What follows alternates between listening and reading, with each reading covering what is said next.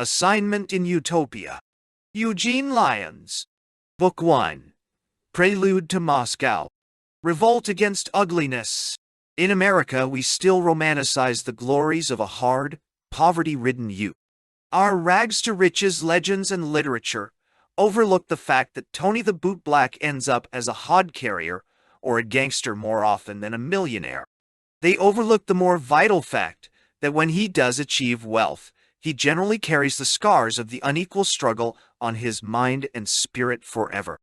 He can rarely attain the mellow quality of the full, cultured existence of those whose rise was more orderly, less desperate. Our up-from-the-gutter type of true or nearly true story is written by the few who did creep out of the quagmires of want and its endless degradations. The many who were swallowed up or who emerged broken in body and spirit do not write autobiographies or make after-dinner speeches. On the east side of New York, where I grew up, we knew hardship and fear in their less romantic guises. Our streets teemed with crowded, chaotic life like the underside of a moss-grown stone. Our tenements were odoriferous garbage heaps where the same overabundant life proliferated.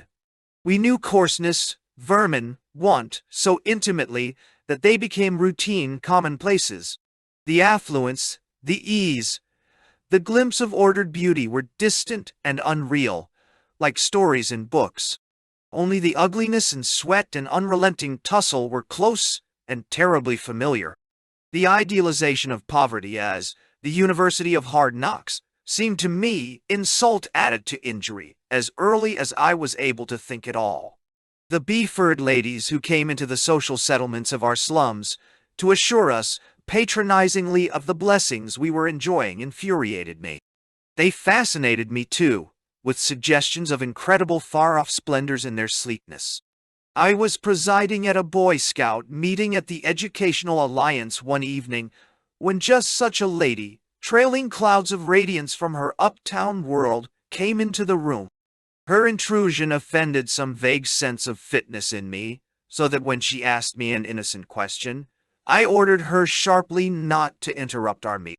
The reward of my impertinence was an invitation, several days later, to call on her at a West End Avenue address. I had never seen such elegance at close range, though it was only an ordinary apartment, and passed through the interview in numb bewilderment. I remember the softness of the rugs, like lush grass, and the loveliness of a little boy who called my hostess Mother. The word mother somehow did not jibe in my experience with glossy, free, nicely upholstered women. It had always meant harassed, overworked, and slovenly women. But what I carried away chiefly was a burning humiliation, because the lining of the overcoat I gave up to the valet was in tatters. In my confusion, when I retrieved the coat, I slipped my arm into the torn lining instead of the sleeve, and the glamorous lady herself helped me to extricate myself. The shame of it rankled for months. Poverty was only half of our routine ordeal. The other half was an acute awareness of being aliens and intruders in a nation of America. Between the world of our textbooks and movies and newspapers and the other world of our homes and parents, there was a deep gulf. Different interests, preoccupations, ideals, languages. On the threshold of your home, you removed your American self like an overcoat, and you put it on once more when you left home. We lived this double existence so continuously that the idea of an integrated life, in which home and out-of-home activities were part of the same pattern, was beyond our imagination. The school principal, Dr. Cotman, talked casually in my hearing one day about playing baseball with his son. The implication of a father who talked the same language and played the same games as his son, I can still recall, struck me as bizarre. No American with deep roots in the American soil can understand the nostalgic homelessness of immigrant children, the pathos of second-generation aliens. Land where our fathers died, land of the pilgrims fried, sung in the assembly hall by several thousand Jewish, Russian, Italian, other foreign boys and girls whose fathers had never heard of the pilgrims. We were Americanized, about as gently as horses are broken in. In the whole crude process, we sensed a disrespect for the alien traditions in our homes and came unconsciously to resent and despise those traditions, good and bad alike, because they seemed insuperable barriers between ourselves and the adopted land. We were caught and tangled in a mass of people, for the most part resigned to their fate, sodden with hopelessness, and in a stupor of physical exhaustion. For the average boy, it was easier to burrow deeper into the heap, taking the aroma and the drabness of the East Side into his soul, than to attempt the gargantuan job of escaping. The Americanism that he acquired and dragged into the writhing heap was the loud, vulgar surface, the slang, the sporting page, the crude success ideals of the movies and yellow journals, and nothing of the grandeur at the core of America. But when the urge to escape does enter into the blood of a slum denizen, it is a feverish thing that drives him with whips of fire. Success is never a pale beckoning star. It is a flaming ball that blots out nearly everything else in the boy's firmament. Elsewhere it may be mere self-fulfillment. On our East Side it was that, and more. A species of defiance and revenge against the clinging squalors and the smugness of the lucky ones, and, above all, against the social system that breeds such plague spots. Whatever the expression of that pitiless ambition, it is always shot through with hatred for the status quo. Sometimes it is openly defiant of restraints and carries the jungle law of dog-eat-dog competition to its logical conclusion in crime, gangsterism. At other times, the predatory technique is kept within the safer bounds of legality. Whether the exceptional boy revolting against putrescent surroundings turns into an unprincipled criminal or an unprincipled businessman is often simply a question of the proportions of courage and cleverness in his makeup. And occasionally, as in my own case, the clamoring protest transcends the personal. The driving ambition widens out to embrace all the disinherited and exploited. It becomes a conscious protest against ugliness and injustice as such, and embraces passionately whatever formula of social revolt is closest to hand. There is a vast and unbridgeable difference between the radicalism that is accepted at second hand from the outside through the mind and the revolt that is nurtured in one's very bones. Those of us who were, or thought ourselves, socialists instinctively, through spontaneous hatred for the reality as we savored it, could never quite get over a certain distrust of convert to the cause from other social strata. I thought myself a socialist almost as soon as I thought it all, in years before I had heard of the Communist Manifesto. Congressman Meyer London, the shrill personification of the East Side yearning for justice, loomed much larger on my horizon than Karl Marx. Long before I learned the standardized proofs that capitalism is doomed, I knew for a certainty that the whole world was one battleground, contested between fat-bellied capitalists and downtrodden workers, and that victory for the workers, for my side, was inevitable. The coming triumph was at most a matter of chronology, and life's one duty was to bring the date nearer. The class struggle was not an academic formula or a political slogan. It seemed to me as real as my friends in school and the burden of the monthly rent and gas bills. It was something much too obvious to need explaining or defending, let alone proving.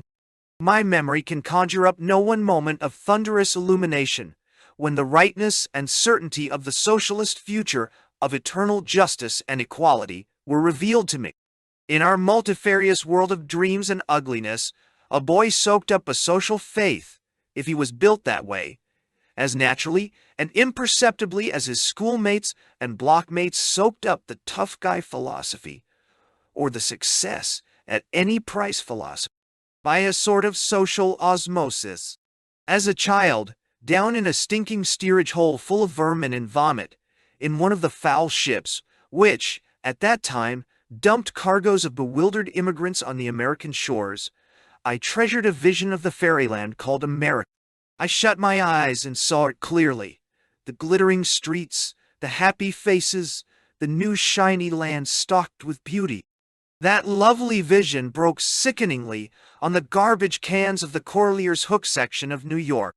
The specters of slack seasons, of strikes for a living wage, of illness that cut off all earnings for a large family. The sight of my father's cadaverous face after a long day at the machine. It was a curiously handsome and sensitive face under the mask of bottomless fatigue. These were less horrible when viewed as aspects of the perpetual class hostilities, and as prelude to an ineffable triumph.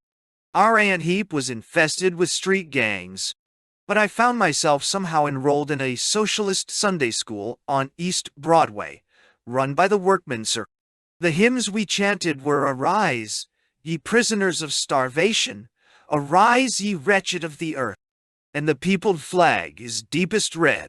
One May Day I stood on a platform and recited a lugubrious poem about a beggar boy, which began, "Alone in the cold and dreary street, with my torn old clothes and bare cold feet, among those who heard me was a beautiful child of 7, with curls to her shoulders.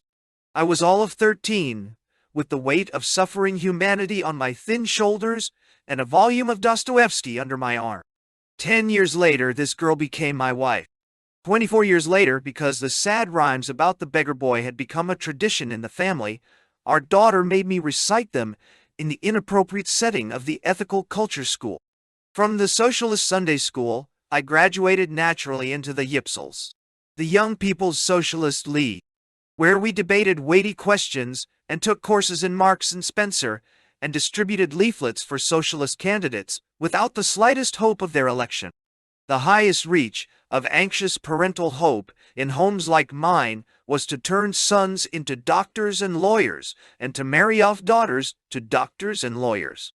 In an affectionate moments, proud relatives, impressed by my seriousness and report cards, tried the prefix doctor before my name, and, miraculously, it always fitted nicely. The sacrifice involved in sending me to high school and then to college, rather than into the factory, practically made my eventual emergence as a physician or lawyer a duty, a very onerous duty.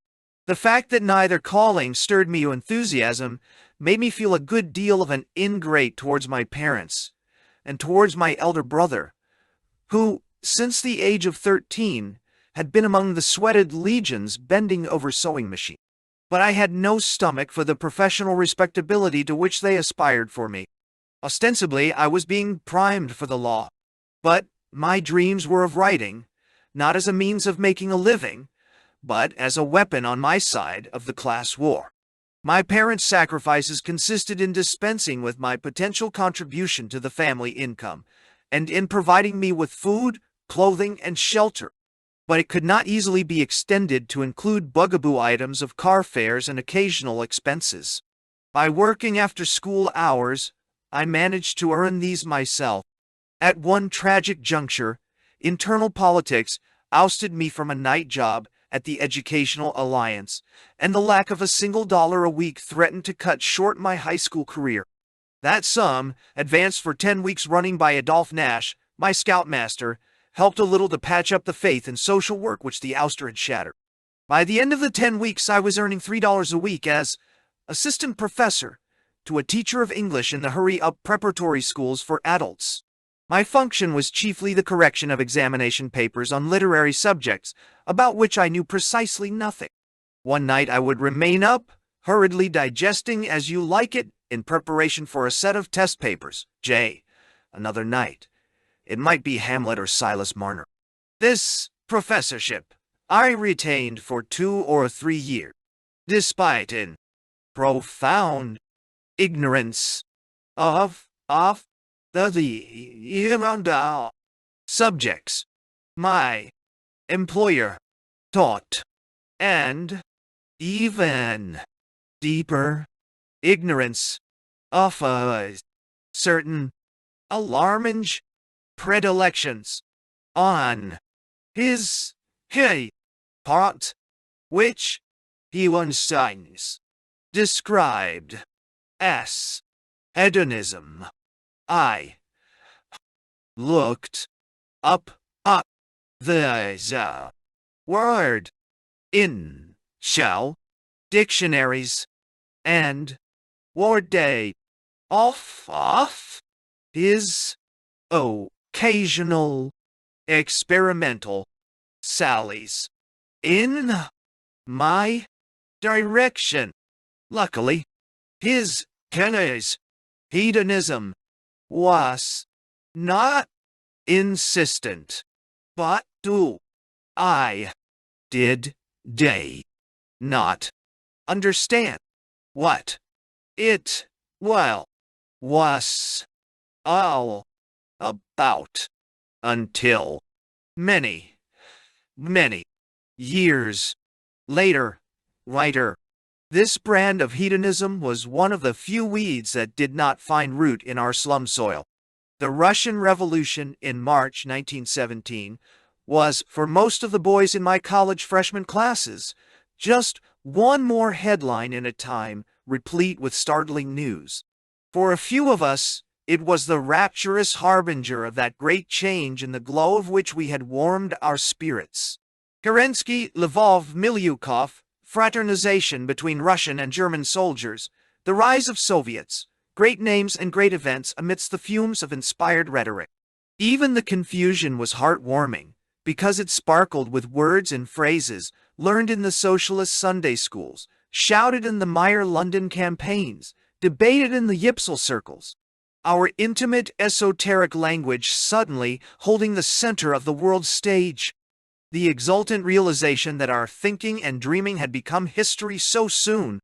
We hummed the new Russian hymn to freedom, and we hummed the International at socialist lectures and dances, blissfully unaware that the two melodies were locked in life and death combat.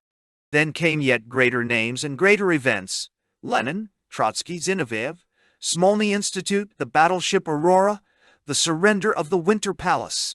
The Bolshevik seizure of power in the name of the Soviets seemed confirmation of the new era born 8 months before.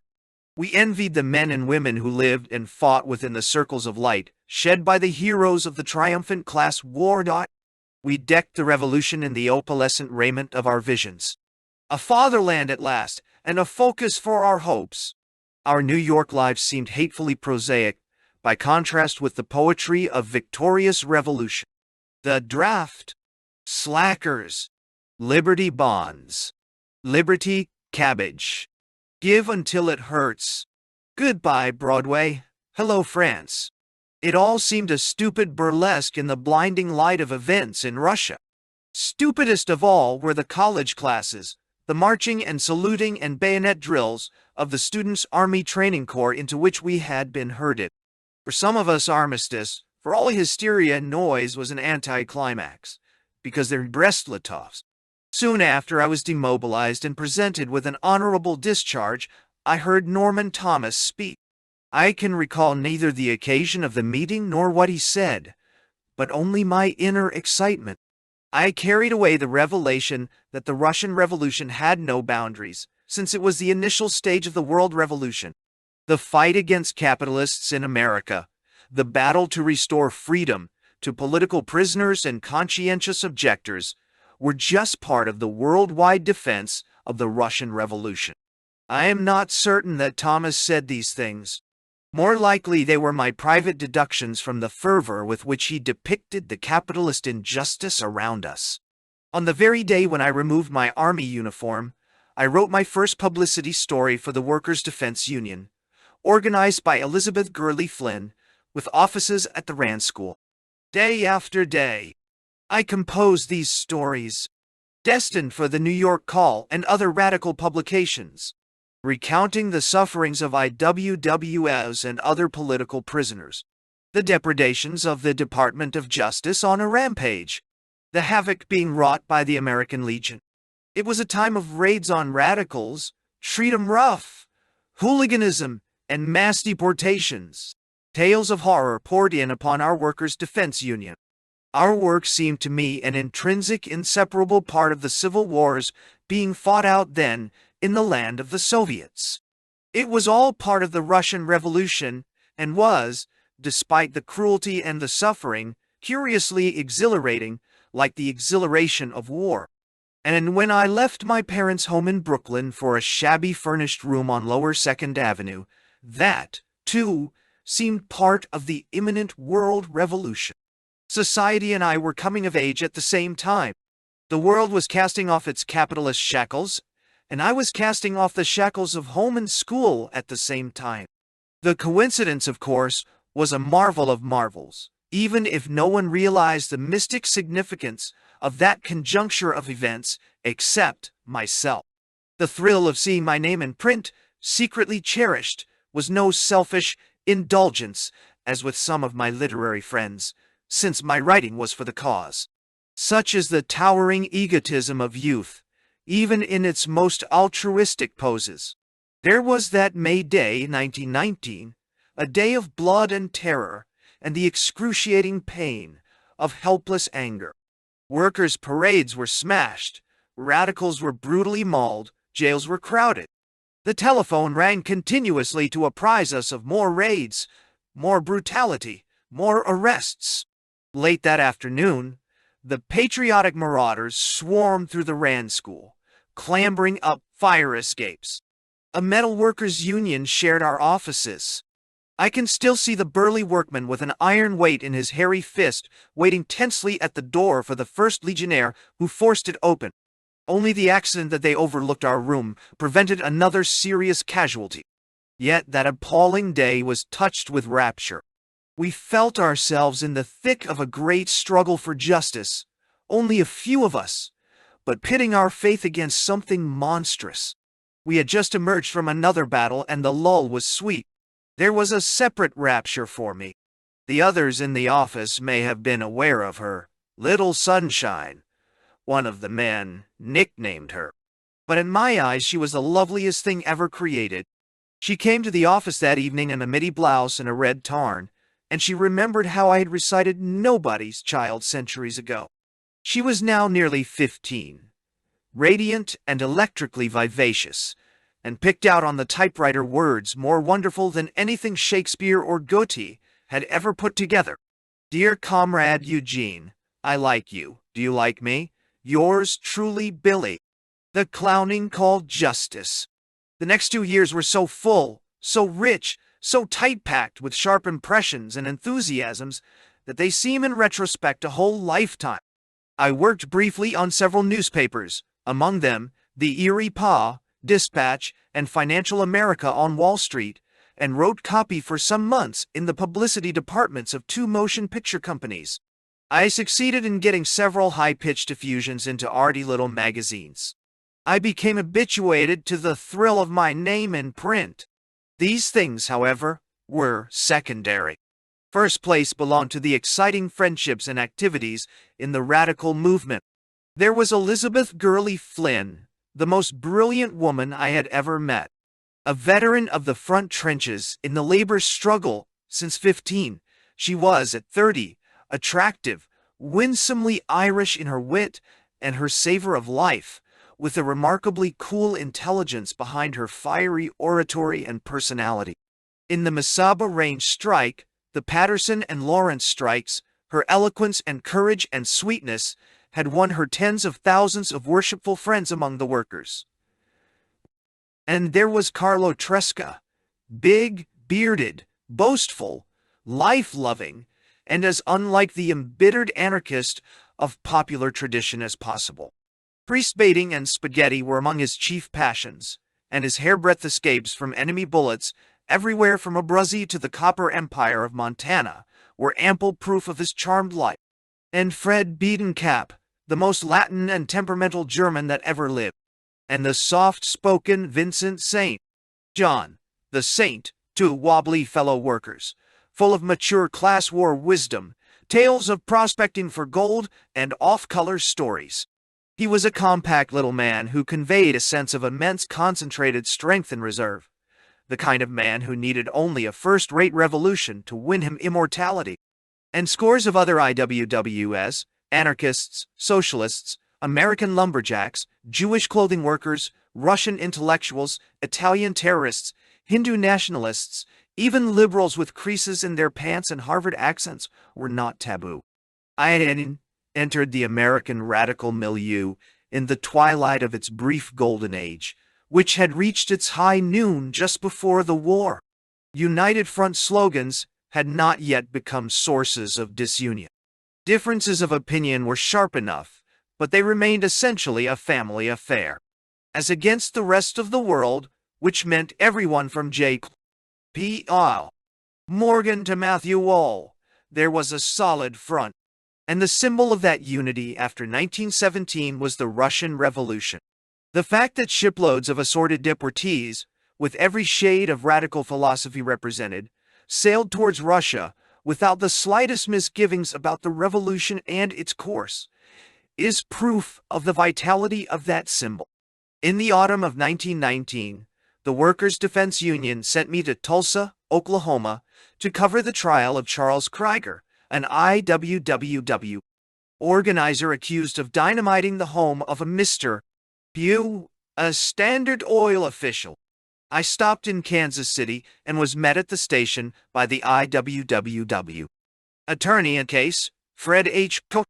Moore, and Ella Reeves Bloor, that grand old lady of the American labor movement, who then, as now, was known affectionately as Mother Bloor. Moore, rather sinister, looking under his broad-brimmed Western hat, a few years later, as defense lawyer for Sacco and Vanzetti.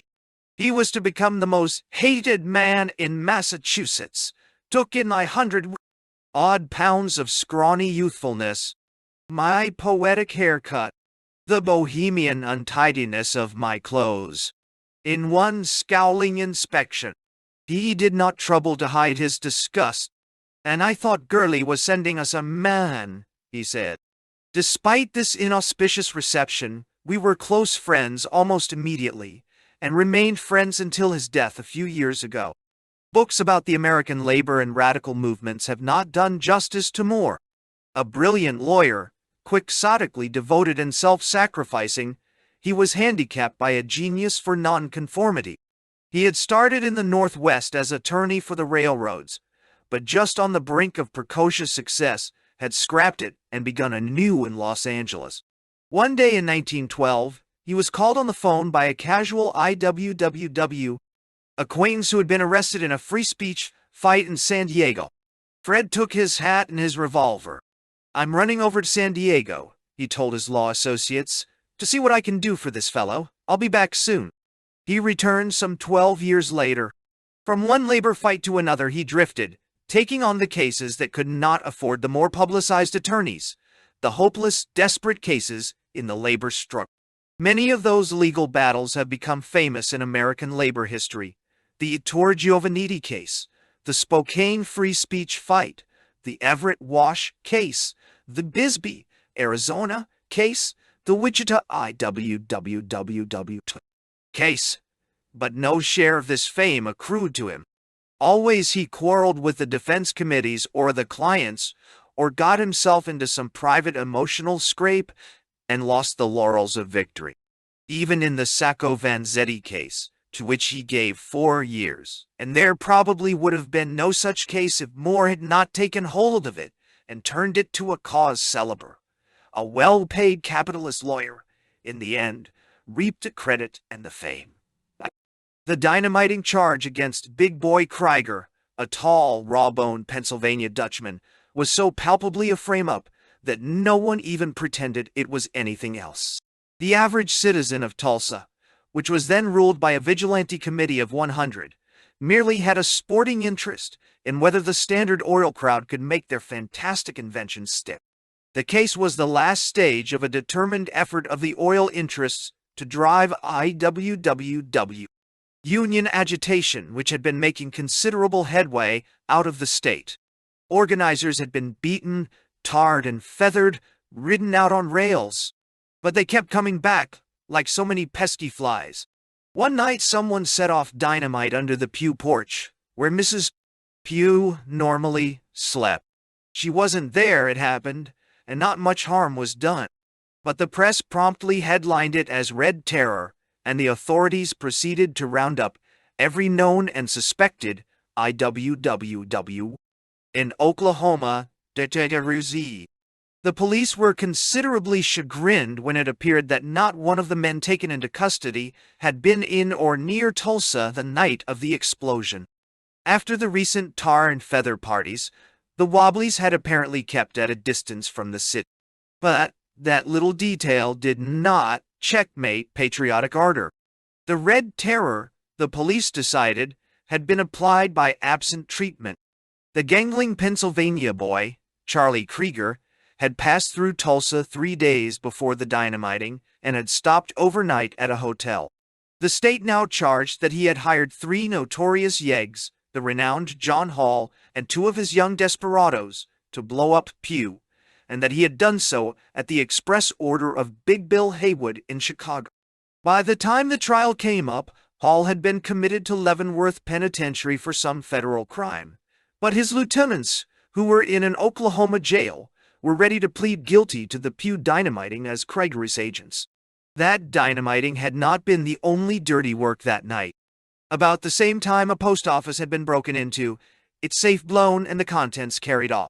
The 2 thugs had originally been arrested in connection with the post office job. The dynamiting of public buildings carried a 50 years prison sentence. The dynamiting of private dwellings carried only a 10 years rap. They knew enough arithmetic to prefer responsibility for the lesser job, particularly when the bargain won them some influential friends. They were ready to plead guilty to the Pew job as agents of the IWWA. Monster. It was a neat and amusing story. Its transparency only added to the joy of the occasion. The prosecution was prepared for everything, except Fred Moore. The trial, lasting 10 weeks, was the longest in the history of Oklahoma at that time. Every now and then, the court recessed for a few hours and disposed of some minor matters like murder cases. Flint Moss, hired by Standard Oil, ostensibly assisting the public prosecutor, actually was in complete control. Humiliated by his virtual expulsion from the case, the prosecutor tipped us off occasionally on Flint's plan. The judge, a decent fellow and uncomfortable under the Standard Oil pressure, sometimes called Moore and myself into his chambers. We talked about life and literature. But now and then, His Honor let fall a hint or two that helped Moore pull the props from under the frame.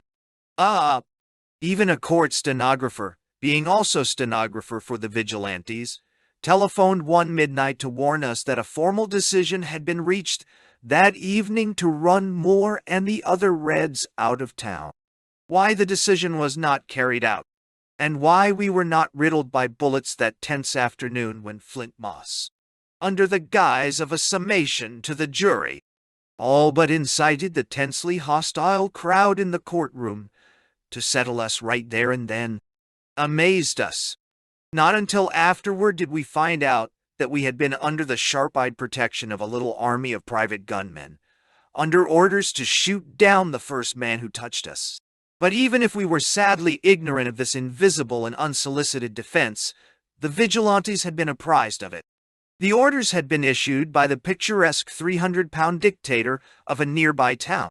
He was perhaps the last of the oil barons, the only great independent operator in that vicinity, and he hated Standard Oil even as Standard Oil hated Reds.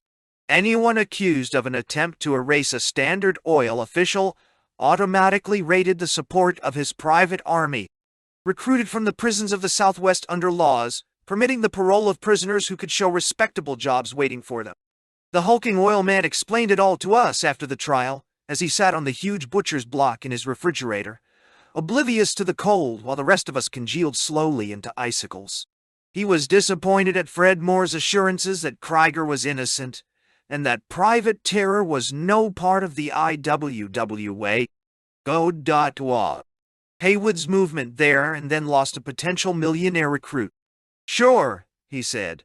"My men were all around the courtroom with their fingers on the trigger. The Standard Oil bastards knew that if anyone let loose, there'd be hell to pay. Yeah, I'm respected in these parts, I am." He laughed till the immense meat block shook. The trial, as I said, dragged for many weeks. Every time Moore demolished an essential sector of the state's flimsy case, The prosecution got a brief adjournment, and when court opened again, there it was, with brand new witnesses to bolster up the blasted sector. It was most amusing, and Tulsa chuckled. The two rat-faced yeggs testified in low voices, with downcast eyes, how Krieger had hired them and Hall to pull the Pew dynamiting job.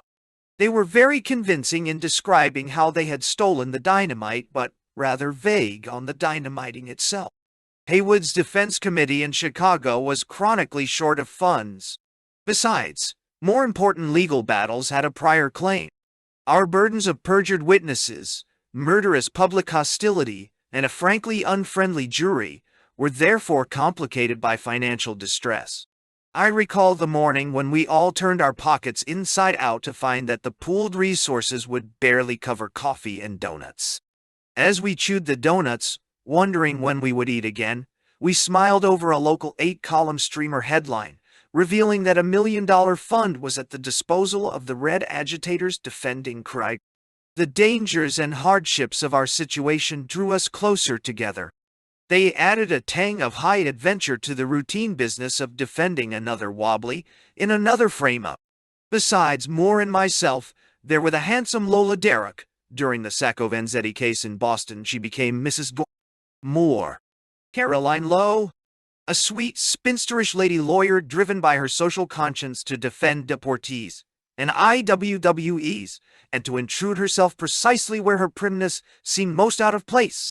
A poverty-ridden local attorney named George Bonstein, a Jewish pioneer of the Indian country with the temerity to tackle the whole Standard Oil caboodle, and a number of roughneck wobblies whom Moore had saved from jail or the noose at various times, and who hung around like faithful dogs in the hope of serving him.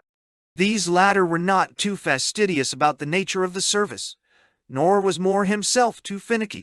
He had no inhibitions about using the same weapons as the other side when necessary. The fact that Standard Oil officials tried to buy him into their service before he left Tulsa is some measure of his equipment. The most melodramatic episode in that unequal battle, perhaps, centered around the enigmatic John Hall, a desperado in the best Jesse James tradition. The state made no effort to bring him from Leavenworth, preferring to rest on the testimony of his underlings. Moore's problem was whether to bring him in as a defense witness. It was hazardous business. If our own witness were to support the other two in their cock-and-bull story, Krieger's fate would be sealed. Moore interviewed Hall in his cell, but elicited only a non-committal smile. "What I'll say is my own business," Hall told him. "That fellow's a straight shooter," Moore reported back to us. "He's no rat. I'd stake my life on his telling the truth." But he hesitated to stake Krieger's freedom on his impression. Caroline Lowe listened. A light flared in her meek eyes. She announced that she, too, wanted to talk to Hall before a decision was made. She did, and returned to confirm Moore's impression. There was a warmth in her report that made us nudge one another. For years after this Leavenworth meeting, the schoolteacherish Miss Lowe and the notorious killer maintained a correspondence. Up until her untimely death, she tried to obtain his release. At least she was spared the sorrow of his end. John Hall was, I believe, the second man to die in the famous lethal chamber experiments in Arizona. But she had her moment of rapturous pride when Hall, calm, self-possessed, and a little contemptuous, was brought into the Tulsa courtroom as a defense witness. It was a courtroom made for paradox. The judge puffed a big cigar under the knees smoking sign crusted with smoke. Spectators with revolvers in their holsters threw howdy to their friends in the jury-boxed door. Moore was completely in the dark as to what Hall's testimony would be. The prosecution had the post office job as a spur to the witness memory. But Hall, black as his record was, did not seek safety at the expense of an innocent stranger. I have never seen human creatures tremble and wilt, as did the two yeggs when confronted with their gang leader. He withered them with one slow, accusing scrutiny, and never once looked again in their direction. Hall confirmed their story of the stealing of the dynamite, but denied ever having seen Krieger before the latter's arrest. He denied any knowledge of the Pew explosion. No, he knew nothing of the post office job either. Why did you need dynamite? Flint Moss hammered at him hour after hour. Oh, I just wanted to blow some stumps out of the road. What did you do with the dynamite? I blew up those stumps. They annoyed me. He stuck to the story, unsmiling, calm, while spectators guffawed. Excessive physical courage is not my chief vice. The threat of a tar and feather party, or worse, under which we worked, occasionally sent undignified thoughts of retreat through my head. In that week before the trial started, for instance, perhaps by way of punishing me for being so young and scrawny when he had expected a full-sized man, Moore had sent me ahead into Tulsa to investigate the state of mind of the community. I decided to investigate first of all the state of mind of the spiritual leaders of Tulsa. I listed all the clergymen in town and started on my rounds. The first of these men of God was a bulky, red-faced cowpuncher in appearance. He listened to my story, then leaned over and gripped my shoulders. There was nothing remotely affectionate about that grip. "Young man," he said, "I have only one piece of advice for you. Take the next train out of town, or we'll hang your hide on a fence." In no less picturesque forms, the equivalent advice was proffered by 7 or 8 other muscular vicars of the Lord in Tulsa. That Sunday I was the text of a sermon in one church I learned from Monday's papers. Only the Catholic priest showed any friendliness or any sane resentment against the local red baiting. I have had a soft spot in my heart for Catholic priests ever since. Eventually, I took the stand and quoted the high-minded advice of the Lord's anointed, swear words and all. We did not get the change of venue we demanded, but we did have the satisfaction of seeing one of the clergymen squirm in his seat. It was the same clergyman who preached sermons to the jury on Sundays, since jurors could not be denied the solace of spiritual uplift, on themes as remote from the case in court as patriotism and foreign agitation. Scream headlines out of Centralia, Washington, on Armistice Day, when the trial was at its height, did not sweeten the atmosphere for us. They told how IWWs had murdered American Legion paraders, making it clear that Krieger and his friends were part of the same homicidal fraternity. They merely failed to make clear that the IWW boys had shot in defending their Union Hall against violent invasion by overstimulated patriots. My reports of the trial, a little late for lack of telegraph tolls and much too full of indignant adjectives, appeared in the New York Call, in the Butte Bulletin, and in 4 or 5 other labor papers. A sizzling summary entitled, with a flash of superb originality, Tulsa. A study in oily appeared under my signature in the IWWW Monthly. An audience heard the story from me at the Rand School. Then the case entered the limbo of forgotten minor sensations.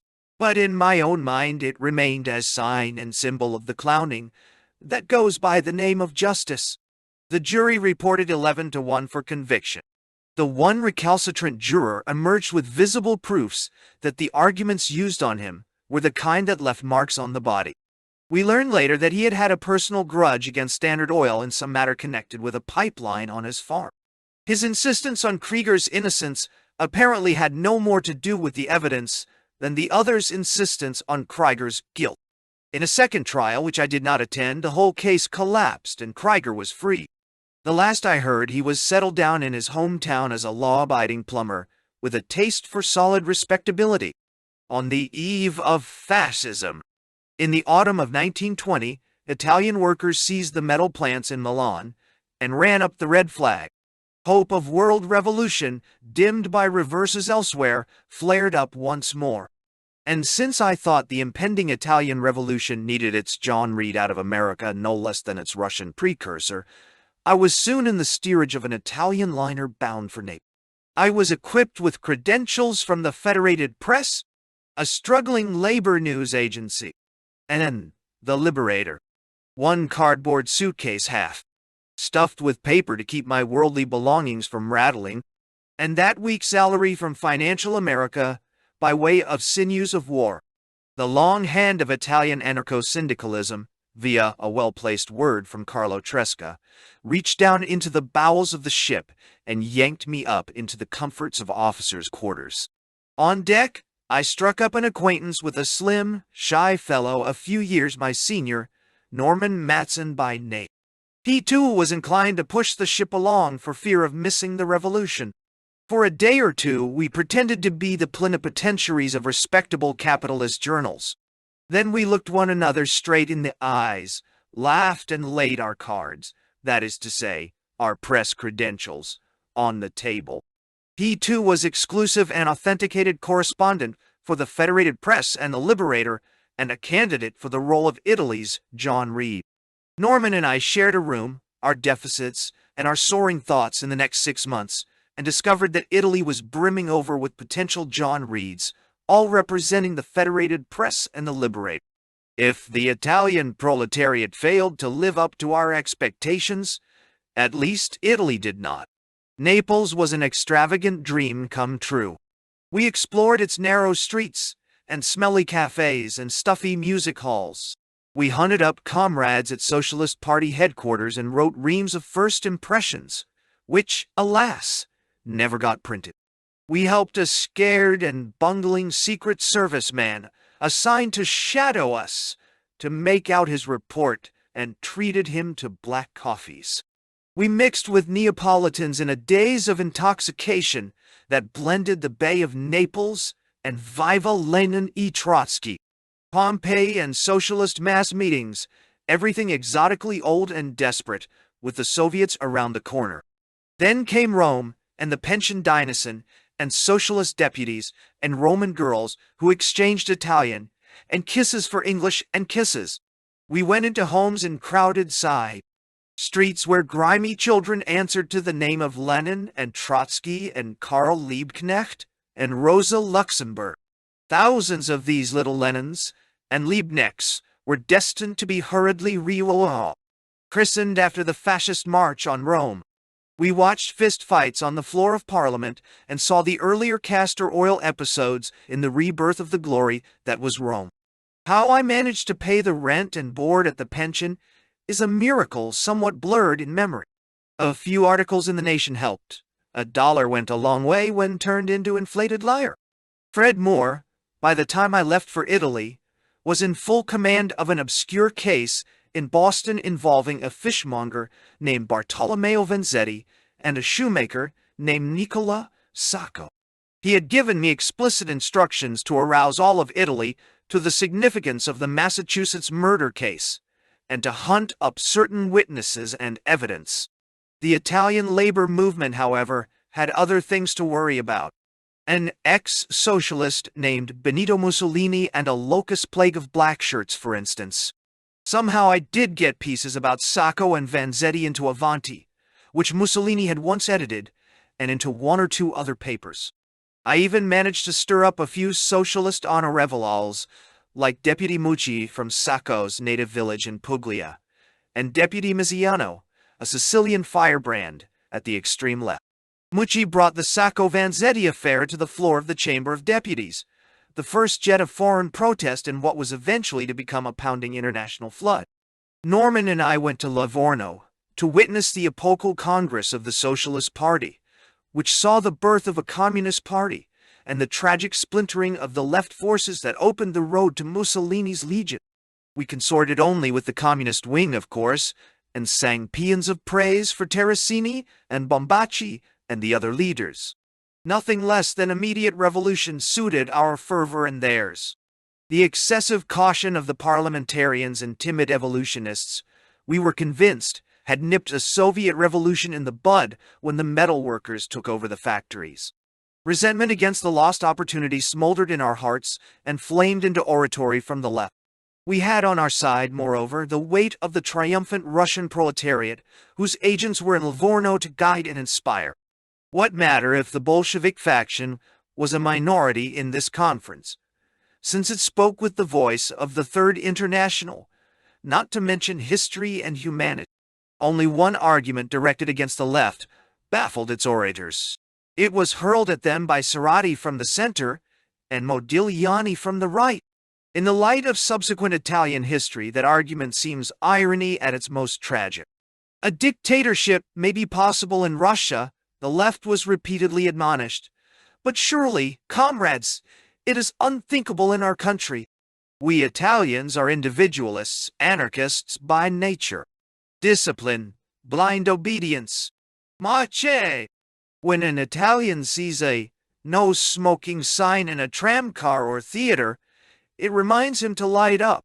To talk of organized restraint and dictatorship in our land is foolishness. Even the communists could not deny anything so axiomatic. They said that in Italy, maybe, the new social order would be established without the need for dictatorial methods. A little more than a year later, the fascist dictatorship was in force. Though we posed as correspondents, the Livorno Congress was no mere story for Norman and me.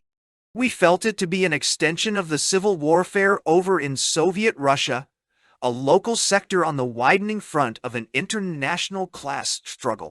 We cheered and booed at the proper points, along with communist sympathizers in the 6 steep galleries of the Teatro Goldoni.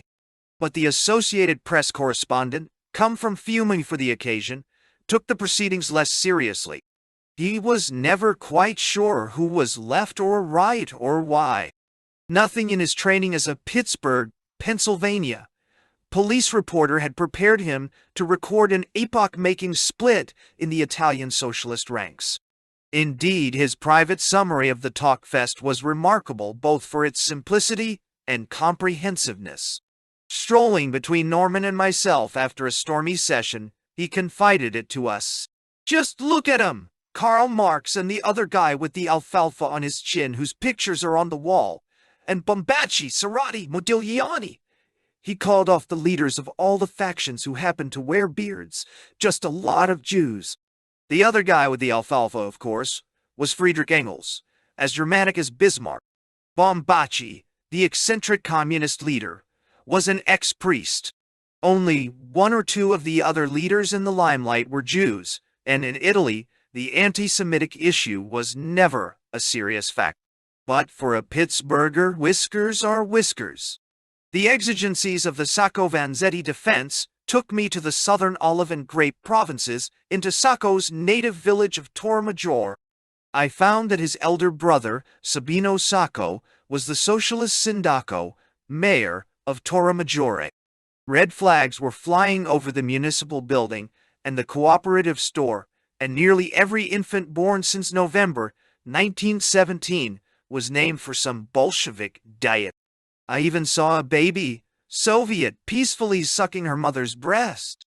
Rumors of the black-shirt camions rumbled even through Puglia, and occasionally violent incidents were reported from larger towns. But the suggestion that a fascist regime was in the offing would have sounded like gibberish to Torremaggiore and 1,000 other villages gesturing with red flags and Russian catchphrases. Sacco Vanzetti matters also sent me into the Marcasan Hills beyond Gisi to a sleepy, mud-colored village called Santa Maria Nop.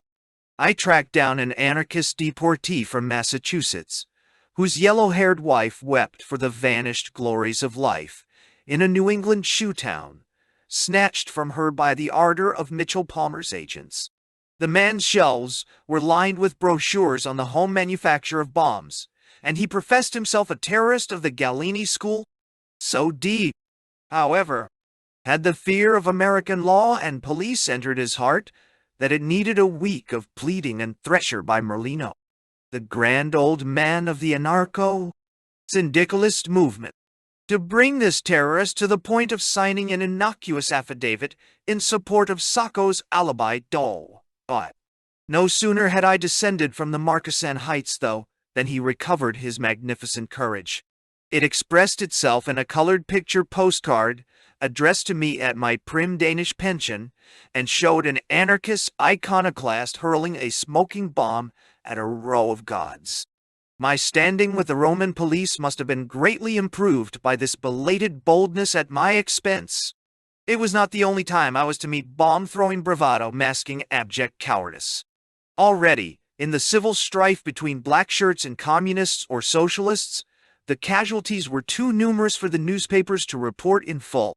Daily tallies of the number of reds and blacks killed all over the country had to suffice, and the preponderance of communist over fascist deaths increased rapidly. The legend which pictures the March on Rome as a bloodless seizure of power ignores the ferocious bloodletting which preceded it.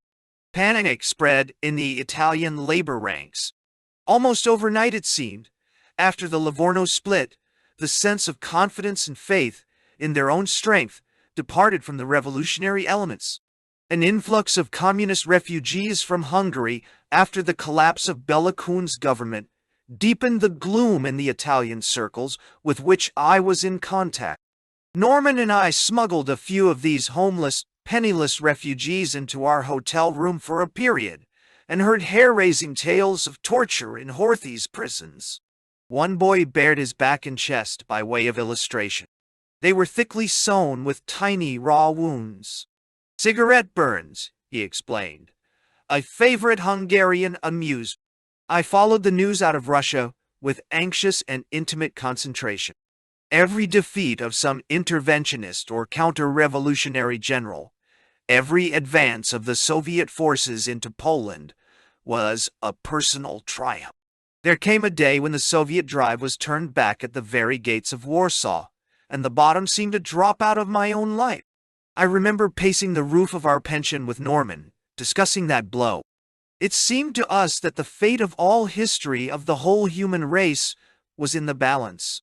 If Soviet Russia were beaten, we decided, the darkness of reaction and barbarism would settle over the universe for centuries. We reckoned glibly in centuries in our idealistic trance of those days. The only bright spot in the encroaching gloom was the arrival of Vorovsky as Moscow's first ambassador to Italy and the opening of the Soviet embassy. It fired anew my half-conscious ambition to reach Soviet Russia. I seized eagerly at the suggestion of a Soviet attaché that he might use me as secret courier to Moscow. An American would be a safer messenger across the more dangerous stretches between Rome and the Kremlin. Arrangements to this end were in swing at the time I was arrested and expelled from Italy. Chagrin over the spoiling of those plans was, in fact, the bitterest ingredient in my expulsion. It was while about to depart for a town in central Italy, after the second bell had been sounded, and the locomotive strained at its leash awaiting the final signal, that half a dozen detectives piled into my coupe and took me into custody. A tall, thin, mysterious, and rather dandified Balkan fellow. I never did ascertain whether he was Montenegrin, or Serbian, or Bulgarian. Who was my traveling companion was arrested at the same time. I had met him in Italy through anarchist acquaintances and listened in fascinated horror to his boastful stories of revolutionary exploits. Pulling off fingernails to extract ransom money for the cause from bloated landlords and capitalists was, I recall, among his routine procedures. None of the money, at the moment, was in his pockets, and the ease with which I parted from my few lire was evidently my chief recommendation to him. On my part, I felt compensated by the atmosphere of recondite mystery and adventure that surrounded him. When Moore wrote me emphasizing the critical importance of obtaining the photograph of an Italian criminal who, as nearly as I could figure out, may have been mixed up in the crime for which Sacco and Vanzetti were being tried, I naturally turned to my Balkan friend for assistance. We were about to embark on the important mission of stealing a photograph from the home of that criminal's parents in central Italy when the law took us in hand. We were separated, and I never saw the man again. To this day, I do not know whether I was picked up on his account or he on mine. From questions in the course of that day's intensive grilling, I surmised that in the eyes of the Italian police, at least, my companion was a terrorist of some import. But my own brief record of amateur dabbling in revolution was not unknown to the police either. On the commissario's desk, when I was ushered into his presence, was a dossier in which I caught glimpses of my articles in The Nation and other publications and what looked like copies of my private mail. In my pockets and baggage, nothing more incriminating than a few Sacco Vanzetti pamphlets and letters in Billa's childish scrawl were discovered. By the end of the day, after I had been formally presented with a paper ordering me to leave the country in 24 hours, the commissario had achieved a paternal attitude towards his American charge. At 22 I looked 18 and weighed 100-odd pounds. Although a few hours before he had threatened to turn me over to the fascisti for a castor oil purge, he now draped his arm around my shoulders in the most fatherly manner. "I am a Sicilian, my son," he said, "and we Sicilians have a proverb. It's a good proverb, and I recommend it to you. Amazza, amazza e tutta una razza. Kill, kill, it is all a race. Stop bothering with the Saccos and Vanzettis and the socialist dogs and take care of your own interests." He fumbled among the confiscated contents of my pockets and found the picture of the wide-eyed little girl whose letters he had read. "Go home," he said. "Marry this beautiful girl and come back here for a honeymoon." Nearly 10 years later, I did bring the girl to Rome. As we walked and drove through the streets, I kept hoping, unreasonably, that the commissario would suddenly appear. Perhaps he was among the hundreds of men in black shirts who were operating on his Sicilian prop. The intercession of my friends among the socialist deputies won me a few additional days of grace. Then I was escorted to the French frontier. The escort, in civilian clothes, watched until I was safely on the French side of the turnstile at the border station. I was literally without a penny when I stepped off the train in Paris, but by evening was installed in that sanctuary of impecunious American newspapermen, the Paris Herald. I lied about understanding French in order to obtain the job, and rewrote items out of the French paper largely by intuition during the month I survived on the job. The intuition played me false on occasion, and Americans on the continent, I fear, were given some strange versions of French current events. By the end of the month, I received a check from America just big enough to pay my way home. Just big enough, with a few francs to spare for the trip. Unluckily, my ship needed some repairs and kept the passengers waiting in Havre. The few francs paid for a bed in a sailor's hotel, but left nothing for food. It was a very hungry young man, a little groggy from weakness, who fell to when at last we were permitted to board the boat and taste its fare. It was a delightful trip, devoted to reading and flirting, its beauty somewhat marred by two circumstances. First, because I had no money for cigarettes and could not bring myself to sponge on others, I pretended that I did not smoke. Second, despite all that a rubber eraser could do, my collar and cuffs grew dingier and their owner more embarrassed every day. I lacked a clean chain. Shamefacedly, I borrowed a nickel from a fellow passenger to take me from the pier to my parents' home in Brooklyn. 2 checks awaited me, one from the Nation and another from the Freeman. Never before or since has money looked bigger. The whole European adventure seemed fantastic and wasteful to my family, which still cherished a slight though fast-fading hope that I would succeed despite my penchant for strange friends and strange travels. I did not attempt to explain or justify myself. Instead, I betook myself to a department store, bought a collection of foreign-looking trinkets and presented them nonchalantly as gifts from Paris. May they forgive me the deception when they read these words. I defend Sacco and Vanzetti. Before the end of that week, I was on a boat bound for Boston, where Sacco and Vanzetti had already been condemned to death. Billy, whose picture had struck a paternal spark from a Sicilian heart, was on the boat with me, uninvited, but gloriously welcome. She was nearly 17 now, and magically ripened to womanhood during my long year of absence. Her beauty seemed to me to transcend even the high promise of her loveliness as a child which had captivated me just 10 years before. The mysterious half-realized attraction touched by adolescent embarrassment, which had drawn us together across the chasm of 6 years' difference in age, suddenly acquired a name: love. In a few weeks we were married. Our 14 months in Boston were hectic with excitement, as an obscure and seemingly dull murder case expanded into a worldwide cause célèbre unparalleled since the Dreyfus affair.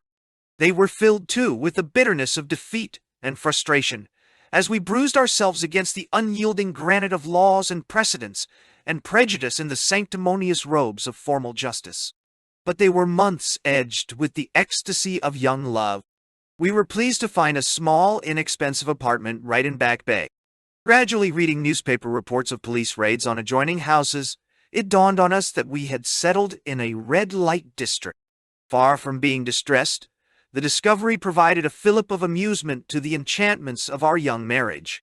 A Supreme Court justice, though he knew nothing about it, solved the great problem of furniture for our two-room home. Mrs. Elizabeth Glendower Evans, the 100 arms of whose mothering instinct embraced everything young and helpless in sight, had become aware of the problem. She had the key to the Brookline cellar where Justice Brandeis had stored some old furniture on moving to Washington. We selected everything that an impecunious couple could desire to feather their nest. When I met Justice Brandeis at his Cape Cod summer home the following year and confessed the theft, I discovered that Mrs. Evans had not overestimated his generosity. The arrest of Nicola Sacco and Bartolomeo Vanzetti on May 5, 1920, was not mentioned outside the local press. Their conviction on July 14, 1921, rated exactly 7.5 inches on an inside page of the New York Times. Their execution 6 years later, on August 23, 1927, received 5 full pages in the same newspaper, several of them recording the sorrow and anger of millions of men and women in every country in the world. 1,000 different factors contributed toward that extraordinary growth of the case. The obscurity of the simple, uncouth protagonists, the unctuous smugness of the Brahmin New England, which rallied against them, the fury of red, baiting in America in the post-war years. Everything combined to give the drama and the players a heightened significance. The protracted struggle achieved a peculiar symbolic quality for all men in their own lives. It challenged their institutions and tested their professed ideals. It ripped the varnished surface off American life and revealed the deep fissures of class and race antagonisms underneath. A simple murder case, it evolved into a complicated and terrifying sacrificial rite. In a book called The Life and Death of Sacco and Vanzetti, published immediately after the men were electrocuted, I wrote, "These aliens by a strange chance combined in their obscure persons all the things that most offended and frightened a smug New Englander." In a section where family pride and an ingrown sense of racial superiority flourished, Sacco and Vanzetti were from the lowest social layer of wops and hunkies and Polacks. At a time when Bolshevism gave householders nightmares, Sacco and Vanzetti were by their own confession reddest of the reds. With the textile industry drifting to the south and the shoe industry to the west, in a period of strikes and discontent, Sacco and Vanzetti were self-confessed labor agitators. Amidst a raging blood-fed patriotism, they were slackers.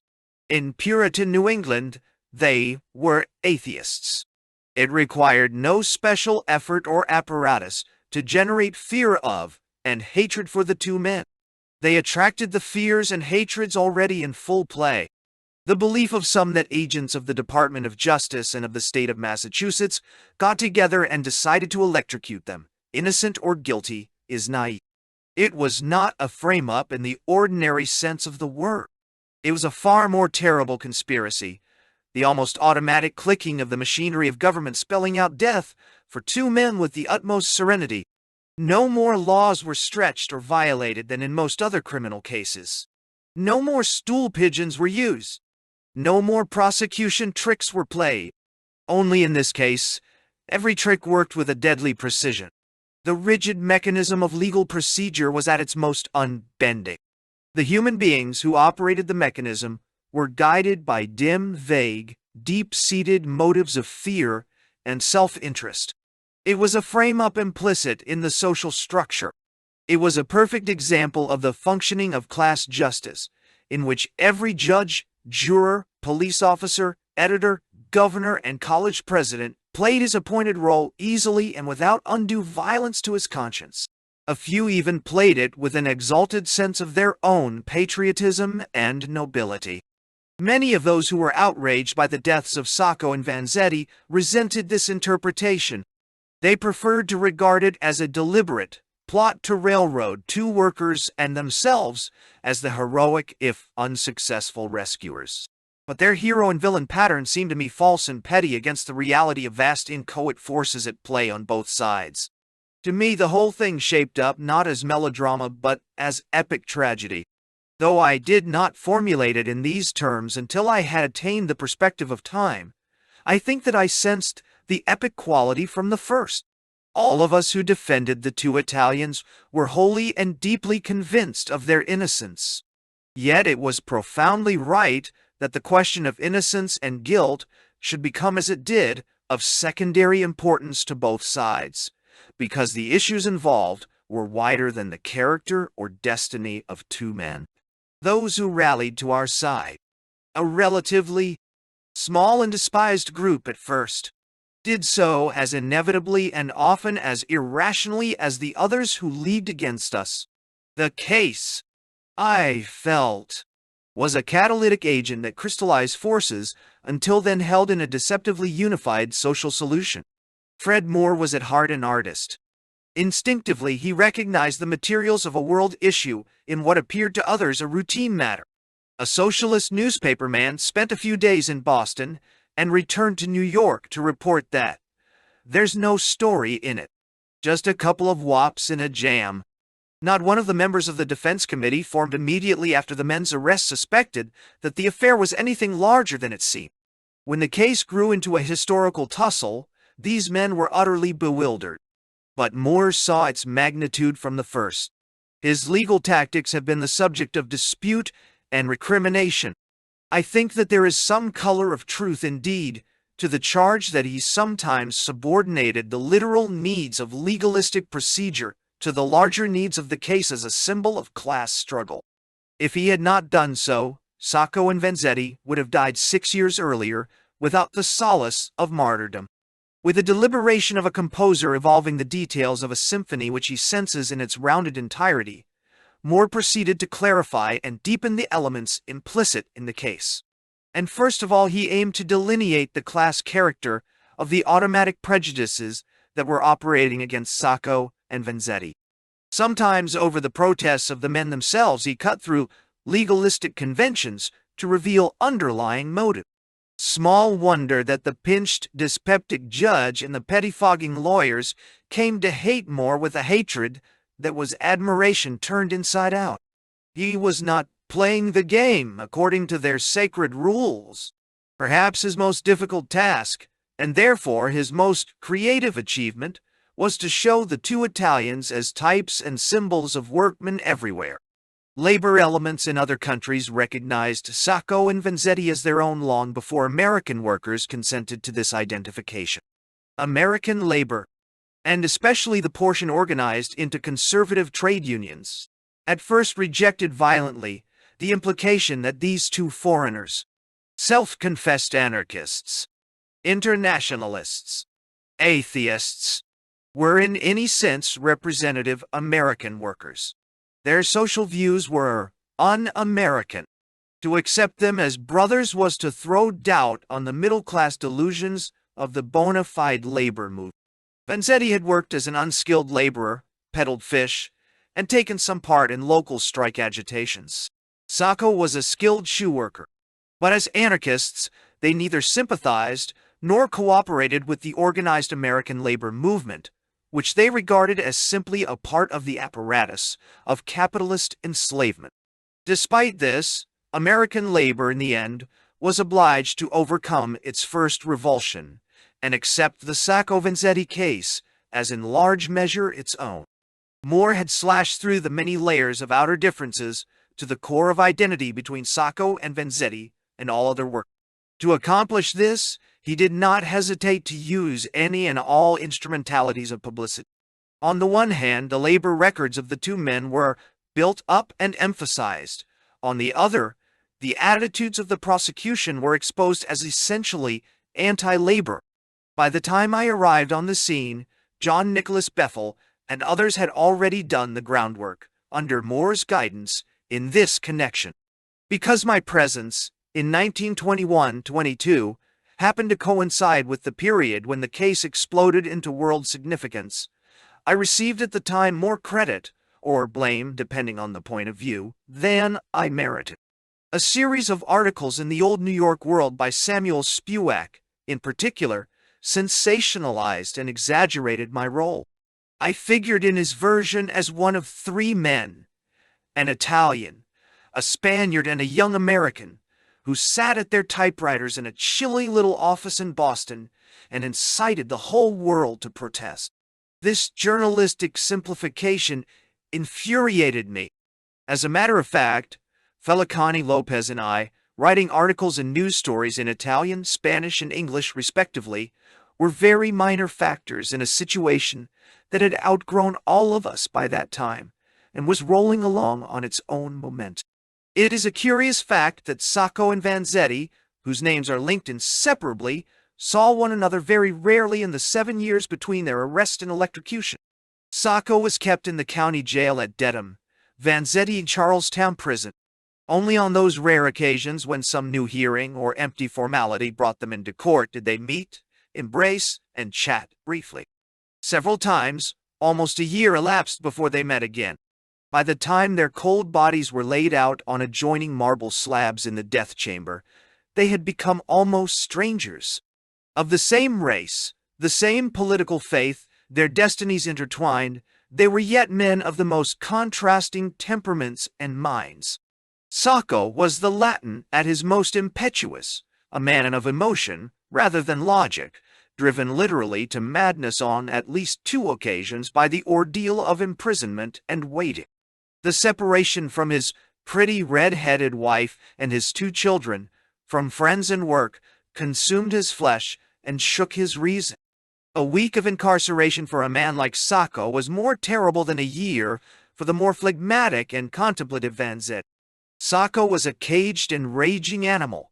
Vanzetti seemed a monk in calm seclusion.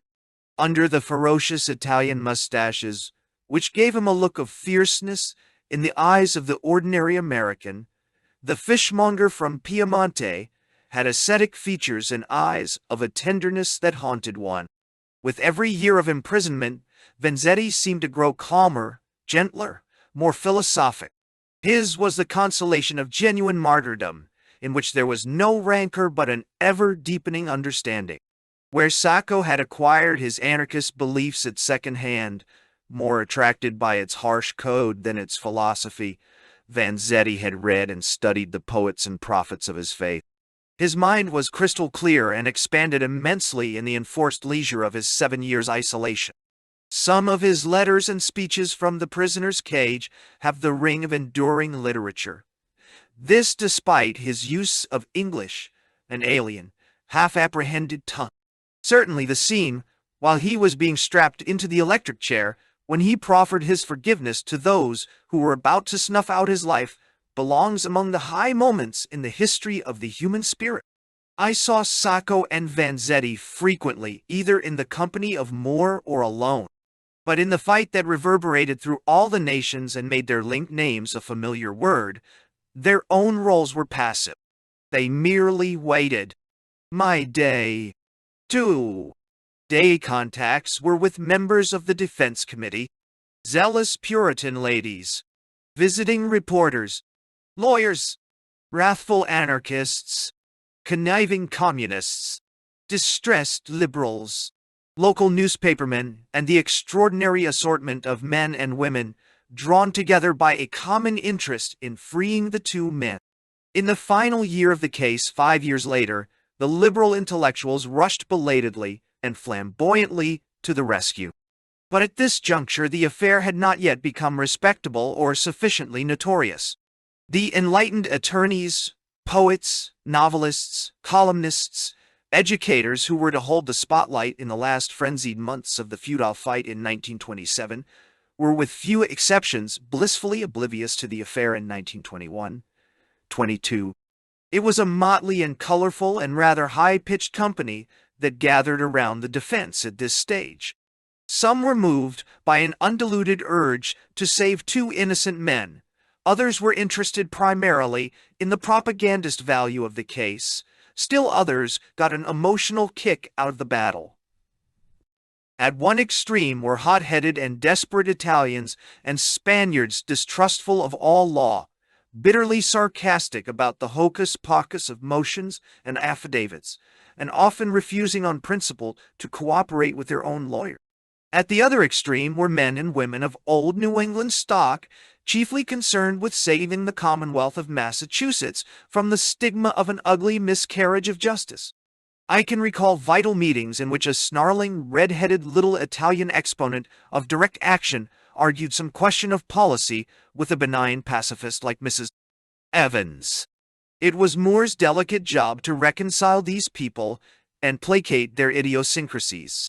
Because we all worked under great tension, in a ceaseless ferment of hope and despair, we moved in a strangely electrical atmosphere, surcharged with emotion, and at moments touched with hysteria.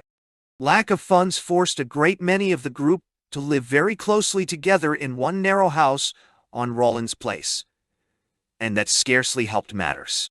If anyone could record that house, its people, its complicated cross-currents of conflicting political philosophies, the erotic overtones characteristic of nervous strain, what an incredible novel it would make.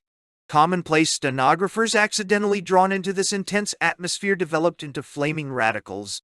Roughneck detectives sprouted a social conscience. Cautious AUF of L. Officials hobnobbed with foreign firebrands. A milk, white, golden, haired little poetess swept like a tornado through the defense group, working havoc among the harassed men and spreading despair among their wives and sweethearts. She dominated the lives of a writer, a strike leader, a lawyer, and a Boston newspaperman in quick succession, with forays into the domestic preserves of half a dozen others, while composing soulful verses in defense of the accused Italians. A gawky, half-savage boy lured from the Maine woods to plead with his mother, a crucial identification witness, to retract her perjured testimony, had to be forced, literally, to take a bath. Soon he blossomed into a spick-and-span U.S. Marine. One of the closest comrades and most ardent defenders of Sacco fell hopelessly in love with Sacco's wife. He married her after Sacco's execution. Within the larger drama of the case, there developed complicated cycles of lesser dramas of private emotion.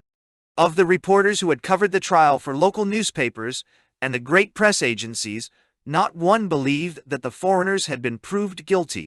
A few of them, on the contrary, were deeply convinced of the men's innocence, so that several prominent Boston newspapermen, like Sibley and Folsom, sided openly with the defense. The newspapers themselves, however, were a solid phalanx against us. I had a privileged inside view of their attitude. In one of the frequent periods when the defense committee went completely broke, I got myself a job on the Boston Telegram, a scandal-monger sheet now happily out of existence and unmoored. It occurred to no one on the staff, fortunately, to connect me with my notorious namesake at defense headquarters. I enjoyed the ticklish sensation of seeing my Sacco Vanzetti publicity releases kicked into the waste basket with a growl of distaste, while feature stories under my signature were being published in the paper. End of writing inflammatory defense literature on the Telegram's time and typewriter. I attended to many an assignment by the city editors on the telephone from the Sacco Vanzetti office. The rigmarole of legalistic gestures unrolled slowly and dully. More motions for a new trial based on new evidence, confessions of perjury by state witnesses, exposes of other state witnesses as criminals, and every motion matched by a denial from the self-righteous Judge Webster Thayer. All the forms of justice were preserved, only the spirit was absent. Many years later I wrote, Sacco and Vanzetti were given all their legal rights. They were deprived only of their liberty and their lives. Working for the Soviets. Just before the birth of my daughter in November 1922, I returned to New York. I had been away more than 2 years in Europe and then in Boston, and was unaware how completely the revolutionary milieu in the metropolis had changed. I had simply been too engrossed in the specific job of defending the two Italians, one of the few issues on which all factions agreed, to gauge the depth of the new hatreds among yesterday's comrades. What had been a many-sided radical movement had disintegrated into so many sects. The golden age of American radicalism was ended. Unhesitatingly, I cast my lot with the communists. I devoted the next 5 years largely to Soviet activities. For a year, I edited the first popular American magazine about Russia, the Soviet Russia Pictorial, and for 4 years thereafter, until the day I sailed for the USSR, I worked for the official Soviet news agency TASS. I did not join the Communist Party, and consequently was never on the inside of its involved and embittered political life. Such close-ups of the internal party machinery as I had by reason of my everyday work strengthened my obstinacy in resisting solicitations to join up. In any organization which rests on absolute discipline, there is no intermediate role between leadership and blind obedience. I had not the slightest taste for one and a definite distaste for the other. This incapacity for organization and discipline I counted a defect in my character. My instinct was always to undertake specific tasks and to carry them through as best I could, whether it happened to be the preparation of a strike leaflet or the contribution of a newspaper column. My entire social environment in those years, however, was communist and Soviet. In a loyalty to the Russian Revolution which outweighed in my mind all considerations of past friendship or present advantage, I broke relations with most of my old acquaintances who were still in the Socialist Party. Enthusiastically, I contributed my share to the rancor directed against that party. Its members were Mensheviks, Social Democrats, henchmen of Germany's Scheidemans, Noskis and Eberts, and therefore, in Bolshevik and near-Bolshevik eyes, more despicable by far than capitalists. They were deserters, renegades. The legions of the damned grew apace in those years, as radicals of diverse denominations failed in the decisive test of their political morals by casting doubt on any phase of the Soviet experiment.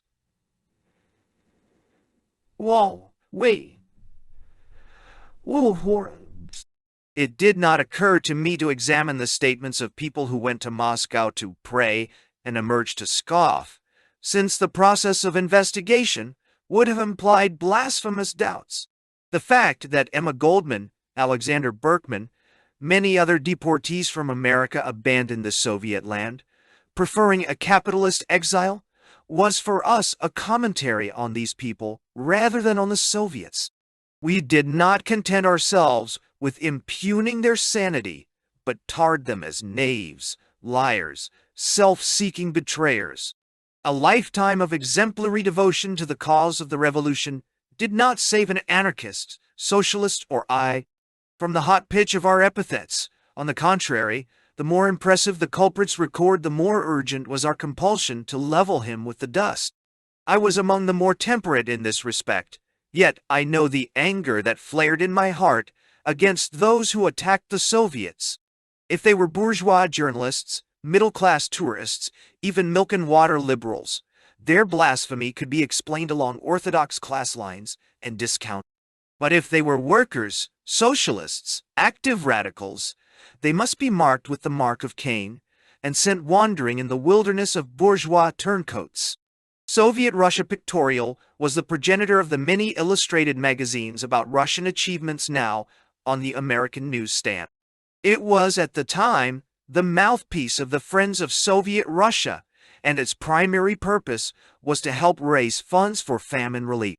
Far from concealing the horrors of the Volga famine and the incapacity of the Young Workers' Republic to cope with the disaster, we spread the facts on record as gruesomely as possible, in text and picture, to stimulate charity from the left. The horrors, however, were amply balanced by panegyrics for the Soviet leaders and their work. If the wounds of the civil wars were still raw and painful, the romance and elation likewise were fresh. The mere fact that a socialist Soviet state was in existence was a miracle to halo each new day. All the giants of the revolution were still alive and in active control. Lenin, Trotsky, Zinoviev, Kamenev, Rakovsky, Radek, Dzerzhinsky, flaming names to light new vistas of history. We knew the warmth that only people who possess a private pantheon can know. The circumstance that infidels regarded our gods as devils merely testified to the awesome significance of our deities and attested our position as a chosen and anointed people. Trotsky, Zinoviev, and others, destined to be expelled from the pantheon, figured so heroically on our pages, in fact, that by 1928, a bound volume of the magazine, which I brought into Moscow, seemed a counter-revolutionary document. The volume was borrowed by Olga Kameneva, sister of Trotsky and wife of Kamenev, and never returned. To the best of my recollection, we did not have occasion to use Stalin's picture once, while I edited this Soviet publication. An interesting commentary on how grievously American communists underrated him as late as 1923. My associate on the editorial staff, who, if the truth be told, did the major part of the work, was a man of encyclopedic knowledge, with whom the accumulation of recondite facts, figures, dates, and anecdotes was a grand passion. 1 Max Podolsky. 1 Max Podolsky. The deep-dyed cynicism of Max's well-stocked mind made him proof against the lush enthusiasms in which those around him wallowed. He had been active in the revolutionary movements of at least half a dozen European nations, had sampled prisons in most European capitals, and had known many of the Bolshevik gods before their apotheosis. He proceeded on the assumption that all heroes have clay feet and that power is a dangerous narcotic even for revolutionaries. His support of the Soviet system was therefore leavened with large mental reservations. He worked loyally enough, but with a distinctly counter-revolutionary twinkle in his eyes. Executed in August 1936. Imprisoned in 1937. Better known as Max Nomad, author of Rebels and Renegades and other significant books. The Soviet news agency, at the time I entered its service as general assistant to Kenneth Durand, the American director, was called Rosta. Later the name was changed to TASS. It operated on an agreement for exchange of facilities with the United Press and had its headquarters in one of the United Press offices in the Old World building. Our job was to report the news of the entire Western Hemisphere as it poured over the UP wires. While we naturally emphasized aspects of the social and economic struggle, and went in for earnest analysis of political conditions everywhere from Canada to Cape Horn, our dispatches were as realistic and uncolored as we could make them. It was Durand's theory that Moscow needed a truthful picture of affairs on this side of the Atlantic. Whether it found it politic to publish the picture was its own affair. At no time, in the years that I worked under him, did he knowingly permit the picture to be touched up to please the wishful thinking of communists here or abroad. Thus, while communist politicians in America, partly through the ardor of their hopes and partly to magnify their own importance, fed the Kremlin empty promises of American recognition and apocryphal communist victories, our news service provided the antidote of unadulterated facts. Not infrequently, the reports of American Party functionaries on some local situation and our report gave totally different accounts. I was decidedly under the spell of Durand's personality during our years of collaboration. He was a man of sharp mind and dour disposition, whose rapier of malice was sheathed in a scabbard of pervasive charm.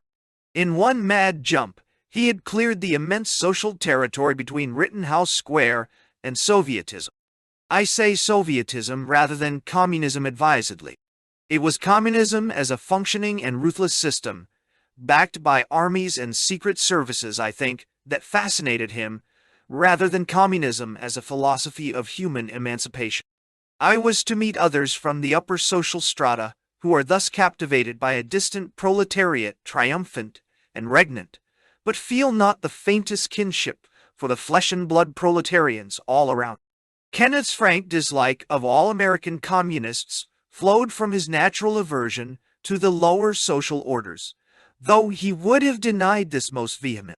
Tall, thin, with aristocratically ascetic features and a ruthless wit, Kenneth had the intolerance of a recent convert. Unconsciously, he tried to make up for his advantages of social and educational background, for the fact that he was a foreigner in the adopted land of revolution, by harshness toward non-believers in general and backsliders in particular. In full eruption against a political renegade, Kenneth was a magnificent and disquieting spectacle. Those who offended him personally and every real or imagined slur on the Soviets he counted a personal affront became the objects of his anxious, brooding, and patient attentions. The maze of his character was a subject of discussion among those of us under his spell. I recall Joseph Freeman remarking in one such discussion that Kenneth, given the scope, had the makings of a Torquemada. He had a nose for heresy which did not often mislead him, and a bloodhound persistence in following the trail. Emotionally and professionally, I lived close to the new Russia.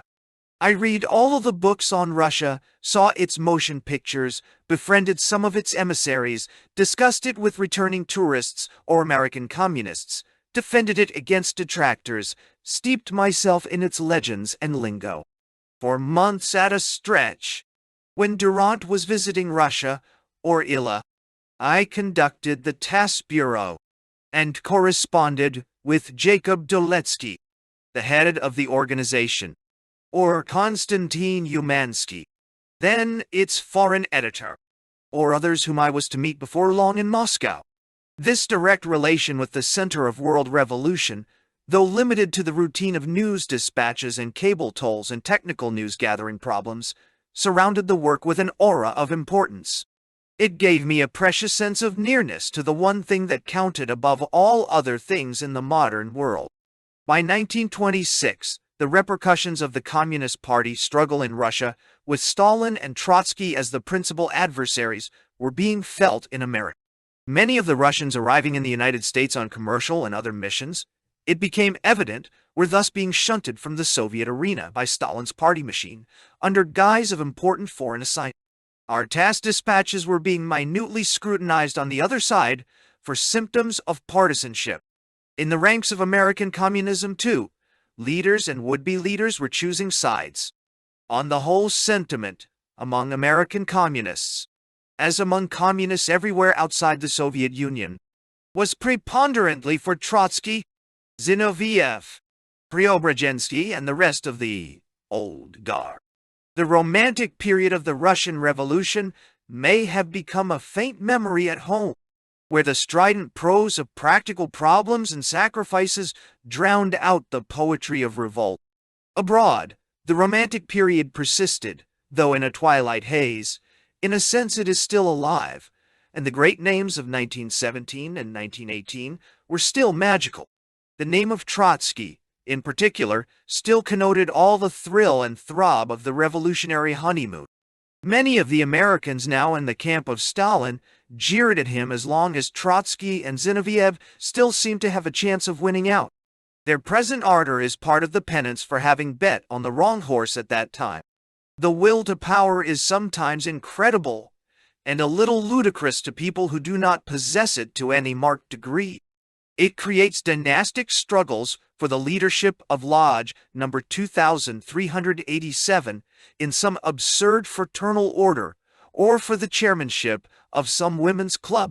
The nail and claw struggles for leadership and influence in the American Communist movement, as I watched them here and later from Moscow, seemed to me to be touched with the spirit of Arabouf.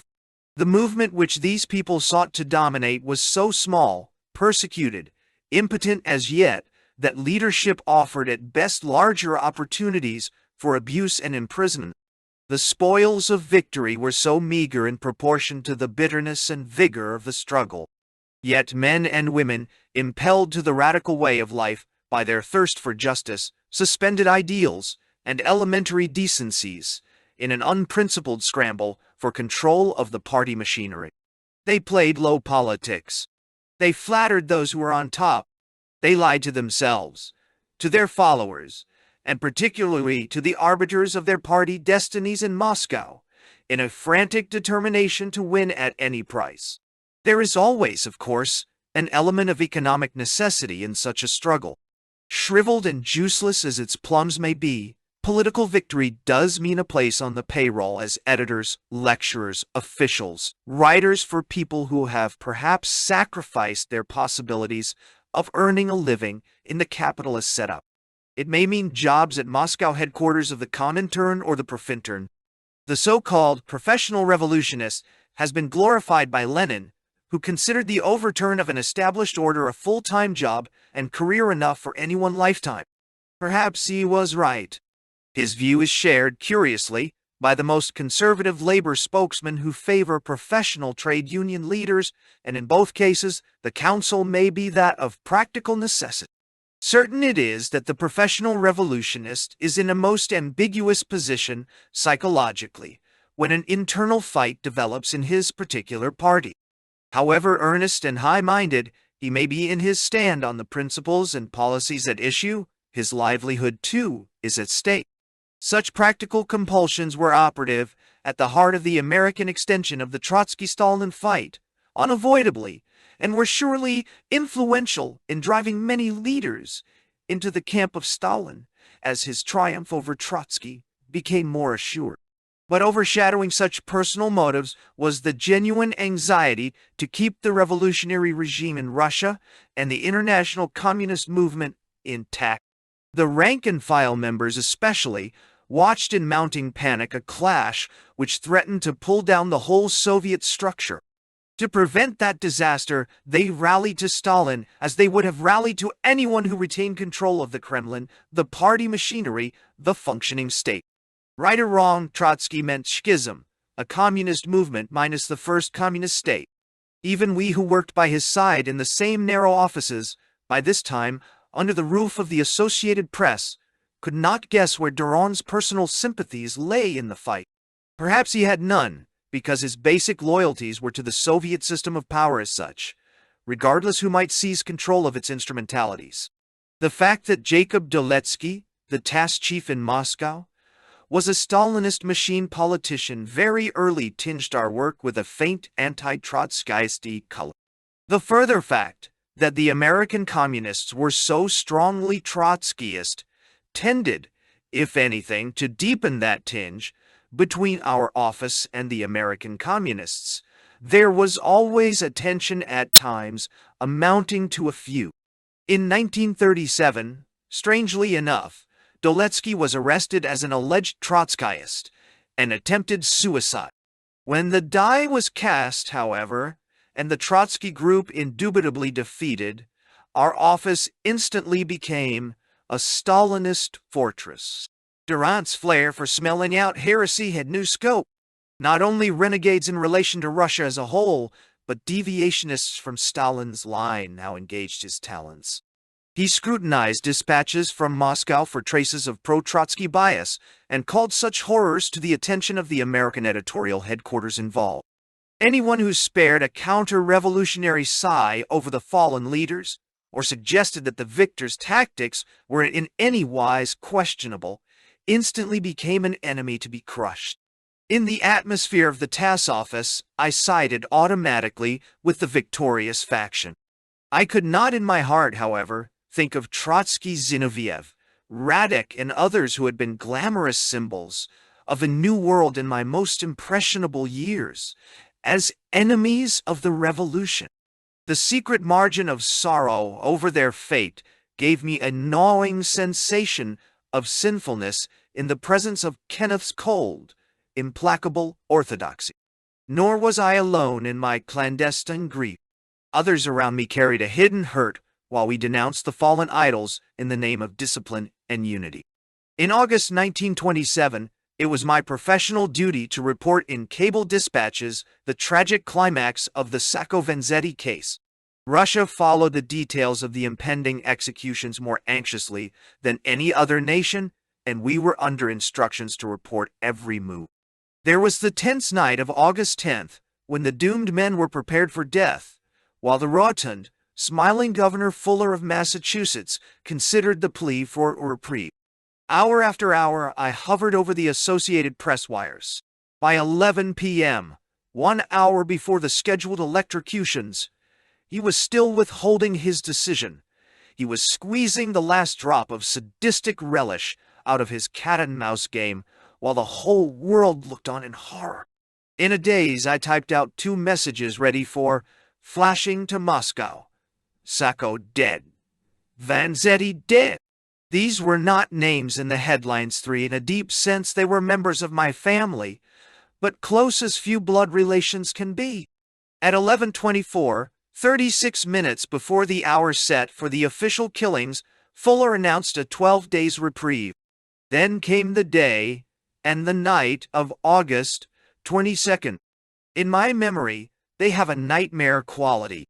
My role was so gruesomely routine, the preparation of flash cables, the vigil at the AP wires, the filling in of the exact minute of Sacco's death, then of Vanzetti's death, all so businesslike.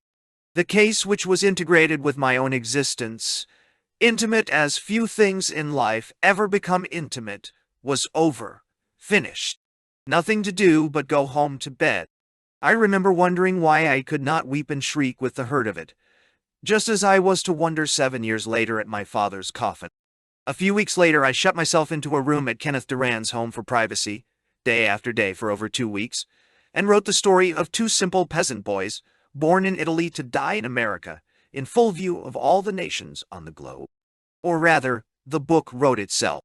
Leafing through the life and death of Sacco and Vanzetti, I am astonished to find passages so eloquent in their passionate restraint that they seem to have been written by another person. At points in the terse narrative, I find a poetic vein that transcends my normal literary powers. It was the alchemy of feelings too deep for tears, precipitating a style of their own. Except for minor editorial revisions, my first draft, copied by Margaret Larkin, went to the printers. The book was subsequently translated into German, Italian, Russian, and Yiddish and widely read in those languages. 2 Russian editions, published while I was in Moscow, sold some 130,000 copies. Only the original English version never reached more than a few thousand readers. In 1933, the Nazis paid the book the compliment of immolation on their funeral pyre to German culture. It burned in as fine a literary company as was ever assembled outside a library. I had met a number of United Press officials while TASS operated from their headquarters on Park Row. The president of the United Press, Carl A. Bickel, was on the friendliest terms with Durand and greatly impressed with his political perspicacity and journalistic talents. In anything touching Russia, Bickel usually consulted Durand. In 1926, the post of Moscow correspondent fell vacant. Aware of my fervent hope of getting to the Soviet land, Durand suggested my name among others. The suggestion, I was chagrined to learn after the event, had been seriously considered but ultimately discarded. When the post was again available more than a year later, Bickel revived the suggestion. Before offering me the job, however, he consulted Durand, who not only agreed but supported the appointment in the warmest terms. He merely asked that I remain with TASS until he returned from a trip to Russia for the celebration of the 10th anniversary of the revolution. Bickel acquiesced, though it meant that his Moscow bureau would remain with only a Russian woman secretary, a Miss Jamunskaya, in charge. Durand was away several months, during which I conducted the American work of the TASS service, with Joe Freeman assisting. Thousands of foreign sympathizers had gathered in Moscow and Leningrad for the decennial festivities. Lenin had been overjoyed when the Soviet regime lasted beyond the 70-day record of the only other proletarian government in history, the Paris Commune. And now the revolution had endured an entire decade. The thrill of that achievement, of mere survival, could be felt right around the world. Even embittered foes of the Soviet idea felt the importance of the historic moment. Though a large section of that decade had been wasted on costly civil warfare, and in fighting off interventionists and economic strangleholds, and in convalescing from a debilitating famine, the young state had a great deal to show. The record of economic and cultural reconstruction before 1928, exhibited with the Russian genius for stage setting in the celebration of November 1927, made a most impressive total. In spirit, we participated in the celebration. The press accounts of the demonstrations and congresses and speeches and military displays may have been merely picturesque to other Americans. To those of us who regarded the Soviet land as our spiritual home, these were things that lifted us to a rarefied altitude of joy. Only the futile attempt of Trotsky and his followers to speak to the Soviet masses above the heads of the victorious Stalinists marred the festivities. In the elation of the soaring moment, it was easier to brush such annoyances aside than to think them through. The knowledge that in a few months I should be there, not merely looking on but reporting what I saw, to an audience of 100 million readers, colored this period of impatient waiting with all the tints of impending excitement. Durant's eyewitness report on his return heightened my expectancy. He had been not only in the capital and in Leningrad, but in Soviet Karelia. Everywhere he found the reigning proletariat joyous, enthusiastic, perhaps a little bewildered by its unaccustomed glory and freedom, but adjusting itself to its new dignity. I recall his description of the anniversary demonstration on Red Square as Ernest and Evans, Billy, and several others of us drank tea at a little Italian restaurant in Greenwich Village. Through his eyes we saw the Caucasian horsemen dashing across the square, the massed banners, the flood of exultant workers, and our own romantic and too willing imaginations added high colors to the recital. He told a few touching homely anecdotes of lowly peasants and workmen whose eyes were still blinded by the incandescence of the revolution. God, those are the things I want to write when I get there, I exclaimed. How did the other correspondents fail to report such things? They're worth tons of statistics.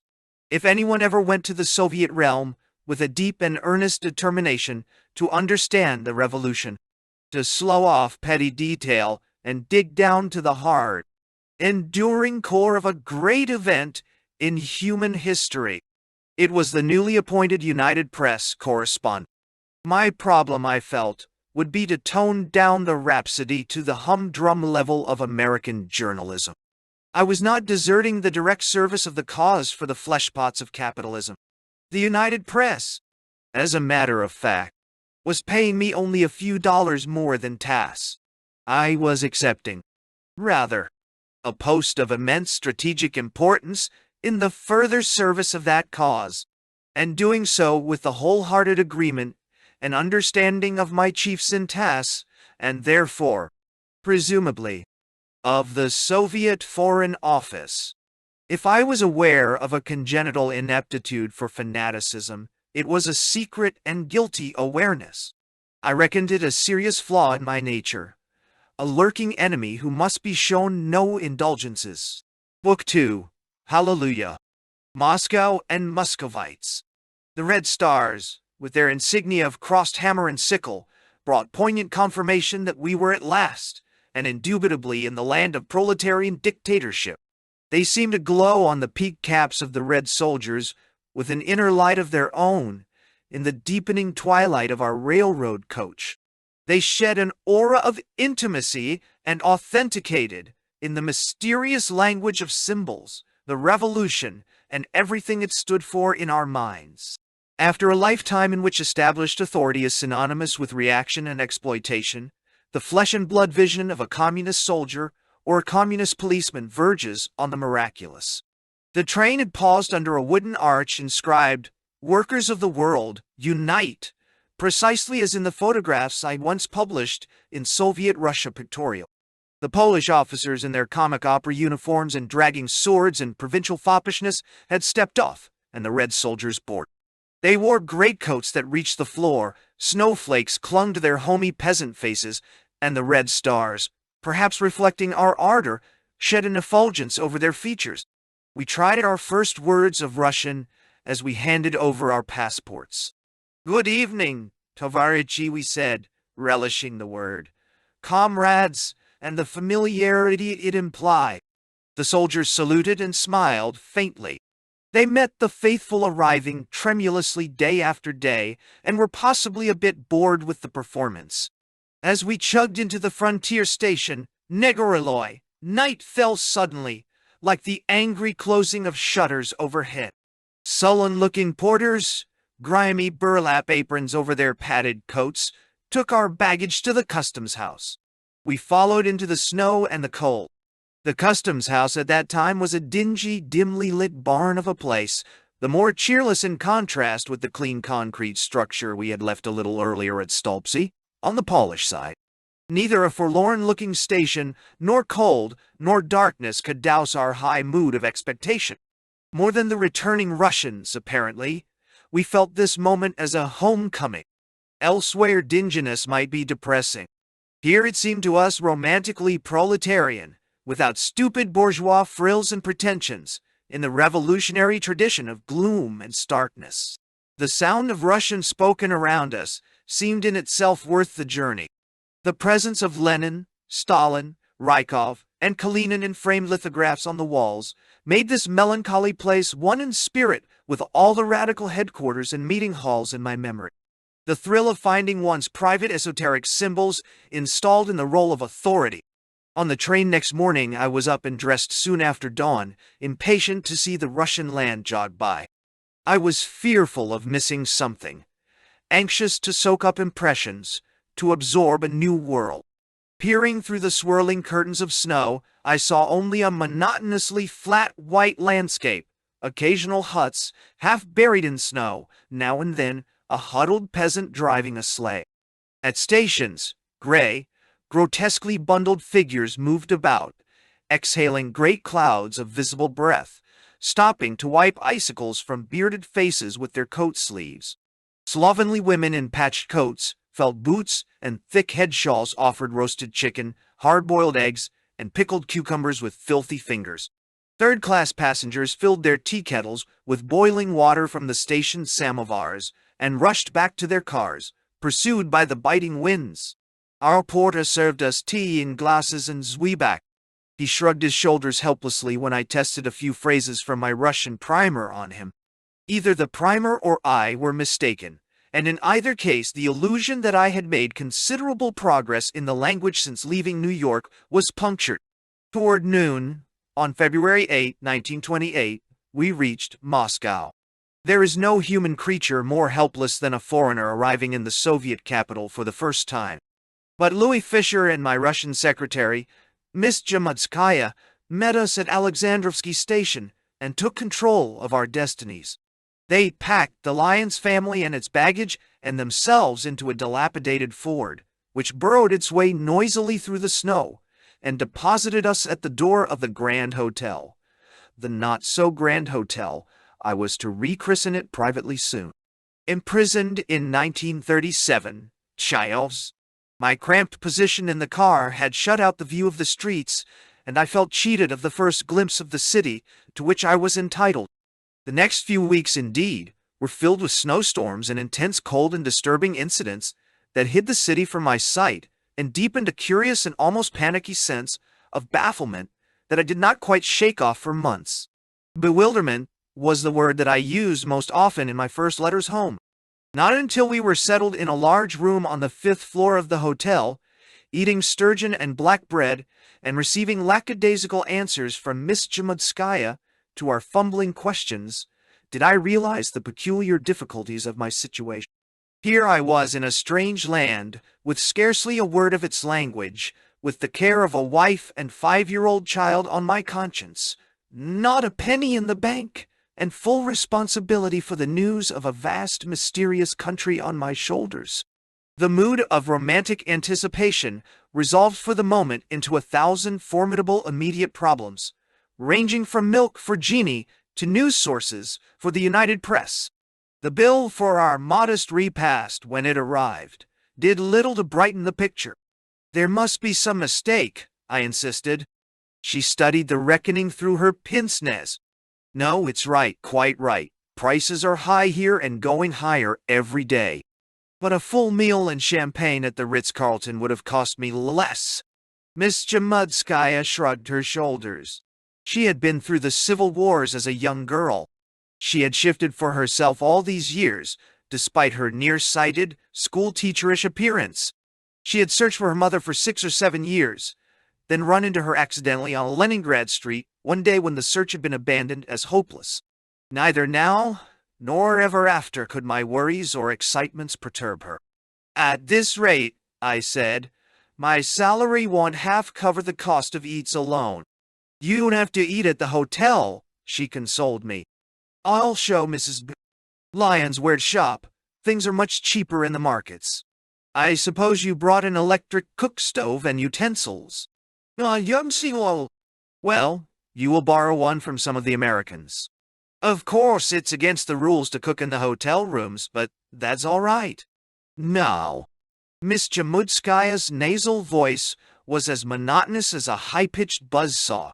In the 2 years that she worked with me, I never once heard that voice touched with enthusiasm or even bitterness. I was to meet hundreds like her, in whom suffering seemed to have burned out all emotion.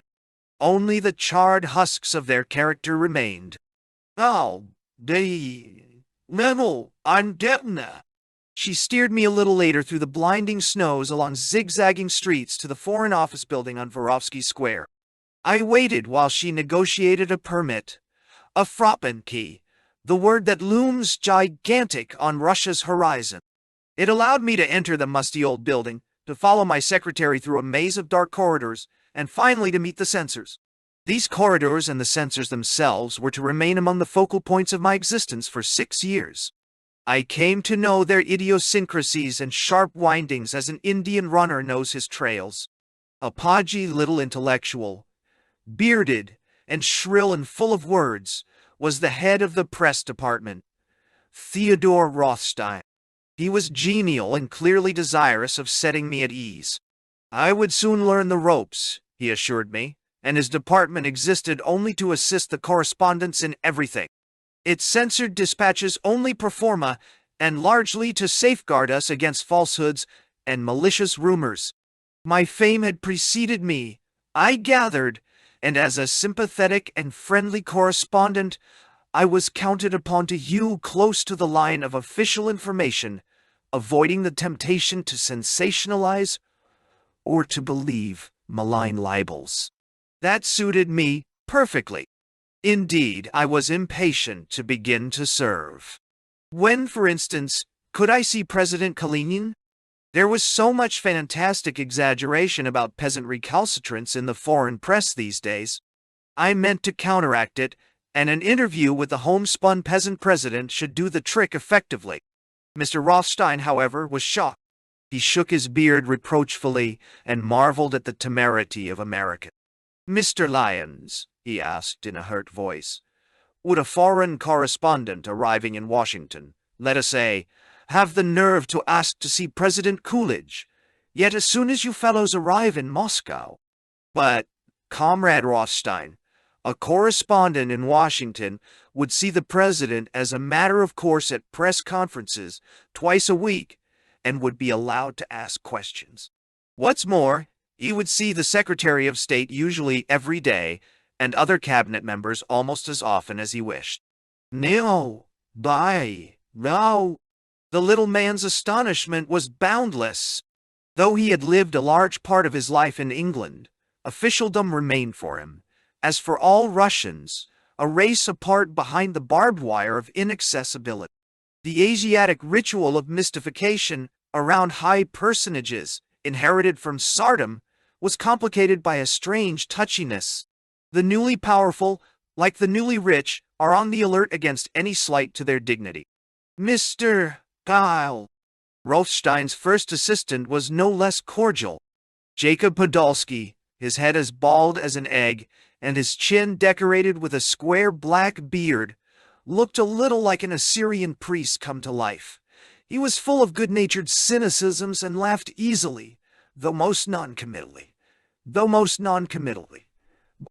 My eagerness to do justice to the Soviet Union, the facts that I meant to collate and the people whom I meant to interview, and the American misconceptions about the revolution that I meant to dissipate, either amused or embarrassed him.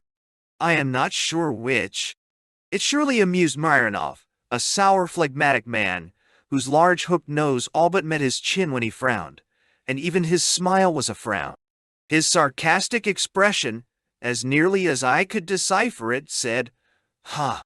Another ignorant American on my poor head. And the difficult kind at that, an idealist." Yes, she's serene. The head of the censorship division was replaced several times during my Moscow years, but Podolsky and Mironov were to remain there always, like fixed stars in our professional firmament. Arrested and exiled in the 1937 purge.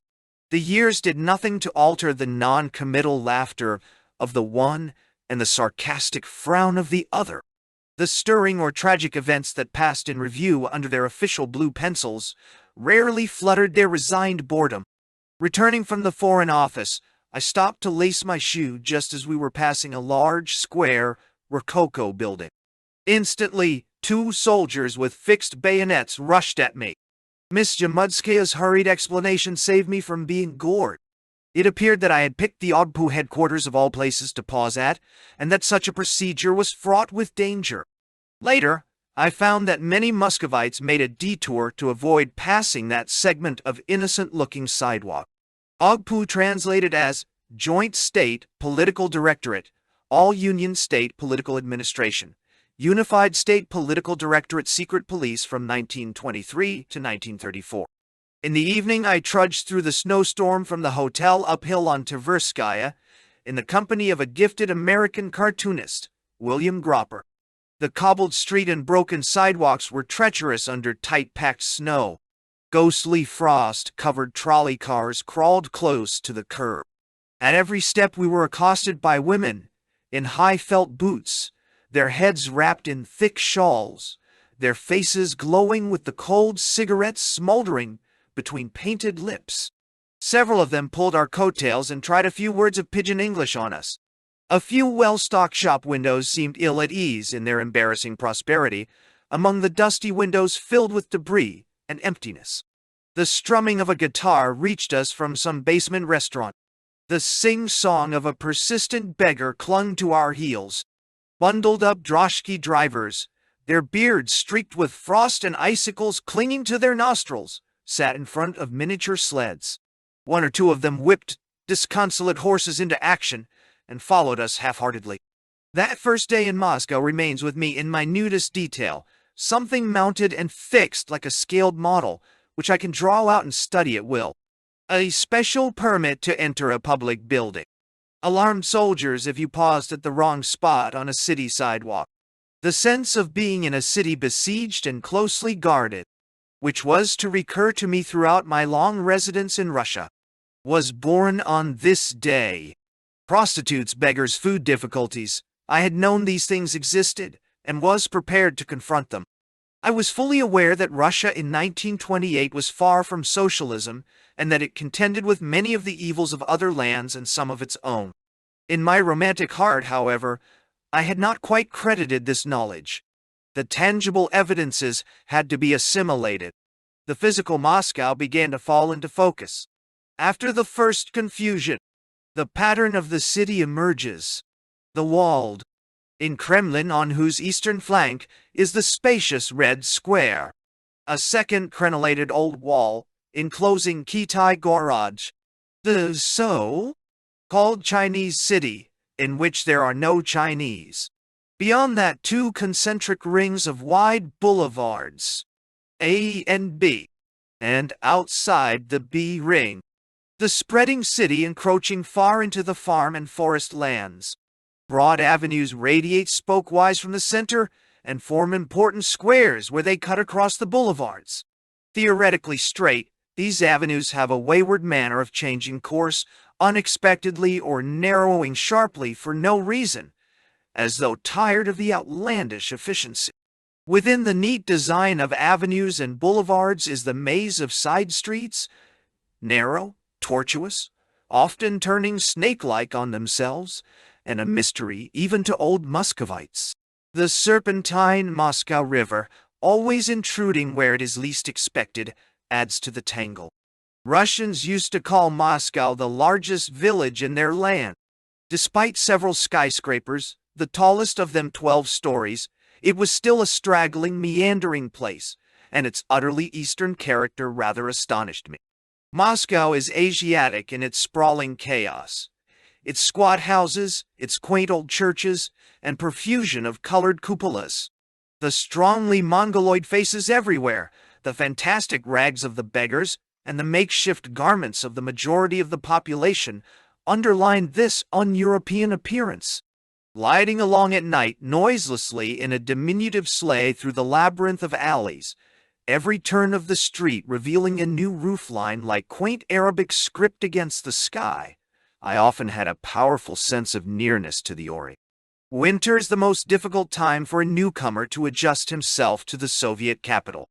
The intense cold, frequent blizzards and snowstorms, and the night that comes so soon after noon make it an aloof and forbidding place.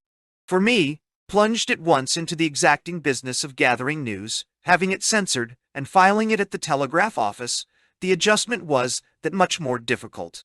And yet I am pleased that I came upon Moscow in its winter character, because that I was to realize, in its true inner nature, dark, huddled, blanketed in snow, its nose stuck into a voluminous sheepskin coat against the crisp cold. A city accustomed through all its centuries to the inclemency of nature, the mystery of brief days and interminable night. A city, above all, with an eerie beauty of ghost-like houses, skeleton trees, and hushed, hurrying people, hidden deep within their patched and padded garments. Foreign tourists who visit Moscow only in its brief, dusty summer incarnation never come near the essence of the place. We were taken to the Dom Gertzina, Herzen House, a club for writers, where carefree and high-pitched literary bohemianism was making its last stand. Soon enough, this bohemianism was to be wiped out by the new policies of an embattled Kremlin intent on industrializing and socializing the country. Wiped out along with the cafes, the dance halls, gypsy music, jazz, fun, fall, funsuck, and all other forms of bourgeois decadence. Already fingers of gloom touched the life of Dom Gertzina. The Neb holiday was nearly over. A fierce proletarian puritanism was in the offing. But the irrepressible Pava was still there, darkly handsome, banging the piano, hammering with fists in sheer overflow of spirits, and singing lustily. We got to know her and love her in the years that followed. Long-haired writers of an older vintage were there, and young poets swaggering in the Apache proletarian manner of Mayakovsky, Russian newspapermen escorting ballet girls, and lordly Ogpu officers. Food was still plentiful, though costly, and the feasting did not reach its height until after midnight. Billy, contributing an American song occasionally to the festivities, instantly became a favorite in those precincts. Some of the writers, journalists, and actors took us in on a comradely basis, as few other foreign correspondents probably had been accepted before. Russians are a gregarious folk. Until food stringency and growing political fears put a damper on such things, Moscow was a city of endless parties. We were fortunate in reaching the country just before this intense social life was snuffed out. There was scarcely a week in the early months opound 1928 when we did not participate in a few house parties in the one or two room apartments of Soviet writers, technicians, officials, workers. The procedure was always in the routine of Russian tradition. The guests sat close, packed around a large table, literally for hours, consuming vodka and zakuski, drinking toasts to the host, the hostess, the hostess's blue eyes, the guests en masse, and one by one, everyone getting a little more flushed and a lot louder as we proceeded. Then, if the home boasted an old horned gramophone, and a few cracked records, a space was cleared for dancing. If there was a piano, it became the center of a spontaneous choir, singing old folk songs and the brave new hymns and marching songs of the revolution, or, most frequently, the old tunes with Soviet words. Occasionally someone brought a seven-stringed guitar or an accordion to enliven the gathering, and Billa's UK was in great demand. I accepted more such invitations, no doubt, than were strictly good for me, in an insatiable thirst for meeting more and still more Russians, identifying myself a little more closely, if possible, with their ways and their problems. I prowled in their common kitchens, peeped shamelessly into neighboring apartments in the common corridor, and tried to steep myself in the Russian atmosphere.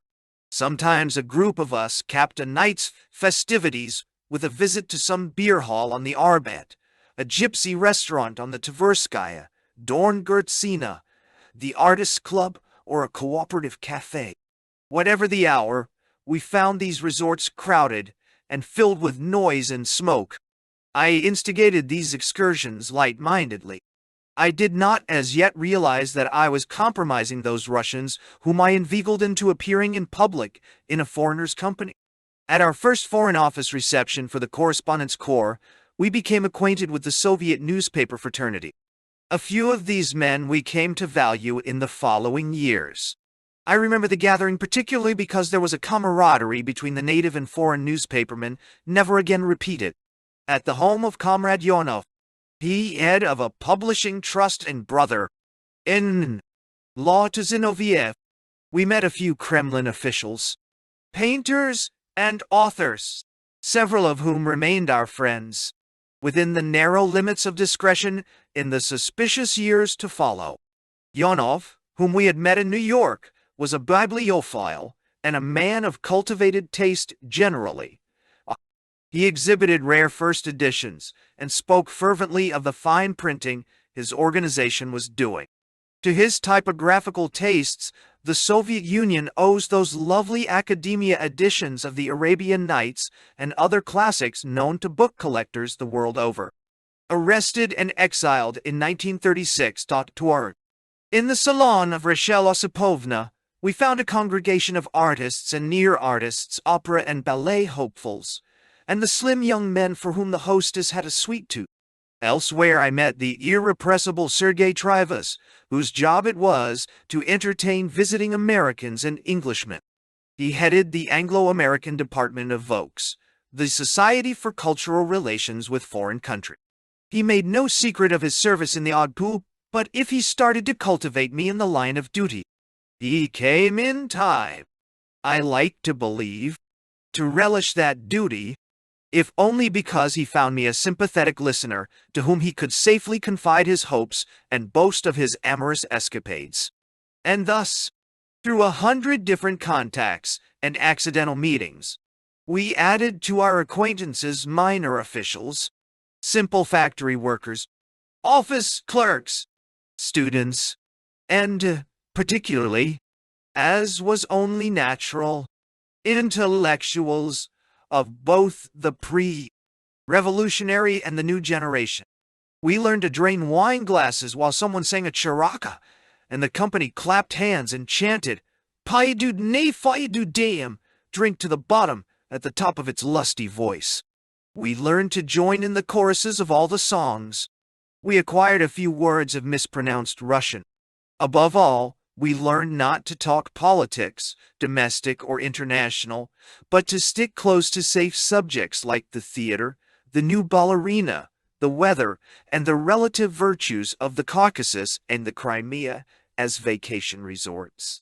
On days when some startling decree or other news sensation filled the press, and without doubt filled everyone's mind as well, no one referred to it at social occasion. Discretion had been hammered home by experience. Our presence both attracted other guests and made them a little jumpy, the blend of fear and fascination, traditional hospitality and distrust of a stranger which made up the ordinary Russian's attitude to a foreigner. We discovered that Americans, in particular, were infinitely fascinating to Russians. For the older generation, nurtured on democratic hopes, America was the land of vast freedoms and individual opportunities. For the younger people, thrilling to the vision of an industrialized future, it was the land of marvelous technique. Executed in 1930, Fordization was a magic word just then in Russia, seeing mirages of mass production in its desert of goods shortages. How amazed the sage of Dearborn would be, I often thought, to realize that he occupied a prominent niche in every young communist's private pantheon. An American intellectual, distrusting the belt system of production as a new species of exploitation, did not always find it easy to share Soviet enthusiasm for miracle-working Fordization. America to the ordinary Russian meant roughly anything west of the Atlantic. More than once someone said hopefully, "Oh, you're from America. Maybe you know my brother in Rio de Janeiro." I took in the Russian theater, ballet, and opera in great drafts. Ardently, if illogically, I gave the revolution credit for everything cultural that it had inherited from the Tsarist era. 100 years of classical ballet, the meticulous art of Stanislavski's theaters, the piled-up treasures of Russian music and stagecraft, were for me, as for all foreign worshippers, subtle confirmation of Karl Marx's theory. Tchaikovsky and Mussorgsky, Moskvin and Madame Geltzer have made more converts to Sovietism among visiting outsiders than the marvels of the 5-year plan or the adroitness of the guide. The comparative tolerance of the NIP period had invigorated the Soviet theater. With few exceptions, the finest things in post-revolutionary Russian drama, cinema, and dance belonged to that time. Eisenstein's and Pudovkin's best motion pictures, Bulgakov's and Olesha's best plays, the ballet Red Pothafai, the superb stylized productions by Granovsky in the Jewish Kamerny Theater, the sensational innovations of Vsevolod Meyerhold, and 100 other achievements. It is largely upon these that the new Russia's glamorous reputation in the theater and cinema still rests.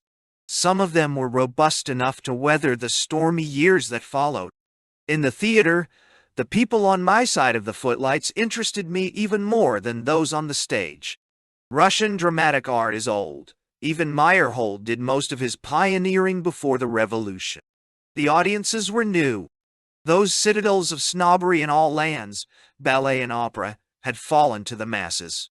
Working men and women thronged not only the music halls and moving picture houses, but the finest dramatic theaters. High admission prices, even with the reductions to trade union members, still barred the lowest categories of labor from some of the theaters. Nevertheless, the greater part of these audiences would have gone through life without seeing a first-rate play, let alone a ballet or opera, had it not been for the revolution. The description of a working woman in headkerchief, perhaps a servant or sewing machine worker, sitting at ease in the imperial box at the Bolshoi Theater has become a cliché of Soviet travel books. There was nothing stereotyped, though, in the emotional lift I got out of such sights. Whether in the theater or out of it, these audiences and their life provided me with continuous stimulation. Their existence seemed to me pitched on a higher plane of intensity, in which joys and sorrows alike were sharper and more meaningful. Elsewhere, poverty and wealth, hope and despair, were the commonplaces of old social systems, and of direct interest only to the individuals affected. Here, where the revolution had destroyed old relations and established a new set of social values, the lot of the individual, whether pleasant or horrible, seemed novel, transitional, and historically important. Or so it seemed to me, studying Russians avidly in the light of my socialist convictions. Elsewhere, men, women, and children had private existences distinct from their social status. Here they epitomized for me classes and groups: Soviet youth, backward peasants, bourgeois intellectuals, class-conscious workers, bureaucrats, and so on. They were thus capitalized in my eyes as I watched them on the streets, at social gatherings, in restaurants, offices, factories. It was largely my own mind which gave them this rich social coloring. It turned all of Russia for me. Throughout my 6 years, because the novelty never wore off entirely, into a moving spectacle. A prying curiosity took me to churches, markets, homes, nearby villages, theater rehearsals, wherever, off the beaten tourist track of factories and museums, I could see the people of the new Russia at their private preoccupations. The Kremlin's guests and poor relations. We soon met most of the Americans with whom we were to be in contact in the ensuing years. The attitude of the seasoned Moscow reporters ranged from frank pity for my innocence and ignorance to no less frank disdain for my imported enthusiasms. I was pulled up short by the discovery that journalists who sounded so cocksure in their published eulogies of the Bolshevik world were less certain and less eulogistic in their unpublished views. Those Soviet developments which loomed largest in their minds and conversation at this juncture, I realized immediately, were not mentioned in their dispatches, or at most conveyed in hints. The important things in Moscow are so often the intangibles, atmospheric pressures, as it were, which cannot be captured in news accounts. At the moment, members of the press corps, at all sensitive to changes in political weather, were aware of gathering electrical storms, a tightening of the ranks of the ruling minority, a tremor of apprehension in the mass of the population. Casual table talk among the newspapermen treated as matters of common knowledge facts, which I had vehemently denied for so many years, facts for which I had helped consign friends to the garbage heap of renegacy. The veteran Chicago Daily Newsman, Junius B. Wood, lived at our hotel, a growling, sharp-toothed bear of a man, whose redoubtable reputation and gruff ways rather intimidated a fledgling correspondent. Only our daughter was not fooled by his growl. He might be round composing another biting commentary on Soviet news when Jenny strode in. Why, Junius looked. Oh, pa, the Sal Kremlin gang ass, just another set of politicians, and treated their works and professions as unceremoniously as though they were Tammany stalwarts. But whatever devastating piece of realism he might be indicting, it waited while he entertained the young lady by playing the piano as she sat on the lid, her little legs dangling. The American colony in Russia was destined to expand under the first 5-year plan into a heterogeneous mass of technicians, skilled workers, salesmen, job hunters, political quacks, amateur journalists. At its peak, it was to provide fascinated Russians with a goodly cross-section of America's main street. At this point, though, it was still a select company of accredited newspapermen, pioneer businessmen, and a few concessionaires. Among the newspapermen, Walter Duranty, a little Englishman who had been in the New York Times service since the war, reigned supreme. Urbane, clever to a fault, a scintillating talker, he remained, after all his years in Russia, detached from its life and fate, curiously contemptuous of Russians. He spoke of Soviet triumphs and travail much as he might of a murder mystery he had read, but with not half the passion or sense of personal involvement. His spoken views of the Russian scene, when the mood was upon him, would have shocked New York radicals who mistook him for a Soviet enthusiast, even as they shocked me. Among the concessionaires, the Hammer family, father, mother, and sons, held first place. Drawn to Russia from New York by their genuine interest in the revolution, the Hammers had found it a fertile field for their commercial talents. They risked their modest capital in the new Russia long before others ventured. First as foreign trade intermediaries, then as pencil manufacturers on a concession basis, they mixed the business of helping themselves with the pleasure of helping Russia. In a great house on Sadovaya Kudrinskaya, they dispensed hospitality with a baronial hand. A contingent of foreigners which had for me, as for all of Moscow, a particular fascination was concentrated chiefly in the Metropole Hotel. It consisted of refugees from the Chinese counter-revolution. One of the most attractive of these refugees, an American girl named Raina Prom, had died suddenly in Moscow a few months earlier, and the legend of her remarkable personality and tragic end was still fresh when I arrived. Vincent Sheen's personal history stands as an inspired tribute to this red-headed girl. The soaring revolutionary hopes in China, fed by Kuomintang victories under Soviet-Russian guidance, had collapsed in gory tragedy. Sheen and others have given us vivid pictures of both the victory and the defeat. Every radical and liberal had in some measure lived and suffered that drama in his own heart. The small company of refugees was therefore haloed by our mixed feelings of pride and pathos. There was Madame Sun Yat-sen, the widow of the revered leader of modern China. She was a fragile, bird-like creature exquisite in her native costume, its flowers touched by the sunlight streaming into the hotel room. A little tremulous in her shyness, she seemed a lovely animated Chinese figure. She rarely ventured out of the hotel and saw few people outside of those who had worked with her in China. But I met her several times.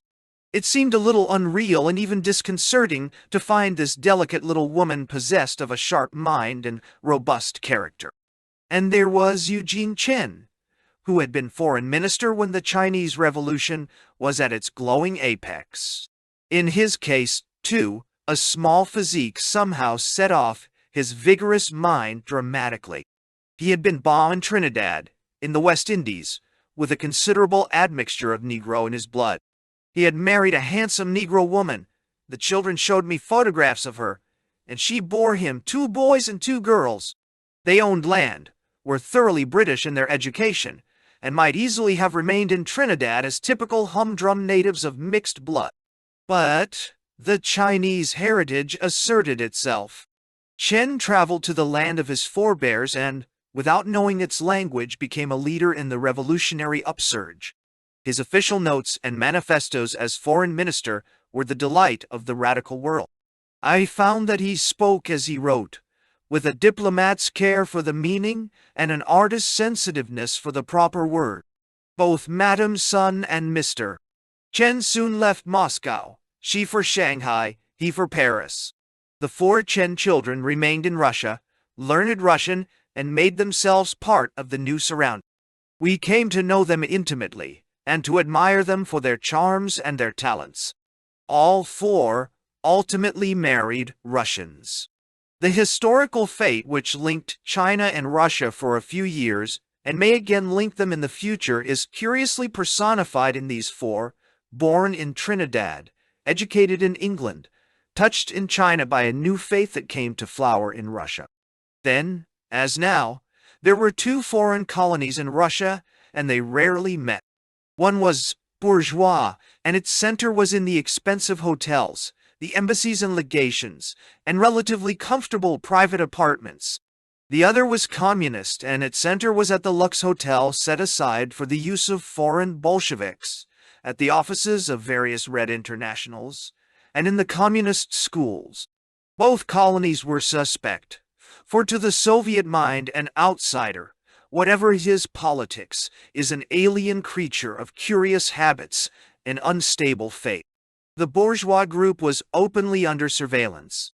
The visiting brethren of the faith were watched less candidly but more minutely. I know no American who has succeeded in making himself a part of both those colonies. My natural impulse was toward the communist colony, of course. I knew most of the permanent American representatives in the Communist International, the Red Trade Union International, and other organizations. A few of them had been friends and frequently guests at my home in Sunnyside, Long Island. I expected confidently that my Moscow friends and political guidance would come from that direction. If I experienced any sense of intrusion or self-consciousness over a false position, it was rather in the company of the capitalist newspapermen and other denizens of the bourgeois American camp. Until we were politely but unequivocally excluded from its Tsarish precincts, Billy and I were therefore constant visitors at the Lux Hotel on the Tverskaya, in the crowded room of one or another American communist. A few Russian functionaries, in need of living space and influential enough to wangle this privilege, had also obtained temporary quarters in the Lux. Among them was Konstantin Umansky, for many years my long-distance co-worker in TASS. We called on him too and in the building. How were we to guess that in crossing the Soviet frontier, even before I had written a single heretical line or voiced a single unorthodox sentiment, we had been turned mysteriously into untouchables? How were we to surmise that in visiting old friends, we were exposing them to capitalist contagions, and what is more to the point, endangering the most valuable asset in their political climbing, their spotless orthodoxy? All unaware of our new dignity as capitalist plague-bearers, Billy and I trudged through the snows to the Lux, at least once and sometimes several times a day. I shudder to think what havoc we wrought among the more eager careerists of our acquaintance. It was, and presumably still is, an extraordinary place, the Lux Hotel.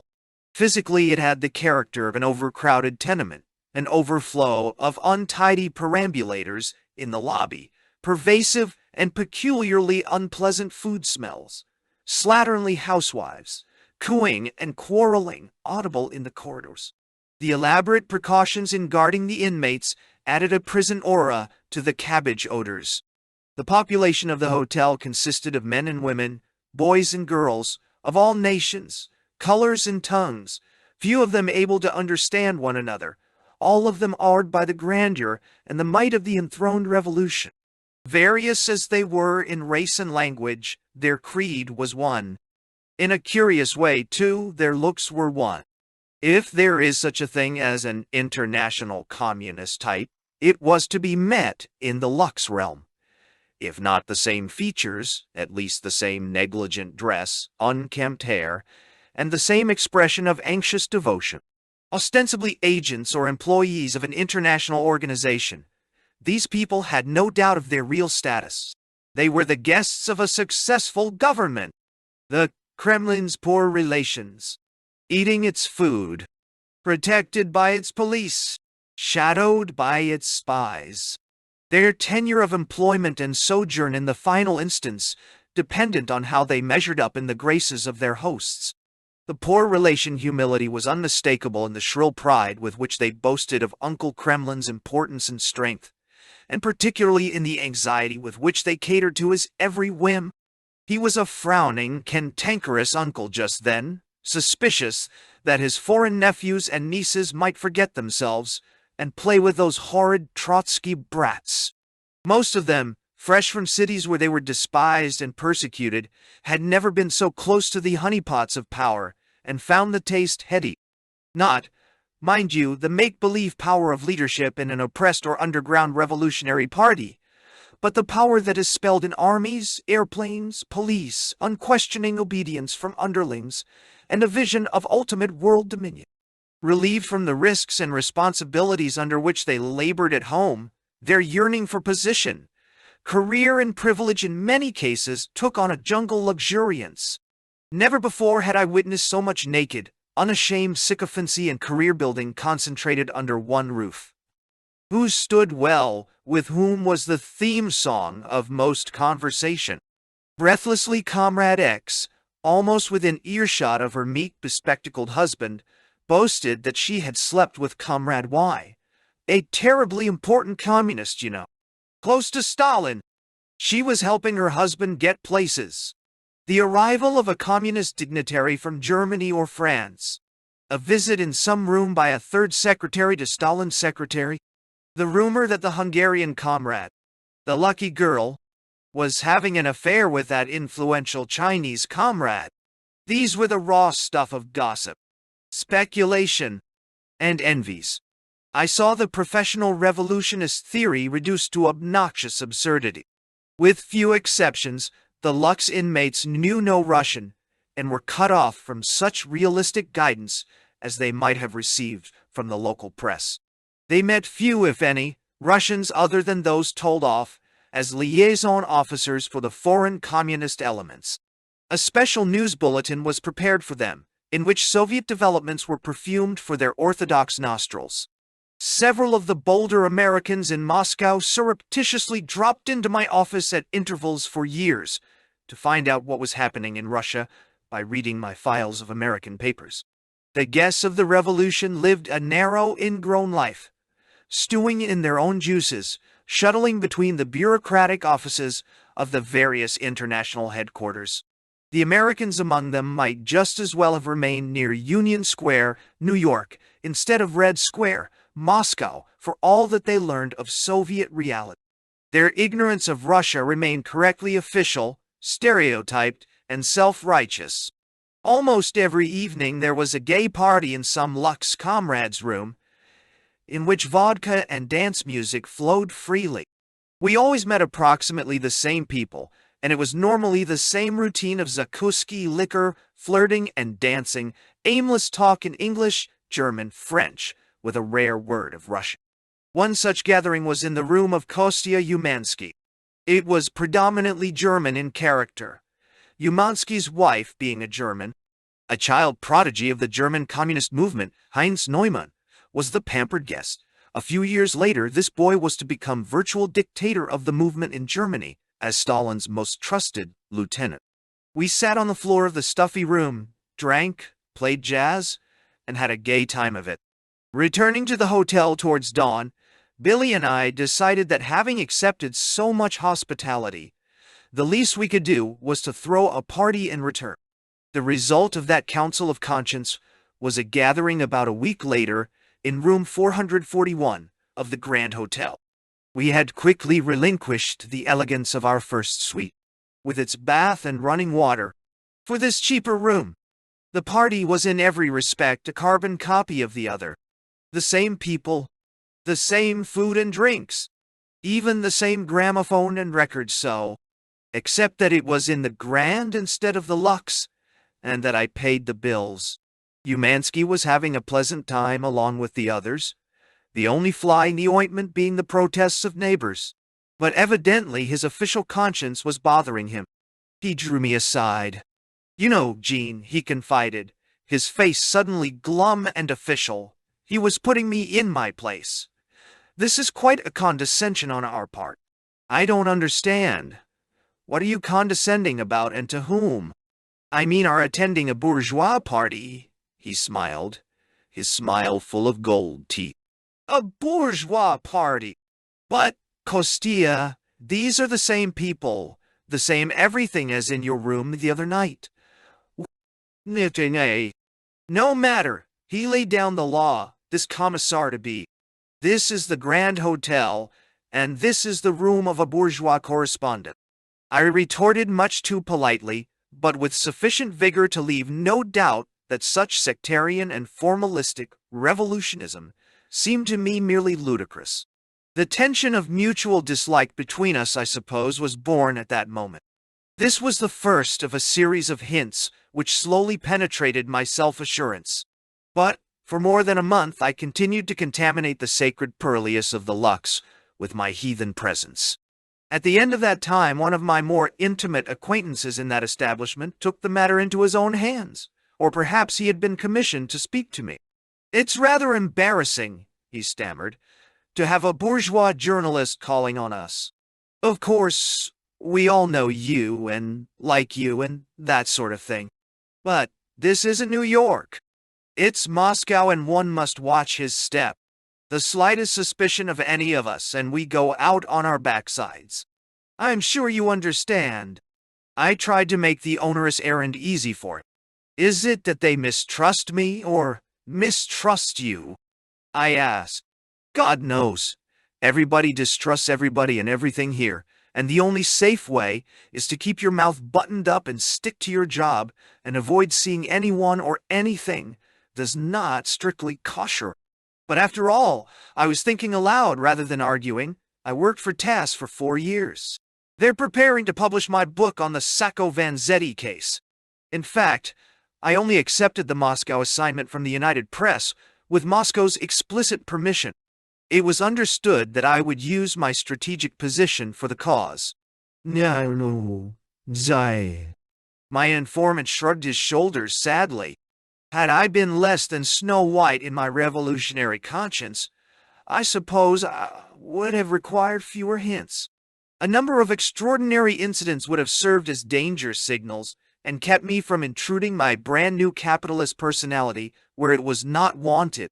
There was the episode with Comrade Fushman for a starter. That began in New York. One evening, at the home of an acquaintance, we met two Soviet visitors. One, a short, compact little man with a warm smile, was Serebryakov, a Bolshevik of considerable importance, at one time a secretary of the Communist Party, whose political ups and downs are no part of this tale. The other was Comrade Fushman, who was in the United States for the Soviet textile industry in connection with Soviet cotton purchases. He was thick-set, red-headed, ebulliently friendly. We all played poker and relished the anticipation of our interesting comradeship in Moscow. Executed in January 1937. By the time we parted at a taxi door in the rain after midnight, Fushman and the Lyons family had plighted friendship in the way that people who like each other spontaneously will do. He insisted that we take a Soviet silver ruble from him by way of pledge of the new entente, and over again he made us repeat the promise. Just as soon as you get to the frontier, he rehearsed the arrangements. You telegraph me to the address I gave you. I'll meet you at the station and put you up at my house. At Negoriloy, we debated whether to telegraph him, and decided not to take advantage of his good nature. But our first evening in Moscow, Miss Jamadskaya got him on the telephone for me. He sounded genuinely hurt at our failure to notify him earlier of the momentous event of our arrival, but in the end forgave us. "What room are you in? I'll be right over to see you," he said. I saw him about 4 years later. That first evening we waited and waited in vain. I wondered vaguely whether in his rush to see us he might have been run over. For several days I tried to reach him by telephone, but he was never available. About 4 years later, my New York editor asked for information on some matter pertaining to Soviet-American trade, and my secretary arranged with the Commissariat for Foreign Trade for an interview. I arrived at the appointed place an hour, having paid no attention to the identity of the official who would receive me. And suddenly I was face to face with Comrade Fushman. He, too, apparently had not expected his old poker partner. Both of us pretended blushingly that we had never met before, and few interviews in my experience were so strained and unsatisfactory. At its conclusion, however, he detained me a moment as my secretary walked out. In a thin, apologetic voice he asked, "How are you? And how is Billy?" And he sighed, much as to say, "By this time you understand how it is. I'm really not to blame." In those first weeks, the strange disappearance of Comrade Fushman was one more element in the cumulative bewilderment. When I told Louis Fisher, the communist publicist, about the man's curious behavior, he smiled knowingly. "Don't you understand? He doesn't dare come over. The Grand Hotel, you know, and a foreign correspondent. Fushman is under suspicion of Trotskyi's leanings and can't take any chances." I wondered whether Fisher knew that he was himself under that dread suspicion.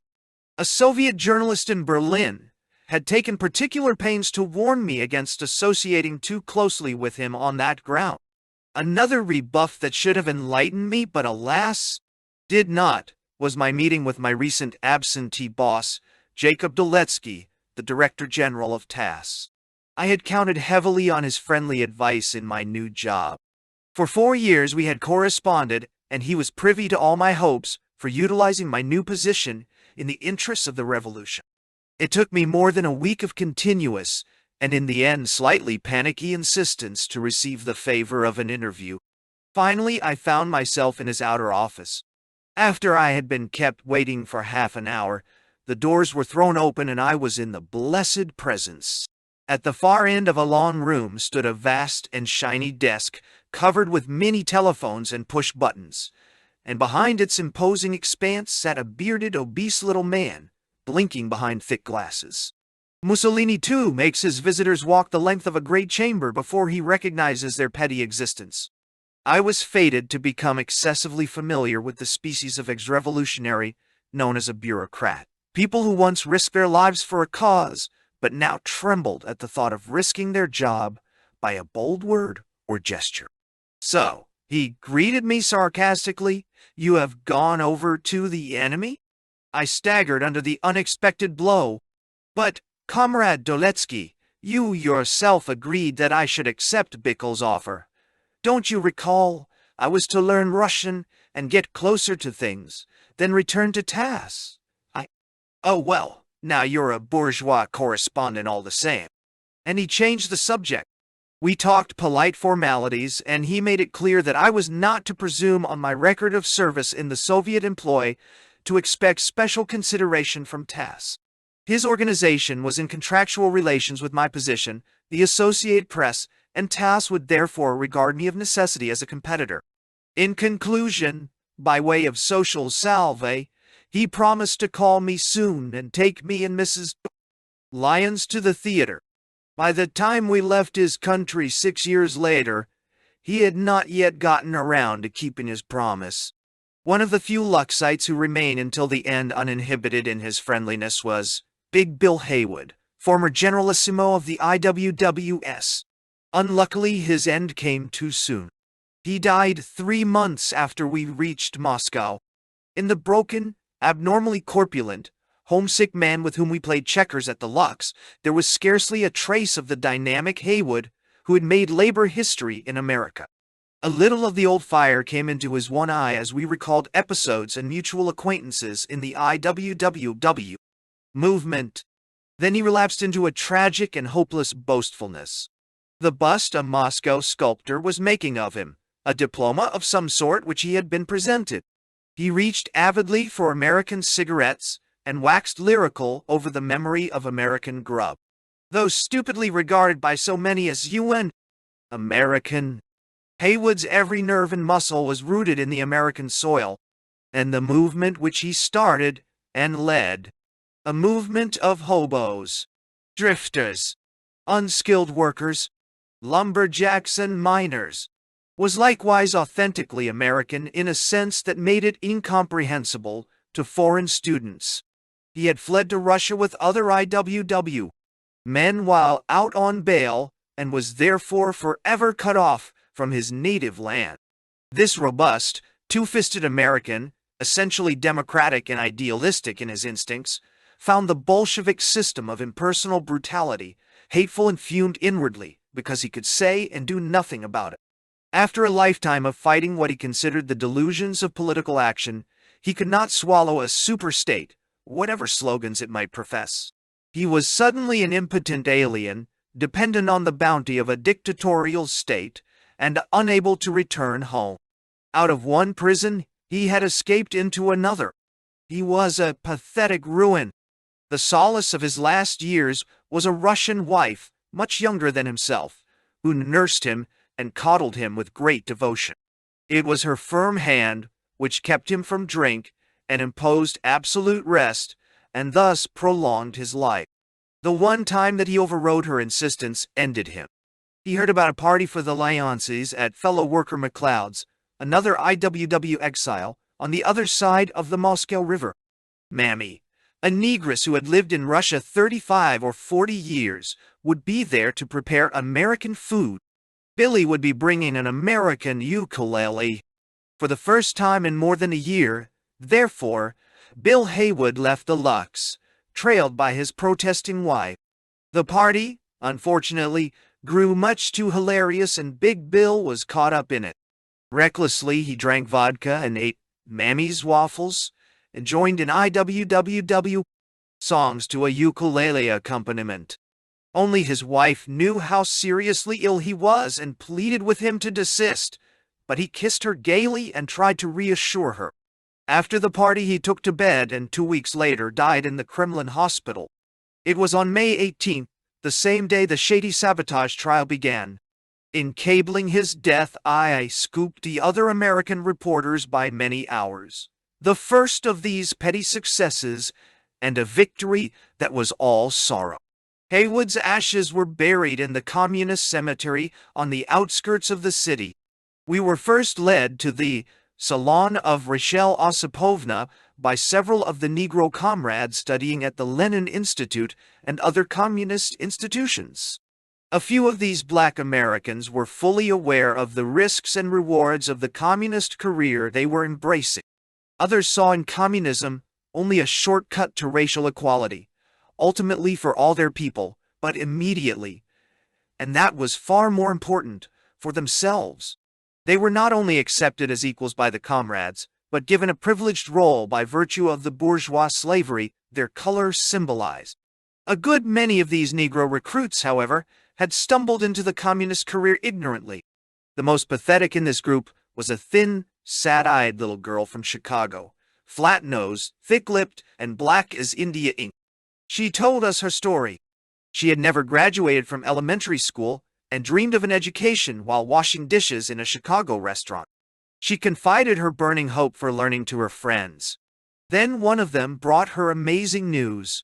Some organization was offering free scholarships to several young Negroes for an education in a Moscow university. She had never heard of communism or world revolution. She had at most a faint notion that there was a country called Russia somewhere in the far, far away. But the tidings of the scholarship fired her imagination, not merely an education but a university and travel. "Well," she said, "I sure applied, but didn't have no hopes, no how that I'd be chosen, but I prayed hard to the Lord, even while I washed the dishes. I didn't know then why they chose me, and I don't know yet, because I sure ain't fit for it. But they looked me over, they did, and said I'd make good material. When I told the folks at home I was going to Moscow, my mammy cried, and my old man threatened to thrash me. But I explained that I was going to get an education in a university and wouldn't have to wash no more dishes.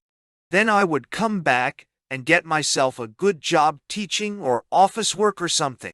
Anyhow, about a year and a half ago, I got to Moscow. Then the trouble began. Instead of teaching me writing and figuring and such things, why, they began to lecture me about Marxism and dialectic materialism and the party line and the class war, which sure ain't gonna help me get no better job back home, is it now? Not at you. To make things worse, the barracks in which she was housed was less attractive than the slum she had left behind in Chicago, and the monthly stipend was not enough to live on. By the time it penetrated her bewildered and unlettered mind that she was being trained to lead revolution, a year had passed. It would be hard to face her family without the education she had promised them, and it was difficult to extract return fare from the committee at the Lenin Institute. So she decided she might as well finish the 3-year course. At least she was a great social success, invited out every night to some Russian home. Negroes are such a rarity in Russia that people stop to stare at them in the streets. They are sought after as exotic additions to any party. Among the male Negroes was one who subsequently ran for vice president of the United States on the communist ticket. They were the most popular men in the Soviet capital. To the fillip of their astonishing color, they added the tang of their status as symbols of the oppressed nationalities of the world in revolt. Yes, one of the Negro boys said, "We're hauled out everywhere, at meetings and clubs as samples of the oppressed races, Kremlin's guests and poor relations, and we make speeches which nobody understands, but everybody applauds and cheers anyhow. That's not so bad. It's the women folks drive me crazy, always telephoning and wanting to be loved. You know there's a limit to a man's time." He laughed lustily. One Saturday night this man had swallowed a few more vodkas than his quota in the Grand Hotel ballroom. I was present when he staggered out and addressed the droshky driver. "How much you gonna charge me from here to Lenox Avenue and 135th Street, boss?" he asked in English. The cabbie was taking no chances, even if he didn't understand the foreign gibberish. Payet Rublaya said, 5 rubles to Lenox Avenue. The customer laughed, "Too much, boss, too much," and staggered away on foot. Well, it was through the good offices of the budding Negro revolutionaries that we met Rachel. She and her husband, who was a supernumerary in that household, were relatively well fixed. For themselves, several sons and a servant girl, they had 2 good-sized rooms, and were therefore the envy of 4 or 5 neighbors in what was formerly one apartment. In the pre-revolutionary days, Rachel had run a real literary and artistic salon in Petrograd. Persons of consequence had been among her guests. Now, reduced to 2 rooms, into which she had crowded an immense amount of furniture and other debris of her former affluence, the urge to hunt artistic lions was still strong upon her. The animals she snared, alas, were not very leonine: a few ballerinas, American Negroes, a number of opera hopefuls, and a miscellany of people who enjoyed her food.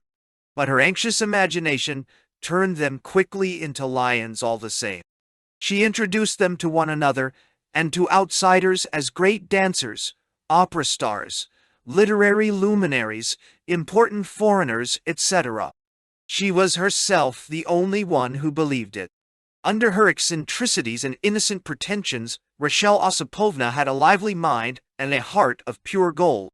From the first she developed a soaring admiration for Billy, and showed her 1,000 signs of unselfish devotion.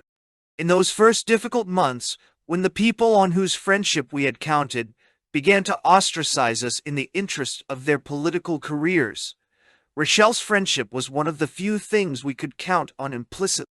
There was a dark moment when our daughters suddenly fell ill at the hotel. Finding doctors and medicines at unusual hours with only a few words of Russian to help us, and a most inadequate purse, was no simple matter.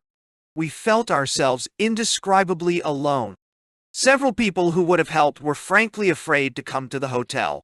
It was unsafe even then for a Soviet citizen to visit foreigners under such public auspices.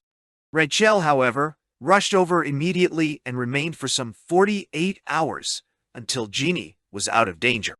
Despite restrictions, our circle of acquaintanceship grew. Russians in political positions and communists with ambitions to nurse naturally steered clear of foreigners, unless they were specifically assigned to encourage such intercourse. Those who remained, in the long run, were the lowly and the average run-of-the-mill actors, singers, writers, sometimes brave in the absolute purity of their conscience, other times too naive to understand the risks they were running. Like all sensible foreigners, we learned to curb our social instincts and waited always for Russians to make the first gesture toward continued relations, to spare everyone concerned possible embarrassment. As it became increasingly risky for them to associate with a foreign journalist, we received fewer invitations, entertained less, and were driven increasingly into the foreign colony for sheer human warmth. But on the whole, we continued to have more day-to-day contacts with all sorts of Russians, as far as I'm aware, than any other non-communist correspondent in the country. NEP. Burlesque on capitalism. I caught Moscow in a critical moment of transition. Within less than a year, it would have a totally new character. I did not realize it at the time. Only in retrospect the significance of that point in Soviet history became clear to me. Trotsky was in exile in Almaty, Turkestan, and his name was being expunged from Soviet textbooks, records, and history. His more prominent supporters were scattered in concentration camps, prisons, and places of exile in Siberia, the far north, or Central Asia. All of them had completed the tragic cycle, from exile through revolution to exile. The remnants of Trotsky's sympathizers in the ranks of the ruling Communist Party were being mopped up with small consideration for fairness and none for sentiment. In my first fortnight in Moscow, I read the letters of a young workman, the brother of an American IWW, whisked from his factory bench and hurled into Siberia for expressing regrets over Trotsky's defeat too loudly.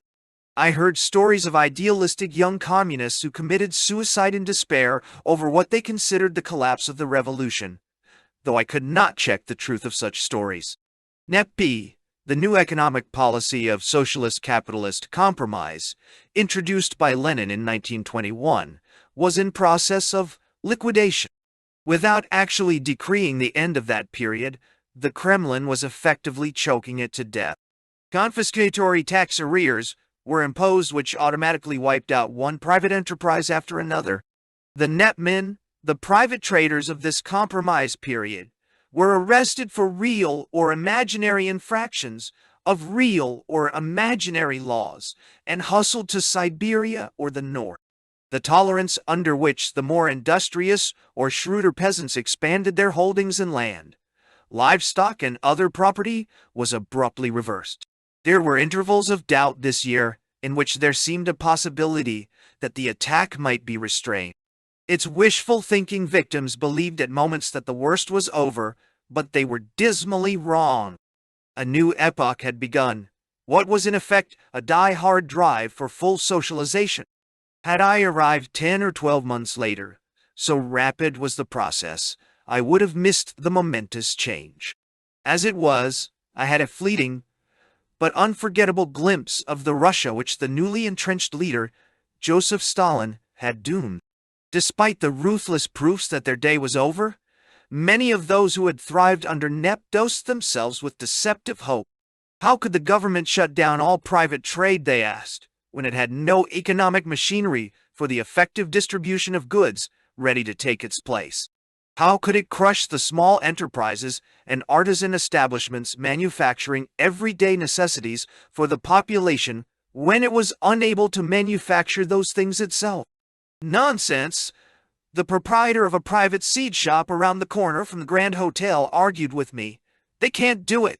Already the mujiks are hiding their grain or refusing to sow more than enough for themselves because they can't get manufactured goods or seed. The Kremlin will not be insane enough to make the situation worse by closing shops like mine and cutting off the supplies provided by handicraft workers. A few weeks later, this same seed merchant, however, came to me in a condition of utter panic. The financial inspectors had piled ruinous retroactive taxes on him, knowing full well that he could not pay them. His career as a trader was ended. "For God's sake," he pleaded, "let me work for you. Anything.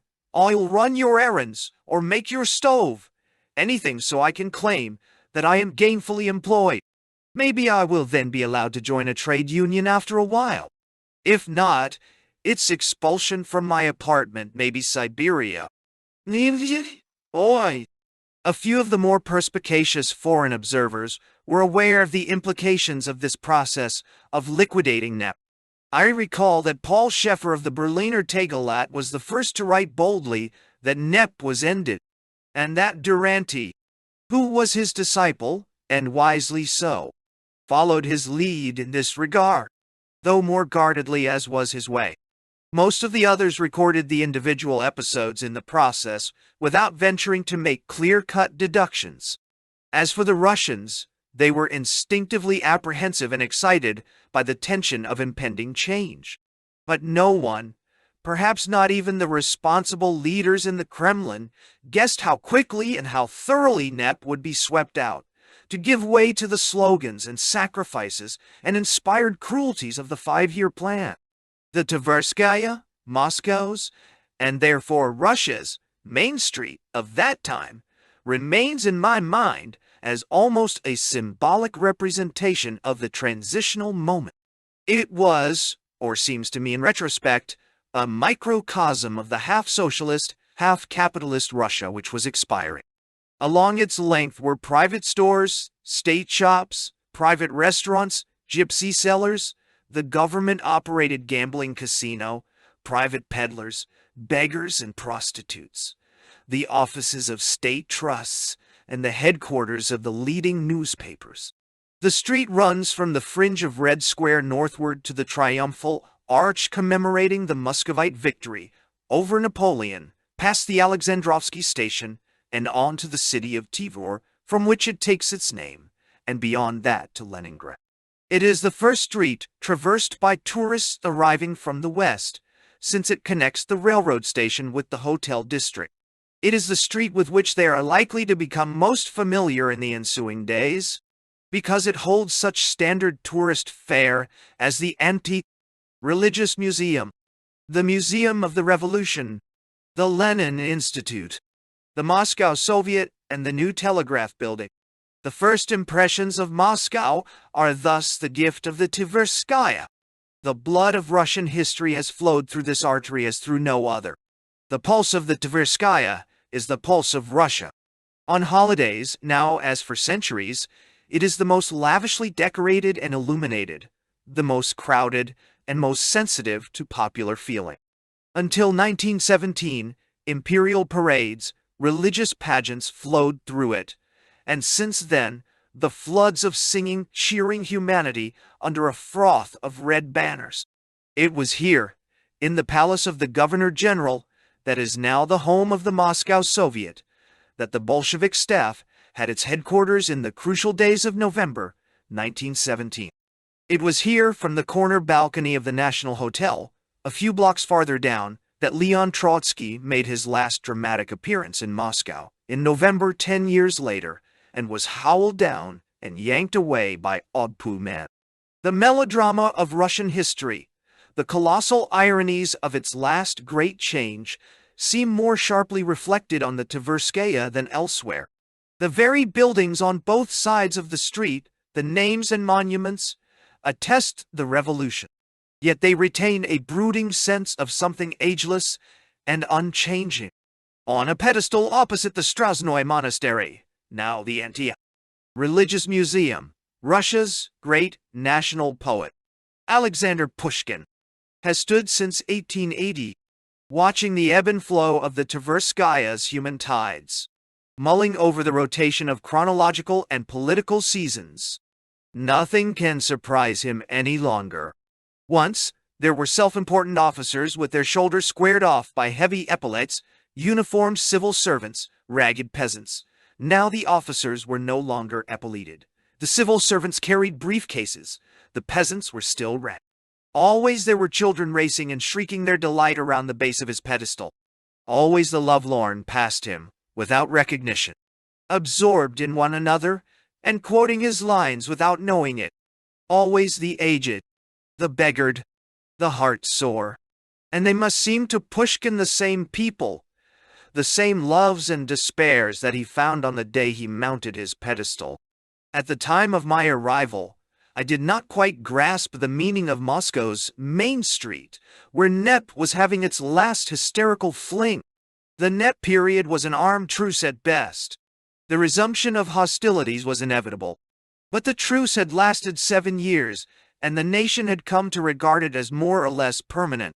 A new middle class of NEP men, private merchants, artisans, small-scale manufacturers, professional men, bureaucrats in comfortable berths, more prosperous peasants. The criminal elements, which are the excrescence of private initiative, had come into being. Some of them were resuscitated middle-class people of the pre-revolutionary era. Others were tasting affluence and the sweets of privilege for the first time. No more extraordinary class has ever been called into being and blown into oblivion in the memory of humankind. Because it was young, born in chaos and in some measure outside the law. Because it was at bottom uncertain of its tenure and therefore desperately eager to make the most of its advantages immediately. It was exceptionally vulgar, profiteering, crude, and noisy. Under capitalism, the bourgeoisie has the poise and self-assurance that come with power. It has a culture of its own and an ideology of self-justification. In NEP Russia, for the first time, there was the anomaly of a large bourgeoisie without political power, without culture, without respect for its own class. It was a class existing by sufferance, despised and insulted by the population and oppressed by the government. It became a curious burlesque on capitalism, self-conscious, shifty, intimidated, and ludicrous. It had money, comforts, and other physical advantages, yet remained a pariah element, the butt of popular humor and the target of official discrimination. And the stamp of this strange middle class was everywhere on Moscow. Its fitting sign, it seemed, was the prostitution that thrived on the sidewalks of the Tverskaya and in front of the leading public baths. Its desperation was mirrored in the casino, a gambling hell run by the government. Every night until late dawn, the casino was filled with the newly rich, embezzling officials, underworld characters, and foreigners with money to throw away. The Soviet regime took a heavy rate off on roulette, chamende, fair, and other games. The Ogpu marked off its future victims by watching who had more money than he could comfortably explain, and everyone suspected that the games were not quite on the level. But that did not affect attendance. About 1/4 of the shops in Moscow were still privately conducted and carried the names of their owners. The rapidity with which such personal names retreated before the synthetic official titles was one of the symptoms of the new revolution ushered in by Stalin's era of industrialization. Soon there was not a single private name inscribed on any shop. Ivanovs and Abramoviches gave way to Mosselproms and Mostorgs. The private shops were higher priced than their government competitors next door. They had to be to meet the staggering taxes. But they had more and better merchandise and exerted themselves to please the customers. By contrast, the official stores were pitifully poor, crude, and unprofitable. In the production and marketing of articles of general use, the NEP sector of the nation's economy clearly had the edge on the government, despite official discrimination, punitive impositions, and frank persecution. For the first time in history, individual and government industry were pitted against one another throughout a great nation, their wares displayed in adjoining stalls, as it were, in open and ruthless competition. Unfair and unethical are mild bourgeois words for the competitive methods used by the state, but it was being badly worsted notwithstanding, so badly worsted that it inevitably invoked its sovereign right to exterminate its competitors altogether. But meantime, as a matter of common convenience, we met in private cafes and ice cream parlors. We ate in private restaurants, of which there were a dozen along Tverskaya.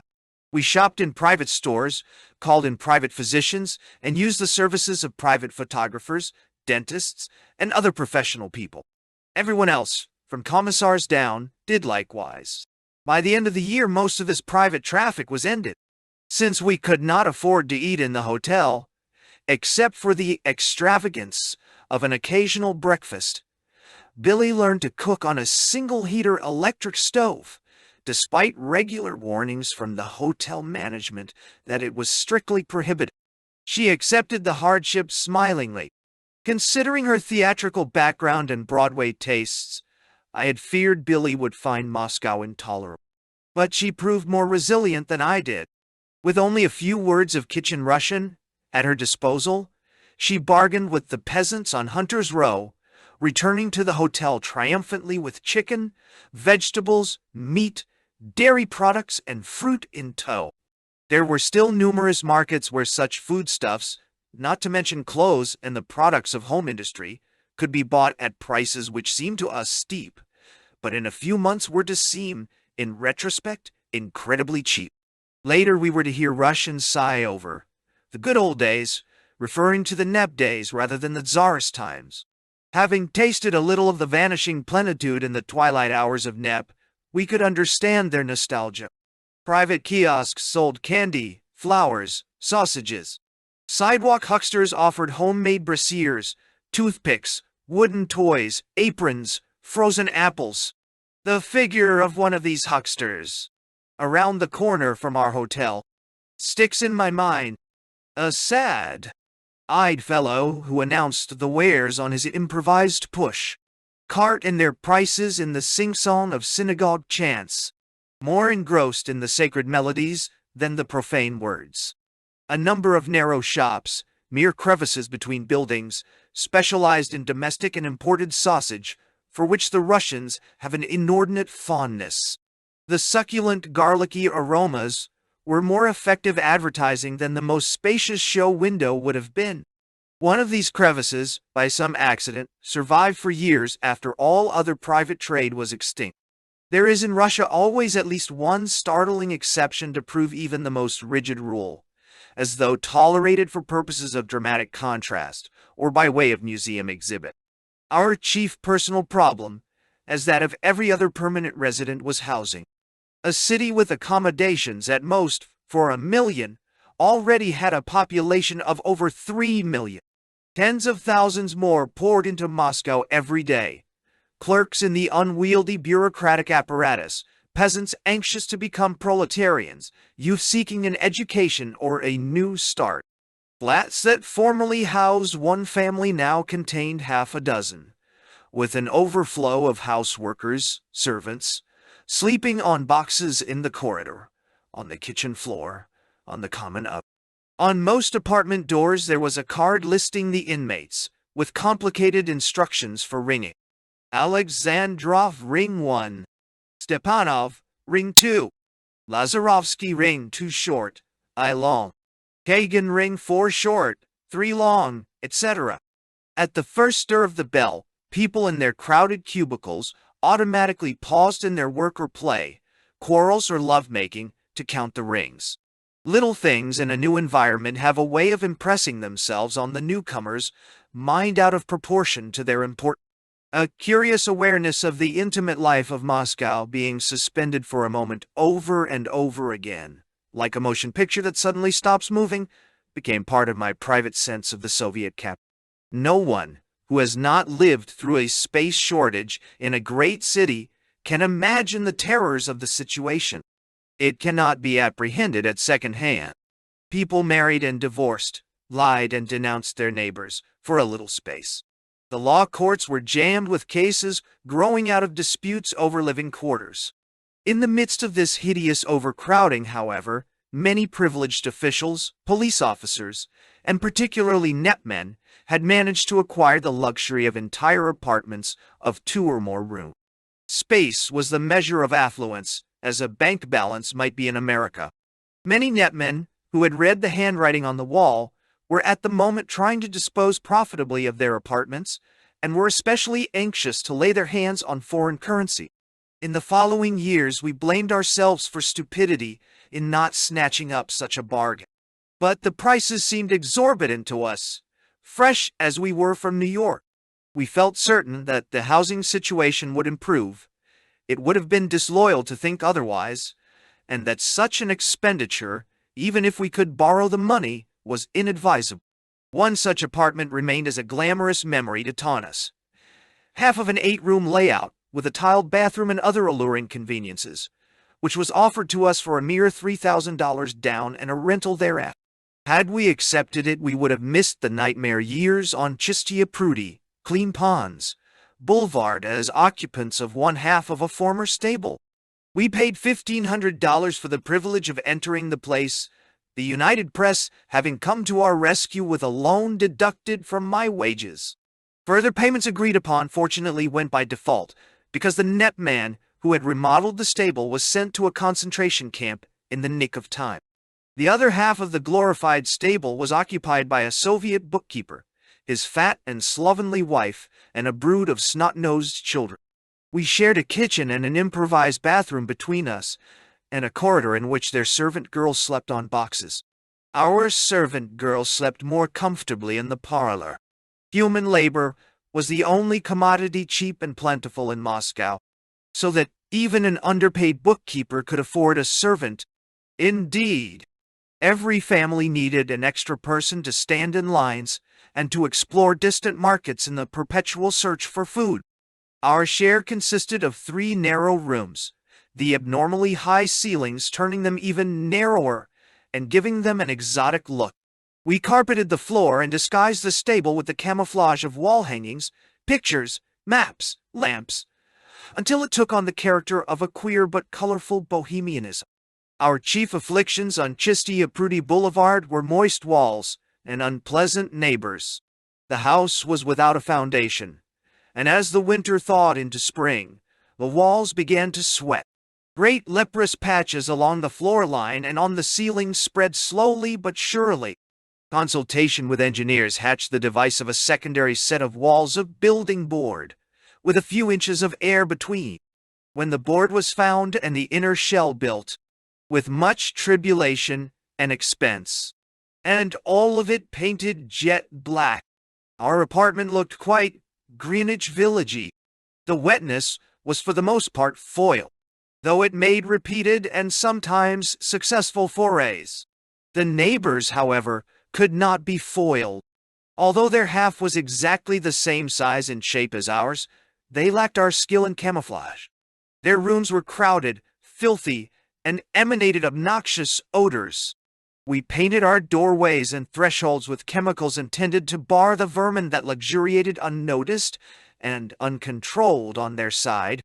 Often enough, I was tempted to administer the chemical to Sashka, whose continuous whining, a peculiar off-key soprano with tremolos, trills, quavers, and consecutive fifths, embittered my existence.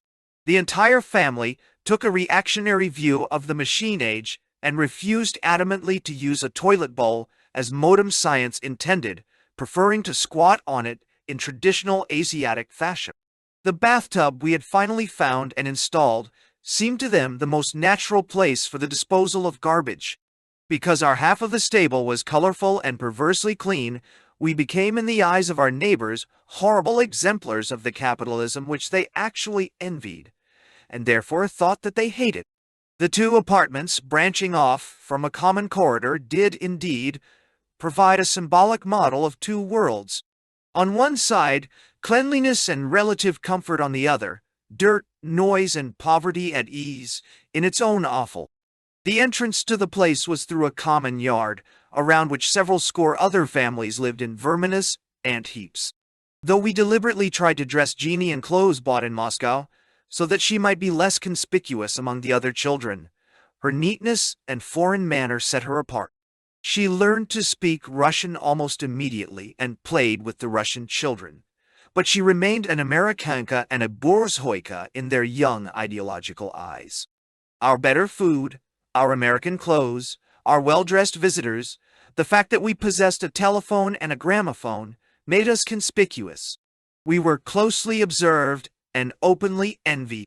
Under the surface politeness, there was a resentment of our advantages which we could understand and forgive.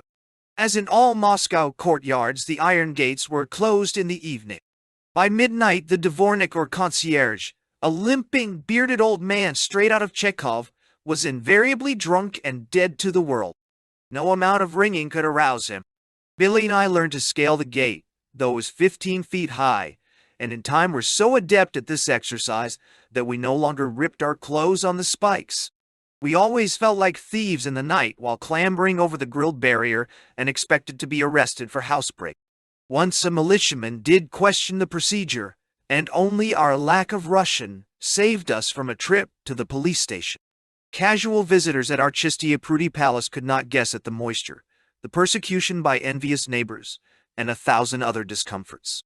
They exclaimed over the charm of the artistic black walls and the knick-knacks with which we sought to make the place tolerable as a permanent abode. A near communist from New York, in the exaltation of her tourist sojourn in the communist Mecca, found our quarters distressingly bourgeois.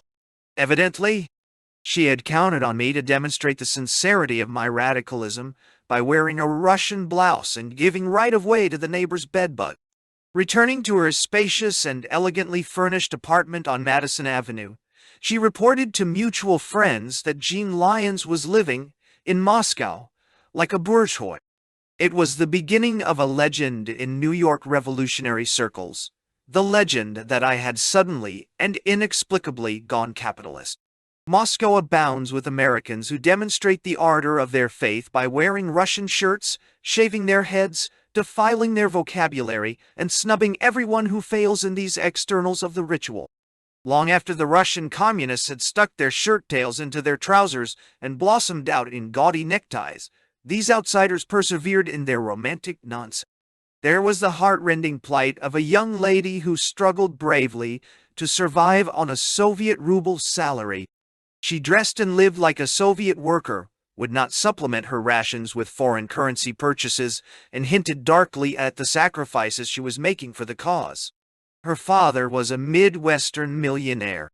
Another couple, man and wife, likewise kept themselves to the discipline of living like Russians. They disdained the bourgeois comforts of the better hotels, and the solace of dollar shop food supplies, boarding instead with Soviet citizens and keeping within a modest budget no larger than a well-paid Russian's income. Only the fact that everyone knew them to be wealthy as well as socially prominent in America spoiled the sympathy which they merited. A former American concessionaire had lived in Russia for many years in ample style. He professed to be a communist at heart. The discrepancy between his manner of living and his professions bothered him, and in the end he decided upon reform. He would live like a Russian. He therefore summoned his servant, that is to say, houseworker, and announced the new regime. The houseworker was a hunchbacked old woman. "The old life is over," he told her. "Hereafter we will live like Russians. We will not buy in the foreign shops anymore. Beginning tomorrow you will buy in the markets, and you will stand in line like other houseworkers." Unluckily, I lacked the talents for these surface conformities. When I wore a rubashka, it was for the unideological reason that it seemed more comfortable at the moment. When I shaved my head, it was in the un-Marxian hope of arresting baldness. We did not conceal the fact that an American wage and the privileges extended to foreign correspondents made existence easier for us. Neither did we scruple to be seen in public in the company of other foreigners or to dance occasionally at the Grand Hotel. These were serious and costly errors of judgment. Not that Russians objected. On the contrary, they were often offended by foreigners who dressed down to them. They ridiculed the mock revolutionism of certain foreigners.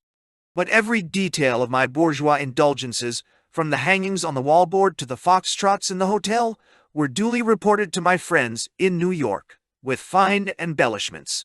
And thus they knew that I was on the high road to capitalist perdition. Hallelujah!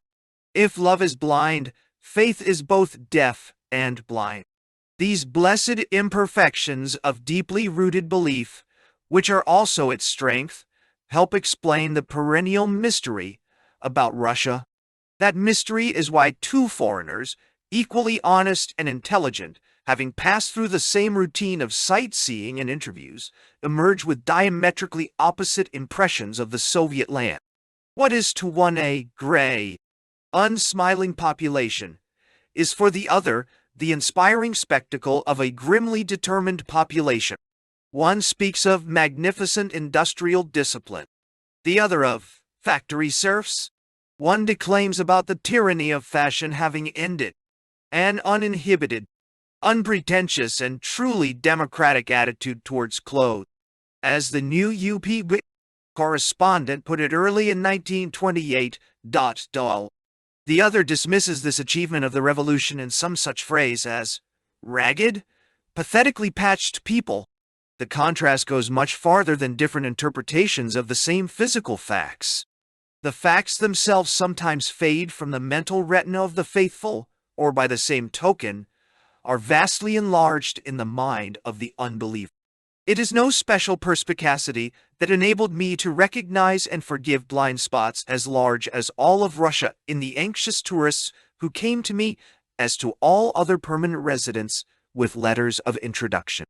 It merely happens that my inner experience compassed almost the whole range of reactions between a purblind enthusiasm that shouted down its doubts and an aching disillusionment that sometimes did less than justice to the Bolshevik. I have watched an American communist leader in the Soviet Union, a young man of genuinely idealistic instincts, wash out all disturbing sights and sounds with vodka, filling the interstices of sobriety with erotic excitements, so that he might bring back his faith to New York intact. I saw a soft-hearted Seattle clergyman take to bed to avoid seeing too much that hurt him. His daughter, who writes many books about the glories of the new Russia, cautioned me to say nothing to the old man that might distress him, and I agreed to the conspiracy. Another clerical gentleman sat in my office bewailing the fact that the age-old motives of greed and self-seeking were still rampant in Russia. Indeed, I consoled him with the hope that young people at least were developing new, more socially minded goals to action.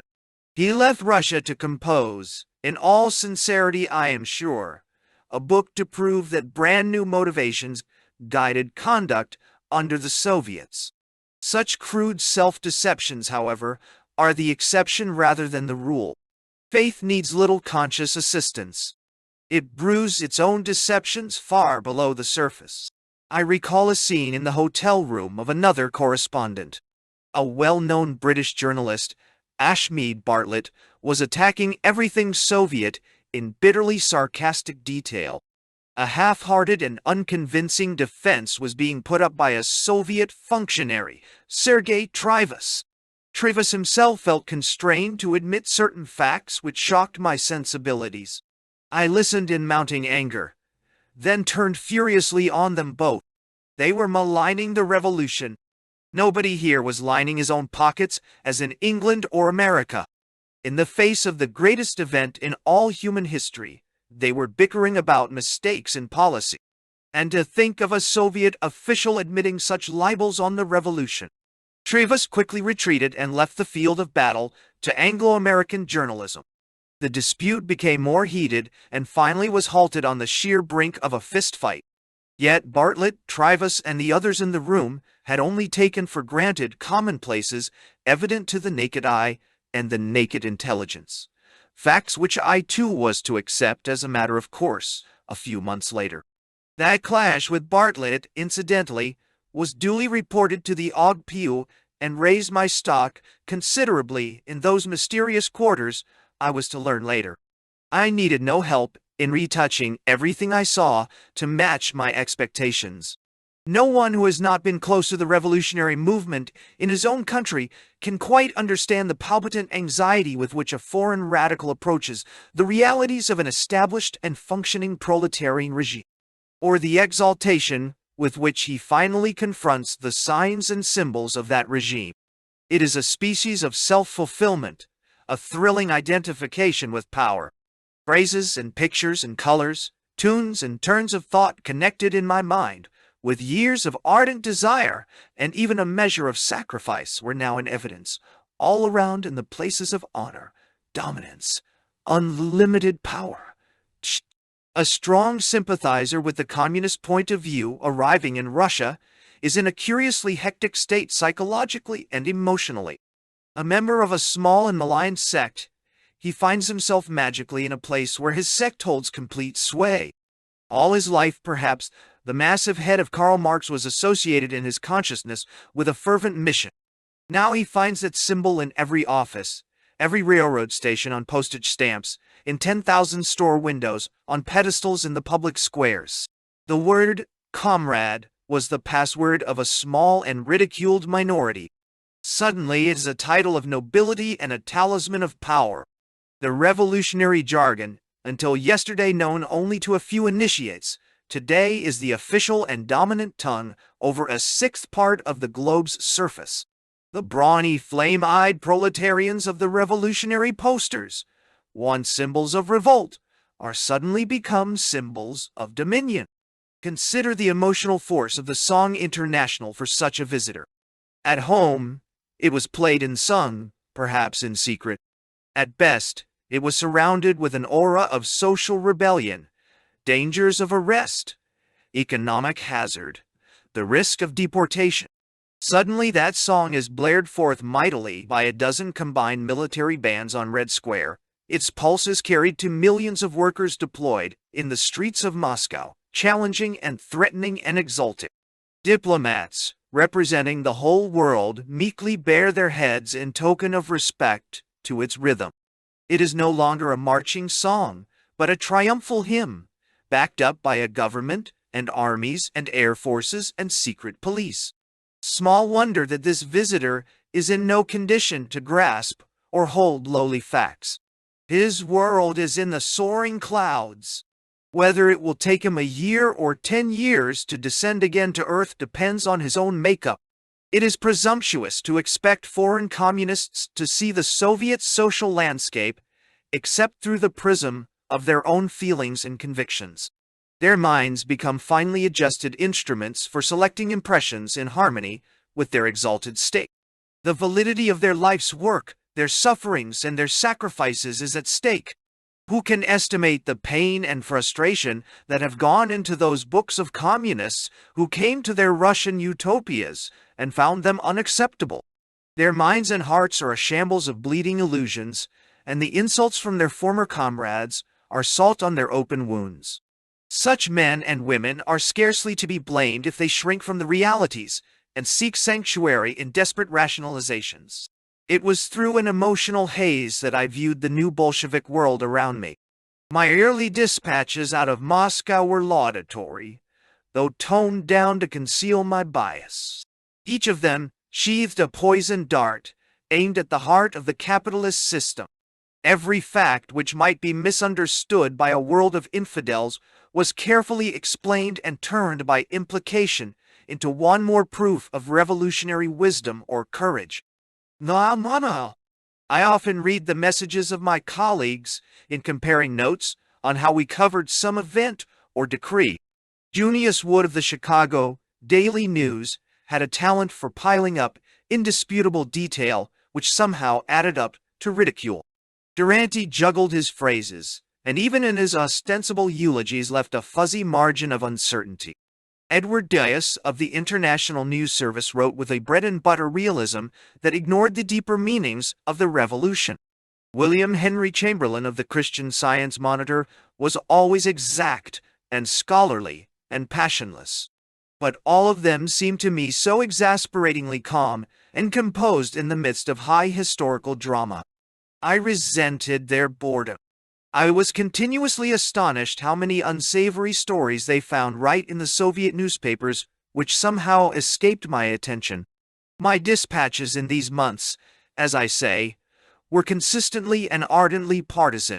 It was a fight to the death between capitalist and socialist elements, in which those in the capitalist trenches deserved and received no quarter from my typewriter. The necessity to report individual episodes under the limitations of cable economy was a distressing factor. Excerpted from their context of larger purposes, the isolated news events, the slaughter of grain collectors here, the execution of alleged kulaks elsewhere, the arrest of a few hundred more speculators, seemed too harsh. I envied the special correspondents of individual newspapers who could cable lengthy explanations. But I deluged my editors with think pieces interpreting these events, every interpretation an undisguised justification echoing the official press. Mine was the satisfaction of being at once on the side of the authorities and on the side of the righteous. It is a comfortable and heartwarming position that encourages observers anywhere to give those in power the benefit of every doubt. That first winter was an exceptionally bitter one, even by Moscow weather standards. Waiting on queues for bread and other necessities was that much more agonizing. Everywhere these ragged lines, chiefly of women, stretched from shop doors under clouds of visible breath, patient, bovine, scarcely grumbling. Private trade channels were being rapidly shut off before the government was able to replace them with official channels. Manufactured goods of the type that flowed from artisan families fell to a dribble and soon dried up entirely. New pressures were being applied to the more industrious, more unscrupulous, and more prosperous peasants, and the flow of meat, fowl, and other foodstuffs from the surrounding countryside slowed down perceptibly with every passing day. The authorities did not hide their deep concern over the hostility of peasants to the official plans for collecting grain, that is, for purchasing it at government prices, regarded by the villages as outright confiscation. The disparity between the prices of farm products and manufactured goods, the so-called scissors, had long been a deterrent to peasant production. If they could not exchange their rubles for boots, matches, salt, textiles, kerosene, the peasants had small incentive to grow more grain than they needed for themselves and their animals. As the capitalistic outlets were blocked, and compulsion increasingly used to extract grain from the growers at official prices, the peasants simply restricted sowings and concealed the size of their crops. Bread, which constitutes the larger half of the ordinary Russian's diet, became a deficit product. This, in turn, obliged the desperate authorities to exercise more force on the peasants. The vicious circle was a tightening noose around the government's throat. The outside world had accepted Stalin's victory over Trotsky as marking a swing to the right. It was Trotsky who had warned against the emergence of a new capitalist class in the villages and demanded that the extra legal repressions used against netmen, the urban bourgeoisie, be extended to richer, so-called kulak elements in the country. He who had demanded a speedy, planned industrialization of the country. The world was wrong. No sooner had the success of the Stalin machine, what Trotsky called the dictatorship of the Secretariat, been completed, than the Kremlin stole Trotsky's thunder by turning on the kulaks. Russians were as surprised by this turn of affairs as the outside world. Having been happily freed of the bugaboo, Trotsky, they were confronted with much worse. His policies being put into effect by a more centralized and more ruthless dictatorship under Stalin. The most astonished and chagrined of all in this about-face were those Bolshevik leaders who were not content to be rid of Trotsky, but honestly opposed his leftist notions. Men like Alexis Rykov, the head of the government, and Mikhail Tomsky, the head of the trade unions, and Nikolai Bukharin, the outstanding theorist in the party line, suddenly found their leader, Stalin, in some of the very political positions from which Trotsky had been forcibly ejected. In a sense, they remained true Stalinists when Stalin himself veered suddenly to the left. In remaining faithful to Stalin's earlier views, they were to become by the end of 1928 a new anti-Stalin faction, the so-called right opposition. When the Kremlin carried its new socialist offensive into the villages, the peasantry fought back with the only weapon at its disposal. It refused to feed the pampered cities and armies. In 1919-21, its tactics of non-cooperation had forced Lenin to abandon military communism in favor of the new economic policy. These tactics were now revived, and the country, in the midst of its growing food shortage, watched uneasily the gigantic tussle between an organized state and some 100 million of its citizens. Government grain collections, the pretense of voluntary sales to the official collectors, was belied by the very use of this word, fell off alarming. Committed suicide in August 1936. A day. Arrested in 1937. The exportable surplus disappeared. The name, Bread Export Trust, on a building across the street from the Grand Hotel, became the target of half-illicit political jibes, and the bread lines grew longer, drearier, more sullen throughout the land. The government retaliated with a series of what it called, euphemistically, extraordinary measures. They amounted to confiscation of grain supplies in many instances reminiscent of the methods of military communism. Red troops were sent into the more intractable villages to halt leakage of grain through private channels. Bread bazaars that had operated legally in the towns were closed down. The state's agents were instructed to meet their quotas of grain collections by any means, and dozens of them paid with their lives for the attempt. The political legend then started, and since raised to the dignity of official history, is of a peasantry divided, with the government championing the poor peasants against their exploiting kulak neighbors. The simple fact is that the countryside, except for an inconsequential group of batraxi or landless peasants, was a solid phalanx in opposing the government. Under NEP, for the first time almost in Russian history, the vast majority acquired land that it could call its own, and had not the slightest inclination to relinquish it. For some time the press veiled the intensity of the conflict with generalizations about kulak resistance and the need for Bolshevik vigilance.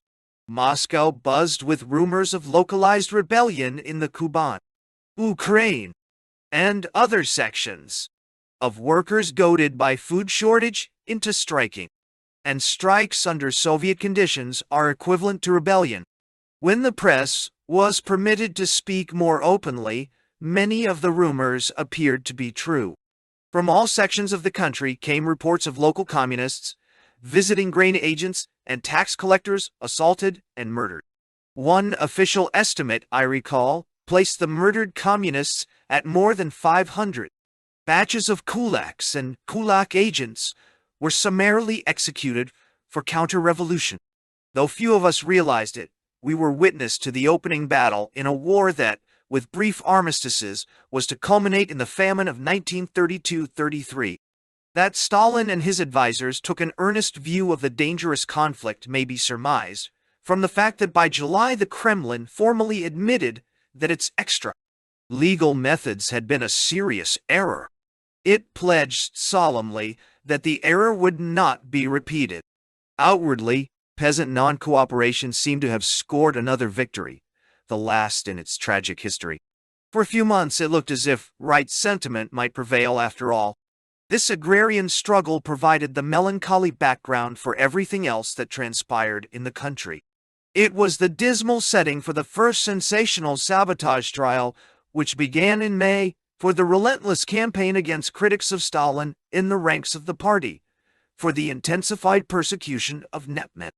The kulak opposition, dramatized in assassinations on one side and mass executions on the other, provided a plausible popular explanation for bread and other food shortage. The bugaboo of industrial sabotage was its counterpart in explaining shortage of manufactured goods. In both instances, the struggle was reported in terms of bloody warfare and with small regard for facts. Every official news item was a communique from the war fronts, and its purpose was to maintain fighting morale. I had certainly reached the new Russia at a critical stage in its career. Spring turned the snows to mud and stripped house fronts, cobblestones and cluttered backyards of their merciful winter swathings to reveal the drabness underneath. The miniature sleighs disappeared overnight to be replaced by decrepit, knock-kneed droshkis. Days grew longer, and nights more limpid. Shawls gave way to red and white flowered handkerchiefs. Misshapen padded coats and sheepskins were shed for less grotesque if no less patched garb. The girls outside the family baths and on the Tverskaya smoked their cigarettes and paced their beats less morosely. On clear evenings the strains of accordions floated over the boulevards and couples promenaded slowly, silently, hands interlaced in front of them and heads touching. As May Day approached, innumerable pictures and busts of Stalin, Lenin, Karl Marx, Voroshilov, and other leaders, living and dead, suddenly filled the shop windows. Gigantic wood and cardboard representations of workers, peasants, and soldiers and models of machines and factories blossomed at the main intersections. Creepers of red bunting proliferated across the houses, inscribed with boasts and threats and promises. American tourists, the first swallows as harbingers of the holiday season, alighted in the hotel lobbies, twittering excitedly of creches and museums and factories. They called one another and every Russian in their vicinity comrade with such deep childlike relish, and looked at everything around them with the hypnotized eyes of lovers. Though the International was in their souls, they listened to the Grand Hotel band play Hallelujah raucously and interminably. This American jazz song, for some unaccountable reason, captured and held the Russian fancy for years after it had been forgotten. In America, it was literally inescapable, being played earnestly for entertainment and ironically as symbol of bourgeois decadence. In 1928, the American tourists were almost entirely Russian Jews returning for a glimpse of their native land and communists on pilgrimage to Mecca. The more lucrative invasion by the middle classes and the rich did not get well started until 2 years later, when the Depression made them more susceptible to Soviet preachings. But already there were anxiously heretical professors, atheists in search of a religion, old maids in search of revolutionary compensations, radicals in search of reinforcement for a wavering faith, the types that were to grow so boringly familiar to me in the next years. The last evenings of April, the skies over Moscow were incarnated with the reflection of thousands of red lights illuminating streets and show windows. framing huge portraits of the leaders, spelling out defiance of Austen Chamberlain and other enemies. Extra food supplies had been concentrated in the cooperative stores. The press was loud with optimism. Radio horns blared martial music on the public squares. The streets echoed to the tread of throngs in a holiday mood, a mood expertly evoked by all the tricks of ballyhoo and patriotism. Billy and I mixed in the crowds and beat time mentally to the marching songs. Earlier that month, we had made a round of the churches on Easter Eve. We had seen the believers march, chanting, behind bearded long-haired priests in their magnificent vestments, behind acolytes in shimmering white. Each of them shielded a lighted taper against the wind. We had watched them intoning fervently, "Christ is risen!" and kissing their neighbors. They were not molested, but everywhere there were knots of unfriendly, sneering onlookers. By contrast with May Day Eve, the Easter ceremonies were pallid. Insofar as the Orthodox faith was a pageant, it could not long compete against the official pageantry. On May Day, the tourists were deployed on both sides of Lenin's tomb. They thrilled to the massive display of military strength, the rumbling tanks, the armored cars, the machine guns and searchlights, the airplanes buzzing overhead. They cheered the horsemen galloping across the square in mass formations at a furious pace, shouting hurrahs that plucked echoes from the clouds, the horses' 7 hooves striking sparks from the cobblestones. Then they saw the armed workers, the Red Cross divisions, and the hours-long flood of humanity under banners and floats, cheering and singing and cheering again. Stalin and his principal lieutenant stood on the wooden ramparts of the Lenin Mausoleum, smiling, saluting, chatting. The slogans and floats this May Day attacked Austen Chamberlain, kulaks and saboteurs, the enemies abroad and the enemies at home. There was little in this standardized scene to give strangers an inkling of the volcanic forces under the surface, and of the impending struggles. If there were hints of the strained situation in agriculture and industry, outsiders were neither equipped nor in a state of mind to read them. The tourist and labor delegations returned home to spill their superlatives in newspaper interviews or at dinner tables, smugly ignorant of what was going on behind the scenes of the greatest show on earth. I was caught up by the sweep and magnitude of May Day, of revolutionary Moscow in its holiday character, loud, brightly lit, defiant, in military formation. Immense quadrangles of red soldiers taking the oath of fealty. The Kremlin cannon firing, salutes. Hurrahs that rolled through Red Square like waves. Above all, the masses marching across the enclosed space, their eyes and minds fixed on Stalin. Newsreels have made this scene familiar to the whole world, but they can only echo faintly the thunder of released emotion that shakes a sympathetic newcomer plunged into the scene for the first time. Not until the Nazis in Germany took over the mass demonstration technique and carried it even further, was there anything in the world to compare with Soviet parades. They have been mistakenly described as exhibitions of loyalty and popular enthusiasm, as though they were merely like conventional parades in other countries, but on an immensely larger scale. Nothing can be farther from the truth. These Soviet parades are rather demonstrations of the government's organized and disciplined strength. I saw New York go wild with fervor in welcoming the armistice, and then in welcoming Lindbergh home after his flight to Paris. Those were great tides of emotion, unorganized and unrestrained, dissipating their strength as they pounded against the city's skyscrapers. What makes a Moscow demonstration more imposing and more ominous by contrast is its complete organization. The tides are on leash, and the leash is in the grip of a small group on Red Square. 1,000,000 roaring men and women uncontrolled is one thing.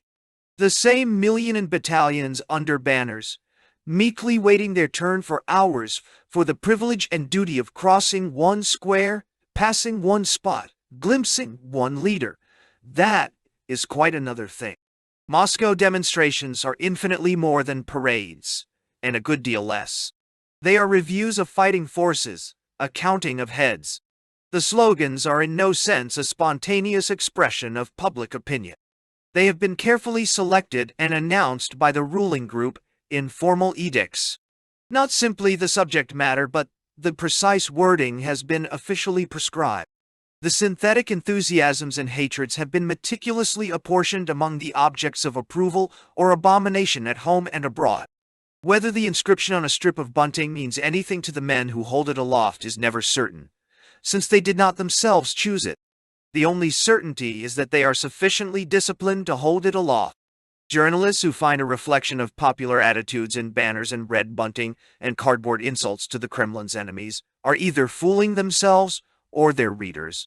What they see reflects only the attitudes of the governing minority. How far the prescribed emotions correspond with the real emotions of the marching masses, and whether it makes any difference as long as they do march, it is for every observer to calculate as best he can. In my first parade, of course, I did not raise such quibbles. As far as I was concerned, every slogan came straight from the hearts of those who carried it across Red Square before Stalin's reviewing stand. Around me in the section immediately to the right of the Lenin mausoleum were the foreign diplomats and newspapermen. But I felt myself a stranger among them. I belonged with the radical delegations in other and more crowded sections, and in my heart echoed their every hallelujah. Censorship.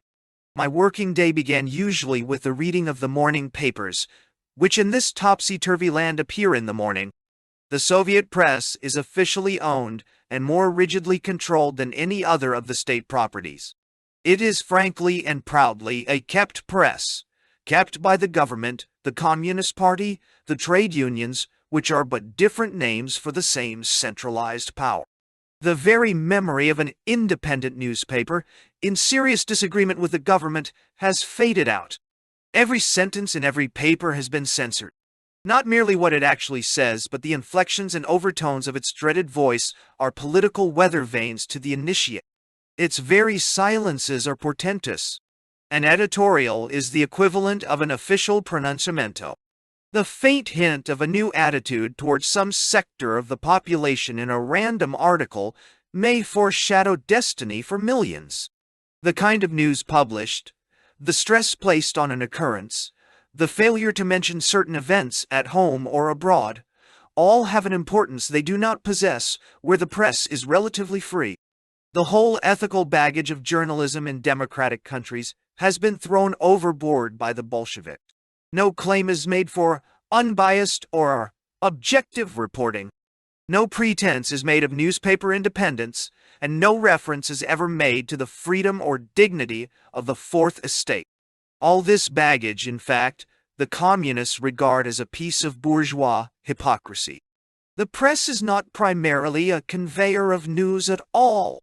It is first of all an agency of the Soviet regime in accomplishing its political and economic objectives. Its full force is always focused upon the achievement of specific practical results. In the editorial offices on the top floor of the slate-gray five-story Izvestia building, a prominent Russian newspaperman was explaining this to me one evening. But how about truth and facts? I prodded him. Here am I, a stranger in your midst. What you print is my chief source of information. Can I believe it? If it's printed, it's truth for us. We don't know and don't care about bourgeois notions of facts. We Soviet journalists are not just reporters. We don't boast of standing above the turmoil like recording angels. On the contrary, we are in the thick of the fight, pioneers in the job of changing our country. If certain information retards this work, we would be crazy to print it. As far as we are concerned, it is then neither news nor truth. It becomes plain counter-revolution. No. Well, I smiled. Maybe that explains the first political anecdote I heard in your country. I understand that it's your oldest and best-known popular Soviet joke. I refer... He laughed. I know. There is no truth in the news Izvestia and no news in the truth Pravda. The surface of the Soviet press is painfully drab and monotonous. When news and views are prescribed from a central source, there is small margin for originality of style or content. The The stilted, repetitious language of the party thesis prevails throughout, since safety for the news writer and commentator lies in conformity. Originality, even as to the phrasing of a thought, is dangerously on the borderline of heresy. Why risk a startling metaphor or an individual turn of thought when the orthodox formulation of every current theme, from the campaign to raise more potatoes to the drive to liquidate 1 million kulak families, is at hand?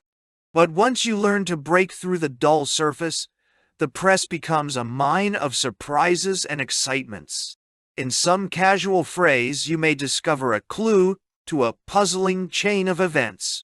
A minor item out of Cuba or Georgia or Turkestan may prove a peephole through which a whole region and its struggles are visible.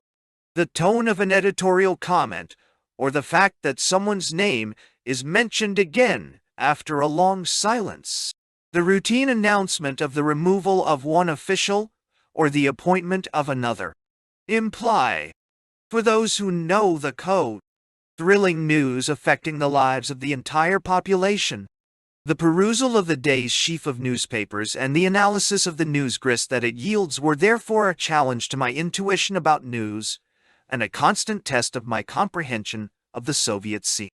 My first duty to my job, I soon realized, was to learn to decipher the newspapers, to recognize the solid facts behind official euphemisms, the accent of an article as something distinct from its ostensible contents. In the first months, I was almost wholly dependent upon my interpreter and secretary, the phlegmatic Miss G. Mudskaya-D. But gradually I learned to read Russian, and more important, to read between the lines. The press in a dictated country, whatever the high professions of the dictators, is a thick curtain to obscure the facts, but it always has fissures and accidental peepholes for the practiced reader.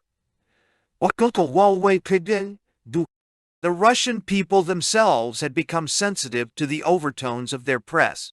They fed their hopes and their fears on published hints and innuendos, discounting the surface of statistics and formulas. The foreign correspondent of the Legend is a virile, swashbuckling fellow who obtains sensational news by the exercise of daring and dexterity in the whispering galleries of diplomacy, occasionally in scented boudoir, and always at great risk to his neck. That glamorous legend sheds its rays even on the humblest in my trade. The unromantic fact, however, is that the average correspondent cribs 3/4 of his news from the local newspapers. The 4th quarter he draws from official handouts, the mendacities of paid tipsters, and his own fertile imagination. It is his skill in recognizing the significant item, or his deftness in making it sound significant to a distant audience, that chiefly distinguishes the superior foreign reporter from his plodding, uninspired colleagues. There may be correspondents who wind up their particular capitals before going to bed to keep them running and who tell premiers where they get off. But I have yet to meet them outside of novels. Those whom I have met and watched at work are much too busy deciphering papers and chasing hot tips and doing other low-down chores to spare the time and energy to run the local government. Any attempt to throw an aura of romance around the correspondents for press agencies, as distinguished from those representing individual newspapers, is especially thankless. To petitioners seeking a foreign correspondent for the role of hero, I recommend earnestly that they avoid the press agency man like the plague. The poor fellow is much too hard-worked and under too heavy a nervous strain for heroic nonsense. He is eternally racing against the clock. Every split second counts heavily in the relentless competition among the news wholesalers. The special writer, being a retailer, gathers his facts and weaves them quietly into a connected story. He may even add a little fancy embroidery of his own guesswork. But the agency man can hold no scrap of information for later use. It must be flashed forthwith. The scraps are assembled hastily by the home editor, and the finished story reflects neither the sender's thought nor manner. I can testify that the press agency correspondent is the slave of the profession, perpetually tethered to the sending end of the cable, fighting against time. In the sense that I never dared to be out of touch with my home, which was also my office, I worked 24 hours a day. There was no Deadline, after which I could relax. Every minute is the deadline for a United Press client somewhere on the globe. I filed news directly to New York, London, Berlin, and Tokyo, each of which in turn distributed it to its area of operation. 1,000 times in these years I abandoned an opera or a party or a poker game, always at the most exciting point, of course, in response to a summons from the Foreign Office Press Department. I found a dozen other correspondents similarly torn away from their various sacred or profane activities.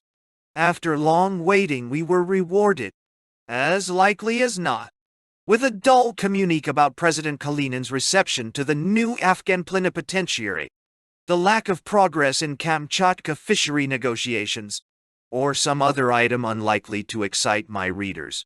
Merely by way of filling the cup of our travail to overflowing, the communiques were often issued to us at the home of one or another of the censors, rather than at the Foreign Office. Under Moscow housing conditions, these functionaries were scarcely at fault if they lived in distant and inaccessible corners of the city, but it meant that the representatives of the press of the entire civilized world must leave bar or bed to foregather in an outlying part of the capital in the tiny flat of a censor for the boon of a mimeograph. Legible document that sometimes made history but most times did not even make sense. One such scene remains etched on my memory.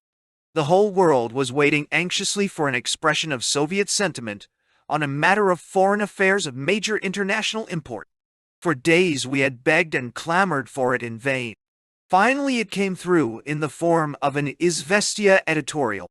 In consideration of its critical significance, the editorial was made available to us the night before it reached the newsstand. Hundreds of millions of readers in a score of nations, perusing the solemn dispatches, soon thereafter would have been shocked if they could see the setting in which the Soviet Union transmitted its message to the world. 24 correspondents of many nationalities and their secretaries, equipped with portable typewriters and none too amiable after the midnight trek to a faraway alley, were jammed into the tiny rooms of one of the censors. The censor, symbol at the moment of a great nation's might, was in bathrobe and slippers.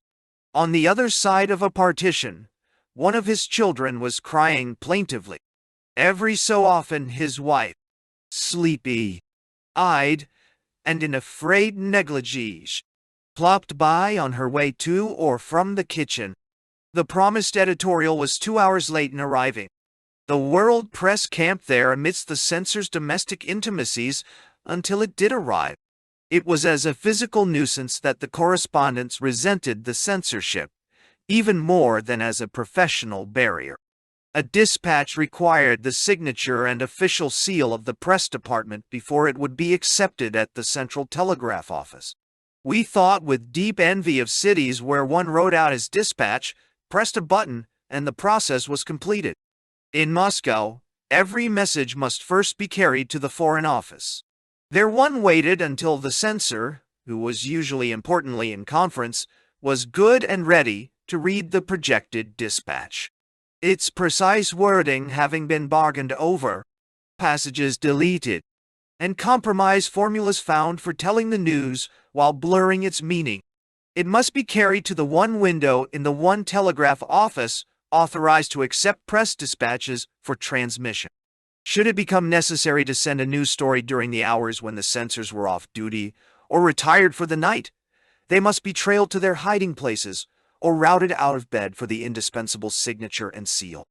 These harassed officials, stalked and badgered by the foreign reporters, may easily be forgiven if they were less than hospitable at our intrusion. Except for the attendant physical annoyances, the censorship did not seem to me at all stringent. Most of my dispatches passed muster so easily that I could only wonder why certain of my colleagues fussed and fumed at the restraint. The editorial changes suggested by Rothstein, Podolsky, or another of the censors were usually, I thought, reasonable and often positively helpful. Sometimes I felt that they had saved me from cabling implied criticisms of the Soviet regime into which I had been betrayed by an extravagant adjective or a too literal reading of the news. No censorship anywhere seems harsh to a reporter who agrees enthusiastically with the viewpoint of the censors. That was approximately my situation. I collaborated readily with the press department in rewarding a piece of news, so as to take the sting out of it. The department had developed a genius for bland equivocation in any of the world's major languages. I wrote a number of feature stories, in fact, on the mildness of the Soviet censorship as compared to the stringency of those in Italy and other countries. A basic rule of thumb in the press department was that we could cable anything which was published in the Soviet press because it had already passed internal censorships. Since I accepted this published material without much question, my messages met little opposition. Correspondents were grouped in official eyes into friendly and unfriendly, rather than truthful and lying. Not their veracity, but their attitude toward the Soviet government was the measure of their character. I was distinctly and proudly friendly, and more than willing to go out of my way to prove my title to the classification. My quarrels with the censors were largely on matters of rhetoric. The dictates of cable economy forced me to condense events so closely that they sounded starker, more brutal than I intended. I sighed for the freedom of the special correspondents who could write around an unpleasant new decree, instead of blurting it out in one blunt sentence so easily misunderstood by the hostile capitalist environment. How I envied the New York Times man in particular. There was no rigid cable quota to cramp his style, and he had no economic or other inhibitions in displaying his erudition and conversational charms at 15 cents a word. The same decree padded in classical allusions, reminiscences of the World War, and references to the French Revolution did not strike the New York readers quite so hard. A batch of my articles on American themes were published by Soviet magazines. The foremost literary publication, Krasnaya Novy, gave some 20 of its earnest, closely printed pages to my description of periodical literature in America.08. It was a whimsical piece, satirizing the true story magazines which had given me a living for a period. The pseudo-intellectual monthlies rummaging timidly in the capitalist chaos.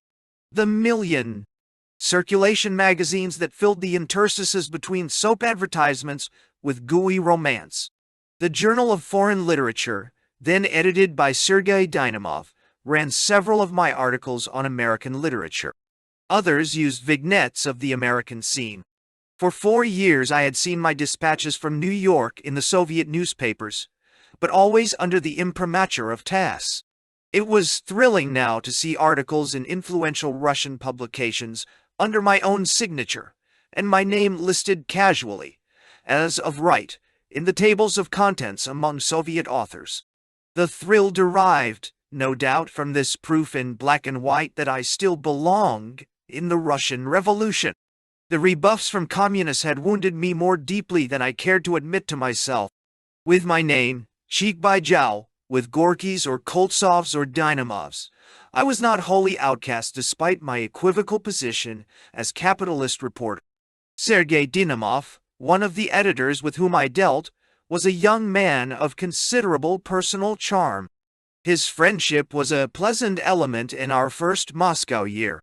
He was lanky, spectacled, studious, and soft-spoken, cut out by nature to be a provincial pedagogue. Though I liked him for other qualities, I was not impressed with his cultural or mental equipment for the calling of literary critic. This needs mentioning because in due time he achieved editorship of the politically dominant art publication, the Literaturnaya Gazeta. His rise among the literary dictators seemed to me in time an indictment of that period. My Sacco Vanzetti biography was published twice in Russia, under different titles and under circumstances that were embarrassing to the author. The first publication, in an edition of 10,000 copies, was by the Moscow Publishing Trust, Zemlya I Farika, Land and Factory, arrangements having been made by Yonov, the director of the trust. The book was warmly commended in the press and the edition was exhausted in a few days. Soon thereafter I was visited by 2 excited representatives of a Leningrad publishing organization, Krasnaya Gazeta. They informed me that they were in a distressing situation, without realizing either that the author was in their midst or that Zemlya I Farka was publishing it. Their trust had translated my book from its German version. In fact, we have printed 120,000 copies, they told me. It's all ready, needing only to be bound. Suddenly we discover that Yanov has published another edition, and that you are in Russia. Well, now we cannot proceed without your explicit permission. If you don't give it to us, comrade, we will be in trouble, lots of trouble. I have no objections, I assured them. On the contrary. But will Zemlya I Farka have anything against it? No, no. One of them laughed at such an absurd notion. They and we, all part of the same governmental enterprise. This isn't New York or Paris, you know. There's no capitalist competition. Though I did not doubt them, I tried to reach Yanov. Unfortunately, he had gone off to the Caucasus on vacation. Russians always do at critical moments. Under renewed pressure and reassurances that the procedure was entirely ethical, I finally gave the Leningrad men a written authorization. When Yanov returned, the storm broke over my head. He charged that the Leningrad emissaries had lied, that I had betrayed him in allowing them to issue my book, etc. There's a strong demand for your book, he taunted me, but I shall not allow any more editions to be printed. It was my first discovery that competition between two organizations within the Soviet structure could become almost as bitter and ruthless as under capitalism. Censorship? My career as a Russian author foundered, like so many things in Russia, on the rock of fear. In this case, the Russians' fear of contact with a foreign. A magazine editor telephoned to inquire whether a promised article was ready. Yes, I am just finishing it, I told him. If you come right over, I'll have it waiting for you. He fumbled and stammered, and finally decided on honesty as the best policy. Well, you understand I would gladly come, he said. In fact, I should enjoy coming over and chatting with you. No, neudobno, but it is not convenient. I was becoming thoroughly familiar with that phrase. It meant that for political reasons it was not quite safe for him, a Soviet editor, to be seen entering or leaving the home of a foreign correspondent. Neudobno. My temper got the better of my sympathy. It's all right to publish my writing, but it's inconvenient to be seen in my company, is that it? My thoughts are acceptable, but my person is contagious. Well, you can go plumb to hell. I wrote no more articles for the Soviet press. Demonstration, trial. The morning of May 18, 1928, was the color of lead. The gloomy weather did not dampen the circus spirit of the crowds milling around the squat neoclassic structure once called the Nobles Club and now called the House of Trade Union. A spirit of festival touched with hysteria. A crowd come to see a righteous hanging. 50 Russian and 3 German technicians and engineers from the coal industry were to be tried publicly on charges of counter-revolutionary sabotage and espionage. Militiamen labored to keep people in line and forced a passage for those of us lucky enough to hold special passes. In the spacious hall of columns, there was an atmosphere of carnival. Crowds poured in noisily and jockeyed for advantageous seats. The boxes gradually filled with diplomats, influential officials, and other privileged spectators, much bowing and handshaking. Sputtering Jupiter lights played on the scene. Photographers and cinema cameramen maneuvered their equipment into position. Nearly 100 foreign and Soviet reporters settled down at the foot of the high rostrum. Only a row of trimly uniformed OBUA soldiers at rigid attention in front of the prisoner's box, their fixed bayonets glinting in the floodlights, added a note of grimness to the carnival. The gleaming white marble columns had sprouted ugly clusters of loudspeakers. Immense crystal chandeliers shimmered in the shifting lights. But the dominant note was a blatant red. Red cloths on the tables on the platform, red inscriptions on the walls. The Shakti's sabotage trial was about to begin. The first of the melodramatic demonstration trials, which year after year were to bewilder the world with their spectacle of men, confessing incredible crimes, and embracing death with grandiloquent gestures. For over 2 months, the Soviet press, radio, official speeches had built up towards the climax of this show. Dark hints of enemies within conniving with enemies abroad, villainy that cut production and took food out of the mouths of hungering masses, treachery that threatened the socialist fatherland, all brought to a sharp focus, at last in this case. In recent months, there had been many laconic announcements of executions for economic counter-revolution. Here at last was a public demonstration of the reasons for such extreme measures. The shady men were pilloried not merely for their own misdeeds, but for the crimes of the whole embittered rebellious intelligentsia. The tightening pinch of goods and food shortage was making people grumble with pain. The ruthless extermination of Trotskyism and other communist deviations was eating into the faith of more conscious workers. The shady trial offered a tangible object for the hatred smoldering in the heart of Russia. That morning's newspapers in every city and town shrieked curses upon the bourgeois plotters and their bloodthirsty foreign confederates. Week after week, the press, radio, schools, newsreels, billboards had waved the promise of traitors' deaths aloft like crimson flags. They had treated every accusation and every far-fetched implication as established facts. This was no spick-and-span trial on the democratic model, with its hypocritical blindfolded justice dangling a silly pair of scales. This was revolutionary justice, its flaming eyes wide open, its flaming sword poised to strike. It was the same revolutionary justice that had presided over the guillotine in the French Terror, that had ruled men's minds whenever tyranny was overthrown. Its voice was not the whining of fairness, but the thunder of vengeance. The charges would not be proved. The preliminary investigations behind closed doors presumably had done that. There was a sheaf of full or partial confessions that fitted neatly one into the other. No, the charges would merely be demonstrated before the whole country and the whole world as theatrically as a powerful government with all the whips of mass indignation in its clenched fist could manage. The accused men were coming into court prejudged. Many of them had made fulsome confessions. And yet, there was surely a wide margin of the unpredictable.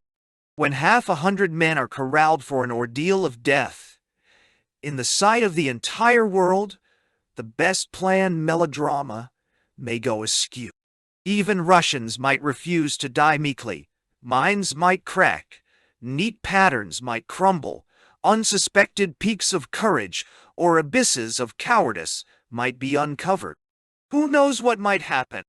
The crowds therefore pushed and clamored for a glimpse of the proceedings. It was the first large-scale public trial in some years and stirred the embers of the sacrificial romantic moods of the earliest years of the revolution. Nikolai Krylenko, the prosecutor, was the first to stride to the platform. He took in the spectators, the foreign reporters, the cinema paraphernalia, and radio microphones with a slow, defiant scowl. This was to be his show. A small, tightly knit athletic figure, only a few inches over 5 feet, with a large shaven head and a flat face, he saw himself, and made others see him as revolutionary vengeance incarnate. Throughout the 6 crowded weeks of the trial, he wore sports clothes, riding breeches, puttees, a hunting jacket. We called it a hunting outfit, and its fitness for his role added to the drama of the proceedings. Krylenko, the manhunter. Then came Professor Eugene Lyons. Vyshinsky, the blonde, bespectacled presiding judge. He sat behind a microphone on a raised dais, with 2 associate judges on either side of him. The defense lawyers, older men with something tentative and apologetic in their manners, took seats and fussed with briefcases and papers to cover their embarrassment. Their faces have faded out of my memory. They were timid supernumeraries, an empty concession to appearances. Then the accused men filed in and took seats in the fenced-off space, a motley collection of old men and young gray, unsmiling. 10 or 12 of them were to emerge in the following weeks as distinct personalities, but the rest remained a blur of names and faces. The Jupiter lights snarled and flashed as they were turned full on the judges, the defendants, the audience. Their glare and sputter rarely ceased. It was the raucous, distracting element in which the entire trial was immersed. The names of the accused men were read off by the clerk and acknowledged from the prisoner's box. Every session began with this ceremony of roll call. Suddenly, there was a hitch. Prisoner Nekrasov did not answer. There were only 52 men instead of 53. His counsel explained that Nekrasov, unfortunately, the vision of Nekrasov howling in his padded cell, was a sinister element that deepened with every passing day. Reported arrested for alleged counter-revolution in 1937. Every so often, in the routine of questions and answers and quibbles, some casual statement or incident would thus light up the depths. Sometimes these flashes left us limp with the impact of horrors half glimpsed. What had driven the man to madness? What had transpired in the Ogpu dungeons and interrogation chambers in the months since the men were rounded up? How did men like Krylenko, who sneered and snarled while the world looked on, behave when there were no witnesses and no public records? Whenever the proceedings yielded a flitting glimpse of that mysterious background, the spectators were electrified. The judges leaned forward. The prisoners fidgeted. Krylenko tensed for a spring. The long act of accusation was read. It had been published in full, 250,000 words, in the leading newspapers, and was familiar to us. But in the courtroom, within the shadow of death, it sounded infinitely more ominous. It described an organized network of sabotage and espionage, with centers in Moscow and Kharkov, Warsaw, Berlin and Paris. Emissaries carry instructions and money from expropriated mine owners abroad to Russian engineers in the Donetsk Basin coal area, where Shety was located. Technicians spoiling machinery, undermining the revolution's fuel supplies, inveigling the Soviet government into wasteful expenditures. Preparations to destroy the coal industry as soon as war or intervention started. German firms palming off defective machinery with the connivance of bribed engineers. Here was international plotting on the grand scale. Revolutionary Russia pitted against a hostile world, intriguing capitalists and nefarious emigres and desperate agents gnawing at the economic vitality of the land. The cliches of political rhetoric, the hostile capitalist environment, the class enemy in our midst, the dastardly saboteurs, plotters, spies, were bodied forth in a superb drama, bolstered by confessions and documents. 10 of the accused men had confessed and implicated the others. 6 others had made important admissions. The rest, including all 3 Germans, pleaded innocence. All the information had been dredged from their minds in secret, preliminary investigations, the very thought of which, such was the sinister reputation of the Ogpu, made Russians shudder. It was an awesome picture that emerged from the act of accusation. In its general charges and larger contours, it was strangely convincing, particularly in the setting of radio microphones, red drapery, bayonets, livid lights, and newspaper hysteria. Only when the document moved closer and focused on details did the picture seem to blur. The citations of specific words and acts were curiously trifling, petty, inconsequential in relation to the grandiose worldwide plots involving governments, gigantic private corporations, and a supposedly organized, heavily financed movement. A turbine that went wrong. A mechanized mine which in someone's opinion should not have been mechanized. A raincoat sent from Germany as a signal for sabotage. A servant girl whom someone else had supposedly denounced to the whites. Where were the magnificent deeds of desperation called for by the big pattern? Throughout the long, exhausting weeks, we fluctuated thus between vast accusations and the closer scrutiny, under which they dissolved into conjectures and hearsay. The traditional Russian court procedure is far more casual and informal than in the West, and therefore provides more scope for dramatic surprises. Long speeches are in order, witnesses confront and harangue one another. Lawyers are unlimited in their wiles in leading or misleading those whom they question. The defendant is not guided and guarded by expert lawyers and protected by rules of procedure or an Anglo-Saxon assumption of innocence. He is left to flail in a panic like a drowning man, or to save himself cleverly, depending on his own abilities and nervous makeup. Each prisoner began with a statement of his career.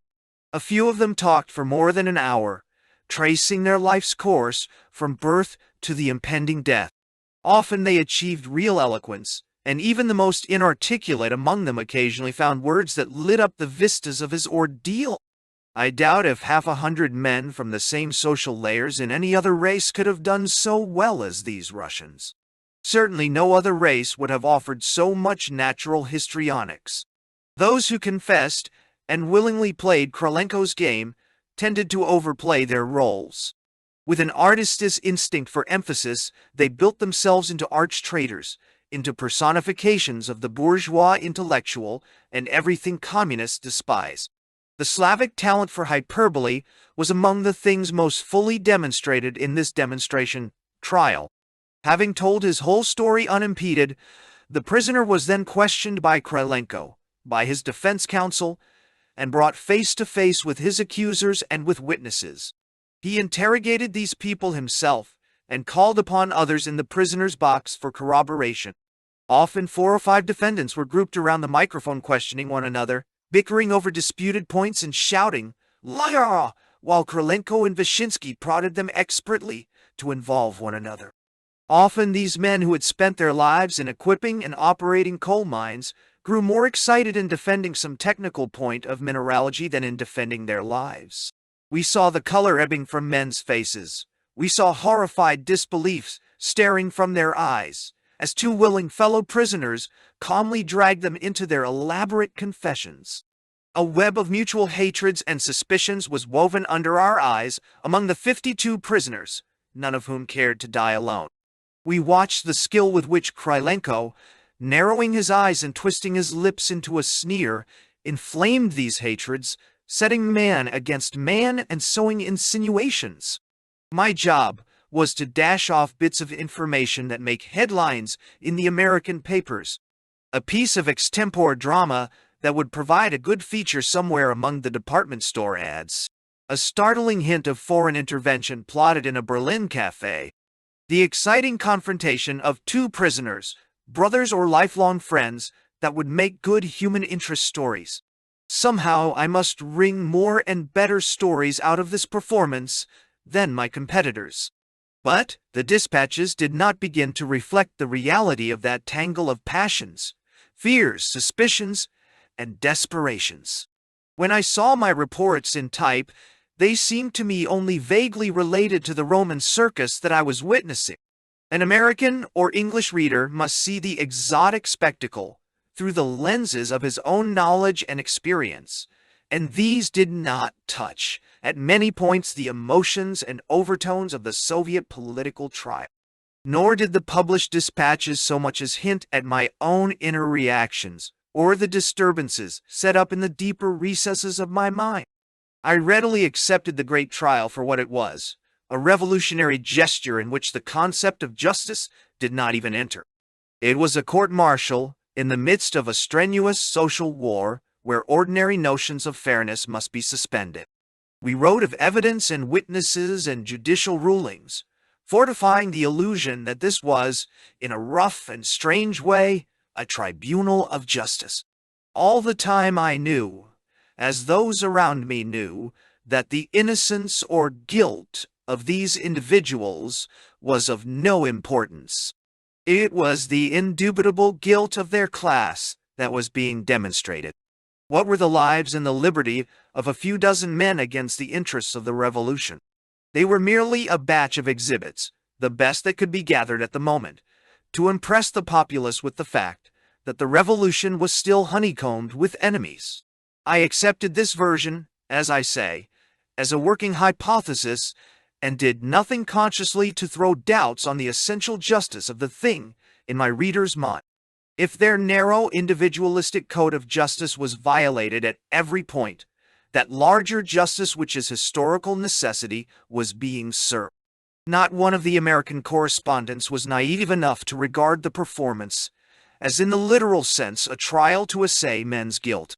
Not one of them was so insensitive to the by-plays and undercurrents as not to be aware of the defense as a cruel farce, of threads leading into mysterious Secret Service realms, and of purposes so far beyond the fate of the men in the prisoner's box that they might have been straw dummies instead of flesh and blood. If they described the proceedings as though it were a genuine judicial tribunal, it was because of the censorship, the necessity of living on terms of friendship with the rulers of the capital where they work, the difficulty of making outsiders see the thing in any other light, or a combination of these reasons. As for myself, I counted it my specific duty to strengthen the illusion abroad that this was indeed a court of justice in the ordinary meaning of that phrase. But I could not bring myself to hate the 52 men who symbolized the capitalist enemy. My mind had been too deeply conditioned by the years when I fought for justice to political prisoners in America, by the reams of indignant words I had written for IWWW. Prisoners, anarchist, deportees, Charles Krieger in Tulsa, Sacco and Vanzetti in Boston. Despite myself, I came increasingly, as the trial continued, to see the accused men as creatures baited, badgered, insulted, and denied a sporting chance. I came increasingly to feel the demonstration trial as a hoax, not merely on the outside world which received it naively as a species of justice, but a hoax on the Russian masses themselves who were being offered a lightning rod to divert their resentments. 6 of the men ultimately sentenced to die were reprieved as reward for services in elucidating the facts, that is, for turning state's evidence. It was principally through their enthusiastic, well-rehearsed stories that the others were adjudged guilty. The first prisoner to tell his story in the prescribed opening statements on the initial day of the trial was of this company. It was Berezovsky, a middle-aged engineer, tall and spare, speaking calmly and with mounting emphasis. A full hour he talked into the microphone, and his words echoed a careful, organized mind. He was extricating himself from death with the same skill and cold-blooded precision he might apply to solving an engineering problem. He was evidently put first on the list by Krylenko to serve as archetype and perfect specimen of the bourgeois intellectual. Knowing or sensing this, Berezovsky tried to measure up to specifications. From earliest childhood, he recounted, success measured in money and acquisitions was the ideal implanted in his soul. That was the swamp in which were bred all his later crimes against his country. The revolution had interrupted his steady rise in the coal industry and was therefore his enemy. As a matter of course, he sided with the mine owners against the insurgent workers, with the whites against the reds, and finally with the emigres against the Soviets. It was not himself alone that Berezovsky was describing, but an entire class. Not his personal tragedy, but a revolutionary epoch that swept a nation's life from its mooring. Without effort, this engineer managed to depict what all great art strives to convey: a great slice of humankind through the delineation of one character, a whole period through the experiences of one victim. Samoilov, Kazarinov, Matov, others elaborated this picture. They watched for Krylenko's every hint in rounding out the design, accenting what needed reinforcement and binding the unwilling prisoners more securely into the plot. They deserved their reprieve. A few emphasized their proletarian or peasant origins in a call upon the judge's sympathy. If only they were allowed to live, they promised to repay the revolution for its generosity by working always and only for the common good. Such pleas of a miraculous reform under OPU auspices and the threat of shooting drew smiles and laughter from the crowded audiences in the stuffy Hall of Columns. It was a new audience every session, deserving factory workers, school children, out-of-town delegations, visiting peasant groups, vouchsafed a peep at the spectacle. More than 100,000, it was estimated, in this way saw a tiny segment of the proceedings. The luckier among them witnessed some episode of high tragedy, some stirring passage at arms between a prisoner and his accuser. The trial, of course, was not all melodrama. There were long, arid stretches of technical bickerings, dull repetition, and sensations which did not come off sensationally. Some days, indeed, the Soviet press did not find it easy to maintain the atmosphere of epic villainy, unmasked, and its reports sagged to anticlimax. But for the spectators inside the courtroom, even the dullest sessions were not without dramatic highlights. The few who insisted upon their innocence, Imenitov, Kuzma, Andrei Kolodub, Eliades, and the rest, provided the biggest thrills for spectators. To see them at bay, their backs arched, panic in their voices, turning from a stinging question by the prosecutor to ward off a statement by a fellow prisoner, swinging around to meet a judge's admonition, spinning, flailing, stumbling over their own words, finally standing still, exhausted in terror, stricken, staring into the auditorium as though aware of spectators for the first time, was indeed keen sport. Lucky shot. Brigadiers who drew such a session, or one of the days in which prisoners tried to withdraw their confessions. Perhaps they were frightened by the doom that crept closer, or given new courage, after their prison isolation, by the incredible sight of so many free people in one room. In any case, they tried desperately to pull themselves free of their signed statements, and often tangled themselves more deeply in the effort, like insects caught on flypaper. There was Babenko, for instance. He had been arrested the previous summer, and had therefore been in the hands of the OGPU without trial nearly a year. He admitted having signed a confession, but now wished to renounce it as a pack of lies. "I scarcely knew what I signed," he said, while the audience tensed with new interest. The prosecutor and defense attorneys drew nearer. "I was driven to distraction by threats, so I signed. I tried to withdraw it before the trial, but I don't." He looked at Krylenko and could not finish his sentence. Whatever the power that drove him to distraction, he was still under its spell. He realized that his words were ominous, evoking visions of OGPU torture chambers and third-degree horrors in the popular imagination. And these were the very things which Krylenko must obliterate from the view of the foreign reporters at the foot of the rostrum. He looked at the prisoner at bay. His voice was dangerously soft and concise. "Do you want to say that you were intimidated, threatened?" he asked. Babenko hesitated, dropped his eyes. He was defeated. "No," he whispered. "We who sat through the trial 10 and 12 hours a day, who had worked our emotions and vocabularies to the point of prostration, needed spicier meat to stir our interest than the one-session visit. We waited for days such as the elderly Scarutto or the Kolodub brothers provided. One evening, Scarutto was reported too ill to attend. The next morning, however, he was the first to be called. It was an ash-gray, trembling figure which staggered to the mahogany pillar on which the microphone was perched. There was that in his demeanor, and in the alertness of Krylenko, which galvanized the courtroom into expectancy. Even the businesslike cameraman and lighting technicians were nervously attentive, and the atmosphere of impending thrill was more than justified. Scarutto was one of those who had denied any complicity in the sabotage. In his examination, he stuck valiantly by this denial, in the face of pressure from half a dozen of the prisoners who labored to implicate him. He had been abroad in connection with some purchases in America when the roundup of shady engineers was begun.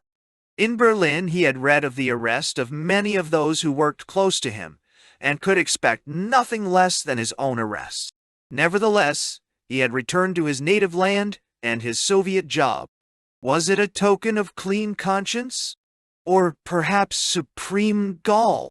Or maybe, as the more romantic reporters preferred to write, an expression of Slav fatalism? And now this man, a shattered replica of the one who entered the courtroom at the opening, stood tremulously before the microphone and informed the court that he had an important declaration to make.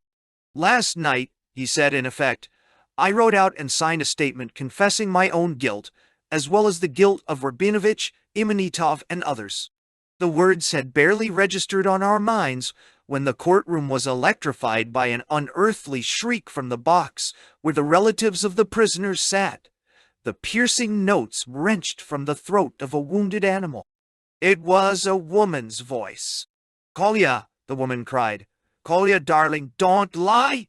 Don't! You know you're innocent!" The prisoner collapsed into a chair as though the cry had been a hammer blow on his head, weeping aloud, beating his breast, and writhing in that utter agony without shame. A shudder passed like a wind through the tight-packed auditorium. Hurriedly, Vyshinsky adjourned the session for 10 minutes. The audience, released, exploded into animated talk, outshouting one another. "It is Skorato's wife!" The news flashed through the crowd. The prisoner was led away, still wailing his despair. When the session was reopened and calm restored, he came once more to the microphone. "Yes, I wrote a confession last night. That was at 9 o'clock. But I could not go to sleep. For 8 hours I struggled with my conscience. At 5 in the morning I wrote another statement in which I withdrew the first one. I could not betray my friends. I am innocent." Well, Krylenko was once more master of himself, cool, relentless, at his most sarcastic. It was not the guilt of this one prisoner that he must establish, but the name of the Ogpu that he must protect. One dread thought hammered at everyone's mind. What were the pressures which had driven this Skorato, while allegedly too ill to attend the trial, to indict a confession only to withdraw it 8 tortured hours later? Did anyone force him to confess? Krylenko wanted to know. The inflection of his voice was ominous. Was he threatened? Skorato was like a man who had lost his mind. He wrung his hands and wandered about the platform. No, nobody had forced him, he finally said. These men had lied about me, he tried to explain. My own friends, and they lied about me. So I lied about them. It has been agony. Can't you understand? My God, can no one understand? 8 nights, I have not slept. I took drugs, but I could not sleep. And finally I decided to confess. Nausea. He staggered from one corner of the rostrum to the other, like one caged. Then he stopped at the microphone. I never did these things of which they accuse me. Never, though I knew what waited for me. The sentence remained unfinished. Again, the shadow of the unspoken things behind the curtains of the public trial. Again, Krylenko and the judge putting questions to erase that shadow. Why had he confessed? Vyshinsky pinioned the distracted Skorato with the spear point of his anger. I had hoped that this court would be more lenient with me if I pleaded guilty and accused the others, Skorato blurted out. And if the day needed one more sensation to make it memorable, a ghost stalked across the stage. Casually, in the course of someone's interrogation, the name of Gavrishenko was mentioned, and suddenly we became aware that Gavrishenko should have been in the prisoner's dock, but he had committed suicide before the indictment was published. Had he? How and why? The questions remained unanswered. We knew only that a prisoner was dead, and that under the old Piu system of justice, not even his wife and his children would ever know precisely how it happened. They did not even see the body, there being no habeas cadaver, let alone habeas corpus, in revolutionary Russia. The following morning, Skorato once more stepped into the limelight. He spoke in a monotone, like a dead man from the grave. The confession was true, he now declared, and its retraction a lie. It was the agonized cry of his wife, which yesterday had broken his determination to attest his guilt, and the guilt of those whom he had implicated. Another day's audience, jammed into the columned hall for the grab bag of thrills, drew a Cain and Abel scene such as remains eternally exciting to the sons of Adam. They watched Emelian Kolodub sweating and puffing as he labored to turn his own brother, Andrei Kolodub, into a traitor. Emelian had confessed sabotage, while Andrei denied it. Now, with very little encouragement from the prosecutor, Emelian looked unflinchingly at his brother and insisted that they had both plotted. Both received emigre money. Both lied to the Soviet state for which they worked. Was I reading my own distaste into the quieter, tenser mood of the spectators? Or were they really embarrassed by this unnatural exhibition? The revolution and its chaotic aftermath had loosened the bonds of family loyalties, yet even to Russians there must have been something obscene in the performance. The obscenity was raised to a pitch of horror when, immediately after being betrayed by a brother, Andrei Kolyadub heard his own son demanding his death. A letter from the 12 or 13-year-old Kirill, published in that morning's Pravda, was read into the record. I denounce my father as a wholehearted traitor and an enemy of the working class. I demand for him the severest penalty. I reject him and the name he bears. Hereafter, I shall no longer call myself Kolyadub, but Shaitin.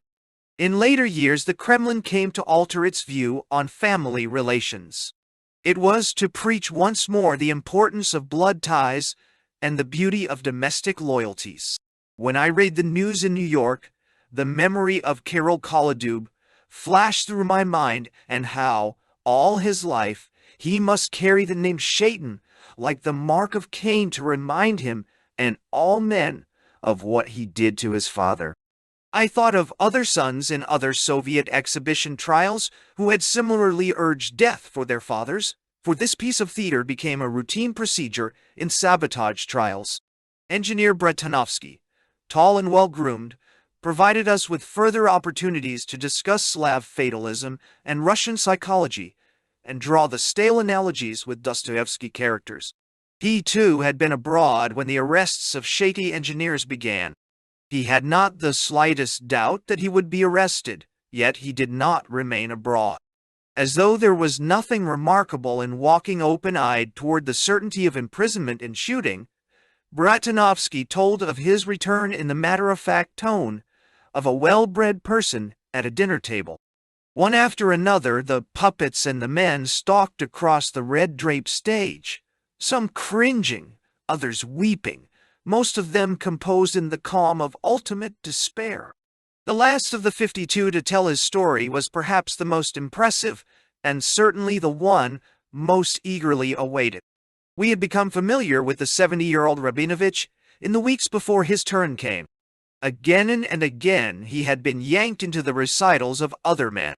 The rest were small fry compared to this stocky, gray-haired, earnest old man. In 1920, Lenin himself had summoned Rabinovich and invited his cooperation as the foremost coal mining engineer in Russia. In the following 7 years until the day of his arrest, he was virtual coal dictator. Often he had taken part in meetings of the Council of People's Commissars when technical questions were on the agenda. His presence among the accused engineers was the most fantastic touch of all. During Kuzma's interrogation, Rabinovich had risen in his seat and asked to be heard. He stepped forward to defend the younger man, the only defendant in the whole trial to come unasked to another prisoner's defense. There was a dignity and self-assurance in his bearing, an authority in his voice, which set him apart from the rest. Rabinovich spoke now for over an hour, tracing his career from its dimmest beginnings 60 years ago. Starting at the bottom, he had attained first place in the coal industry before the revolution. He had become rich. His personal interests were on the side of the capitalists, and naturally he could have no love for a revolution that took away his mines and banished his associates. But he loved his work more than his wealth, and when Lenin honored him with his confidence, he was determined to merit that trust. Others had talked about sleepless nights and harrowing thoughts and nightmares. As for me, Rabinovich said, I sleep as soundly in prison as in my own bed. I have a clear conscience, and I have nothing to fear. A man by the name of Mukin was brought into the courtroom by Ogpu guards, direct from a prison cell to testify against Rabinovich. He was pallid, scared, bewildered by the lights and people.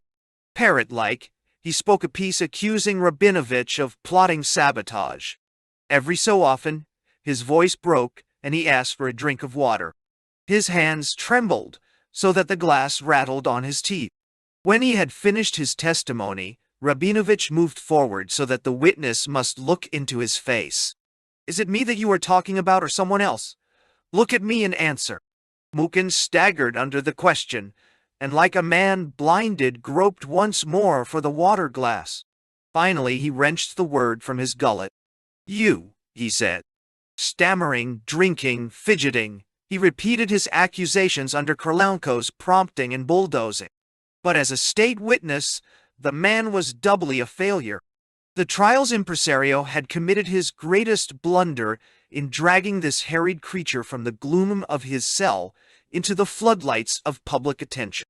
In the first place, Mukin was too clearly intimidated and anguished. In the second place, he stood as living proof that others, God knows how many scores or hundreds, were in the custody of the Ogpu on similar charges, though they were not in the prisoner's dock. Krylenko had blundered. It was one thing to know, as we all did, that only a handful had been winnowed for public trial, only enough to give verisimilitude to the pattern of an international plot and an organized gang of saboteurs. The rest languished in prison or faced the firing squad without benefit of publicity. It was quite another thing to see a specimen of those who had not been chosen for demonstration purposes, and a pitiful broken specimen at that. Another lightning flash disclosing a little of the background which, more than the trial itself, held men's thoughts. Krylenko's closing address lasted 6 hours.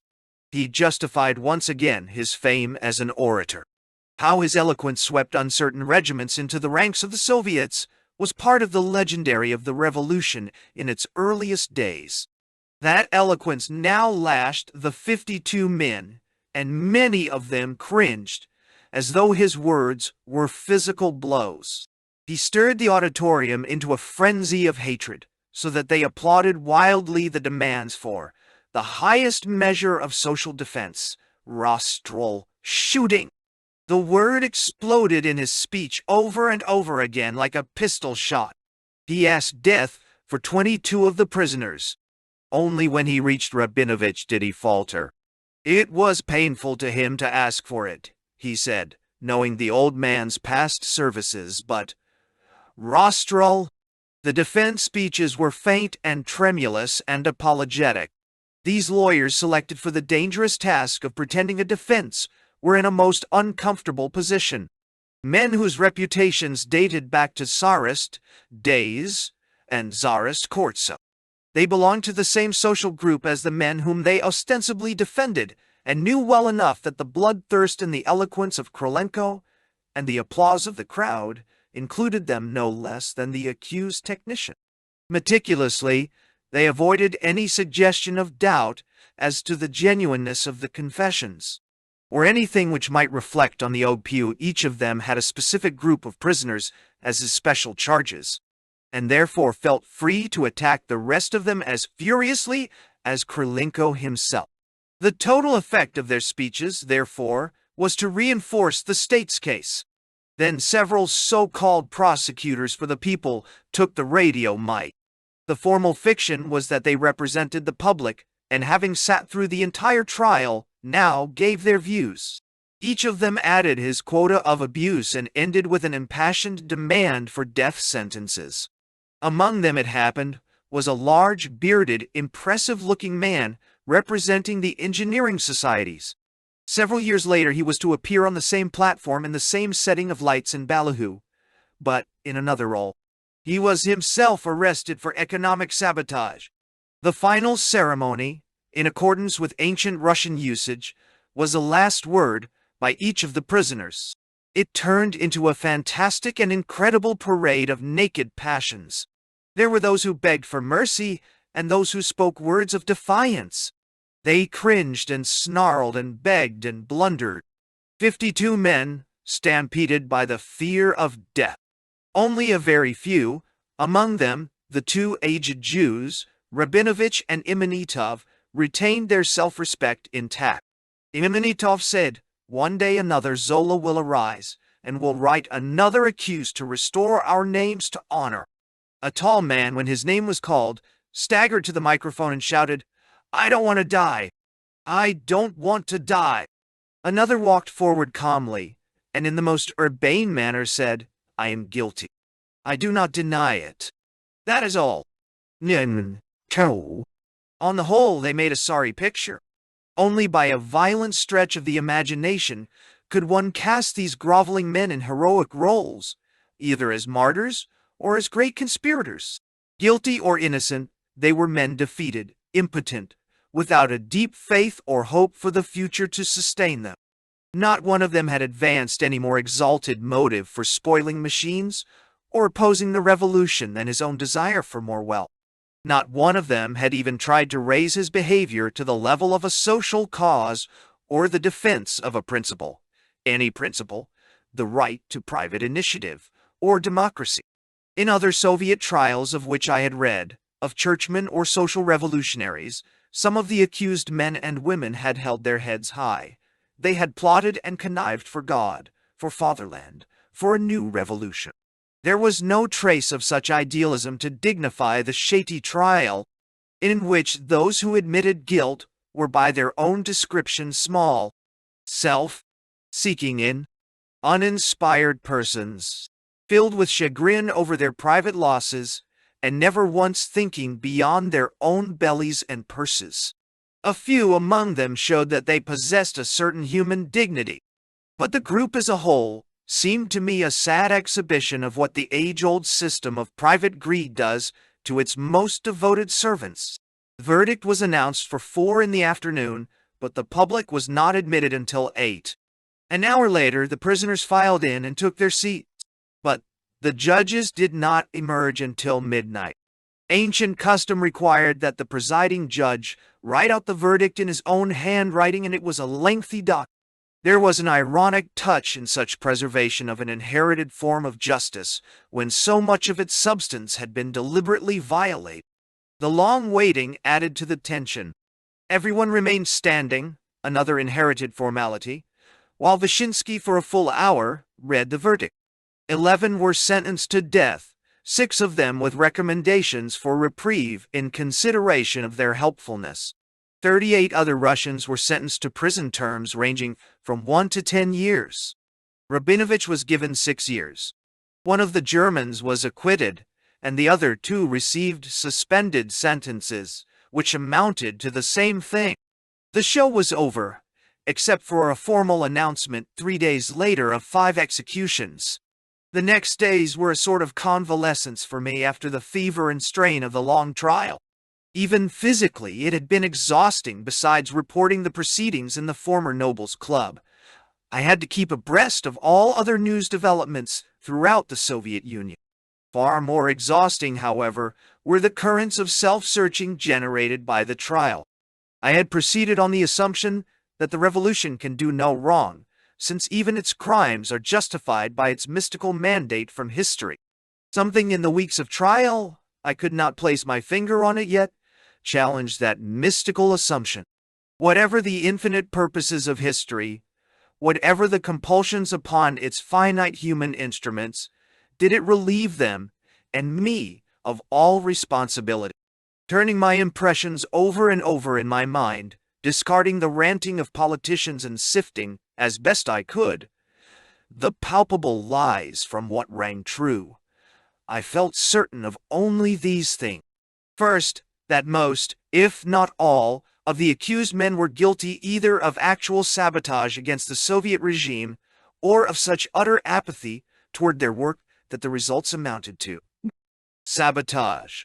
Men of their sort were, at best, prisoners of the revolution, obeying its orders and dreaming of escape. Second, that the melodramatic international plot projected by the Soviet rulers to impress their people and the outside world was largely a figment of their own stagecraft.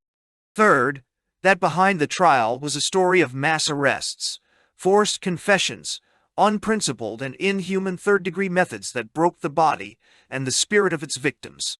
I sensed horrors touched by sadism, though I could not prove it, and tried hard to wipe my mind clean of their shadows. Fourth, that the trial was in a peculiar way a form of exhibitionism, a group intoxicated by untrammeled power, showed off its new strength.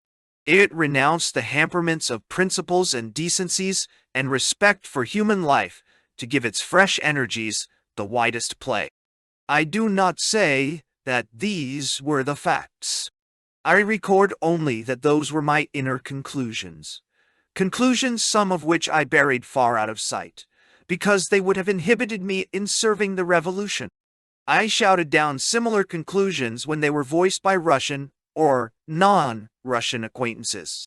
In the courtroom, watching the spectacle and reading closely the newspaper accounts, I came to believe that the whole Soviet population was accepting without serious question the official version of the trial. But outside, in day-to-day contact with Russians of all types, that belief was quickly shattered. I discovered that the government's victory was far from complete. In a guarded phrase, or a politically off-color joke, or intense silences, people betrayed their doubts and cynicisms, whatever they might say aloud.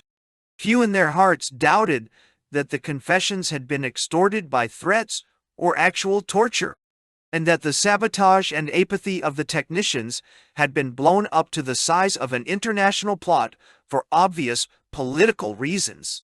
The fact that production troubles kept increasing despite the liquidation of such conspiracies fed the cynicism. In the very heart of the shady coal area, output declined in the next months and accidents increased, as was only natural with the technical directors either arrested or paralyzed by fear. The effect upon the pre-revolutionary intelligentsia, upon whom, however little they relished it, the Bolsheviks had to depend for technical leadership in old and new industries, was disastrous. While the shady exhibition may have led some to desist from overt acts, it drove all the rest to the most costly and overt of all acts, inactivity. They avoided responsibility as though it were a play. Why undertake anything if failure might be construed as sabotage?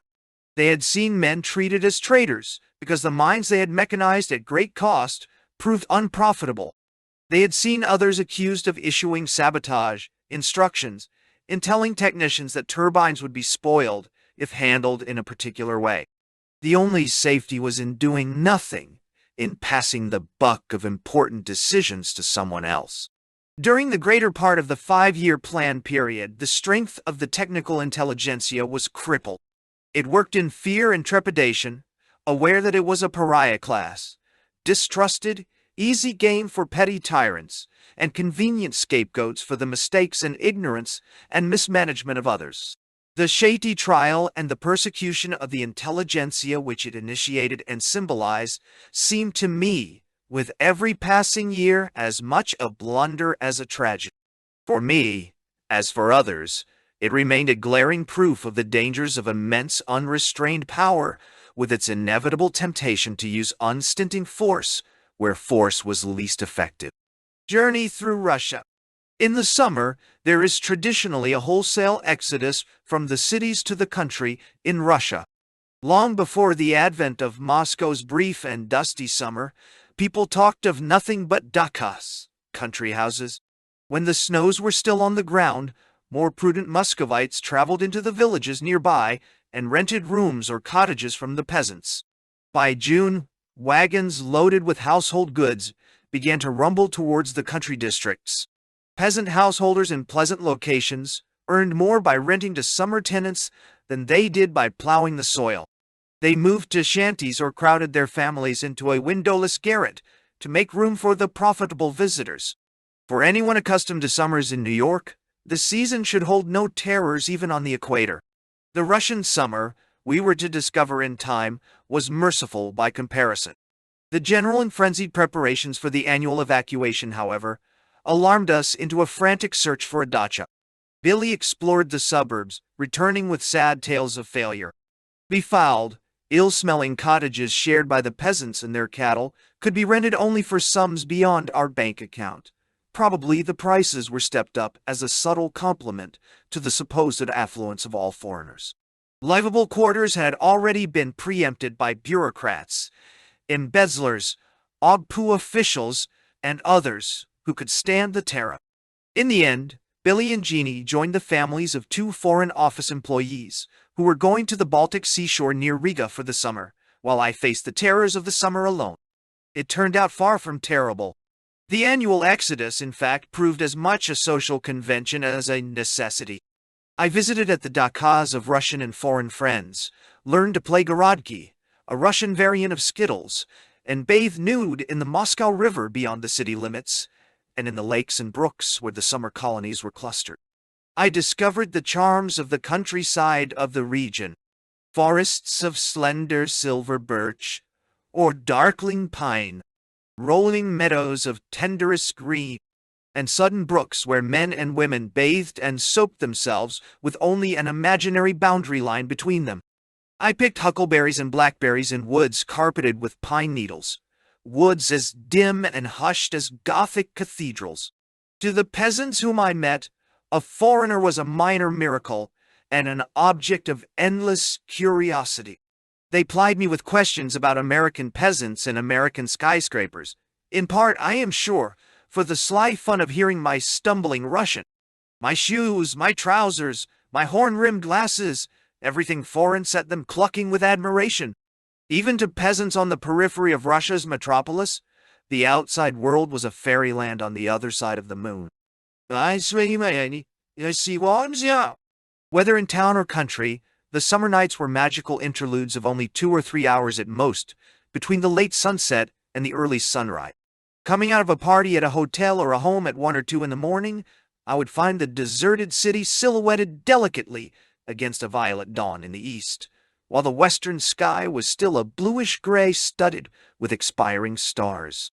The violet turned to rose as I took the longest route home and watched the sun's first rays edging pastel-colored church cupolas with gold. These early dawns in Moscow have for me a quality of enchantment that, in retrospect, seems a dream half remembered. Perhaps it was the contrast with the noisy, crowded day, filled with problems and slogans, that made these intervals so fancifully precious. Moscow seemed a place bewitched, its everyday life suspended as the tints of morning filtered through the sieve of night. In the matter of news, too, that summer provided a lull. The calm, had we known it, before the storm that was to break before long and uproot millions of families and plunge the country into a panic of ruthless speed. The Kremlin's fervid promises to desist from further violence against the peasantry had brought a new spurt of energy to farming, and the press reports of crop progress were for the most part optimistic. All important officials were vacationing on the fringes of the Black Sea, or spending most of their time at their dachas. A number of the finest old estates and the most attractive summering sites were reserved for Ogpu leaders and the more privileged communists. The lull enabled me to enjoy the country and occasional excursions to more distant spots celebrated for their palaces, ancient churches, or scenery. I flew to Riga for a few days to visit my family and found them and their Moscow companions thoroughly disillusioned with the Baltic Riviera, of which Russians speak so glowingly. The clear, warm days were so rare that one could easily keep count of them, and the bathing was regulated with a prudishness that seemed fantastic to the more natural Russians. Riga itself, almost Dutch in its freshly swept look, its shops running over with food delicacies, the memory of which had begun to fade in my mind, was a healing respite from the intensity of Moscow. We took in an American movie, the captions of which were flashed in 3 languages, Latvian, German, and Russian, and shopped for the sheer thrill of shopping. Like Russians themselves when they confront capitalist abundance for the first time, we simply wallowed in the plenitude. 6 unbroken months in the Soviet Union, with its new standards, are enough to make the old bourgeois world incredible. Foreigners deeply immersed in the new Russian life must rediscover capitalist civilization when they emerge. The one piece of sensational news centered in Moscow that summer of 1928 was in itself a comforting vacation from the shady trial, food queues, chastisement of heretical communists, peasant terror, and other news staples of the preceding months. I refer to the icebreaker Krasurf's rescue in July of survivors of an Italian dirigible expedition to the North Pole. Though the melodramatic events occurred in the extreme north, the information reached the world in large measure through Moscow, which made it our story. And how we gloried in it! A towering human interest yarn at last, in which we could let ourselves go without fear of offending sensitive officials or drawing down Bolshevik lightning on our heads. Literal Marxists think bourgeois reporters in the USSR lie in wait with mouths dripping saliva for Soviet horrors and disasters to pounce upon. They would be cured of this dismal vision had they seen the eager relish with which we pounced on the heroic exploits of the icebreaker Krassin, its crew, and its aviators. Out of the grudging formal communiques, we fashioned a saga of Soviet daring, which will forever embellish the records of Arctic exploration. We did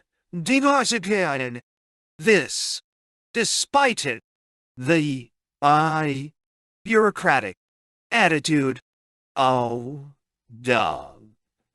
fall day, a censorship apparatus, so rigidly geared down for suppression of facts that it automatically hampered the transmission of our story more favorable to its reputation among the peoples of the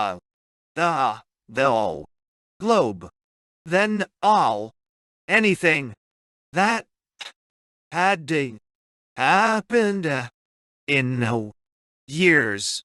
The actual events were sufficiently stirring, but the correspondents, in a sort of holiday of the spirit after the oppressive Shady proceedings, spread wide the wings of their fancy in blowing up Samoilovich, Chugnovsky, and the other heroes to almost mythological dimensions. The icebreaker itself, blunt-nosed, powerful, imperturbable, turned under our typewriter keys into a symbol of Soviet strength rescuing the world. That those to whom the Red Samaritans brought succor were black fascists enhanced that symbolism. The irony of Soviet Russia bringing life to stranded Italians and putting Mussolini's realm in their debt was not lost on the world. For nearly 6 weeks, the whole world had watched in fascinated horror the desperate and seemingly hopeless attempts to find survivors of the dirigible Italia somewhere on the floating ice masses off Northeast Land. It saw one rescue party after another wrecked or returning empty-handed. One of these parties, led by Roald Amundsen, never returned, and the details of its fate remain a mystery to this day. Meanwhile, Soviet icebreakers, carrying seaplanes and several of the country's ace flyers, were slowly nosing their way through the ice floes toward the scene of the tragedy. Their laborious climb northward was scarcely noticed, but as they neared the scene, the civilized world became abruptly aware of their persistent struggle and watched excitedly as the Krassin and the Malejan elbowed their way through crashing ice masses. On July 11, Boris Chuknovsky flew from the Krassin and reported by radio that he had located 3 men on an ice floe, 2 of them standing up and waving frantically to him, the third apparently lying down. He had circled over them as signal that they were seen. In attempting to get back to his base, he made a forced landing. Apparently, he urged the ship to go pick up the castaways before bothering about him. "Never mind me, save the others," we reported him as saying, and the phrase became famous, a theme made to order for editorials and sermons. Blushingly, I record that the phrase was invented in the little room near the censor's office where we worked. But if he didn't say it, he easily might have, and no doubt, said words no less stirring. 36 hours later, the Krassin reached the stranded group. There were only 2 instead of the 3 Chuknovsky thought he had seen. The same day, the icebreaker also picked up 5 other survivors, while the press in all countries cheered itself hoarse. It was seeing those sinister Bolsheviks in a brand new role. The scanty details of the exploit were reported by the ship's officials and several Russian newspapermen on board directly to Moscow. We were driven to the raw edge of apoplexy by the battle to wrest this information from its official keepers. All of it was treated as a state secret, when elementary good sense should have led the government to help us smear the yarn as thick as strawberry jam on bread. Chuknovsky's report of citing 3 men stirred up unsavory and slightly macabre controversy. It had been instantly assumed that the 3 were Captain Filippo Zappi, the dirigible's navigator, Captain Alberto Moriano, pilot, and the young Swedish meteorologist, Dr. Finn Malmgren, who had started off together after the crash on the chance of bringing aid. The Krasin found only Zappi and Mariano Dotto. They explained that Dr. Malmgren had died a month ago, and that what Chuknovsky mistook for a third figure was a shadow or a roll of blankets. But there were those, especially in Dr. Malmgren's native land, who refused to believe their story, charging that the Italians had abandoned the young Swede and taken his clothes and supplies. There were even gruesome hints of cannibalism, and some writers made much of the report that the Italians were wearing some of Dr. Malmgren's clothes. Ultimately, experts came to believe the 2 survivors' account. But while the mystery lasted, it gave Moscow, where every grain of information was fought over, something to chew on. In the general anxiety to do the story up brown, the Associated Press correspondent pulled a boner, which embarrassed that great agency for some time. The communique reporting that Mariano and Zappi were taken aboard the icebreaker and that Dr. Malmgren was dead was so crudely worded that we all believed Dr. Malmgren's body too had been retrieved. My colleague thereupon wrote a colorful and most sentimental account of the scientist's funeral. He had touching speeches. Weather-beaten old Russian tars, weeping over the corpse, bowed heads, and the rest of the effects appropriate to such an occasion. The imaginary funeral, worse luck, carried the dateline, on board the Krasin instead of Moscow, to give it an authentic eyewitness flavor. The lugubrious tale was published in the United States, and I was duly reprimanded for my failure to cover the funeral before it became known that Dr. Malmgren's body had been neither recovered nor wept over. The Arctic drama had been spread in the Soviet newspapers as in the rest of the world, and a wave of national pride rolled over the population. Books, articles, lectures, and motion pictures converted the tale of individual courage and skill into another proof of triumphant socialism. Chuknovsky's expert flying Professor Samoilovich's knowledge of polar conditions, the captain's fine seamanship seemed convincing, if illogical, testimony of the rightness of Marx and his victorious disciple, Stalin. National patriotism in the Western sense is something relatively new to Russia. Before the revolution, it was propagated largely by the new intelligentsia, and even with them, it was mystically racial more than nationalistic. Patriotism presupposes an awareness of the surrounding world in which one's nation is a distinct unit, an awareness of boundaries. Primitive peoples reserved their patriotic sentiments for their immediate village or region, everything else being an infinite and mysterious cloud. To a peasant in Kostroma or Vyatka, Russia was too vague and limitless a concept to stir a profound loyalty. It has been one of the curious functions of the revolution, in ironical disregard of its internationalist dogmas, to stir national consciousness in Russia. The mere emphasis on the hostile capitalist encirclement has tended to mark off the frontiers of their country in the minds of millions. The dramatization of heroic episodes like the Krasin story, sensational air flights, or industrial achievements has fed the nascent patriotism.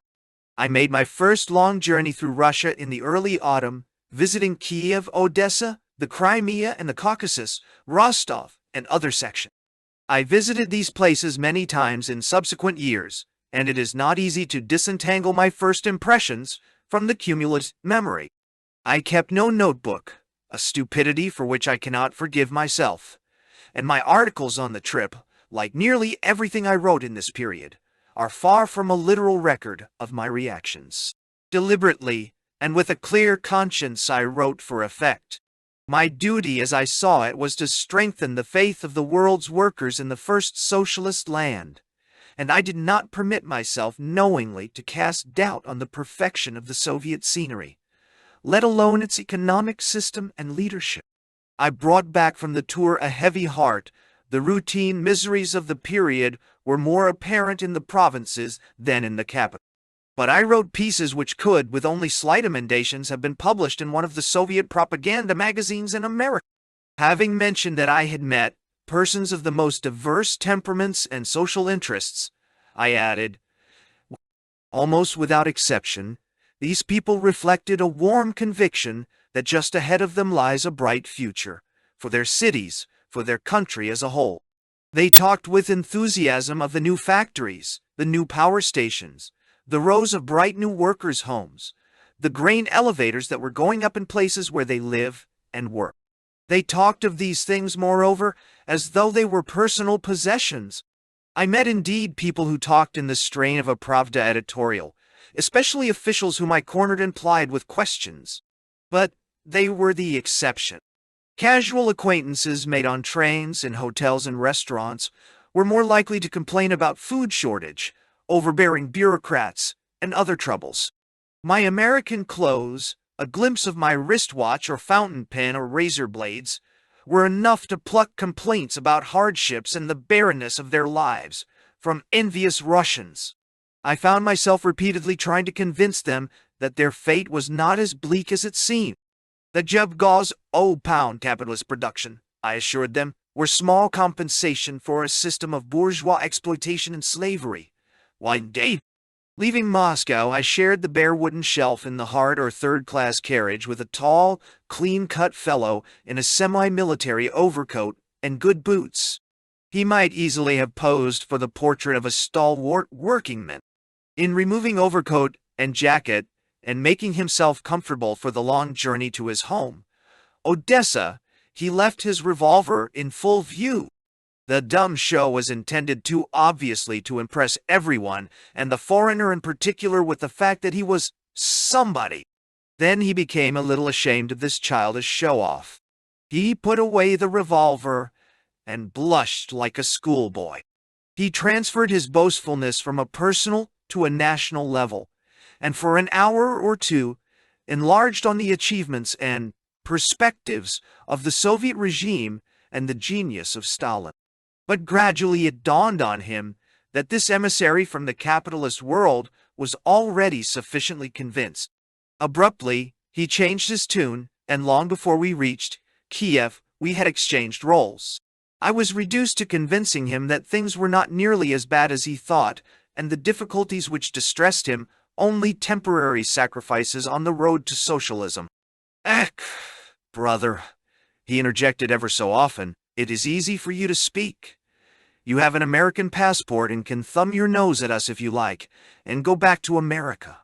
You would talk differently if you were caught here like the Russians." I felt that his complaints were no deeper than his bosa. He was caught and confused between his theoretical convictions and his practical discomfort. We parted at Kiev. A week later I looked him up at his home in Odessa, and he showed me through the city, again vacillating between pride in the future and disgust with the present. Only when he pointed out the sites of Civil War battles and recounted the terrible but romantic events of those stirring days, with particular reference to his own role, did he achieve unequivocal enthusiasm. My traveling companion was an American IWW of Russian extraction who had returned to his native land after the revolution, by name Belinks. Awkward, kind-hearted, but not overly intelligent. He did yeoman's service as interpreter when my pidgin Russian failed me, and worked veritable miracles in obtaining tickets at railroad stations where others had been waiting days and weeks for accommodation. Unfortunately, he considered it his patriotic function to act as guide and political mentor, tasks for which he was peculiarly unfitted. Somewhere, perhaps in the American movies, He had developed a fixed idea that the principal object of travel was to see monuments, and could never quite grasp why I preferred to see people, cafes, theaters, smelly side streets. All of these, he felt no doubt, were amply available in Moscow, and therefore did not justify the cost of travel. We traveled hard, sleeping on the bare, worn shelves when we were lucky enough to stretch out at all. The idea was to get closer to the Russian people. It was a sacrifice on the altar of professional duty, which I did not willingly make again. Open windows are, as everyone in Russia knows, unhealthy besides. They encourage the wild boys who still infested the stations to reach in and help themselves to everything that can be grabbed by ingenious and well-trained little thieves. Spitting and more distressing types of bodily relief were unrestrained. City folks are strange people. A peasant once told me. They carry their sputum in little pieces of cloth, instead of spitting it out on the ground like decent folk. A crowded, tight carriage, after its inmates have drawn off their boots and made themselves at home, is scarcely a sweet-smelling place. The warm friendliness of fellow passengers, however, was some compensation for the discomforts. Most of them felt it their duty to assist a foreigner. They brought me hot water at stations and were always ready to share their bread and sausage. Or they guarded my belongings while I stepped out for air and to buy food. The station lunch counters at this stage were still fairly well stocked, and at most stations local peasants sold food at steep prices. At night we put our coats and shoes under our heads, both as cushions and by way of guarding against theft, and we tied the baggage to our wrists or ankles with ropes so that we would be wakened if anyone made a foray. I found the cities without exception shabby. The new Russia, I wrote to console myself and reassure my readers, is busy with innumerable more pressing affairs, and its towns will remain sadly out of repair for a few years longer. To the stranger, the first impression is still an unpleasant one. It takes a lively imagination and a background of appreciation of what the country has been through to overcome it. My imagination was not always equal to the task, though not for lack of trying. The beauty was there. Looked at through half-closed eyes, or in the kindly dusk of sundown, it could be discerned. In 1,000 fine old buildings, in sweeping panoramas, in breathtaking skylines. But it was a beauty hidden for the time being under layers of dirt, rust, discoloration. Kiev, sprawled on hillsides, with the Dnieper threading through it, had a magical quality when seen in perspective. At close range this quality evaporated. Streets, old churches, magnificent palaces looked dilapidated and forlorn. Sebastopol, approached from the Black Sea, was a truly beautiful sight, a steep hillside, thickly sown with white houses that splintered the sunshine. It has the character of some of the Italian hill towns. But once in the town, climbing its old stairways, I was more conscious of neglect than of beauty. Even Yalta, once the showplace of Crimea, I found down at the heel and no match for its fabulous reputation. Shop windows in all the cities were desolate holes, where rags and tag-ends of goods seemed to have been thrown in at random. In the larger cities the hotels were tolerable, and their food not too bad, but even in Odessa and Rostov, we fought a losing battle with vermin. Psychologically, the atmosphere mellowed the farther south we penetrated. In Moscow, the austerities of the communist faith seemed to throw a shadow over the city, but the gloom lifted gradually until it almost faded out in the Caucasus. In Batum, people sat at little tables on the sidewalks or on the cobbled streets outside of cafes, indulging in Turkish coffee, conversation, and backgammon. In Tiflis, we visited several of the numberless dukhans, little restaurants, where every client is a connoisseur of wines and food. In the best of them there were splendid displays of appetizing fish and meats in endless variations. The Caucasians wear daggers embellished in silver and semi-precious stones, even over their most ragged clothes, which is proof enough that they take life with grand gestures. In most of the cities south of Moscow, there was a general exodus of people from their homes after sundown, a heightening of the romantic temper. There is no street in Moscow to match the Ulitsa Vorovskovo in Kiev or Ulitsa, Lasalia and Feldman Boulevard in Odessa for movement and humming life in the evening. The Feldman, formerly Nikolaevsky, Boulevard, on the steep ledge of land overlooking the Odessa harbor, presents a scene at night without parallel in Russia.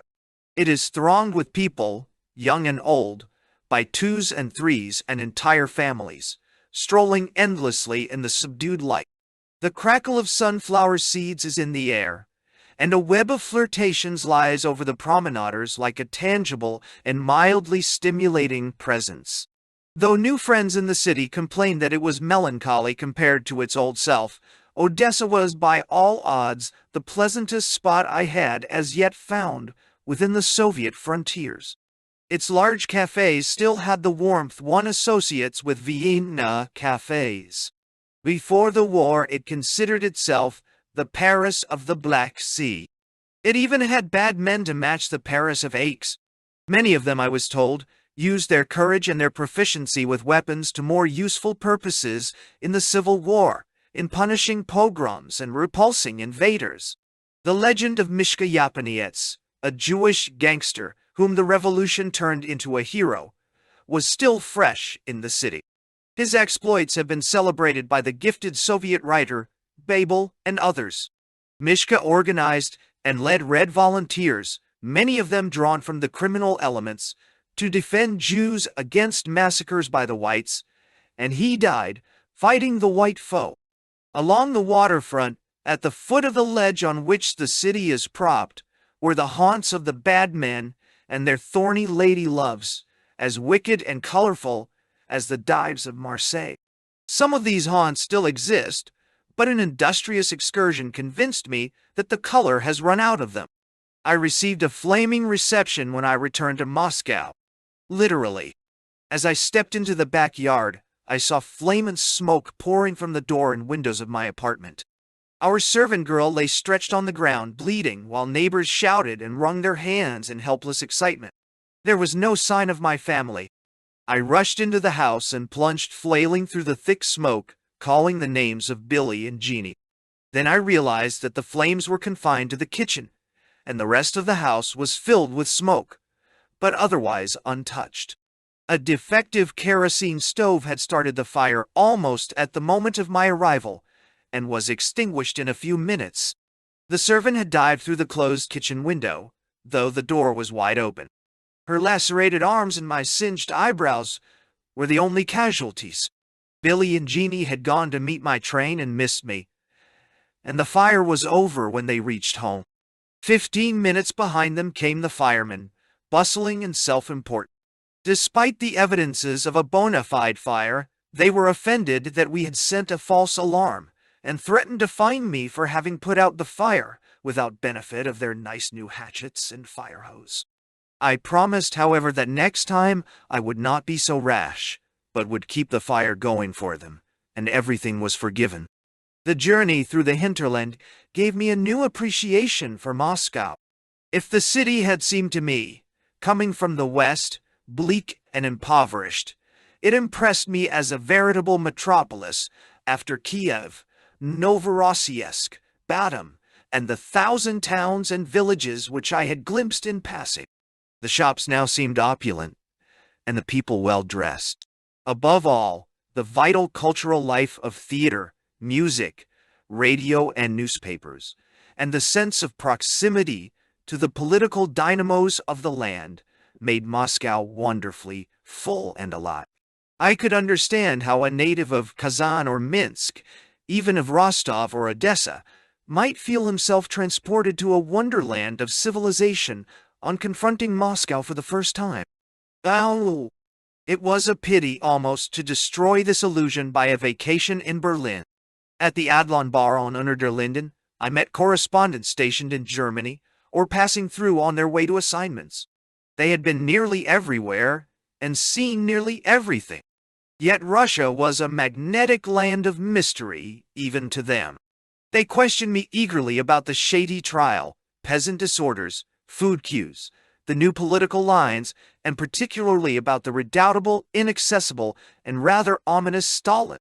More than the filing of stories and the sight of my byline in newspapers, this fraternization with well-known international reporters made me feel authentically a correspondent. I liked the shop talk that embraced the whole globe, the offhand way in which great names and great events were tossed into the conversation. Outwardly, the talk was casual and touched with languor. Cynical boredom is a convention of the trade. But under it, these men and women, who were the eyes and the ears of America and the outside world, were conscious of their privileged vantage point and moved by a keen interest, sometimes no more than a sporting interest.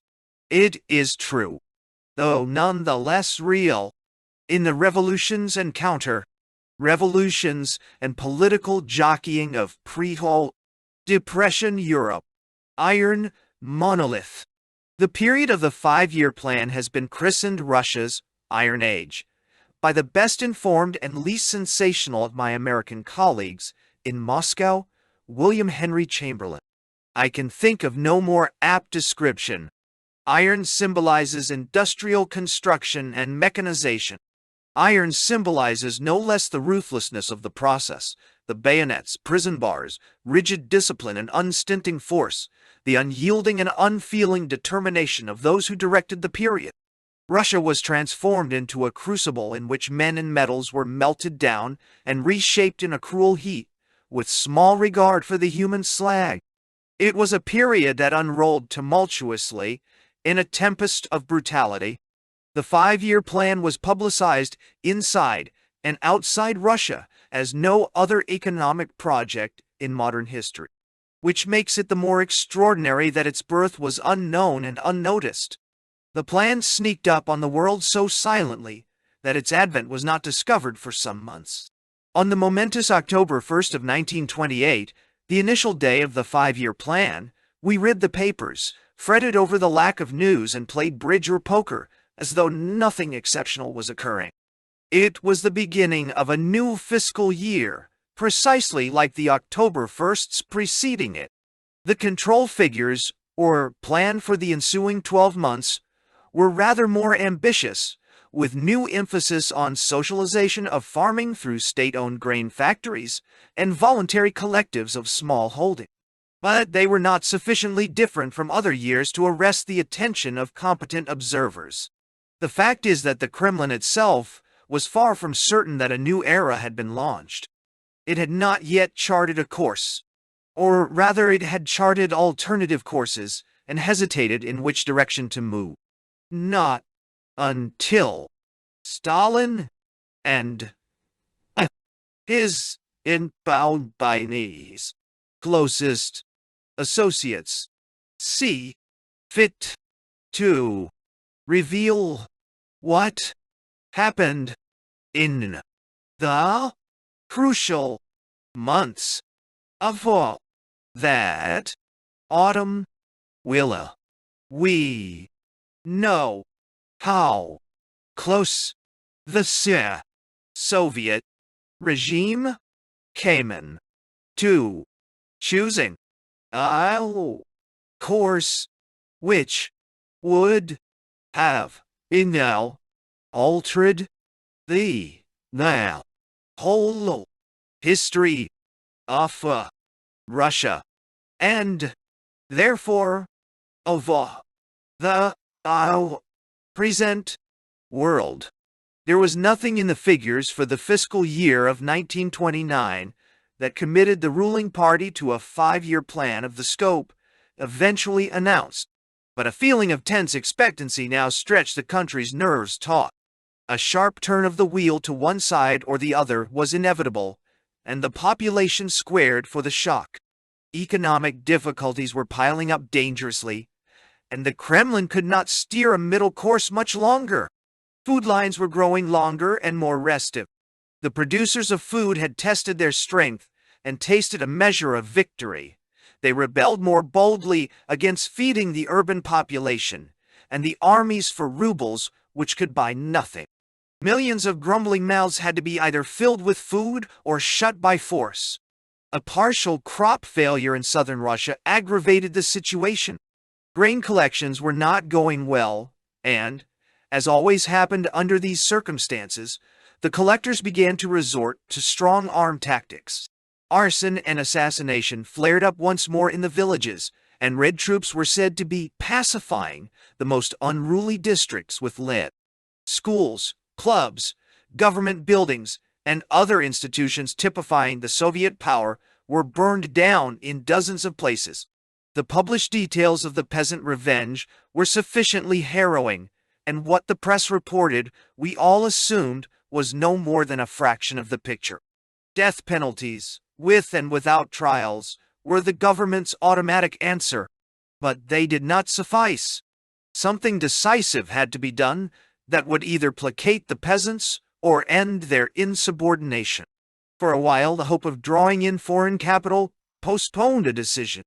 If enough goods could be produced to meet the food growers' demand for a fair return on their labor, the problem would be more than half solved. A decree invited the capitalists of the world to come in and develop Russia's resources practically on capitalist terms. Had the outside world, especially the United States, before whose eyes the temptation was dangled, most frankly accepted the offer, there would perhaps have been no 5-year plan, no liquidation of kulaks, no Iron Age. The Great Depression might, indeed, have been less acute had world capital found a profitable outlet in the development of Russia's natural resources. But the bourgeois world still regarded Russia as an economic vacuum. The phrase is Herbert Hoover's, whose knack for finding the right word for the wrong idea amounted to genius. In the light of future developments, it is curious to remember that Hoover's election to the presidency in November created a considerable flurry of optimism in Moscow. The Russians knew his hatred of Reds and had at various times excoriated his alleged role in overthrowing Belakun's Soviet government in Hungary. But Moscow had a fixation on engineering, the engineers to the communist faith, what the prophet has been to older faiths. With all his faults, Hoover was in Bolshevik eyes an engineer. How, then, could his judgment of economic possibilities be warped by personal feeling? Hoover is a realist, was the burden of Soviet comment. He must see that his country stands to gain by encouraging trade and investments here. The optimism, of course, was short-lived. The failure of the capitalist world to accept the invitation determined, as much as any other single consideration, the turning of the wheel to the left. Reports of serious disagreement among the Kremlin leaders as to the next step echoed through Moscow. Stalin formally denied that there was any dissension or petit bourgeois heresy in the Politburo, which was accepted as proof that the reports were well-founded. Kalinin, generally regarded as spokesman for the peasants, was said to favor placating them. Clementy Voroshilov, war commissar, whose Red Army was preponderantly a peasant army, likewise counseled moderation on the agrarian front. Nikolai Bukharin, editor of Pravda and foremost theoretician in Stalin's entourage, had published an article decrying undue pressure on the villages as feudal exploitation of the peasantry. While counsel of moderation of this type was tolerated and the path to such policy left wide open, the drift to the left was not halted. Private traders and artisans employing labor, the urban kulaks, continued to be liquidated without let-up. Speculators, which is Soviet for private merchants, were arrested by the 100 and the 1,000, their property confiscated and themselves banished. The final decision was Stalin's.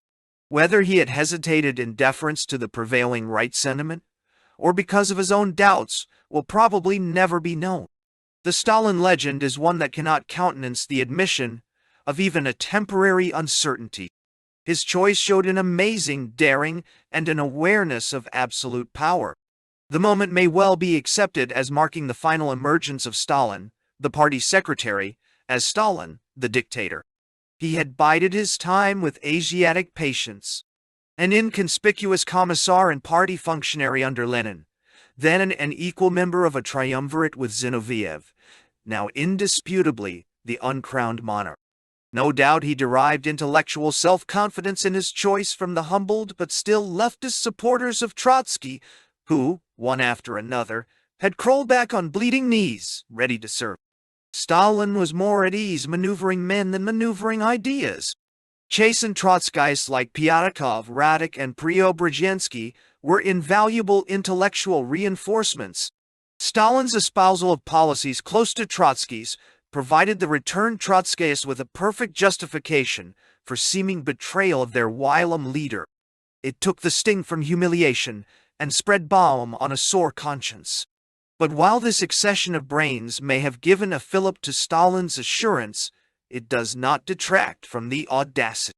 His decision ran counter to the sentiment not alone of the population, but of the rank and file of the Communist Party.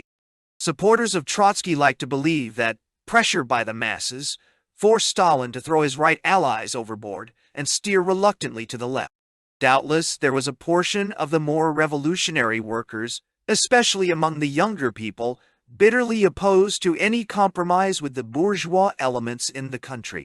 But the pressures, it was evident to anyone in Moscow at the time, were overwhelmingly in the other direction. The defeat of Trotsky was complicated by personal antagonisms, theoretical disputes, and a struggle for sheer power. In essence, however, it was a repudiation of leftism. The Russian people, including the communists, were in a mood for truce. Executed in January 1937.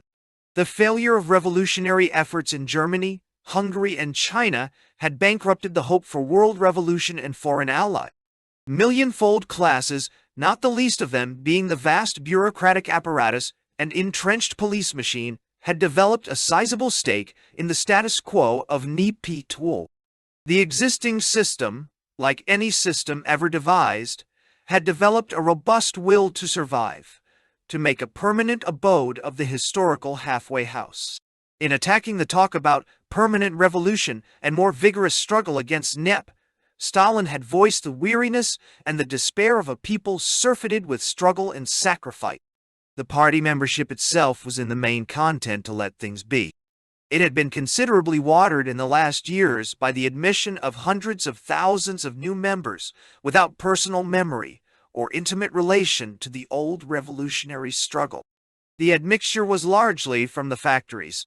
The diluted party may have become much more proletarian, but its cultural average was lowered and its contempt for intellectuals raised. Never much enamored of democratic rights, unable indeed to grasp the meaning of such rights, the newcomers were not impressed with efforts to safeguard the relative internal party democracy that had existed under Lenin. The strong-arm methods of less finicky men were closer to their inherited tastes. As long as they held their jobs and their privileged status, they were content to shift the responsibility of thinking upon practical, down-to-earth professional leaders. Stripped of all secondary factors, the defeat of Trotsky expressed a genuine and growing annoyance with intellectuals and idealistic dreamers, with world revolution, and with new revolution.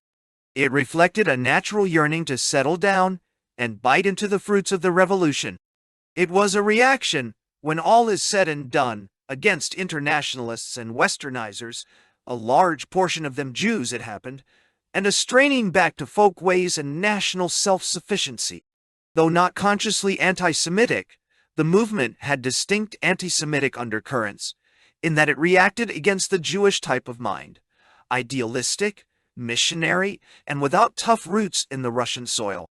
To the extent that the reaction turned inward along national lines, threw off its duty to the world revolution, repudiated intellectualism, and handed over all power to divinely inspired leaders, it was distinctly fascist. Stalin's rough ways may have aroused misgivings in the heart of the dying Lenin. They aroused a comforting confidence in the people trained by 1,000 years of history to expect and respect naked power, a people distrustful of democratic gadgets. Stalin might be a swarthy Georgian, but his methods, cunning, patient, brutal, were Russian compared with the loose idealistic talk of westernized alien-minded lefts.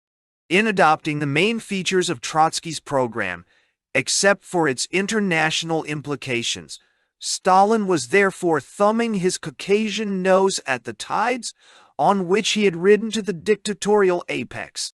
Confident that his political machine was now invulnerable, he pitted his will against his closest advisers, against the mass of the population, and against the majority of his party.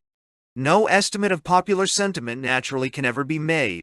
I can only record my own certainty at the time that the country and the party were overwhelmingly right and accepted Stalin's unexpected course in a sullen and frightened spirit. Every time the Kremlin in a speech or decree hinted a let up in socialization, greater leeway for the abler peasants, more immediate comforts for the workers, wider private trade. In short, a tendency toward the right. The feeling of relief in Moscow was unmistakable. On the 11th birthday of the revolution, November 7, 1928, the course was still uncertain. The Congress of the Comintern, Communist International, which had ended the month before, had been violent in its language, but vague in its practical commitments to action. There was little enough clue to future policy in its fulminations. After the November holidays, however, things moved swiftly. The right point of view, until then tolerated, suddenly blossomed into the blackest of heresies. It became, in the official jargon, the chief danger. Stalin achieved a bloodless victory. Never again was his decision on any matter, large or small, to be questioned. The monolithic party, a Soviet equivalent for the totalitarian parties in fascist countries, was in absolute control. The Russia, which it created in the next few years, was as different from the one bequeathed by Lenin as it was from the Tsarist Russia. The face of world communism was to change no less completely. It takes its coloring always from the domestic Russian situation and is adjusted to suit the needs of the Soviet state. The Comintern, the first to be held in 4 years, met for 6 weeks, from July 17 to September 1. Its reverberant generalities thus came before Stalin's decisive swing leftward, but they served as a foundation for the new world policies of communism elaborated in the following year. In the early summer months, foreign communists had begun to drift into Moscow for the impending Congress. Some of them, coming from countries where the communist movement is illegal and therefore underground, arrived under strange pseudonyms on bogus passports. Even certain American representatives, for reasons that I could not quite figure out, traveled on synthetic passports. In a few instances, documentary materials for these delegates were sent from the United States in my name, presumably to foil American officials who might be tracing the whereabouts of these delegates. The owners of each shipment knew of its safe arrival in Moscow even before the postman delivered it to me. The contents of my mail were clearly no secret to the postal authorities. The political complexion of the foreign delegations was distinctly right.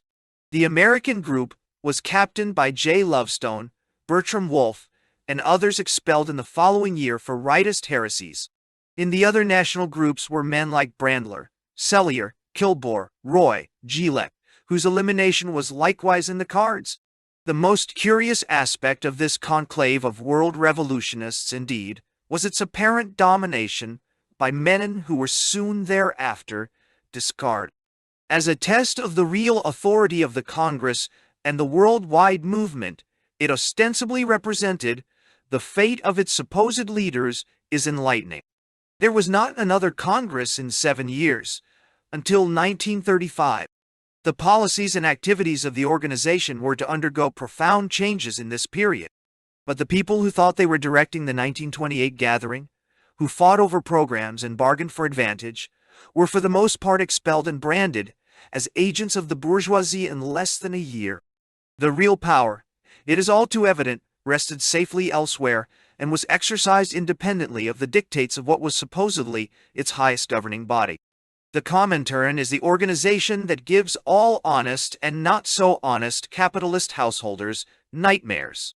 It may be some slight consolation to them that it spoils the sleep of Kremlin leaders as well, though for other reasons. The Soviet regime is in the uncomfortable position of running a great nation pledged to keep hands off other nations, and simultaneously an international revolutionary movement pledged to the exact opposite purposes. It takes consummate jugglery to achieve this with a measure of grace. The artificial separation of the mutually exclusive functions may do for diplomatic camouflage. It helps not a bit in solving practical clashes of interest. Shall the immense power of the one communist government be used to promote or at least support communist revolutions elsewhere? Or shall the influence and sheer nuisance values of the international communist forces, on the contrary, be used to promote the interests of the Soviet government as such? How shall the day-to-day collisions between the immediate needs of the USSR and the immediate needs of world revolution be adjusted? The answers to these questions are obviously loaded with the dynamite of schism for the Comintern and dangers for the Soviet Union's foreign relations. In theory, formulas to conceal this contradiction have been found. In practice, communists are continually torn between their loyalties to the first and only communist state and to their native revolutionary movement. The delegates were far too absorbed in their crisscross of political squabbles and the desperate defense of their own titles to leadership to pay much attention to the Russia of breadlines, sabotage trials, and political prison. The formal reports on the state of the Soviet Union gave them as much as they needed for their parochial purposes, so why bother looking out of the windows? Any extensive organization, be it a church, a peace union, or an international rotary, develops an internal life of its own that blots out the rest of existence. Who should be expelled? Who allowed to run the Communist Party of Ecuador or the United States? How the trade union policy would be phrased. Such matters occupied the delegates more than conditions in the Soviet Union, about which they could learn by turning to the proper page. American, English, and German delegates with whom I talked after they had been in Moscow for months showed small knowledge, let alone understanding, of elementary physical facts in Russia. The non-communist press was excluded from the Comintern deliberations, but the principal speeches were published. Finally, a manifesto was launched to the workers of the world, and a program of policies and action was adopted. Precisely because the complexion of the Congress was right, its verbal thunder outlefted the left's. But foreign communists, no matter how meek, are not as easily managed as Russian communists. The threat of expulsion is not nearly as potent as the threat of concentration camp. Behind the facade of unanimous resolutions, there was considerable, acrid bickering. The manifesto blustered. This is not a document of timid groveling before the bourgeoisie, nor of a cringing peace with it. This is not a rotten Pharisaic and contemptible declaration of unity with the bourgeoisie, a unity which signifies nothing else but treacherous flight into the camp of the class enemy, desertion, faithlessness, treason. It is rather a guide in the struggle of millions of the oppressed against their oppressors, in the struggle of the proletarian masses, in the struggle of the toilers, white, yellow, black, in the tropics and in the farthermost outposts of the globe, in factories and on plantations, in mines and on railroads, in forests and deserted steppes, wherever the class war rages. It is the program of the unity of the working class and of its mortal struggle against the bourgeoisie. It is the program of the inevitable world dictatorship of the proletariat. There is healment for the spirit in a good roundabout of cussing and self-assurance of this sort. After you have suffered humiliation in China, have sent Lenin's comrades to Siberia, and been taught to heed the whip yourself, a spirited manifesto does wonders. Because the world revolution had been set back in a dozen places, it is the more inevitable. A long array of enemies was chastised with words of flame. The League of Nations, that child of Versailles, the most predatory treaty of recent decades, came in for sizzling vituperation. Lying pacifists received their quota of abuse. Renegades, That is to say, communists who differed on dogma were anathematized in biblical periods, but the hottest coals were reserved for the socialists and reformists. The social democratic parties have sided with the oppressors, with the imperialists, the predatory imperialistic governments, and their agents in the colonial question. They have been no less infamous, the manifesto insisted, on every other issue. In the preceding years, Moscow had flirted with reformists and halfway revolutionists and been led into futile, costly, and undignified adventures in the process. It had joined the Anglo-Russian Committee, the La Follette Progressive Movement, the Kuomintang in China. Those who denounced such collaboration with the enemy had been thrown out of the communist fraternity for their pain. Now the Congress adopted these denunciations as its very own. Out of this reversal grew the theory of social fascism, according to which socialists were really fascist wolves in Marxist clothing. What the Congress began, the permanent leadership in Moscow, was to develop in the next months to a point where the disease of collaboration seemed mild by comparison with the cure of non-cooperation. It was the policy which prevented the democratic forces anywhere in the world from combining to fight fascism, which thus received a clear right of way. More than any other single factor, it helped to boost Hitler to dictatorial heights, to destroy socialism in Austria, and to give fascism a head start elsewhere. The Congress adjourned, and its participants scattered to their respective countries, many of them to be duly expelled as agents of the bourgeoisie. Stalin's success in purging the ranks of the international movement of Trotskyists and neo-Trotskyists had finished what there was of self-government within the movement. Thereafter, expulsions of dissidents by one and by thousands became commonplace. Whatever doubt there may have been as to which was the kite and which the tail was ended. Internationally, even as inside Russia, the monolithic party, a party run entirely from headquarters in Moscow, was an established fact. Savior of life. In one respect at least, Moscow is exactly like every other place I have ever visited. Its weather, in view of natives, is unusual.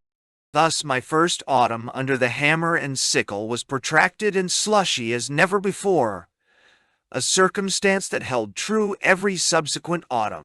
You wore galoshes, which placards commanded you to remove in the vestibule wherever you went. You spent half your time, or so it seemed, standing on line to deposit them, and the other half to retrieve them. At crowded house parties, someone always walked off in all innocence with your new pair, and left leaky ones in their stead. Sometimes they were both for the right foot, perhaps as a subtle political insult. The rarest thing in Moscow was a trouser cuff without mud on it. It is comforting to record that even in the arena of an epochal revolution, the vagaries of the weather provide the staples of conversation. Only the subject of food received more social attention. The extraterritorial privileges for foreigners in the matter of food were not yet organized. It took practically all the time of one person to round up provisions for a family.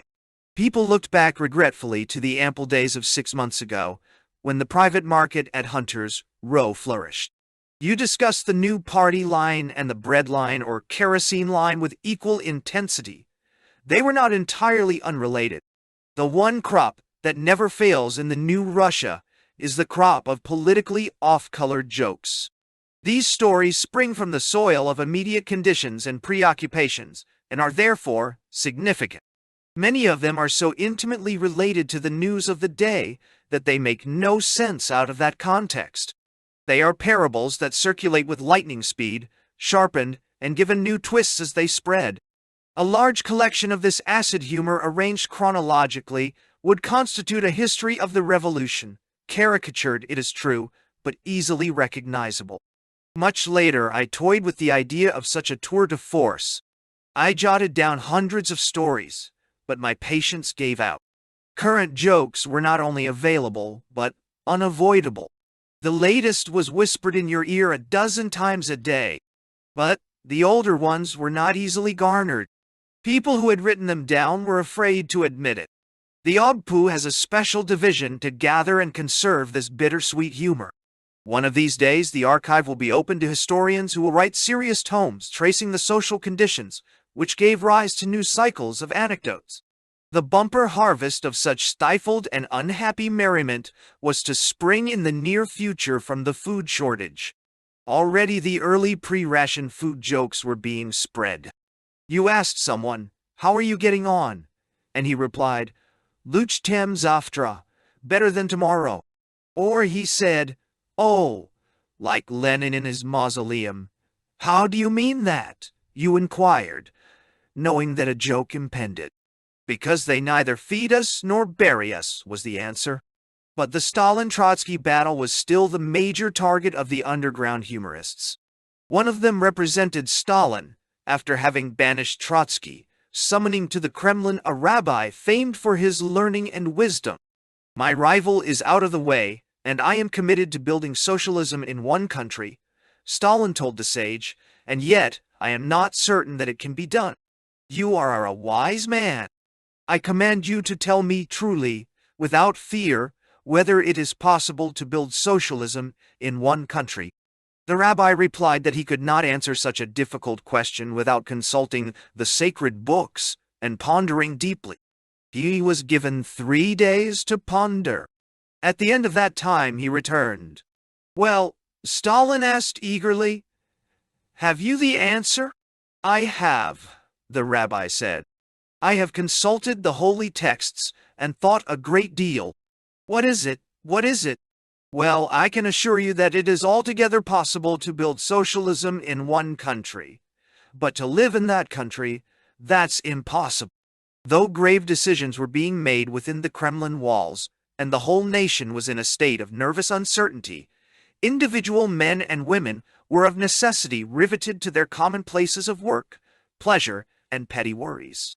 Political and economic facts were the raw stuff of a correspondent's day-to-day job, but his life was not lived on an austere level of political analysis.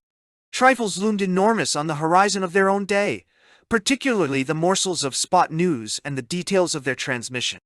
My chief competitor was the plenipotentiary of the Associated Press. The APA had an exclusive contract for the exchange of news with the one and only Soviet agency, TASS, which was the chief and frequently sole repository of information in the Soviet Union. This meant that the rest of us had to connive and sweat. There were leaks and one-learned tricks for circumventing the opposition's advantages. The Home Office, moreover, was well aware of the handicap and pardoned inevitable beatings. The situation even gave one a perfect alibi on beatings that were by no means inevitable. Yet I carried perpetually the feeling that something important was happening. Not merely without my knowledge, which was bad enough, but with the knowledge of the Associated Press, which was a lot worse. That feeling was a constant in 6 years when everything else kept changing. There was no lack of diversions. In Moscow, the correspondents were lumped with the diplomatic corps for formal social purposes. Soviet receptions to the diplomats automatically included us, and diplomatic functions in any of the old merchants' palaces now used as embassy residences similarly brought us invitation. I met diplomats and their ladies whom I continued to greet warmly for 6 years without quite learning their names or quite remembering their countries. The diplomatic type, especially in the lower registers, is fairly standardized. How was I to distinguish between a Scandinavian and a Greek third secretary when they made the same vapid remarks and smiled the same non-committal smile and were as uncertain of my identity as I was of theirs? Since I did not play bridge and could not distinguish one champagne from another, I remained always on the periphery of diplomatic circles. Now, national holidays of the various countries, royal birthdays and the like meant diplomatic parties. You went for the food, the helpful rumors, and because everybody else went, you always found the same Russians. The fact that they were in dress clothes, their wives in evening gowns and jewels, soothed your radical conscience.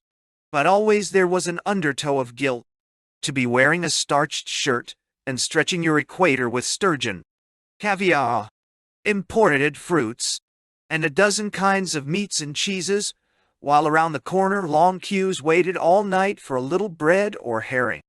The Foreign Office crowd was there, sometimes the censors, always General Boudinot of cavalry fame, with his brand new, curly-headed peasant wife, young and buxom Madame Lunacharsky in foreign finery, the diminutive and thoroughly urbane comrade Baron Steiger, the red-faced chef de protocol Florinsky, the large, handsome Red Army commander Tukhachevsky, and a few others.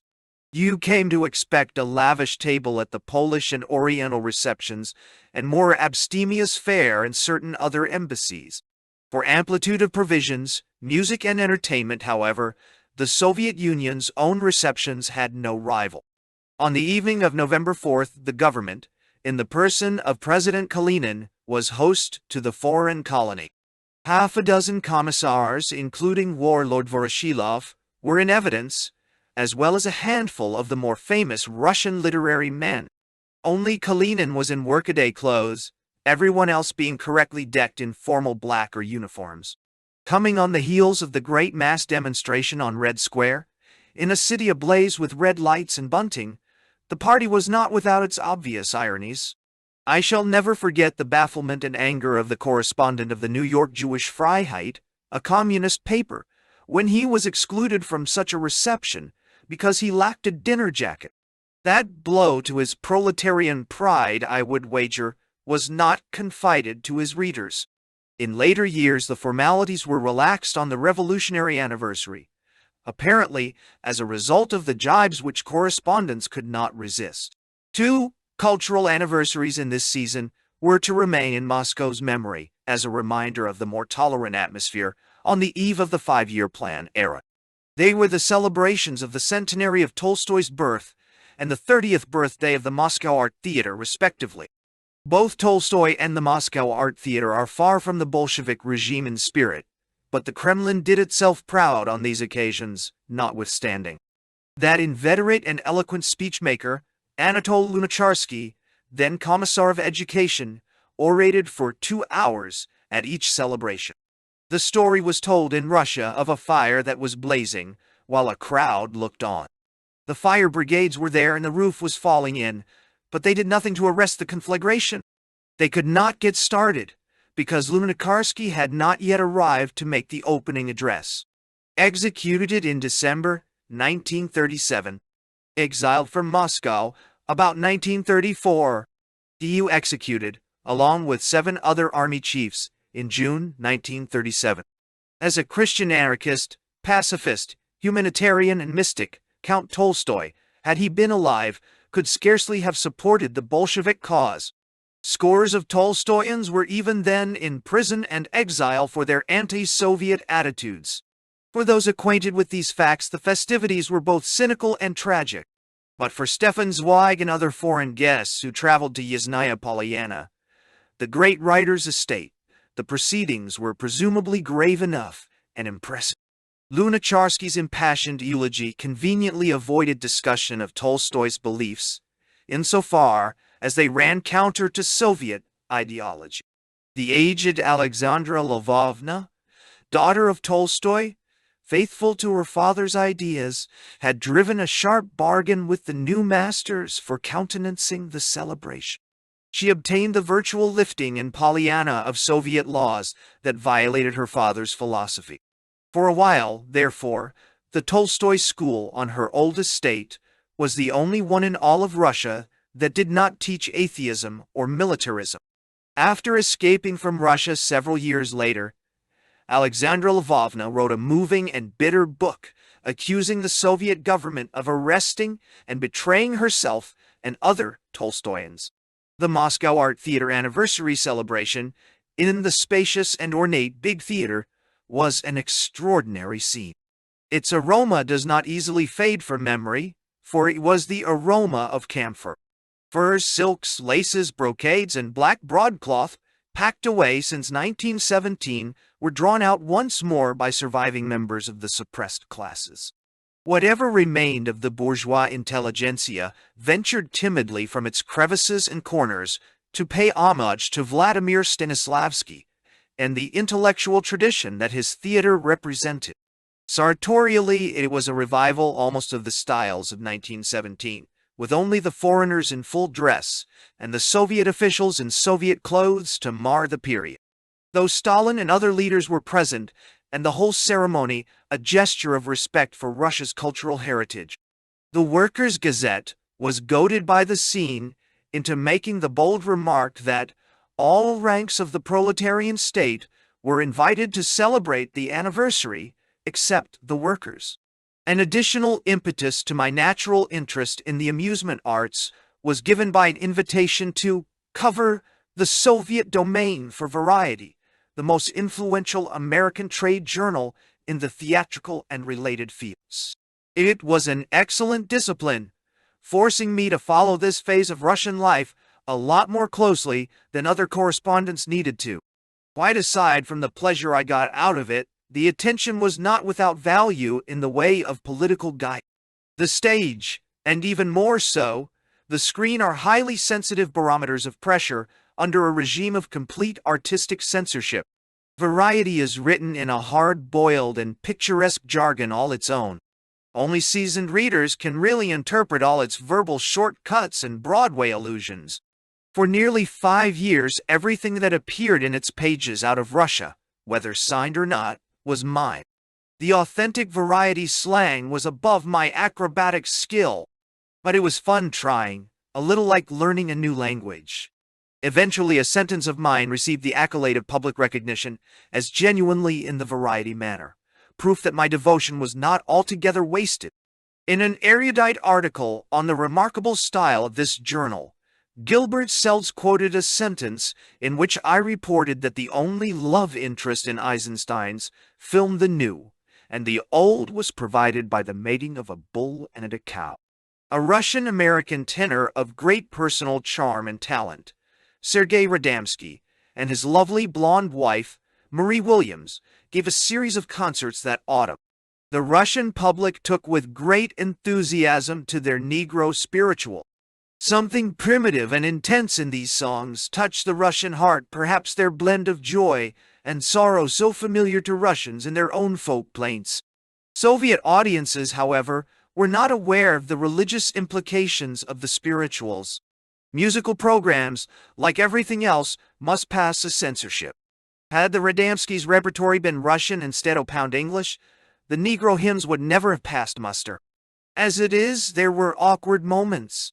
One evening, at the Moscow Conservatory, Sergei had rendered All God's Chillin' Got Shoes. It evoked great applause and a clamor for its repetition. After he had exceeded and again been rewarded with an ovation, someone sent up a note.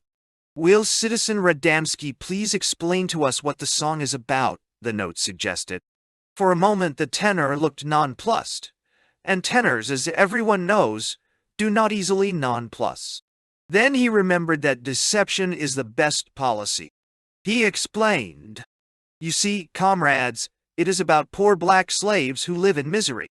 They have no shoes, no robes, only work and sorrow. But they dream of the beautiful future, after the revolution has freed them, when they will all have shoes, robes, and the things their hearts desire." No, a satire put on by Tayrov's Kamerny Theater and quickly squelched, was the most memorable theatrical event of the season.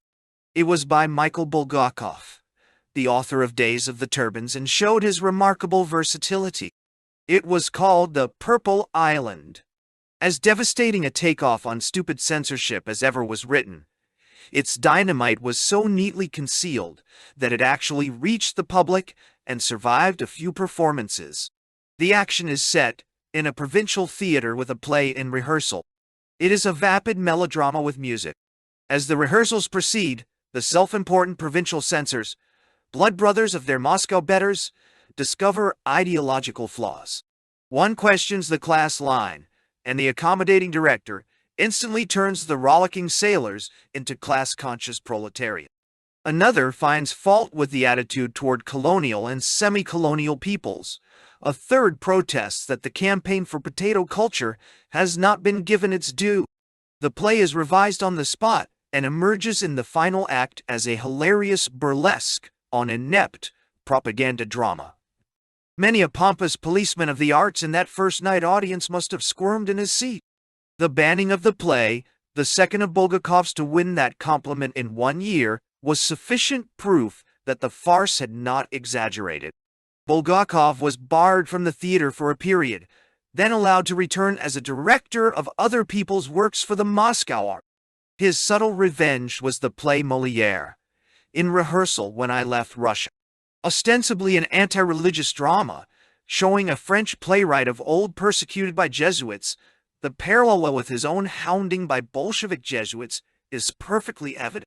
In the beauty of the Soviet theater, ballet, and opera, in the deep charm of the Russians as a people, in the sheer excitement of absorbing a new world, I found ample compensations for disappointments and intruding doubts. As mirrored in my writing, the new Utopia was still nearly perfect. At last the city was matted with snow. Melancholy twilights came once more soon after noon to erase brief overcast days. Something unreal and subdued, like the tinkle and glitter of northern fairy tales, filled the air. The darkness was studded with tiny nails of light. Detached church domes and towers seemed to float overhead. Once more diminutive sleighs glided by noiselessly. The double-decker windows were puttied for the winter. People were bizarrely padded and swathed in heavy scarves. Moscow settled back into the long nights when it is most like itself, somber, mysterious, and timeless. Cutting winds raced through the walled-in silences of the Kremlin, where about 1,000 visitors from all parts of the vast Soviet Empire were gathered for the world's strangest parliament, the CIC, or Central Executive Committee of the nation. About half of them were delegates elected by the last All-Union Congress of Soviets. The rest were invited spectators. The function of both groups was about the same: to listen, applaud, and return home with tidings of the Soviet government's strength and wisdom. The legislative powers of the CIC, except on paper, were limited to raising hands for unanimous approval of whatever was submitted by the government. Under the turrets from which czars watched their enemies slain by the executioners in Red Square, these parliamentarians wandered through the ancient Kremlin, stopping to gaze at the Byzantine contortions of centuries. Old churches, touching the cannons captured from the first Napoleon. Most of them simple workers and peasants and provincial communist officials.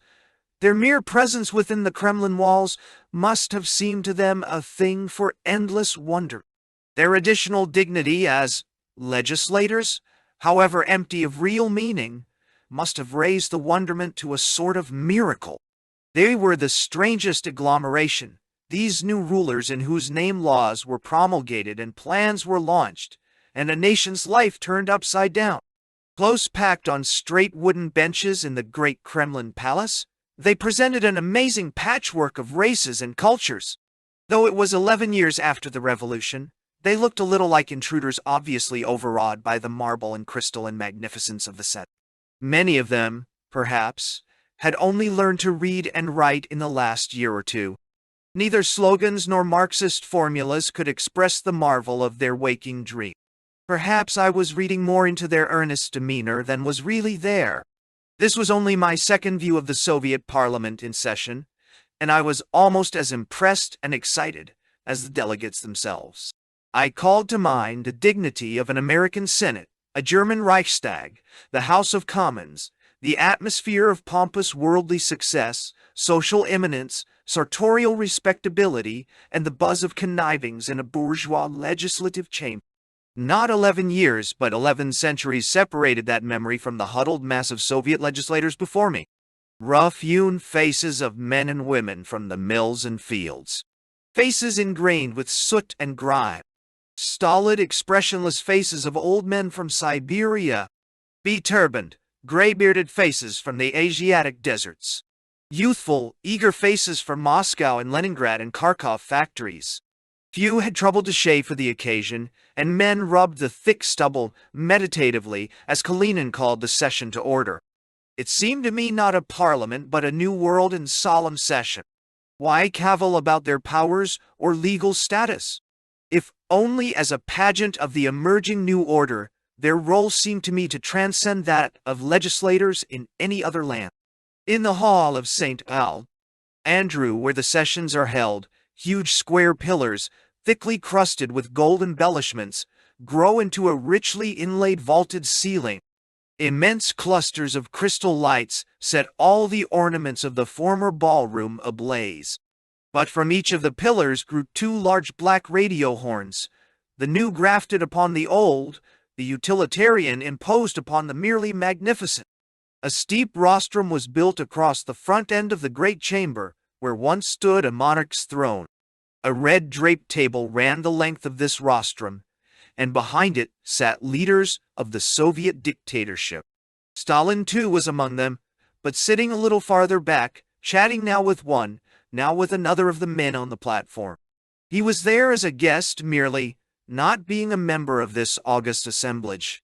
Over the rostrum, the portrait of Lenin smiled down on the gathering, and on the opposite wall was the severe face of Karl Marx. I sat among the correspondents in the press box.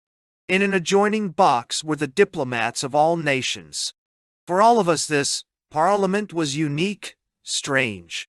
But for me, perhaps for one or two others, it was stirring beyond the compass of such hackneyed words.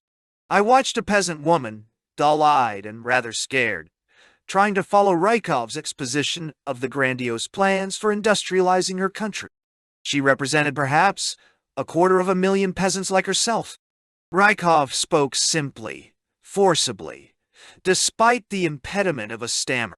His successor as Premier, Molotov, also suffered from the same impediment, though not quite so markedly. Rykov was reputed to be a heavy drinker. Vodka was called Rikovka in some quarters. But his long, deeply lined face, with its straggly beard, under a shock of unkempt hair, seemed ascetic, the type, I thought, of the pre-revolutionary idealist. The effort of following his exposition was too much for the peasant woman, and she gave up. Her interest lagged and died, and her strained expression relaxed. She took out a penknife and pared her nails, smiling at her own thoughts, as the premier unrolled a few more billions worth of plans. Two young legislators, a boy and a girl, thinking themselves unobserved, held hands and looked into one another's eyes, as though in a movie theater, as the intricacies of the agrarian policies were expounded to them. Individuals here and there may have amused me. The pretense that they legislate for a sixth part of the globe may be for gullible children. But the gathering in its entirety was a match for my expectations. It was a conclave inconceivable under any other regime. The last were indeed first. For some 10 days the sick met in the gold and white splendors of the great palace, listened to hours-long speeches bristling with millions and billions. One evening Litvinov spoke to them of great world affairs, of his proposals for total disarmament and partial disarmament, and the refusal of the capitalist world to act. That was something to carry back to a town or village in the heart of the Urals or Siberia. After each of the major speeches, individual sick members took the floor and discussed the subject from the angle of their own locality. They never disagreed with the main speakers. Such an audacity would never even occur to them. But they elaborated on the points he raised, citing examples from the local experience and pointing to problems that the government in its infinite wisdom might deign to consider. There might be little they could add to Litvinov's report on international relations or Kuybashev's on the basic plans for industrialization. But they were eloquent in denouncing the local bureaucrats who prevented the completion of a road in their township or some other such detail.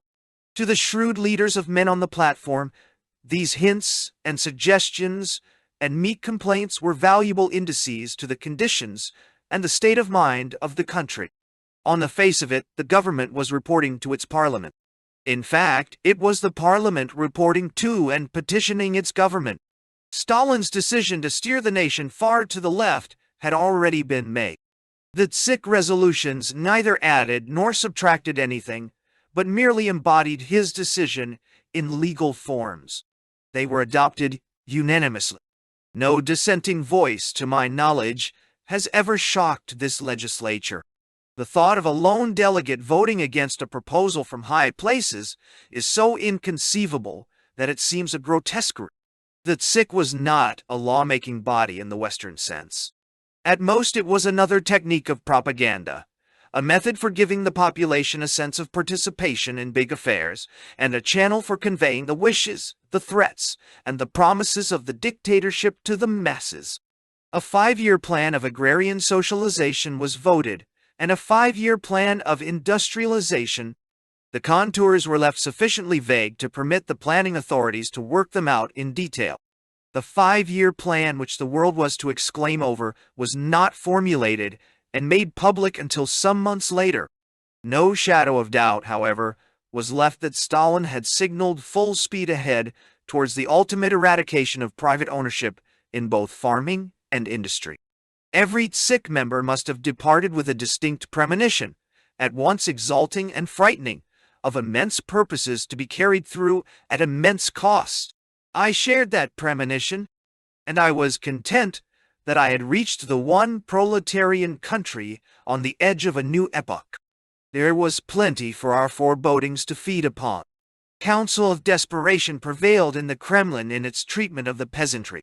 The methods used were described by the correspondents, with much exaggeration but much justice as well, as a revival of militant communism against the peasants. It was a violation of the Kremlin's solemn promises of a few months before. The peasant population came to regard the government's word as so much empty sound. In the cities, the ultimate fear of the disappearance of bread, led to panicky hoarding. Men and women waited throughout the night in sub-zero weather to buy a little more bread in the morning. In the factories and mines and on construction jobs, the engineers and technicians, tarred with the brush of counter-revolution by the Shady trial, became hunted creatures, presumed to be guilty of treachery and sabotage by the mere fact that they were bourgeois intellectuals, educated people of the pre-revolutionary days. In this atmosphere of strain, 1928 ended. The foreigners celebrated New Year's Eve at the hotels in counterfeit gaiety.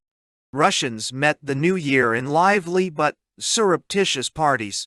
It was not quite respectable to recognize the Christian calendar in this fashion, but habit prevailed. At the party which I attended, there were communists as hilarious, under the influence of vodka and gramophone music, as anyone else. Christmas trees had been bootlegged in the capital despite the official ban on this remnant of ancient superstition. One of them stood in the corner in full view of the sardonic plaster Lenin, looking down from the mantelpiece. The year that began with the exile of Trotsky ended with the adoption of the major planks of his program. The year that opened with the crushing of the left opposition ended with a heresy hunt against the right opposition. It had taken Stalin 6 years to destroy the first, while less than 6 months would suffice to destroy the second. While fighting Trotsky, the new leader had perfected the mechanism of his power. It was now a flawless machine, the most potent, considering the scope of its dominion, ever built in all history. Life is rationed. If hell is efficiently departmentalized, the large section reserved for foreign correspondents will have a special torture TC dispense. It will provide its guests with juicy and exciting morsels of news, but cut off all channels of communication with then newspapers. We had a foretaste of that agony at the end of January 1929. Most, if not all, of us knew that Leon Trotsky and members of his family had been withdrawn from their place of exile in Alma-Ata and were being zigzagged across the USSR on their way to Turkey. Each of us carried the scorching hot news carefully under his coat, praying that other correspondents did not have it and would not have it until we had succeeded in transmitting it. But there was the rub. The censors would not let us send anything. They pretended to know nothing about it. International telephone connections, which in later years enabled us to beat the censorship when the news deserved the risk, had not yet been opened. We could and ultimately did use the mails, especially the diplomatic pouches of friendly legations. But a resident newspaperman thinks long and earnestly before circumventing the censors on a story which they have specifically forbidden. The longer we carried the news, the more painfully it burned into our professional flesh. Negley Farson had replaced Junius Wood for the Chicago Daily News, and we teamed up for mutual assistance. These alliances are not unusual in places like Moscow, where information is scarce and vague. When he phoned excitedly and talked of a big story, I linked it immediately to rumors I had picked up in other quarters. We met to compare notes. "But it sounds cuckoo," Negley said. "Why should Stalin let his number one enemy out of his personal control and send him where he can shoot his mouth off? Maybe our story is cockeyed after all." "It does seem incredible," I agreed, "but Trotsky has been pretty sick, I hear. And it may be Stalin doesn't want him to die on his hands. Just imagine what a stink it would raise if Trotsky did die suddenly. Everybody would say that he was done to death." Die! For days we hugged the knowledge to our breasts, convinced that we had a world scoop, but almost powerless to make use of it. Not until later did we realize that nearly every one of our competitors held the same mistaken conviction. I experimented with different ways of hinting the news to the Home Office, but could get none of it beyond the censor's blue pencil. The censorship that had seemed to me mild suddenly became harsh, insuperable. Censorships are always liberal, until they have something to conceal. Negley's courage exceeded my own. He sent the news in the diplomatic dispatch bag to a neighboring capital, whence it was flashed to Chicago. But I succeeded in getting it to the United Press the same day. Sergei Trivas, of Vokes and the GPU, arrived for one of his frequent social visits. He broached the subject without prodding. "Have you heard about Leon Davidovich?" he asked. Davidovich is Trotsky's patronymic. "Of course I have." "Well, why don't you send it?" "The censors turn thumbs down on any reference to the subject," I sighed. "I don't have to tell you how to get around that, do I?" Sergei smiled. About this time it dawned on me that he was speaking under instructions. While the Foreign Office was formally denying the whole thing with its usual vehemence, the OPU was not averse to having the news leak out indirectly and a little incorrect. "Well, I could send it as a private message to Billy in New York," I ventured. "My family had returned to America for several months. Do you suppose it will go through, and that he'll be hauled over the coals here when it does?" "Just send it," he now winked. "I assure you it is all right. Just say that LD is going to Turkey of his own free will." Eventually, it appeared that Trotsky was expelled from his native land by sheer force, protesting every inch of the way. Trivas had probably been mobilized to inspire my breach of censorship with a view to spreading a contrary impression. In any case, Billy received my mysterious message, a code word being used in place of Trotsky's name, and telephoned it to the United Press. The dispatch was published under a London dateline for my protection. Whether it was the first authentic news of the fallen warlord's deportation to be published was a disputed point for months, as if it mattered to anyone but ourselves. Fully a week after the whole world had displayed the news on its front pages, the Moscow correspondents were permitted by the Foreign Office to hint at it in their censored cables. For the Russian population, it remained a vague and dangerous rumor, until it was confirmed in a few lines among the trivial miscellaneous news on inside pages. To Stalin, no doubt, it seemed shrewd to push Trotsky beyond the Soviet boundaries. For a brief period, the expulsion shocked and titillated world opinion. Then it was forgotten. Trotsky in banishment in Central Asia, the caged lion with Stalin as keeper, was a more dramatic and touching figure than Trotsky in Turkey.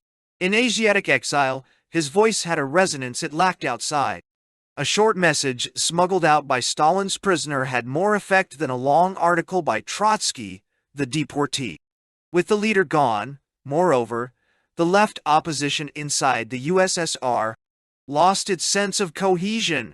Trotsky's deportation was preceded by a series of exciting events. Wild rumors of another sweeping round up of his suspected followers over a period of weeks were finally confirmed in an official announcement that 150 Trotskyists had been arrested, tried in secret, and condemned to long terms of rigorous isolation. Among them were men and women well known in political, scientific, and literary circles. The announcement was backed up by accusations more startling than any laid at the door of the Trotsky faction before. The Ogpu had uncovered the underground press, which was flooding Moscow and Leningrad with leaflets. It had disrupted an underground railroad, so-called, whereby exiles communicated with one another and with friends abroad. Tricks perfected in the revolutionary movement under Tsarism, brushed off and used once more in the same Siberia, the same cellars and garrets, with the same fervor and at infinitely greater hazard. But the present rulers had themselves been on the subversive side of the struggle in the old days. They knew and called every trick. The renewed warfare on the left opposition, coupled with furious attacks on right deviators, raised a miasma of fears over life in Moscow. The crushing sense of terror was strongest in the ruling party itself. Summary arrests and imprisonments of communists with long revolutionary records were an everyday occurrence. As for the small fry in the party, an unguarded word or a malicious anonymous denunciation meant a search of their homes, exile, or worse. Men in positions of authority one day were mysteriously missing the next day, and you never saw them again. Something furtive and hunted came into the manner of minor officials in Soviet offices that remained throughout the next period. It became almost the mark of their calling. People shied away more nervously than ever from conversation that might be misconstrued as remotely political. They went carefully through their address books and private papers and destroyed traces of anyone who might be in the bad graces of the government. Those whose homes were searched or whose relatives were under arrest became instantly contagious creatures to be shunned by their fellow men. The most pestilential breed of all, of course, were foreigners. Only the more daring or more foolhardy Russians ventured within their infected orbit. The groundswell of distrust of pre-revolutionary intellectuals, engineers, technicians, scientists, and other specialized workers, started by the shady trial, inundated factories and institutions throughout the country.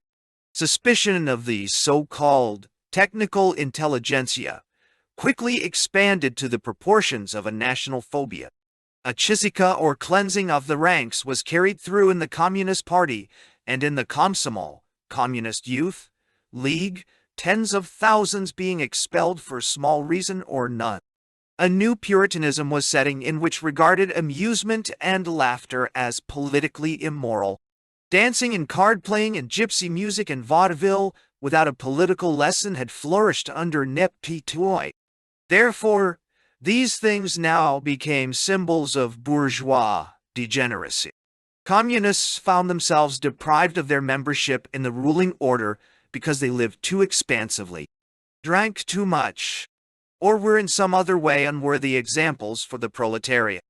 But above all, they were expelled for heretical thought. The cleansing was retroactive.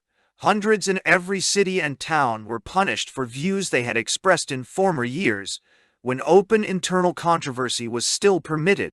Another and more far-reaching chiska was launched in offices, banks, museums, the 1001 government institution. Its purpose was to ferret out and expel class enemy elements who might be hiding in respectable positions. Hundreds of thousands of former people, the remnants of the pre-revolutionary upper classes, merchants, priests, socialists, Tolstoyans, had in fact adjusted themselves to the new system and were working as unobtrusively as possible in government service. 12 years after the revolution, most of those of the declassed people who survived were of necessity earning their livings in some corner of the great government machine. For years, they had been unmolested. They thought themselves safely forgotten in their crevices. Now they were pried out into the open and stepped on without pity. The liquidation of netmen, in addition, had in the last year or two driven them for sanctuary into official enterprises, especially in the distribution end of Soviet economy. They, too, were ordered out.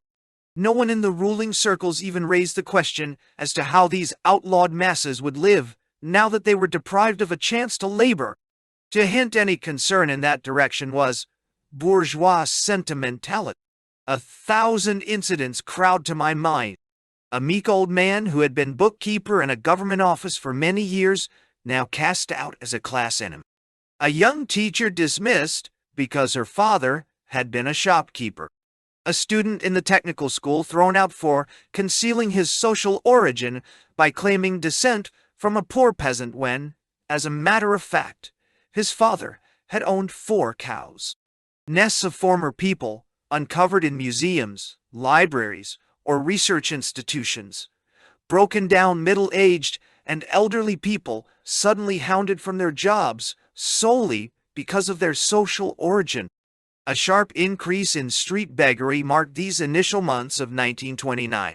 The whining professional mendicants, who followed one for blocks if they were not bought off with a few coins, were familiar enough.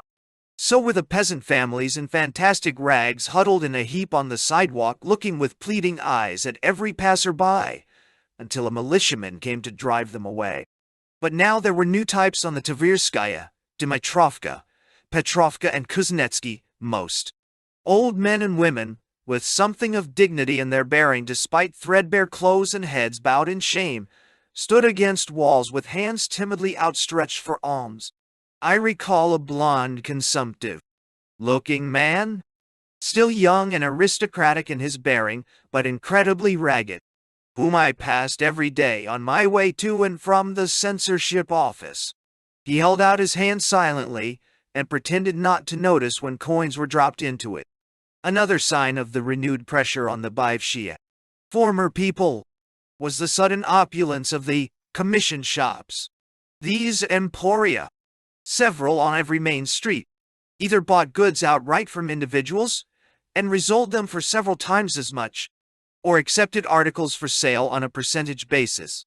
They now began to fill up with antiques, silver, furs, old furniture, rare ceramics, paintings, miniatures, jewelry, rugs, the remnants of pre-revolutionary wealth, salvaged somehow through 12 years of revolution and confiscation, were drawn out of their hiding places and turned into cash. Foreigners were the most avid buyers, though Russians in the higher income brackets bought heavily too. Most fearful of all for its victims was the process of disfranchisement, then underway. The right to vote was cherished not for itself, since it is an empty gesture, but because to be deprived of it was equivalent to being branded as an enemy of the revolution. In connection with elections to the Soviets, special commissions everywhere were drawing up lists of those entitled to vote and stringently excluding the better-aware. To peasants, those in any wise tarred with the pitch of net trade, anyone whose social origin was unsatisfactory, people who for 1,000 reasons had incurred the displeasure of the Soviet regime. These became lishentsy, disfranchised people, without any rights or legal standing. To be among the lishentsy was to be an outcast. They could not work in government enterprises, except in the lowest categories of black or unskilled labor. Their children were the last to be admitted into elementary or higher schools, which under conditions of overcrowded schooling meant that they were not admitted at all. When food rationing was introduced, from the end of March forward, they were denied rations. When revisions of the rights to occupy living space were undertaken, the lishentsy were the first to be ejected from their homes. In their totality, the number of these pariahs, even babies were not spared, came to millions. Those in the villages survived until the liquidation of kulaks as a class the following year, when they were driven from their homes into inhospitable regions to live or to die. How did the others in the cities manage to live? Denied work or food rations, harried from their living quarters, burdened with taxes, and subjected to refined cruelties. I asked this question of officials, communist friends, ordinary Russians in the following years, because it was a fascinating mystery. None of them could give me a satisfactory answer except the amazing tenacity of the human animal in clinging somehow to life. Part of the answer, of course, is that a large proportion of them did not survive. Suicide and death from the diseases of undernourishment decimated their ranks. The rest hung on to existence somehow with bleeding fingers, doing odd jobs, teaching, begging, smuggling themselves into jobs by lying about their status, only to be exposed and driven out again before long. Only Hitler's treatment of the Jews in Germany a few years later gave the world anything resembling the systematic persecution of a large class of the population. Partly because of fear, and even more so because of the food difficulties, Russians gradually ceased to entertain. Social life was muted. Those with the money or political influence to obtain enough food for a party now conducted it in a kind of secrecy. It suddenly became both disgraceful and dangerous to eat better, dress better, or enjoy life more fully than those around one.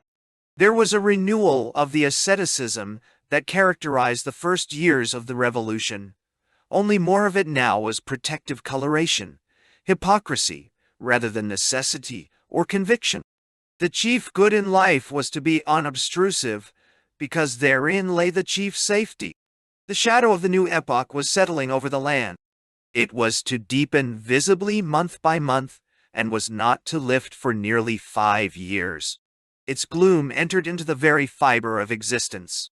Life was suddenly precarious, even its enthusiasm touched with melancholy. The first demands for the rationing of bread and other foods were heard from factories all over the country when winter was at its crudest. The people on lines wound shawls and scarfs around their heads, so that only their bleared eyes were visible. They stamped and shuffled in their places, and flapped their arms for warmth, a dance without joy. When you crossed the threshold into the street, the frost sprang at you furiously. The windows in street cars were coated with hoar frost, and you thawed out a tiny peep, hole with your breath to see where you were going.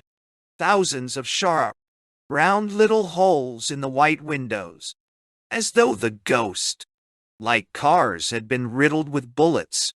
In the markets, old men and women stood all day in the cold, as in a torture chamber over the debris of their past. A few spoons, a tattered picture album, an icon, a few flakes of lace, spread on newspaper. Big foreign cars rolled through the streets, past the belching streetcars and the frozen bread queues, carrying unshaven factory directors and uniformed officials.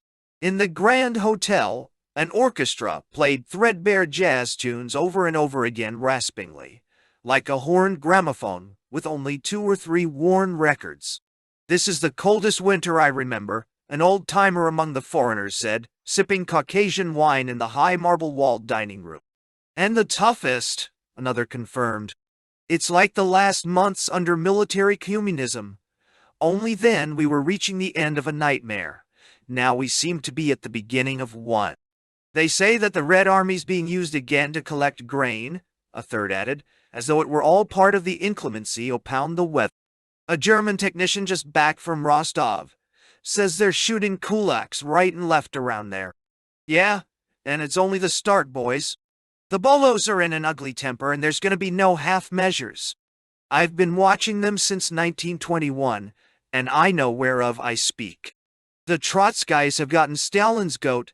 He'll show them he can outleft the lefts. They say," gruesome were the things they said, and some were true, and more were apocryphal. But even the inventions were true in that they were products of the uncertainty and the panic. Declassed and other undesirable people were being thrown out of their rooms to make way for proletariat. People disappeared, more frequently from the offices where you were accustomed to finding them. "Comrade so-and-so is sick," you were told over the telephone. "No, he is not expected back. He'll be sick for a long time. Mild-mannered little men suddenly began to boast, after a drink or two of vodka, of how they had strangled white guards with their bare hands in the Civil War days to save bullets. The old intoxication of blood was being revived. The synthetic demands that arise through the nation for precisely the things the Kremlin has already decided to do provide amusement to the cynical. The process is so transparently make-believe that no one is fooled, yet the government persists in the comedy year after year. It is a ritual of propitiation whenever something unpalatable must be forced down the nation's gullet. There would be a sudden flood of resolutions, let us say, demanding a new loan. The proletariat clamors for the privilege of contributing a month's wages toward the voluntary purchase of loan bonds. The resolutions are curiously alike in wording and most unconvincing. The government takes cognizance of this public opinion and magnanimously consents to float another loan.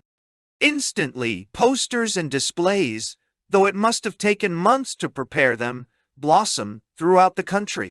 The bonds are already printed, and the details of the whole thing, which must have taken months to work out, are ready. Some genius, in short, has foreseen the popular demands and was ready for them. Next year and every year the routine is repeated. So now there arose a proletarian cry for bread cards. Peasants were buying up the city's bread and feeding it to their pigs and cattle. Bread at official prices was cheaper than fodder at market prices. First in one city, then another, and soon throughout the USSR, the synthetic wish for rations was met. Every manual worker under the new dispensation was entitled to 2 pounds of bread daily, white-collar or brain workers to 1 pound.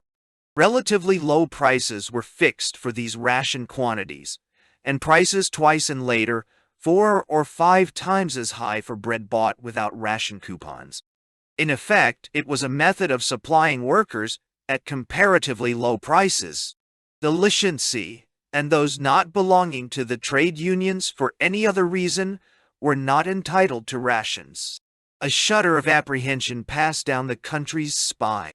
Rationing had ugly connotations in the Russian mind.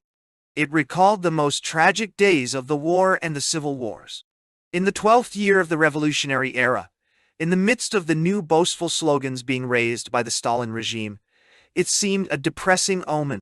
Young people who had grown to maturity in these 12 years were reminded that the revolution was not something in history textbooks, but terribly immediate. From that moment until the autumn of 1933, nearly 5 years later, the food situation grew steadily worse. Difficult as 1929 may have been, it was to seem from the vantage point of 1932 or 1933 a time of plenty.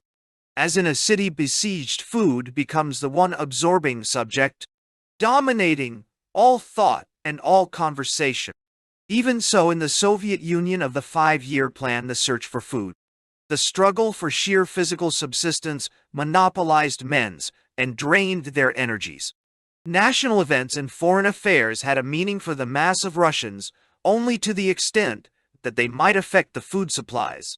All things unrelated to the stomach, the one gnawing reality, seemed of no consequence except for the professional politicians.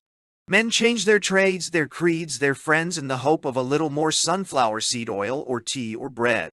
The outer world was made to see Russia as a beehive of enthusiastic activity, where men labored and sacrificed in a spirit of fanatic self-abnegation. I did more than my share in building up that idyllic picture. Yet I know that the average Russian, if there is such a thing, was less interested in the billions and trillions of the plans than in his hope of finding another herring, another pound of potatoes. I watched men and women map out intricate campaigns of flattery and wire-pulling to obtain a little more milk or a pat of butter for their infants. I saw them risk their careers or put themselves in danger of exile to a concentration camp for an extra ration. The enthusiasm, or the ruthless will to achieve, was at the top. Below was naked want and desperation.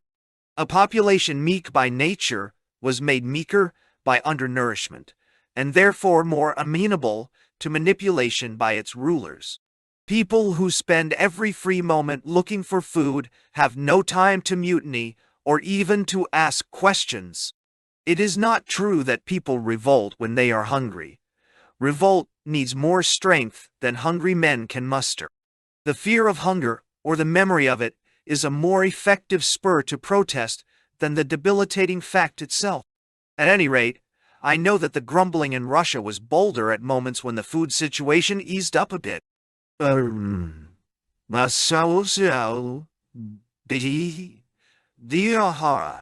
Foreigners, too, were given the privilege of rations.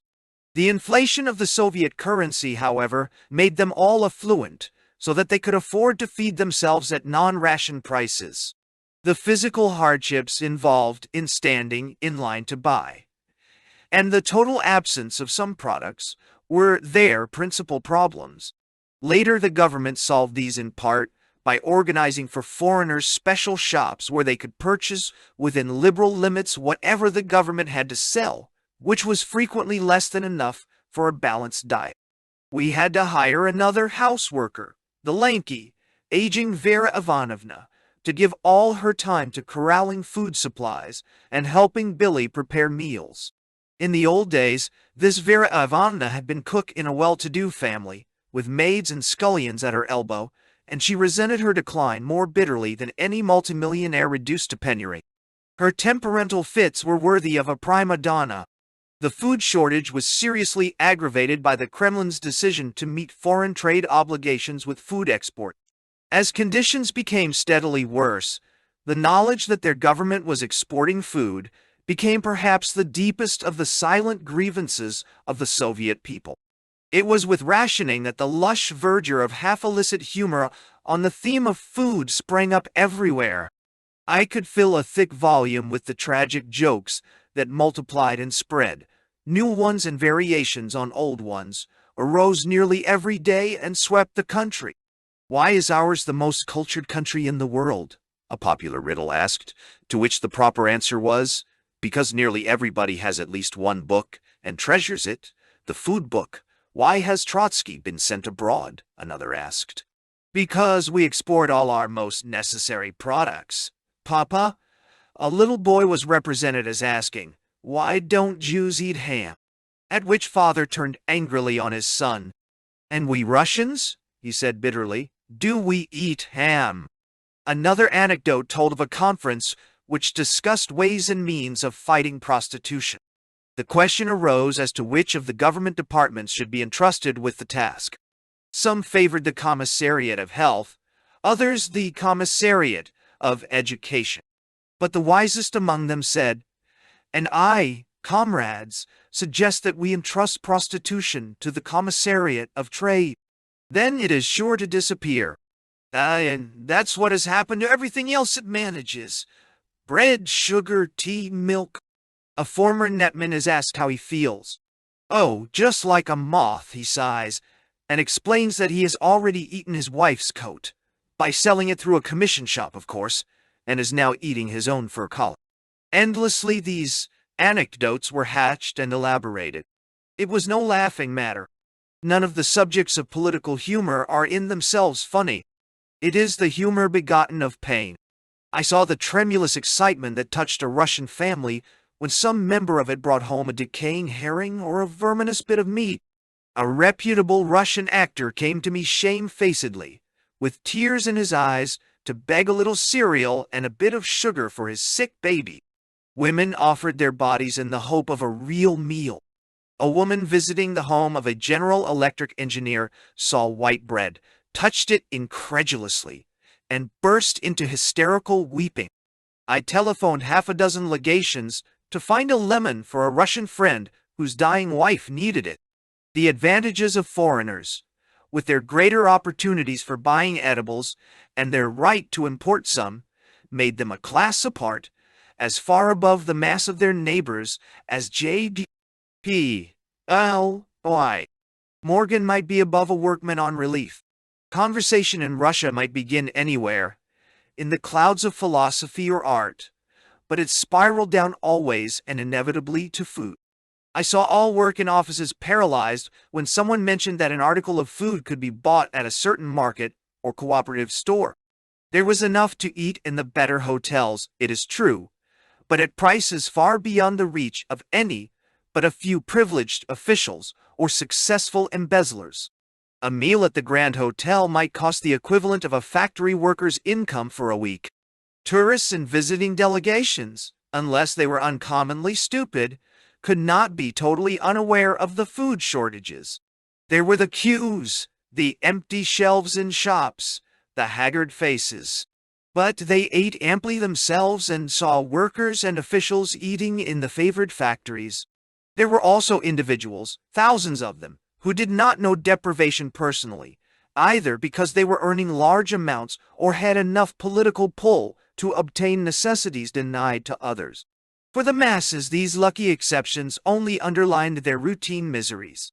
Americans who had worked with the American Relief Administration in the Volga famine areas have told me how guilty and bestial they sometimes felt to be hiccuping with satiety when they knew that people were dying of hunger beyond their doors.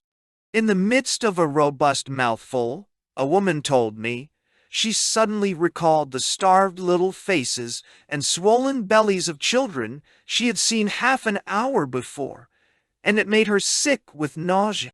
A little of this ordeal was ours, the shame of filling one's belly 3 times a day when all around was shortage. Not famine, but the shortage that causes men's bodies and minds and spirits to sag. The shortage that makes the stomach the core of existence, the center of every waking and dreaming thought. The shortage that makes all other human values, art, beauty, ideals, philosophies, an empty mockery, social slag. With open, wakeful, horrified eyes, I saw a nightmare. 5 floors crowded with human wreckage, an unholy awful heap of some 1,700 cripples, beggars, old prostitutes, thieves and cutthroats, drug addicts, sex perverts, men, women, and children in the lowermost depths of poverty. For months the loathsome memory haunted me and colored my thoughts. When I described my visit in a restrained dispatch, I inserted and underscored these sentences. The house is a heritage of the days of Tsardom, and must not be held against the Soviet regime. The derelicts to whose use it is dedicated are of the type whom no change in government or in economic structure can possibly help, the dregs of the teeming city population. This was reassurance not so much for the readers as for myself. In the 12th year of the Soviet Revolution, I had found the Knight's Lodging, depicted by Maxim Gorky in his Lower Deaths, not merely intact but more terrible in its reality than any stage director had managed to make it. As with everything else that distressed me, I discounted it as a leftover from the past, thus exonerating the revolution. Under the surface of every great city, there is another submerged city, a life far out of sight, which few natives and no strangers can even guess at. The nightmare that I stumbled across was a microcosm of that slimy nether life. Through the accident of a casual acquaintance, I was led to the Dom Nukliega, the house for a night's lodging, still known to the denizens of Moscow's lowest strata as the Yermakovka, after the millionaire Yermakov who built it long before the revolution. There were 6 such institutions at this time in Moscow, together accommodating about 4,000 lodgers. This acquaintance, who had traveled much in his day through Europe and the Americas, was singing the praises of Western culture and civilization. Culture, civilization. I bristled. What about the misery and poverty and crime that it breeds? Do you know the east side of New York or London's Whitechapel? The slums and hellholes of that civilization? You judge by the suave surfaces. And here, under the Soviets, he smiled. I admit the surfaces here are far from pretty.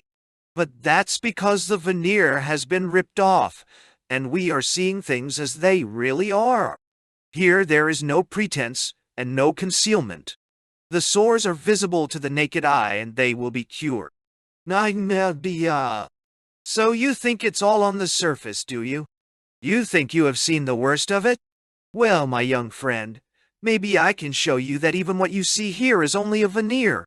Down below life is putrescent, worse than anything London or Paris or New York conceals. How he managed it, I do not know, but several nights later he led me to the Yermakovka. No other foreigners, as far as I know, had been there, and certainly no American correspondent until then had been through it. I knew flop houses on the Bowery, wretched tenements, and steerage holes. I started for the Yermakovka expecting misery, but convinced that it would be only a Russian variation on the ancient worldwide theme. What I found, however, was so much more loathsome than anything I had ever seen with my own eyes, that it seemed of a wholly different order of horror.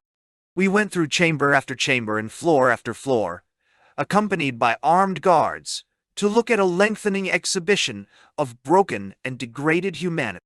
These nights' lodgings are the refuge of the homeless, the helpless, and the criminal who can beg or steal the 15 kopecks to pay for a bed. It is the last refuge, too, of those who shun the law and their fellow men. It is the one place where they need not show documents or even give their names. The corridors were wet and slippery with grime and filled with an awful stench. Everywhere were diseased and perverted faces, or blank faces, emptied of all human meaning and feeling. In the women's section I saw haggard creatures in rags, sprawled half-nude on their cots, too hopeless and apathetic to notice our intrusion, and younger women, with sick and leering faces, who threw obscene words at us. There were some 350 women in the house that night, about a dozen pound them with infants at their breasts, or crawling among the rags. In the men's section, there were special rooms to which were assigned cripples, criminals, drug fiends, and so on. While no questions were asked, the administration was familiar with the types, and separated as far as it could those driven to the lodging by poverty from those who made up the diseased and criminal element. The large barracks set aside for the deformed was something out of a Dantesque imagination. A huge room full of men without arms, without legs, paralytics, blind men, hunchbacks lying on hard beds in the grotesque postures necessitated by their deformities, many of them groaning and writhing. A room full of distorted bodies, faces, and minds. In the wing for criminal elements, our arrival was resented and foul. Names were yelled in our direction. In one room, the guard drew his revolver to silence the growling. Hundreds of the inmates seemed mere boys. Back in the office of the administration, I asked an official who these creatures were, whence they came, and where they would end. His answers were far from explicit. Every evening, beginning at 6, the line of applicants for a night's lodging formed in the yard of the Yermakovka, and until midnight the city's homeless kept coming. Often they failed to get admission after hours of waiting. "There's been such an influx of peasants fleeing their villages," he said, "that every night now we turn away from 300 to 500. It's sad, but it can't be helped. We can only guess who these people are. Some are beggars. You see them on the Moscow streets. Some are whores too old or ugly to find customers. Others are hiding from the police. But a large number are just poverty-stricken people without a roof over their heads. We have many here who come with recommendations from their trade unions. We let them stay for 2 weeks or even more. All the rest are turned out every morning. We can't guarantee that they will find their bed when they return at night. After all, this isn't a hotel." "No," they say, another official volunteered, "that members of the old aristocracy have been reduced to living in the Yermakovka, but we have no way of telling. There's a very old woman in one of the rooms tonight. She comes here often, who is said to have owned a great estate in the Crimea, but I accept these stories with a grain pound salt." Now, new lodging houses were being built, they said, and in the next year or two, these plague spots would perhaps be eliminated. Meanwhile, even a bed in the Yermakovka is better than none, comrade, isn't it? We try to clean the place, but what's the use? It's a foul stable again as soon as the mob comes at night.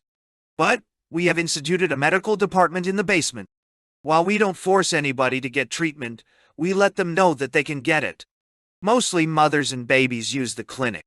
Well, I inspected the clinic, then fled from the place.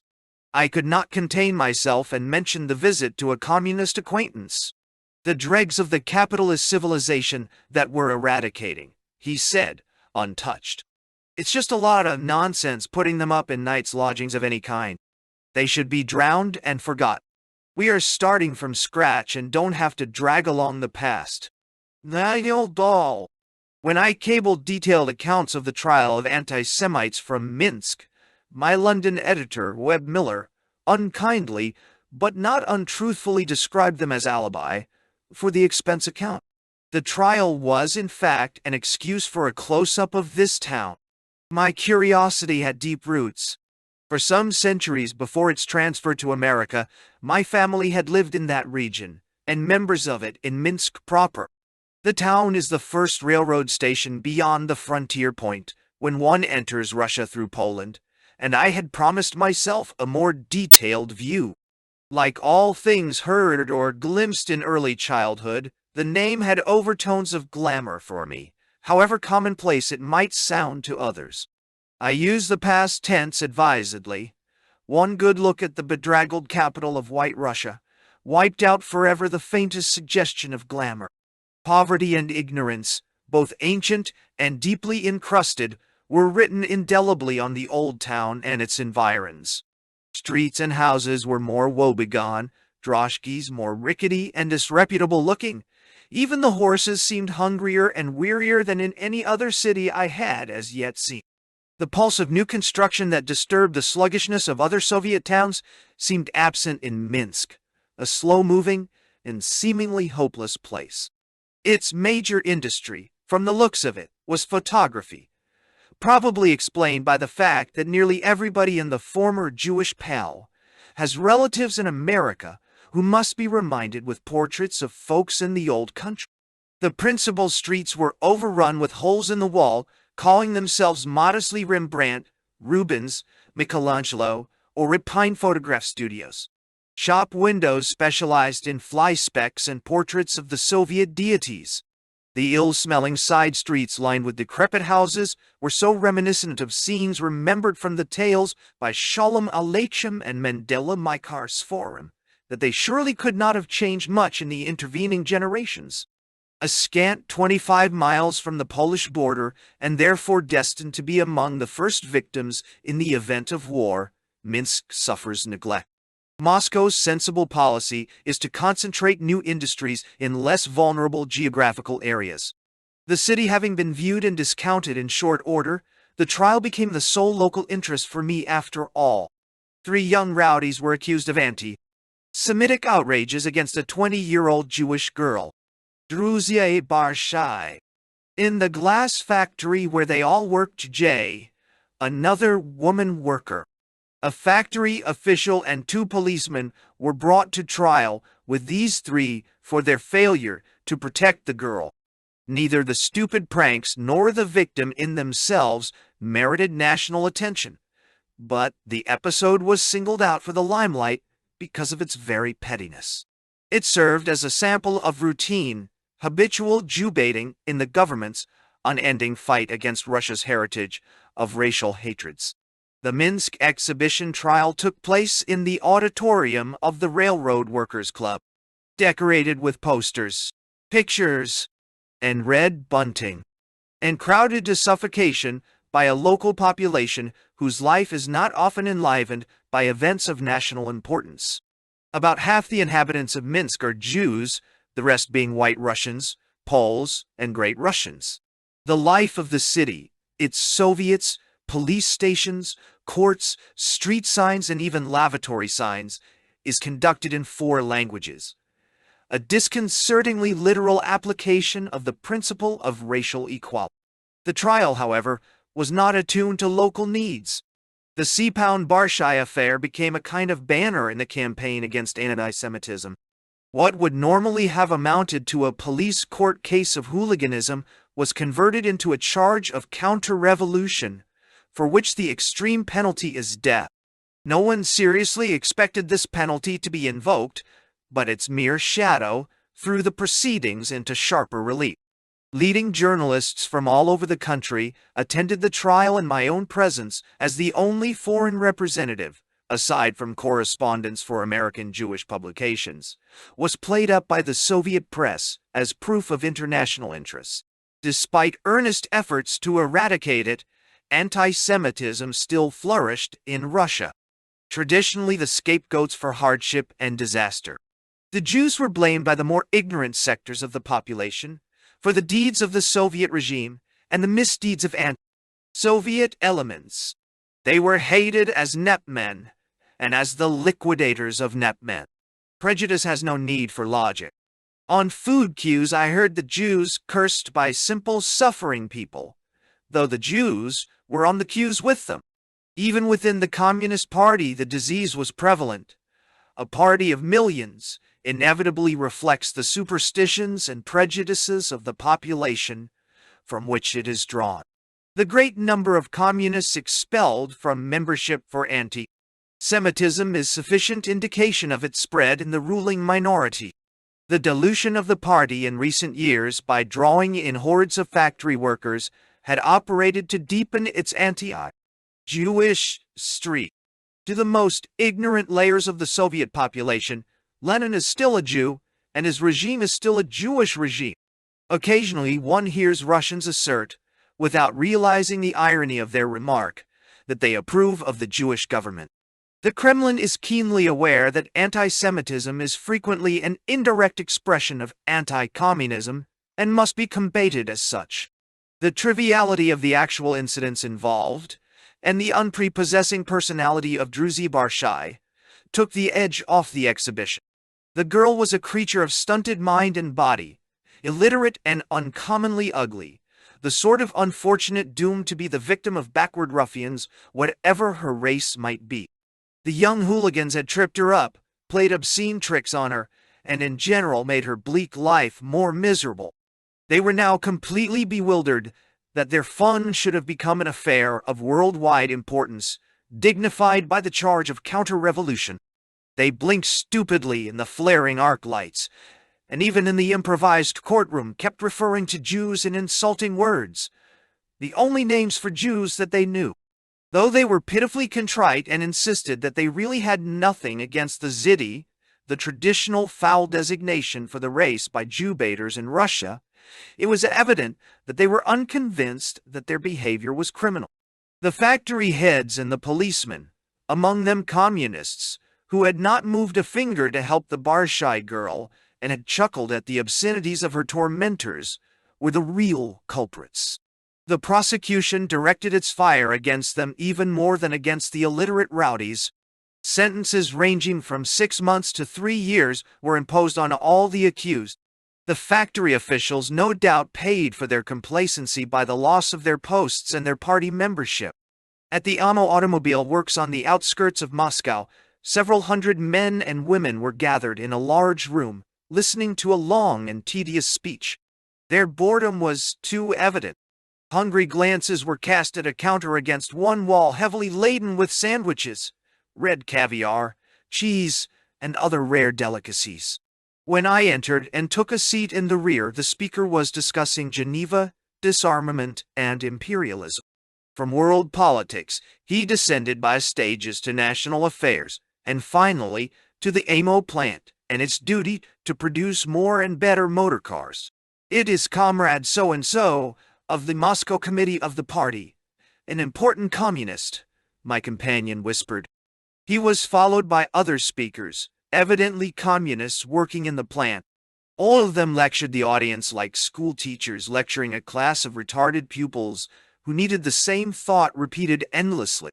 The classroom effect was given additional color by an examination which one of the speakers conducted. Let us see whether our department has learned its political ABC, he said. In the great task of building socialism, all workers must be politically conscious, vigilantly on guard against enemies at home and abroad. Why is right opportunism the greatest danger at this stage? Oh, pound the revolution! Silence greeted the question. Don't be bashful, citizens and comrades, the speaker urged. Who can answer the question? Another silence, more urging by teacher than a bright pupil ventured an answer, and after him, half a dozen others stood up and stammered things half-remembered from recent speeches and editorials. One of them got his answer sadly garbled. so that it ended in gibberish and evoked laughter. The men at the red-draped table in front held a whispered consultation, and the speaker resumed.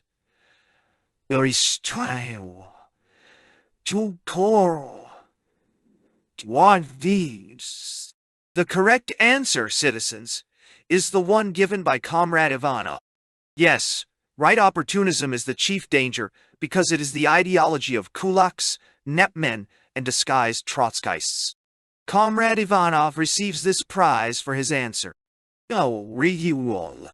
A framed lithograph portrait of Stalin was passed overhead to Ivanov, and everybody applauded. Other questions and answers followed, with books, pictures, a plaster bust of Lenin awarded to the best parrots. Then there was an adjournment while sandwiches were distributed. Refreshed, the meeting was resumed. It was an election to the district soviet by the workers of one department of the factory. 100% of the voters took part, the press would announce the next day. A list of names was read by the presiding functionary. It was the ticket drawn up by the communist nucleus in the department, and it contained many names of non-communists. The discussion was brief and almost entirely laudatory. 2 or 3 workers expressed their hope that the Soviet delegates would do something about improving the service in the factory buffet. Finally, those in favor of the list were asked to raise their hands. Nobody was opposed. It was my first view of an election. The following day, I saw another, in a workers' club. Miscellaneous citizens not attached to large factories or institutions, among them servant girls, freelance writers, janitors, were electing their delegates. I heard approximately the same speeches and even more perfunctory discussions of the candidates. I attended dozens of these meetings that year and in subsequent years. Sometimes the discussions were more spirited. Several objections were raised to candidates on the ground that they drank too much or did not devote enough time to social activities. But not once did anyone even by implication raise a fundamental question of larger policy. No one pretended that the electors were deciding anything. At best, they were selecting the instruments for putting into effect decisions already made in mysterious upper region. Whatever these election meetings might be worth as a school for drumming in the ideas of the Kremlin, they were empty farce considered from any other point of view. Any number of Russians might bite any number of Russian dogs. Perhaps they do, without winning a line in the Soviet papers. Unless their carnivorous tastes carried some political implications, they would not be news to a Soviet editor. Events without a social purpose, the 1001 hilarious and calamitous accidents that befall mortal man, rarely if ever find space in the Russian press. Ordinary crime, low-down homicide or robbery without social pretensions. Crime for crime's sake, as it were, is simply snub. The rare exception to this rule, such as the reports of the Volga pirates, therefore made a large impression on the public mind. Not that the Soviet press did the story justice, journalistically speaking. As the scanty and colorless news dispatches trickled through the more obscure columns of Moscow's newspapers, I could not help thinking, what a holiday this tale of lusty butchery and blood-soaked bravado would have provided for the American tabloids. 1,000,000 stenographers would have lost their hearts instantly to the swaggering Kuznetsov reciting the details of his murders and plundering with professional pride. How they would have envied his beautiful mistress. Well, she would have been beautiful in the tabloid. Nay, this is all. The girl was only 23. Her name was Voronina, which is Russian for carrion crow, and she was the only female in a bandit trust of over 30 strong. In prison, she sang and danced to keep up the spirits of her paramour and maybe her own. The gang had terrorized the Volga region for years, preying on individuals, banks, shops, and evading the Ogpu until early in 1929. Kuznetsov himself may have been boasting when he counted his killings by the dozen, but 15 of them, at least, he described in convincing style, among them the murders of his own wife and child and an uncle. He believed that murder begins at home. He led piratical raids on Volga steamers. I never robbed the poor, Kuznetsov explained. On the contrary, He helped the widows and orphans, including those whom he personally turned into widows and orphans. The proletarian preachments had not been wholly lost on him. He told many stories of his gallantry and essential kind-heartedness. One of these sticks in my memory. Don Pusori. He held up a droshky and robbed the passenger of a cash payroll for his factory just drawn from the bank. The cab driver, scared out of his wits, drove off in a panic, but Kuznetsov sent the gang after him. When the trembling cabman was brought back, the robber chieftain read him a lecture on fairness and considerate conduct. "You should be ashamed of yourself, running off in this cowardly fashion," he chided the man. "Why, you're the only witness of this robbery. Without you, how will this poor fellow prove that he was really robbed?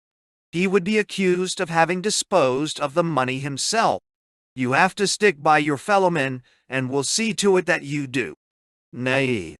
Paper and pencil were found, and the minutes of the robbery were written out. The cabman signed it as witness, and the document was presented to the victim as a receipt for his payroll. These humane gestures did not save Kuznetsov from the firing squad. 10 years of imprisonment is the highest punishment under Soviet law for any crime except counter-revolution. That simplifies matters. Whenever the government prefers to dispose of a bad customer, it calls his crime counter-revolutionary. Organized brigandage usually comes under that head. A batch of his underlings died with Kuznetsov, and the girlfriend received a long prison sentence. The kind of crime that did figure frequently in the press was distinctly political in character, chiefly corruption in office. Scarcely a week passed without a major scandal in some part of the country. Diversion of official funds for private orgies. The abuse of bureaucratic power to terrorize entire towns. The entrenchment of criminal elements in control of the party apparatus in various cities and provinces. The misuse of their official authority to force women employees into concubinage, often mass rape of women in a spirit of degenerate fun, was especially in vogue. The foremost leaders in Moscow itself were rarely touched by the breath of scandal, but elsewhere depravity in high places was all too common. The honeypots of power draw insects under any system. The vast number of these parasites exposed by the central authorities and duly reported in the press left no doubt that many more were still undisclosed. As long as elections are an empty formality and secret arrests, exiles, and shootings leave the individual citizen subject to intimidation, the temptation to misuse power remains almost insuperable. Bureaucratism is the name given by the Bolsheviks themselves to the system which breeds such corruption. They are incessantly announcing campaigns to wipe out the evil. It flourishes notwithstanding. The campaigns against bureaucratism themselves assume a bureaucratic character, tangled in red tape, favoritism, espionage, fears, and grudges. Shocking details of demoralization in the higher reaches of Moscow trade unions, in the shadow of the Kremlin itself, were published in January 1929. Leading officials of the Moscow section of the Trade Union of Construction Workers had formed a fraternity calling itself Kabuki.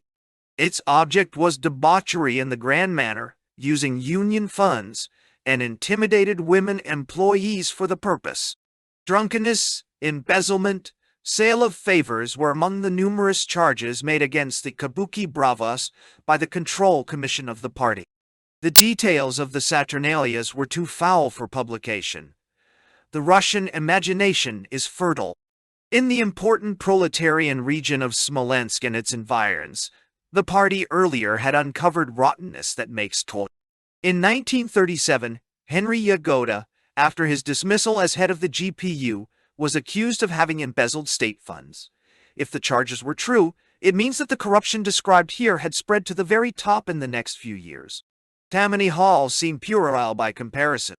The communist heads of the local Central Executive Committee of the Soviets and of the Smolensk Party Committee were busy with orgiastic parties, while the local police fraternized and shared loot with the local bandits. While factory directors exacted payment in natura from women workers under threat of dismissal from their jobs, while tax collectors and financial chiefs feathered their own nests with public funds. I take the word of Pravda for these facts. The central government did a thorough job of housecleaning once it became aware of the situation. A number of the communists paid with their lives, but that neither explained nor destroyed the swamps that breed such corruption.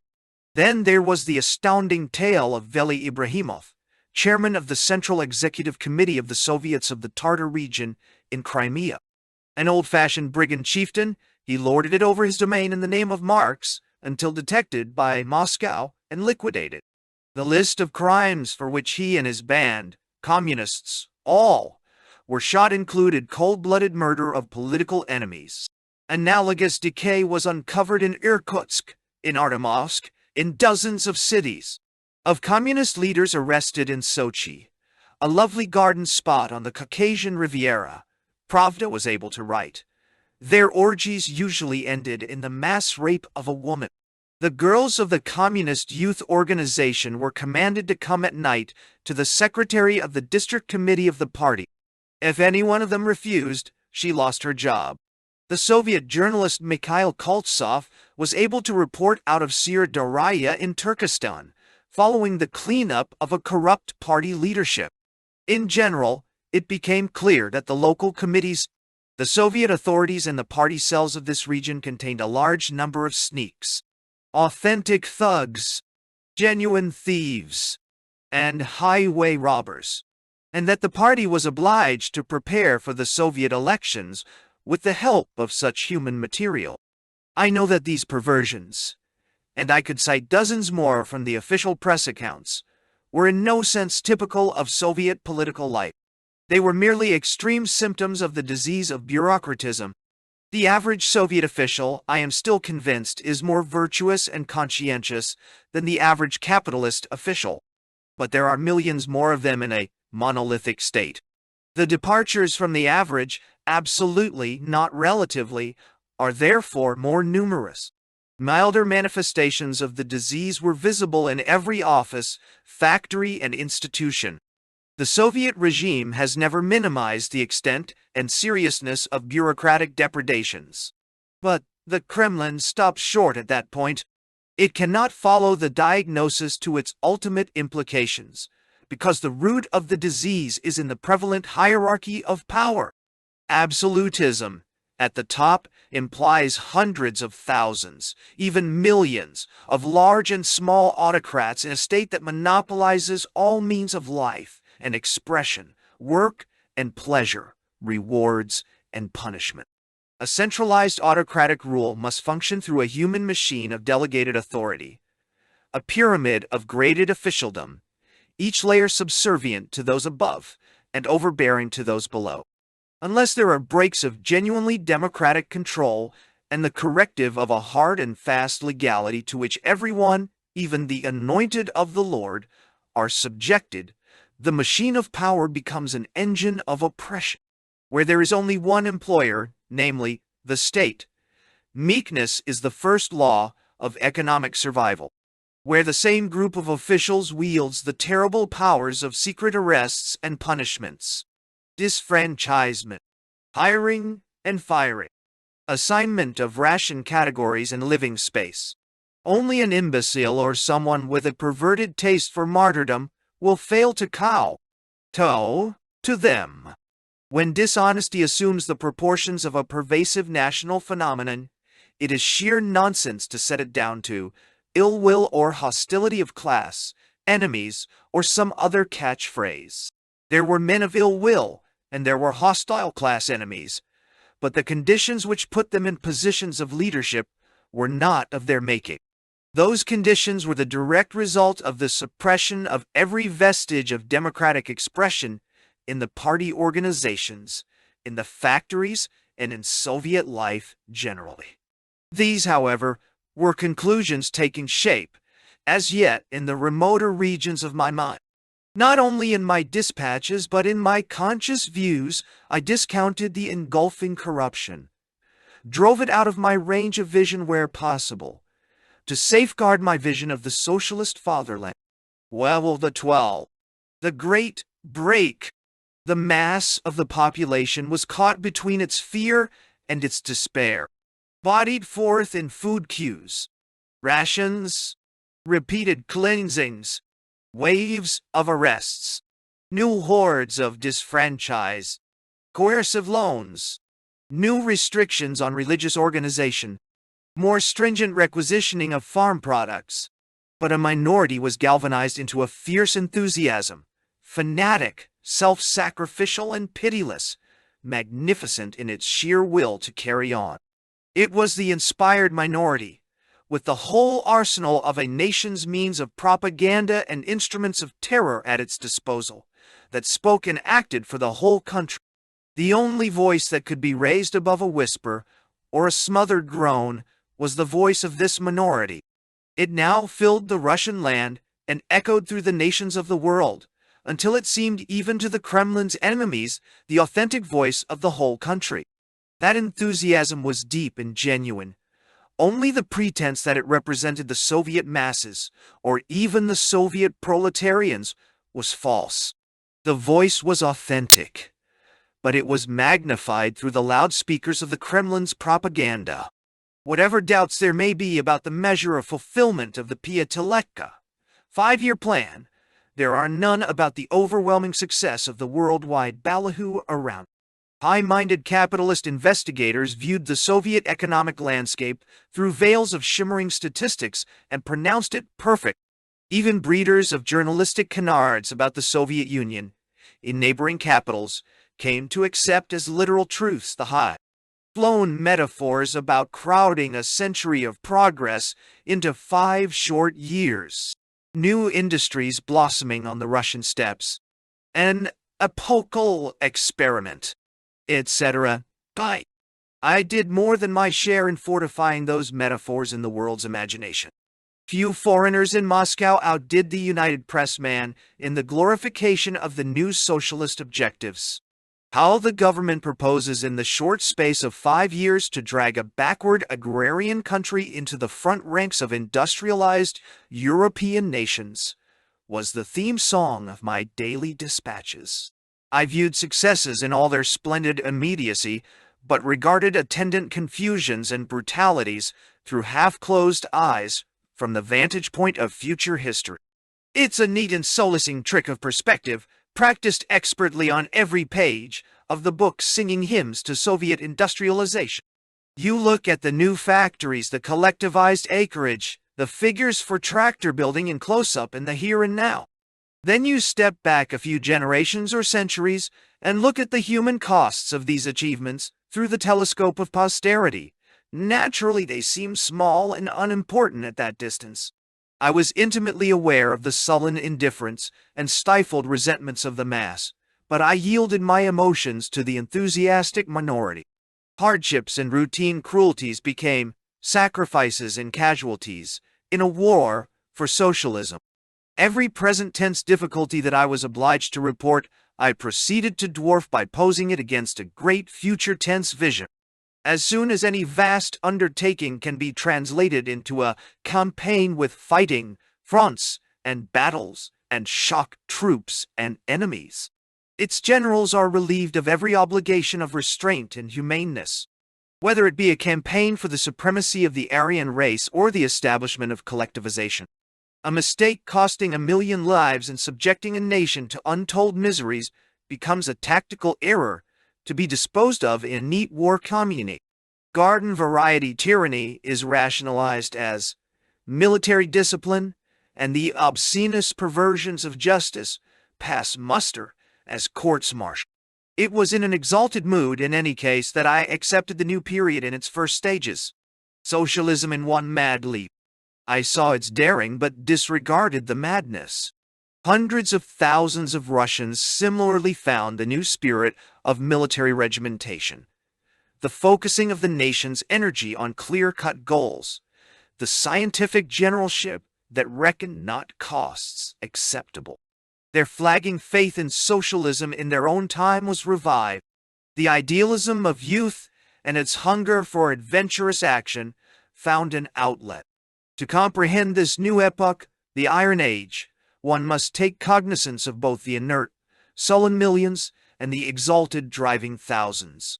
A charge of dynamite may be negligible in size by contrast with the mountainside into which it is injected, but it explodes that mass. The history of the next 5 years is gibberish, without an understanding of the explosive energy in the minority and the flaming faith in an all-socialist future that touched off the fuse. Young communists who had reached maturity in the last 8 years and knew the glorious legends of the Civil War period, largely from hearsay, now thrilled at the new opportunity for deeds of daring. Many heart-sore old Bolsheviks, sadly resigned to the defeat of their earlier hopes, and grieving over the humiliation of Lenin's old comrades, suddenly awoke to a new zest in revolution. What matter who led the revolutionary armies now that the fortresses of hated capitalism were being stormed? The few communists isolated in hostile villages and the poorest peasants, having watched their despised neighbors prosper, recognized an outlet at last for their smoldering hatreds. Thus, a mobilization of revolutionary sentiment was effected. Its banner was the 5-year plan of national reconstruction. Its rallying cries were socialism in one country, storming the citadels of the bourgeoisie, to catch up with and outdistance capitalist economy. The natural human instinct to make a virtue of necessity had its place in this mobilization. The politically more conscious sector of the industrial proletariat gratefully rationalized its burdens as temporary war measures. Communists who may have been irked by the increasing centralization of their party and the snuffing out of internal rank and vile democracy now could yield themselves in an ecstasy of supreme duty to an unavoidable military discipline. Former oppositionists could capitulate without losing face. The time for discussion was over. It was a time for action. A monolithic, totalitarian party was now a necessity. In April, a conference of Communist Party officials gave formal sanction to Stalin's ascendancy and Stalin's decision for a furious drive to the left. 2 versions of the 5-year plan had been worked out by Gosplan, the State Planning Commission, a basic normal plan and a more ambitious, optimal plan. There was a difference of about 20% in the total production and construction envisaged by these variants. The optimal plan was foreseen by its authors as possible only under the most favorable conditions. They even specified 4 of those unlikely conditions: the absence of any serious crop failures, broader commercial ties with the rest of the world, a sharp improvement in the qualitative indices of Soviet industrial and farming output, and relatively smaller expenditures for national defense. Riding high on a wave of enthusiasm, the conference disregarded these cautions and announced the more ambitious version as its official goal. In point of fact, not one of those favorable conditions was to eventualize. There were crop failures, serious war scares, failure to raise quality, and staggering blows to foreign trade as a consequence of the world depression. In the intoxication of optimism, whipped up by unrestrained propaganda, however, the plans in the first year were revised upward, as we shall see, beyond all logic instead of being switched back. A few whose sense of proportion exceeded their sense of self-preservation warned against such extravagance and found themselves condemned and punished as rights, defeatists, and capitalist restorationists. The program of agrarian socialization was presented to the conference by President Kalinin. In the light of what was to happen at the end of the year, it is important to note that this program, though it seemed extreme at the time, called for only 20% of the peasantry to be socialized in the whole 5-year period. In 12 years of revolution, despite continuous propaganda for collectives and all sorts of government subsidies, less than 2% of the peasantry had been collectivized. To induce 20% to join up in 5 years seemed a sufficiently daring goal. The plan did not limit itself to industry and agriculture. It embraced every department of the nation's and the individual's life. Meticulously, Gosplan detailed the great improvements in education, housing, and feeding that would be brought to the masses. It went to the length, later a pesky embarrassment, of charting the higher standard of living, because wages in terms of money would be rapidly increased through higher productivity of mechanized industry, and the purchasing power of the Soviet currency would appreciate 20%. The workers' real wages, the plan promised, would rise by 66%, and their cost of living would be lowered by 14%. They would eat 27.7% more meat, 72% more eggs, 55.6% more dairy products. The promises to the peasantry in this respect were more moderate but large enough to evoke a vision of plenitude in the mind of an underfed poor peasant. This phase of the plan was lost and forgotten in the shuffle of later boasts. But for the average Russian worker and peasant, it was this phase that counted most. They would have been less than human had they not reacted in some measure to the flood of promissory propaganda. I talked to dozens of factory and office workers. Their immediate difficulties became a sort of investment for the future. They would work hard, deny themselves everything for a few years, then enter upon that ampler socialized life, projected in the Piatelet. The 5 years were a prison sentence, or a term of compulsory military service, beyond which lay freedom and comfort. Party orators and press panegyrists, radio, theater, and cinema forgot all caution in their optimistic encouragement of this naive dream, this mirage in the desert of present hardships. The inauspicious beginnings in rations and official pressures became for many of the sufferers a curious portent of glories to come, even as his mundane travail is accepted by the religious martyr as a guarantee of celestial bliss to come. Perhaps the Kremlin would have been wiser to restrain its Hosanna singers who were sharpening the cutting edge of disillusionment. The Trotskyist opposition press abroad claimed the 5-year plan as theirs an inspiration, the fruit of their long agitation, though it condemned the extravagance and lack of proportion in the plan. Stalin's retort was that the gigantic enterprise, which he sponsored in 1928-29, would have been premature and disastrous in 1927. However that may be, national planning was not a stroke of Stalinesque genius. It is inherent in the very theory of Marxist socialism. Stalin's role was the launching of a plan at the time he did, and carrying it through with a ruthlessness, a defiance of caution and logic that turned the period into an iron age. Nor is the industrialization of Russia as such a purely communist inspiration to be credited to Stalin's genius. One need only look at the rest of the backward, semi-colonial East, Turkey, Persia, China, to recognize the same urge to westernize, mechanize, industrialize. Kemal Pasha uses almost the same language as Stalin in mobilizing his new Turkey for its industrialized future through a 10-year plan. When I interviewed the self-made Shah of Persia some years later, he did not boast of the art treasures of his nation, but of the railroads and cement factories under construction. In Russia, that urge dates back to Peter the Great, whose spirit and methods of catching up with the West were strikingly prophetic of the Bolshevik effort. The fact is that industrial growth in Russia just before the war compares favorably with the 5-year plan. In 1913, production amounted to 7,357,800,000 rubles as against 6,177,900,000 rubles the year before, an increase of over 19% and therefore close to the average increase under the 5-year plan.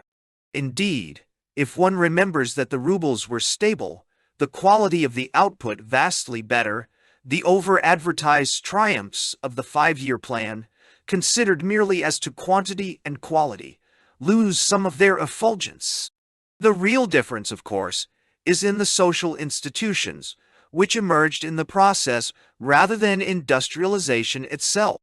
The real yardstick of success for the 5-year plan is therefore not at all statistical. It is human. I tended to analyze the plan in terms of the bodies and minds of men, women, and children, rather than kilowatt hours and acreage. Stalin later described 1929 as the year of Firalam, the break, the year of the great break with the past. His description seems in retrospect even more true than it did at the time. Policies foreshadowed in the preceding year took concrete shape. What happened in the following years was but an extension and intensification of the attitudes fixed in 1929. The year stands as a sharp frontier in time, a challenge to the past and a bid for the future. The line of the ruling group acquired a disciplined hardness such as it had not possessed before. Isolated incidents in this rapid hardening of purpose and method do not tell the whole story. In reading through my own and other people's running press reports for that year, I find small evidence of the furlong, except by implication. The introduction of rations, the announcement of a definitive plan, the purgings in many branches of government economy and everyday life, the new drive for collectivization, the bitter attacks on socialists and other moderate labor elements abroad, were in themselves news events of colossal importance, but individual episodes, each affecting life in one or another department, obscured for the moment the spirit that ran through them all. Only by tracing the common ingredient of these and 100 other events to its source do we come to the core of the period. The iron heart that pumped a new spirit into everything with mechanical precision and a mechanical disdain for logic or conscience. That spirit was intolerant, cocksure, cruel, the ultimate cruelty of gods or demons loosing deluges that cleanse and deluges that drown. In its first years, the revolution had been warmly human, even in its most brutal moments. I mean that it had been deeply and consciously idealistic, aware of suffering and sensitive to mass emotion. Now it became strangely impersonal and machine-like, important in its effects, but as empty of real human content as a thunderstorm or a flood. It was something decreed from above, and therefore inescapable, but largely unrelated to the wishes or wills of the people, upon whom it operated for good or for ill. Small groups helped the process along with a bigoted fury. Other groups fought against it with suicidal fury.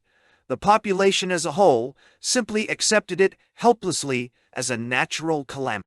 The marvels of achievements against great odds and the horrors of human wreckage and degradation alike were products of this new impersonal spirit. I do not pretend to the Olympian aloofness that measures the relative values of the achievements and the horrors. I have found no common denominator to which they can be reduced for such super-accountancy. I know men and women without the ability to keep their own household accounts in order who have no hesitancy in tackling the godlike bookkeeping of human destiny that balances results against costs. They assert that the price paid was quite reasonable or dirt cheap or exorbitant, as the case may be. Their yardstick of measurement is history. But it is a yardstick made of rubber, since everything depends on whether they regard history as a span of 10 years or 10,000. The questions that pounded ever more insistently on the doors of my conscience and my mind, no one knows where thought ends and feeling begins, were of a different order. Dare any group of human beings, however wise and good they may count themselves, arrogate to itself the divine role of meting out death and suffering to the rest of mankind. The biblical legend, crystallizing countless ages of mortal suffering through mysterious agencies beyond their control, tells of the divine anger that flooded a world with death, sparing only Noah and the creatures in his magic ark. It tells of Sodom and Gomorrah wiped out by divine wrath. Most tribes and religions have similar fables. What I saw was a handful of men in the Kremlin translating those fables into fact, assuming for themselves the supernatural prerogative. Without hesitation, they doomed millions to extinction and tens of millions to inhuman wretchedness in the mystical delusion of their divine mission. They called it historical instead of divine. Could one grant them this prerogative, even in principle, without justifying every self-righteous, maniacal minority that decides to enforce its visions on humanity by wars, inquisitions, and dictatorships? Anyone who decided to torture and kill one man or woman for the good of the victim's unborn great-grandchildren would be adjudged insane. Is he any less insane when he decides to torture and exterminate millions of men and women for the good of their unborn posterity? Have only the unborn generations a right to happiness, so that the anguish of the living generation is a trifling investment for its great-grandchildren? The logic of that investment turns mankind into a donkey, following the carrot hung before its nose but always out of reach. The carrot of happiness for future generations is no more real than the carrot of bliss in paradise, dangled by religion. Both of them may serve as justification for flogging the donkey.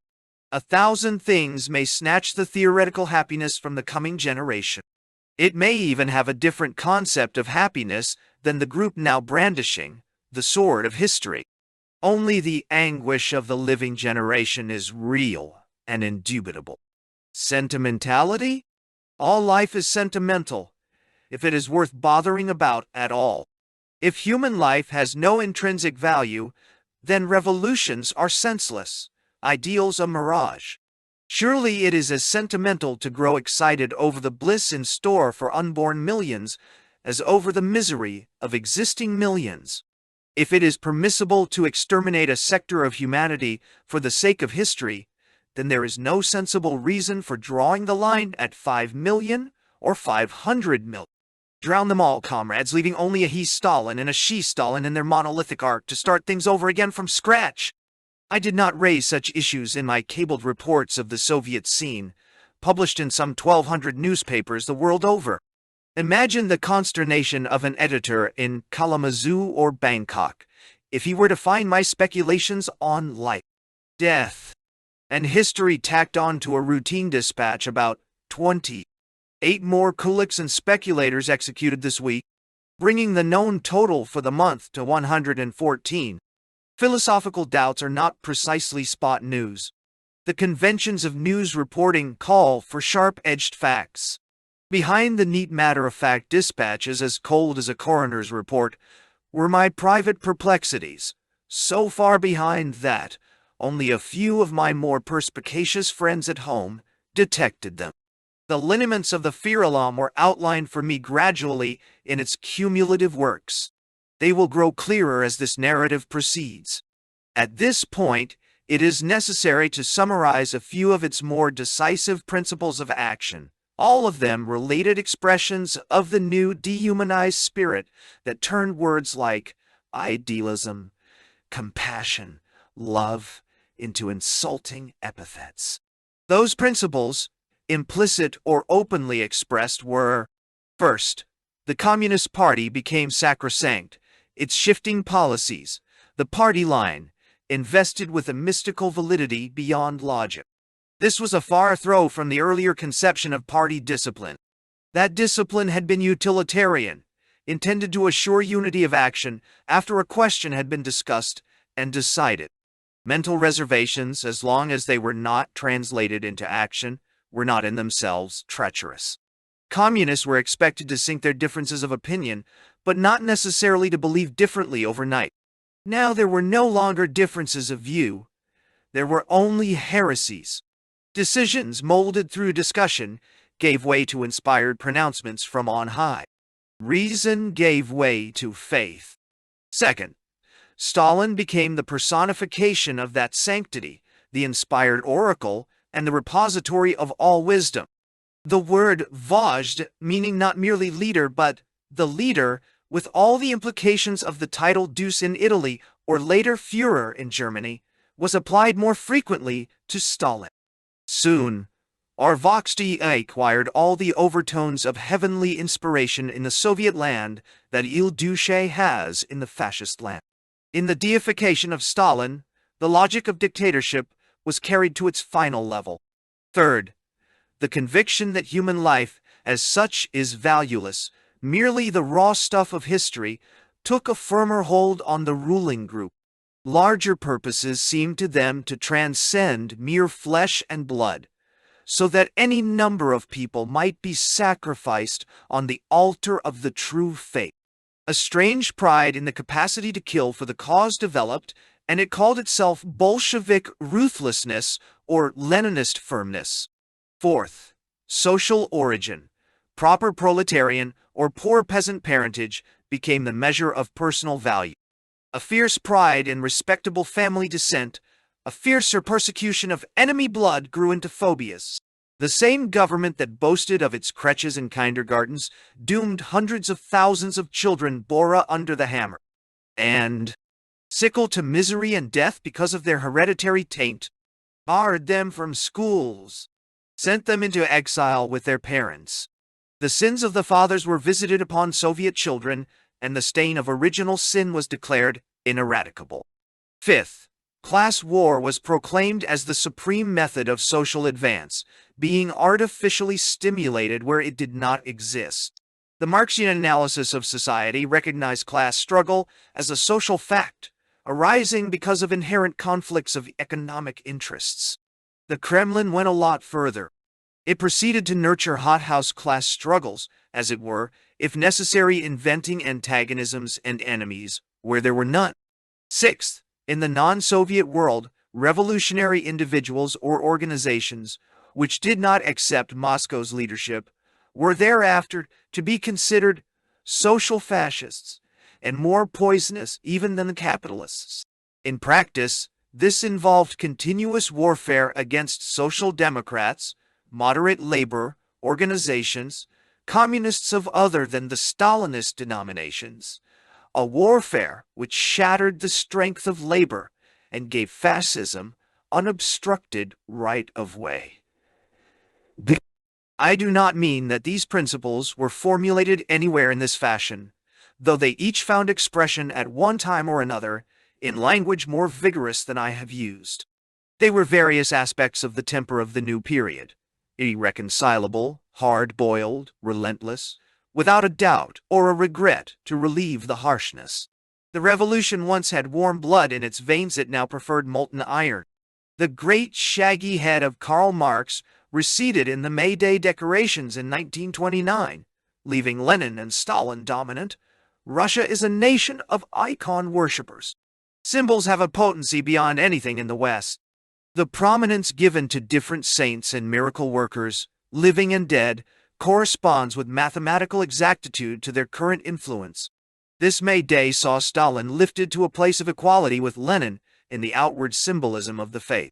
On Red Square, on the buildings opposite the Kremlin walls, huge faces of Lenin and Stalin were displayed.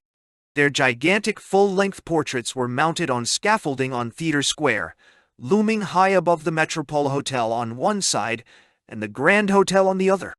In the mass demonstration, effigies of Stalin inscribed with his quotations and thick flattery outnumbered all the other floats and placards. Stalin and industrialization. These were the two ideas from this time forward. They were blended. They became interchangeable.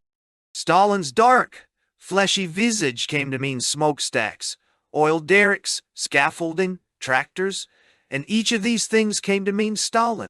The man Stalin who quarreled with enemies and connived with allies, human and fallible, was swallowed by the idea Stalin, at once fearsome and benevolent. 12 years after the dethronement of Nicholas the Last, Holy Russia had a little father once more, too distant for personal love or hate, an invisible force to be flattered and propitiated.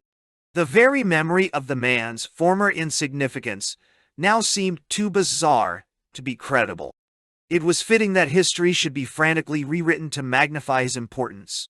One day he emerged as the real giant of the Civil War period, the next as the real force by Lenin's side in the tense October days. Others were pushed aside unceremoniously to make room for Stalin in the revised legend.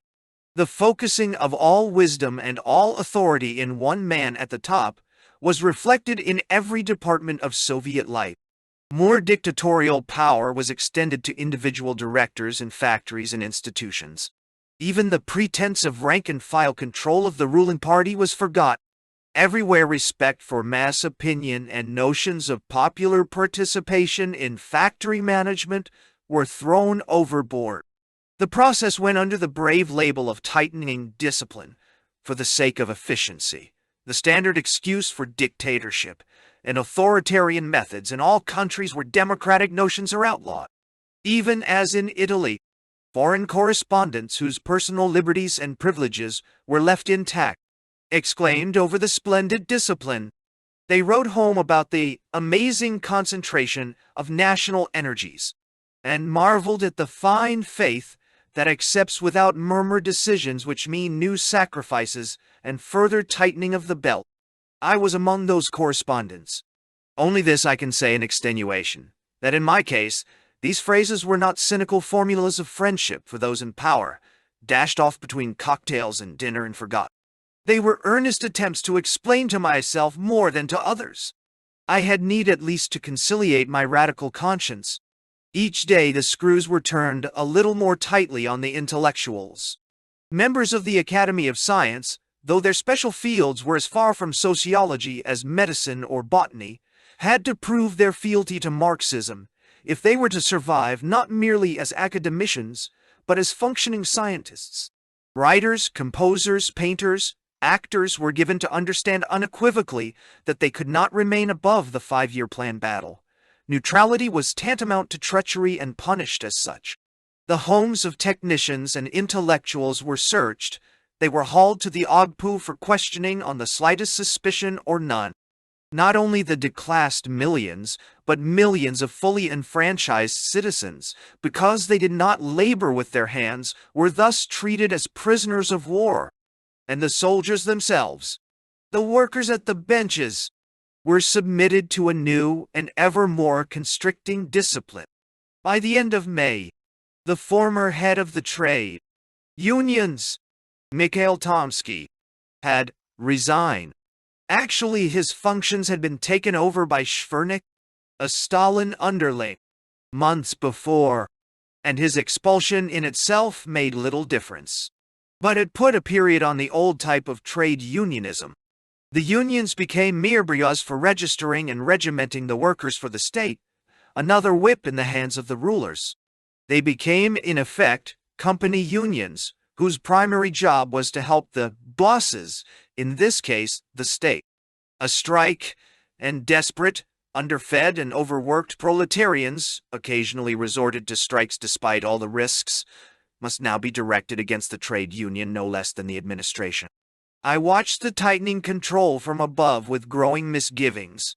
Whatever the formal justification, they removed the workers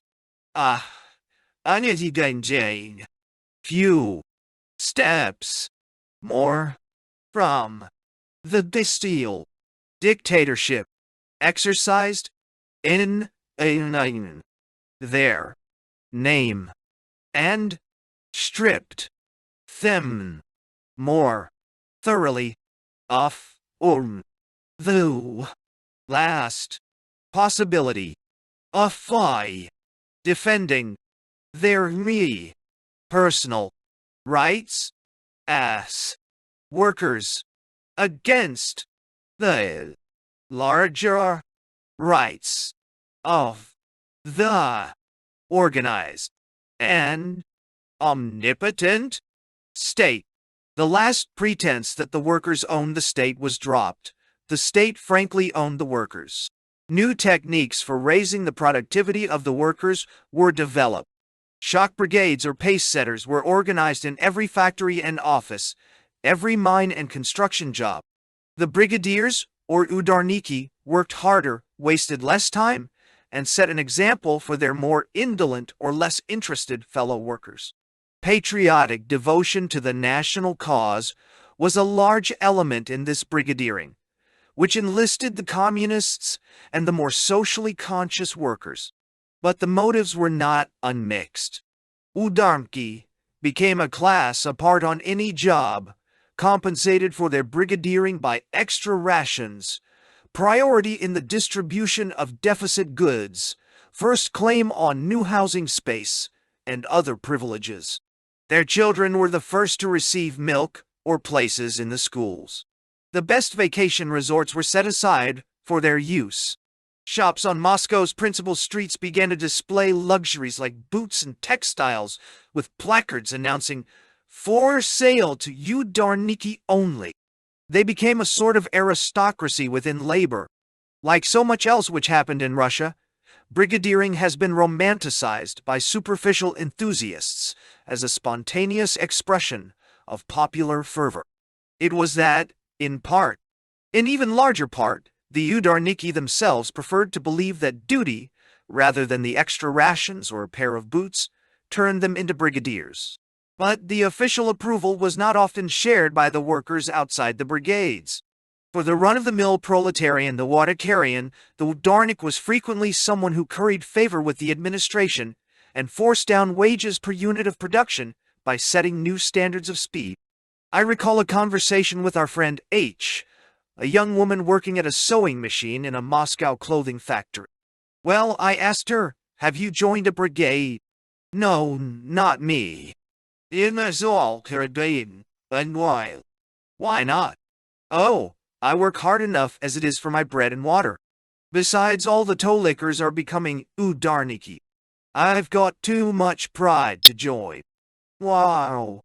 It took a few months of increasing food shortage and clothes shortage to humble her pride. She finally became an udarm. She had a new dress and a pair of vidinki and felt boots to show for it. Some of the people in my department pretend that it's for the 5-year plan that they're in the brigade. But they're in it for the vidinki like myself. She may have underestimated the idealism of her fellow udarniki. Unquestionably, the immense propaganda for industrialization was having its effect in tapping deposits of unselfish social emotion.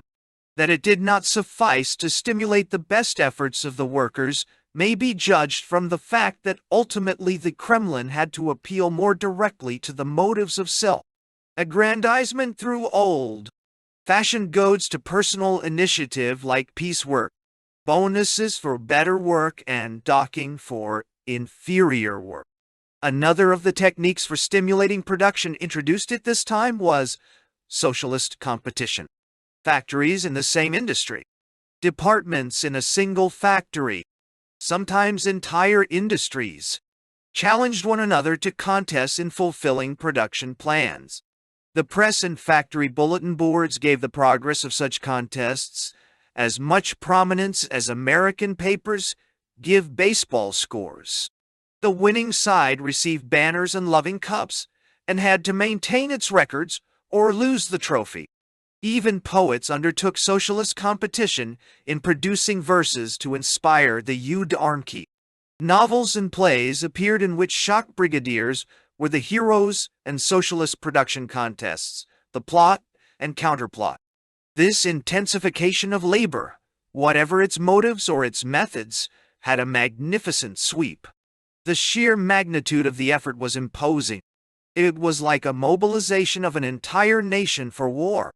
More so, war ordinarily leaves a large portion of the population unaffected, carrying on its accustomed life of work and pleasure in the old way. This Soviet mobilization left no one undisturbed. Whether in terms of new tasks of labor, new persecutions, new deprivations, life was altered fundamentally for everybody. The calendar itself was wrenched out of its ancient moorings. We reported it to the outside world melodramatically as the nationalization of Sunday, and the atheists were indeed well pleased with the innovation. By turning the Sabbath into a humdrum working day, it made church-going possible only by absenting oneself from work, and abstention without good reasons acceptable to the administration could mean discharge from one's job. But the godless victory was a mere byproduct of the reform. Actually, it amounted to the nationalization of all 7 days of the week for the 5-year plan. The traditional pause, when an entire nation simultaneously rests from its labors, was abolished. The uninterrupted work week was introduced into one industry after another, and finally into all Soviet undertakings. Every 5th day was a free day, for 1/5 of the employees only. The day of rest was thus staggered, so that the wheels of labor never stopped turning. The change affected the quality of life under the hammer and sickle more deeply than a mere statement of the fact indicates. Mankind is habituated to dividing time, with a Sabbath to mark the break. The day of repose, not for one man but for all, provides a goal toward which the days of work can march, a counterpoint holiday in the symphony of labor. All that was sacrificed for the plan and efficiency. Every day became like every other day, with only 3 national holidays when the sense of total rest could be recaptured. The individual had his free day, but it was like laying off for 24 hours on a weekday, with none of the heightened value that a general cessation brings. It did not correspond except accidentally with the free days of his friends or even his family. The color of life, already monotonous gray, was made flatter. The psychology of embattled desperation fostered by the new Kremlin policies seemed to reach its logical conclusion in this merging of time into a treadmill of uninterrupted work. There are no holidays in the trenches. Red tea. Accent of Moscow. At the other end of Clean Ponds Boulevard there was a Red Army barracks. Going to and from their weekly baths the soldiers marched, singing under our windows. Sometimes in the dawn hours we heard their voices dimly far off, then louder and closer, and suddenly thundering in our ears, the cobbled street a drumhead for their heavy boots. Little Jeannie was soon singing all the marching songs, though she understood scarcely a word of them, which was just as well. The words are often ribald enough. We could tell by the pace of their music whether the warriors were going to or coming from their ablutions. Going, their songs were slow and touched with melancholy. Returning, they sang briskly, and their young voices glowed like their steamed and parboiled faces. Billy learned to give a musical imitation of the Red Army before and after steaming, which remains a hilarious family classic. I have read tourist gurglings in which the singing of Soviet soldiers was cited as proof of the happy mood of the Red Army. Russian soldiers sang lustily, of course, long before the revolution. Most of the tunes are still the same, though the words have been brought into line ideologically. Dunya, my little communist girl. The chorus of one such song now exults. The adventures of Red Kerchief Dunya are earthy and well-spiced, for she is the rhymed favorite of soldiers, sailors, commissars. She goes through a gate, and the whole army follows. She twists her thick braids, and there is a stampede of sailors. The rhymed couplets beloved of the Russians now deal with Soviet themes as well as the ancient plains. By radio we met, and by radio we wed. And by radio we got a little baby red. Or me. I have no mom, I have no pop. I was born in the gutter, a hen brought me up. The chorus for these rhymes, flung to the Moscow skies by a marching Red Division, sounds like a challenge to capitalism in the ears of keyed-up tourists. But the words are far from Marx, being approximately: tea she drank and the samovar she lit, the dishes she smashed and the cook threw a fit. A soldier's ditty that I liked especially recounts in marching measures a peasant mother's farewell to her gawky son, departing for army service. The chorus ends on a note of affectionate maternal, "Without you the Bolsheviki would be lost." There were also songs never before intoned by Russian soldiery. Workers' revolutionary marches from 1905. Rough and pungent melodies born, no one knows how, in the guerrilla fighting of Siberia and the Far East. The inspiring hymn of Boudinny's cavalry, surely among the greatest marching tunes in the world. I have seen General Boudinny's huge mustaches stand at proud attention, pointing upward like bayonets, when this march was played in his honor at the races, or during some demonstration. The sight and the sound of the singing, red soldiers, swinging along through the principal streets, became pleasantly intimate. Years later, far from the place, a snatch of the familiar music, echoing in memory, evoked for me the magnetic Moscow that I love above all other cities I have known. My memory, I think, is strongly oral. Distinctive sounds remain in my mind long after other circumstances have faded, and they stir nostalgic emotional depths. My first years in Moscow are suffused with the soldiers singing and the insistent church bells. The bells would start sonorously somewhere in the city and wake answering chimes on all sides in 1,000 different keys and measures until the world seemed brimful of living, cavorting notes, chattering, scolding, exulting.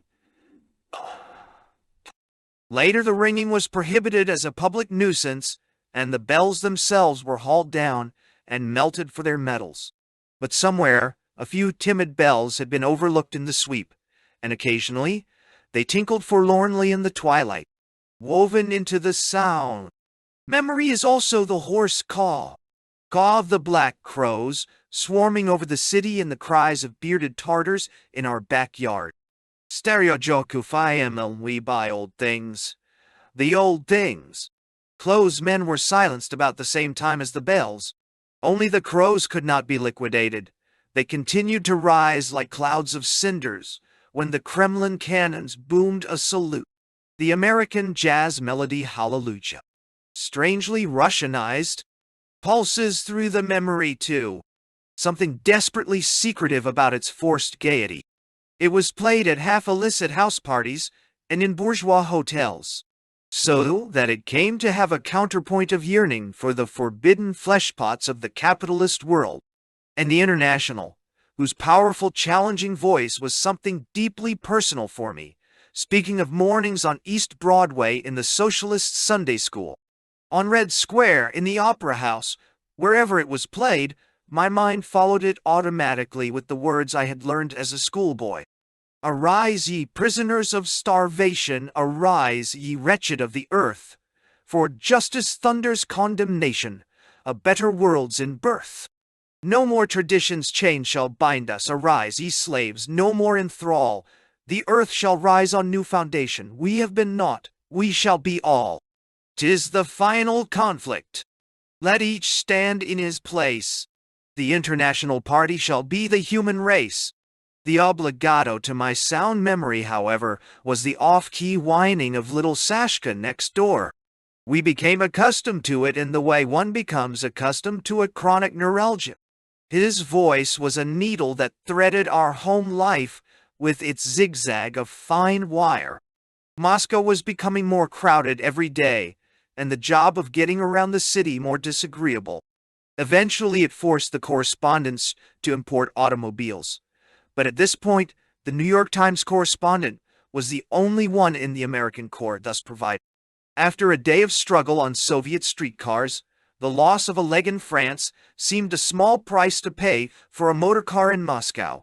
We almost envied Durante his misfortune. He had a neat trickle-pound quoting conversations in the streetcar in his dispatches, engaging public sentiment on current problems, as though to rub in the fact that he was the only one who didn't travel on streetcars. The streetcar conversations that I recall were more concerned with the ethics of stepping on other people's toes and digging elbows into the abdomens of pregnant women than with public affairs. In a New York subway, quarrels are left to their protagonists. In a Moscow street car, nearly everyone immediately takes sides, and the argument becomes general, continuing long after the offending party has been disgorged or has retreated into guilty silence. In the face of inhuman crowding and accumulating shortages, the press and Soviet leaders talked of subways, new communal housing, and plans to make the city the world's most beautiful capital. They boasted of their plans as though they were already accomplishments. In life, as in my dispatches, every present tense discomfort was matched with a future tense promise. The mass of the population may have ignored these promises, but the smaller group of communists, enthusiasts, activists found life more tolerable because they attuned it to the projected future. This capacity to accept the plan for the reality occasionally led to disastrous futility. Too many planners felt that the job was completed once they had perfected an impressive blueprint and framed it for their office walls. But it also enabled them to relish in anticipation things which were years off. Except for desultory self-instruction in brief bursts of industry, I did not study Russian. Yet words and entire sentences did begin, amazingly, to emerge from the blur of gutturals. Immigrant variations on English are so common in America that we ignore them or make sport of them. Russians, on the contrary, feel subtly flattered that any glamorous foreigner should make the effort to learn their humble folk speech. It seems curious to them, too, that anyone able to speak mysterious foreign languages should find difficulty with the ordinary Russian that their children and the village idiot speak so easily. They involve me in small talk often, I am sure, merely for the joy of watching me butcher the tongue of Pushkin and Tolstoy. If I failed to understand them, they shouted louder and still louder, as though the fault were with my hearing. When they wished to know how I liked the Russian language, I assured them that it's not a language, it's a torture. There was, in fact, no point of contact with English on which one could take his stance in attacking the speech. Its very philosophy seemed to me different from English, at once more complicated and more naive, richer in colloquialisms and nuances, its meaning somehow fuzzier, and its accents more dramatic than in English. After a while, I gave up trying to juggle the grammatical endings. I picked up the first one that came to hand, which was invariably the wrong one.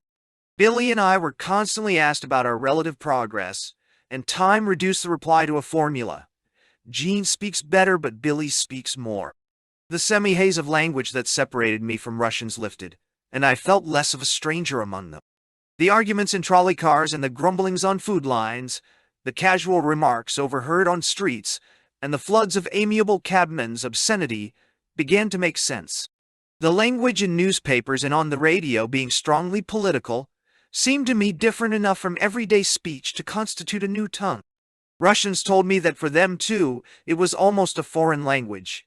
It was so clean-cut in its meanings, lacking in the baby-talk diminutives, and so full of Russianized Latin, machinizatsiya, industrializatsiya, elektricheski. There is a historical moral in the fact that there are no Russian words for the new life of industrialization and socialism. Practically, its whole vocabulary is important. My secretary-interpreter, Miss Gimudskaya, went through the newspapers mechanically and made appointments for me with officials and searched for facts that could never be found. Her boredom was undisguised. My eagerness to dig under the surface of official news seemed to her, I am sure, a little ill-mannered.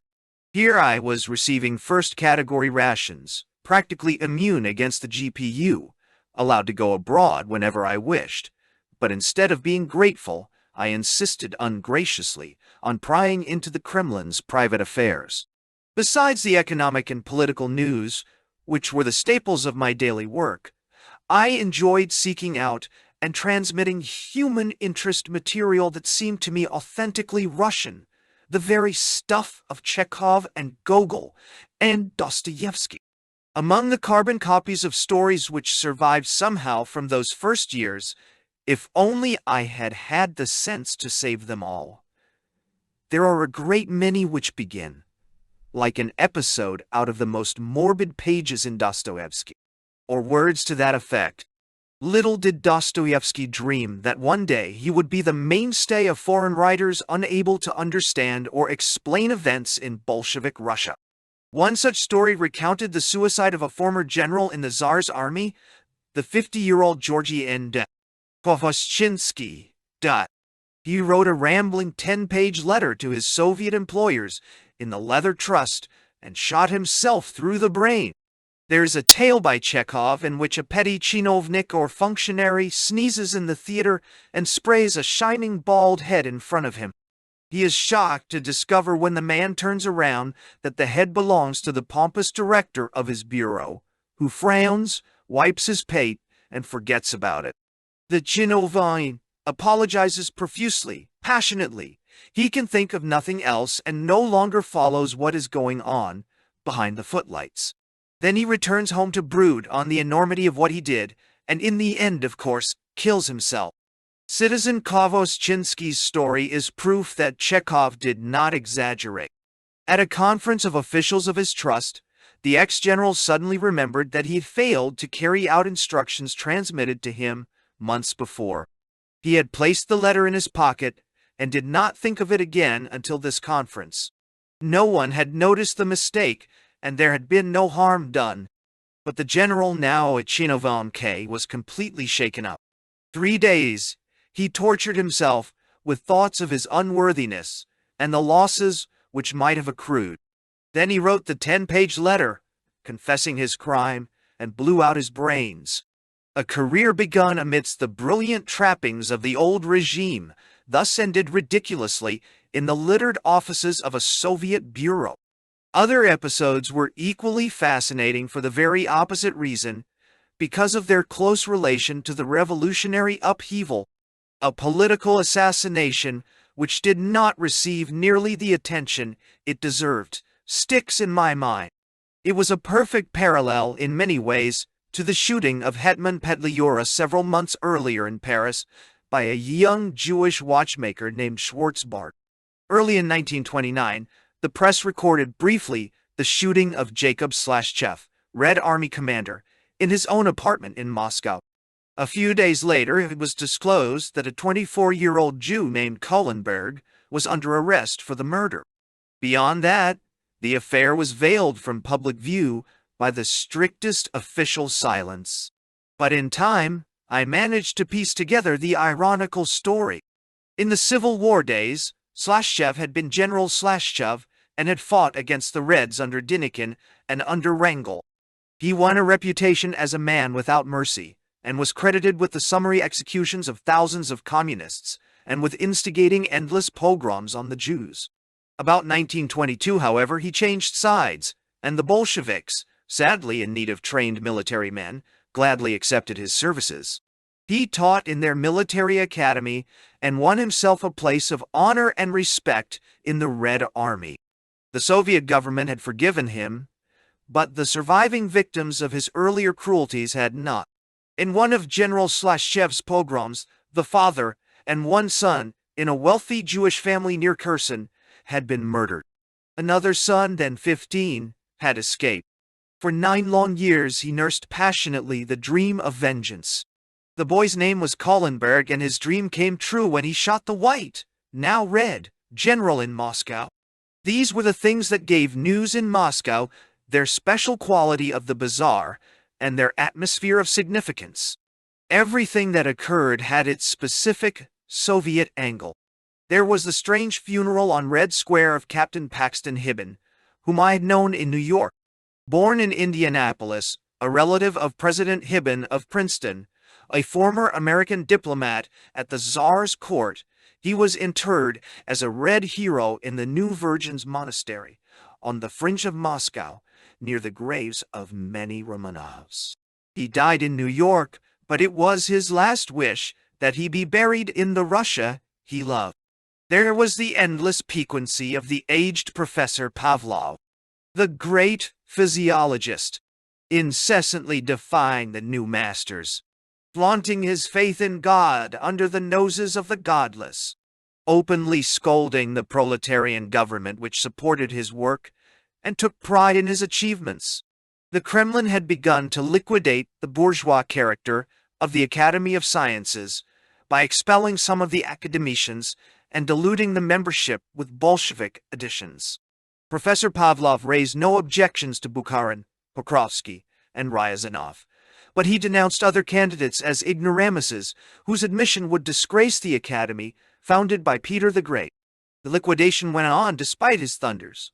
Within a year or two, the Academy was as meekly obedient as any communist cell.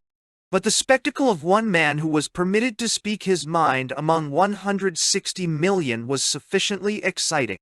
Most exciting of all, however, were the things that did not make stories for the press: the impact of daily life, daily discomforts, widening human contacts. I visited dozens of Soviet offices in the course of routine work, until their noise, tea, drinking, shabby signs and posters, amateur wallpapers, and their litter of cigarette stubs and mislaid papers, their hopeless slowness and confusion, no longer seemed strange or exasperating. I became familiar with the aroma and the beat of museums, cooperative shops and department stores, factories, movie houses, and tourist showplaces like nurseries and model prisons. The sense of strangeness never quite wore off. Moscow can never become completely intimate to a foreigner as Paris, London, or Vienna might. The margin of bafflement and paradox may be narrowed, but it can never be quite erased. Each time I returned from a vacation, I confronted the capital's heaped-up desperations and magnificence with new wonderment and a revived hunger to absorb it somehow with mind and senses. But mine was no longer that hectic, flushed reaction of the first arrival. No longer the bewildered anxiety that I saw driving tourists to test, argue, or explain away everything they met. Even the symbols of the revolution with familiarity lost their edge of the miraculous.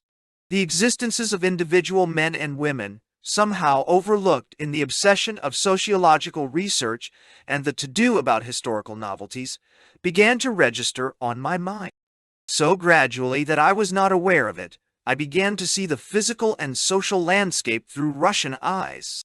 The people you met took the revolution for granted, and its evolution mattered only to the extent that it affected their own jobs, food supplies, housing, and safety. You might discuss the news of the day, the latest bend in the party line, or the arrival of the British businessmen's delegation, with Soviet journalists, officials, communists. But you avoided such things in conversation with Giza, who worked in a clothing factory, or Nick, who was a rising cameraman in a movie trust, or the novelist Samyatin, whose political standing was too unsteady to be tampered with. Everyone carried his private load of troubles, love tangles, ambitions and frustrations, and took no more interest in larger national policies than the average New Yorker. But national policies here affected the individual's life more quickly and more directly than in most other countries. The dependence of ordinary people upon the moods and methods of the Kremlin was greater and more obvious. Whatever we talked about, whatever we did together, therefore had for me deeper significance. The kind of shows we saw, our skiing excursions, the clothes Giza wore, the picture Nick was doing, the stories Zamyatin had succeeded in passing through the censorship, had for me social implications of which they were not themselves conscious. There is much to be said for round-world flights, no doubt, as sport and as science. But no Moscow correspondent can reasonably be expected to say it. The things we did say are not fit to print. Russia sprawls across half of Europe and all of Asia, some 7,000 miles, and each of those miles an acute headache for American reporters in the Soviet capital. It was our business to report the whereabouts of flyers from the moment they crossed into Russia until they left a few days later or were properly smashed up. Nobody along the route was especially interested in keeping the world advised of these specks in the Russian skies. Besides, in Russia, stretches of country as wide as a few world powers are unpopulated wildernesses. In the early 30s, the circumglobular headaches became chronic. We became familiar with the sleepless nights, the feverish searching, and the frantic inquiries from the Home Office. But in August 1929, the thing was still a novelty. All I was expected to do, sitting in my remodeled stable on Clean Ponds Boulevard, was to follow and report accurately the course of the Graf Zeppelin on the Russian leg of its first world circling flight, from the time the dirigible sailed across the Latvian frontier until it touched the brink of the Pacific. My principal competitors in this matter were the other two American press agency men, and both of them had handicaps on me. International news service representatives were on board the Zeppelin and would report directly by shortwave radio. The Associated Press, because of its contractual relations with the Soviet news agency, TASS, would have a monopoly of such information as the Soviet press obtained. The United Press had nothing but succinct and emphatic instructions to offer me, the gist of which was that I must cover the flight in detail, faster and more accurately than anyone else. The Zeppelin's path across the Russian continents had been announced in advance. It was to follow the main highway to Moscow, and then the Trans-Siberian Railroad tracks to Manchuria and Tokyo. All I needed to do, obviously, was to station a relay of scouts along the whole route to wire the news to me as soon as they sighted the German giant. That being impossible, I did the next best thing. I wrote to the editor of the local newspaper in the larger cities along the route. I told him that one of these days or nights, the famous Zeppelin would be flying over his district. It was his manifest duty as a public, spirited citizen and builder of socialism in one country. I explained in effect, to inform the world instantly when the Zeppelin comes in view, and the only way to do that was to flash the fact to the United Press reporter in Moscow. I addressed him as "Dear colleague," as one newspaper man to another, and made him realize that in helping me he was breaking the narrow walls of provincial journalism and entering the wide open spaces of international news. Rather to my astonishment, most of them agreed. Unbeknown to my competitors, I therefore had volunteer correspondents stationed all along the Zeppelin's charted path. Each of them had telegraph forms addressed to myself ready to send, with a space in which to write in the exact time of the sighting. The indifferent Miss Jamudskaya being rather helpless in such subtle maneuvering, I hired the services of an aggressive Russian boy named Grisha Gruz. Grisha was 22 or 3 and had lived in Chicago several years. He boasted a go-getting streak rare in Russians. Grisha interviewed the officials of the Soviet Society of Amateur Radio Short Wave enthusiasts and induced them to instruct members throughout the country to eavesdrop on the Zeppelin and report what they could learn of its whereabouts to Moscow headquarters. He established friendly relations, too, with the aviation department in the Komsomol organization. Then we sat back and waited nervously, but not without confidence. The United Press never cries uncle. On August 7th, the dirigible took off from Lakehurst and New Seoul. On August 14th, it took off from Friedrichshafen, Germany, headed for Moscow. I wired my volunteer brigade that their big moment was at hand. The next day, the ship crossed the Latvian border and was, so to speak, in my lap. And then my plans were sent flying higher than a dirigible. The Zeppelin blithely broke its promise and took a course a mere 100 miles or so to the north of its projected line, and what is more to the point, north of my line of volunteers. It was a good plan. I am still proud of it. But it didn't work. 24 provincial editors lost their one chance to contribute to world journalism gratis. Because of weather conditions, Commander Eckener steered some 30 miles north of Moscow and maintained that bias along a route that took him over uninhabited Siberian tundra instead of the railroad line. He saved a few hundred miles distance, and no one was the worse but a distraught reporter on Clean Ponds Boulevard. Grisha was even more distressed than his chief. His blond hair stood on end, and the sweat of honest chagrin ran down his collar. At least, he consoled me, we still have the amateur shortwavers to fall back on. That arrangement is airtight. I agreed that hope lay in that direction, and thither Grisha rushed. But shortwave headquarters had closed for the day. Our brilliant arrangements remained a theoretical triumph. We caught the Komsomol aviation enthusiasts about to shut down their offices as well, and induced them to remain open beyond the usual hours. With their assistance, we did obtain a few sightings. Meanwhile, I opened long-distance parleys with newspapers this side of the Urals and cities along the new course, and was fortunate enough to run across another sighting or two. Enough to save my editors in New York, London, Berlin, and Tokyo from apoplexy. The telephoning had to be done at the main telegraph building. No long-distance connections could be obtained at that time at any other place. The Zeppelin sailed on majestically, while the reporters phoned and fretted and guessed at its location. Sverdlovsk was then the most easterly point within telephone reach. According to my vague calculations, the dirigible should be passing that city sometime after midnight. But the Sverdlovsk paper could not be reached by telephone. Komsomol headquarters were shutting down. There seemed not the slightest chance of news till next morning, and 8 hours without news, particularly when my opposition might be well supplied with it, was a serious matter. The fellow at the Komsomol office, Grisha said, suggested that if you couldn't get the Sverdlovsk paper, you might try the military commandant there. I clutched at this straw. Grisha asked to be connected with the garrison at Sverdlovsk. When the connection was made, he asked for the commander. I told him what to say. I am calling you, he said under my instructions, at the suggestion of the Komsomol organization here in Moscow. I am speaking for a foreign correspondent. The Zeppelin should be passing Sverdlovsk. Is there any sign of it? The Zeppelin! A German dirigible.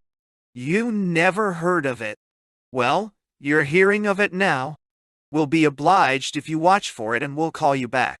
The garrison head had seemed terribly impressed by the long-distance call and upset because he knew nothing of the Zeppelin that was coming toward his post. About an hour later, we called once more. Again, Grisha merely acted as my mouthpiece. I emphasize this for reasons that will soon become clear. Has the dirigible passed yet? He asked. What? A battalion? My God! He dropped the receiver. He was pale and he trembled. What is it? Take a hold of yourself. I pleaded. Grisha stammered. The commander said, the Zeppelin hasn't come yet, but, well, he has a battalion in the field, waiting for it. He has. It was my turn to grow excited. Here's where the round-world flight ends on the fields of Sverdlovsk, like the last of the Romanovs. We stood there in the telegraph building, staring at a vision of the unsuspecting Zeppelin, being riddled by rifle fire. It was evident that the commandant was under the mistaken impression that he was in contact with Komsomol headquarters. And why should he order out a battalion except to bring down the German invader? Our first instinct was to flee from the scene. There seemed small hope of getting the long-distance connection in time to avoid a catastrophe. That a catastrophe was in the making seemed certain to our overwrought, fatigued mind. Then I decided to try it anyhow. It took an hour to get Sverdlovsk again, and it felt like a week. Finally, the commander was at the other end. It was now about 3 a.m. The dirigible passed here a minute ago, he reported cheerfully. Our fears had been unwarranted. The intentions of the battalion had been friendly from the first. Yet we felt as though a disaster had been narrowly averted. I flashed the Sverdlovsk sighting, and it proved a scoop over the opposition correspondence by several hours. Beyond the Urals, it was impossible to trace the Zeppelin. I sent such scraps of information as I could beg or steal from the editorial rooms of the Moscow newspapers. All of us were still looking for the ship somewhere over Lake Baikal when it landed safely in Tokyo. I paid Grisha off and thanked him for his help. He seemed in a nervous state over the night we had spent in the telegraph building. Contact with military garrisons, even in as innocent a matter as a world flight, and merely in the role of intermediary, was not to the taste of Soviet citizens. His apprehensions were well grounded. Early one morning, a few days after he left my employ, Grisha's wife came to me in tears. The Ogpu wagon had come that night and taken him away. I called at the Foreign Office instantly to lodge a protest. Whatever the boy had done, it had been as my mouthpiece, and if anyone was to be punished, it was I insisted. Besides, we had done nothing remotely wrong. At most, we were guilty of excessive zeal in obtaining information on a matter that surely was not secret. The arrest of Citizen Gruzd, I was told suavely, has nothing whatsoever to do with his work for you, Mr. Lyons. I knew that this was untrue, but there was no way I could prove it. Day after day I fumed at the Foreign Office and elicited the same smiling assurance that Grisha's crimes were in no way related to his brief employment with the United Press. Through sources which I dare not disclose here, however, I learned definitely that the phone calls to Sverdlovsk were responsible for Grisha's exile to a northern concentration camp for 3 years. I did not hear from him again directly. Indirectly, I learned that he had been given an office job at Kim, outpost of the forced labor lumber regions, and was therefore in a better position than other prisoners. In reading Professor Chernovin's book, I Speak for the Silent 6 years later, I found Grisha's name mentioned casually among the people whom the author had met. When Grisha returned to Moscow in 1932, he very carefully avoided meeting any foreigners. He had burned his fingers. That go-getting streak acquired in Chicago would not get him into any more trouble if he could help picnicking in a graveyard. Advanced divisions of the Great Tourist Invasion reached Moscow during this summer of 1929. The main body of amateur sociologists, bubbly school teachers, liberal ministers, earnest probbers, socialite thrill hunters, and miscellaneous neurotics did not take possession until the following years. They were predominantly Americans, these tourist hordes. And they were a new breed of the Baedeker animal. Not scenery, but statistics. Not the exotic, but the economic, mattered to them. Every alimony widow killing time by travel turned political economist on crossing the Soviet frontier. Every undergraduate and tractor salesman hatched the original notion of telling the whole truth at last about Russia in books and articles. These new-style tourists had a hectic mental complexion. They were flushed with special fervors and intent upon proving something to themselves or to others. So they bustled from museum to creche to factory dining hall, from theater to workers' club to ballet, taking notes, snapping pictures, and gushing with enthusiasm. Their theme song was, "Ah!" and "Oh!" Nice girl guides answered their embarrassing questions with pat phrases, and were set right by the interrogators themselves if the answers deviated from the standard formulas. They interviewed minor officials whom they mistook for real commissars. In other countries they've been left to shift for themselves. Here they were herded and guided and stuffed with information. There were organizations devoted to their enlightenment on all matters Soviet. It all made them feel important, and their visit seemed somehow significant. The most modest of them began to feel a little like a delegation. 2 or more foreigners arriving anywhere in Russia, even at a lavatory, were a delegatia in Russian eyes. Most of the Soviet solicitousness, it is true, was pretty messy, and there was plenty of squawking among the visitors. They threatened to write to Stalin, and a few of them did, to complain about the way the faucet leaked. Even the privilege of protesting self-importantly about the inefficiency and confusion, however, was a unique experience in self-assertion for tourists. Normally the meekest of mortals. To the Russians, these foreigners were an endless source of wonder. From their places on the block-long food queues, Muscovites stared at these creatures from another planet, so sleek, so brisk, so free, in their strange +4s and glamorous store gowns and stout walking shoes and tortoise-shell spectacles. Tourists could not guess that behind the seemingly vacant eyes and expressionless faces, anger flared at the sight of these satisfied strangers. They could not guess that the muttered remarks of Russians who gazed after them were far from complimentary. Once I was with a group of Americans who stopped to talk to a Russian woman outside a bakery. One of those things that would enable them to write. I talked personally with ordinary Russians, and despite the barrier of language, I sensed their devotion to the 5-year plan. It fell to me to interpret. The woman answered our questions evasively, trying to say the proper thing, and embarrassed by the attention. As she talked, she fingered the stuff of an American dress and studied the women's hats and shoes. Then, timidly, she inquired about the cost of various items of our clothing and whether they were difficult to get. Finally, she said in a deprecating voice in which there was an undertone of cautious irony, "Ask them how they like our life here." I translated the consensus of group opinion. "They think your life is very difficult just now, but most interesting." "Interesting!" The woman made a wry face. The word cracked her discretion. "Interesting. Sure. It's interesting to watch a house on fire, but we're in it. Tell them that, citizen." And she turned away angrily. That resentment was not exceptional. Even functionaries whose business it was to propagandize the tourists privately despised them for their complacent gullibility.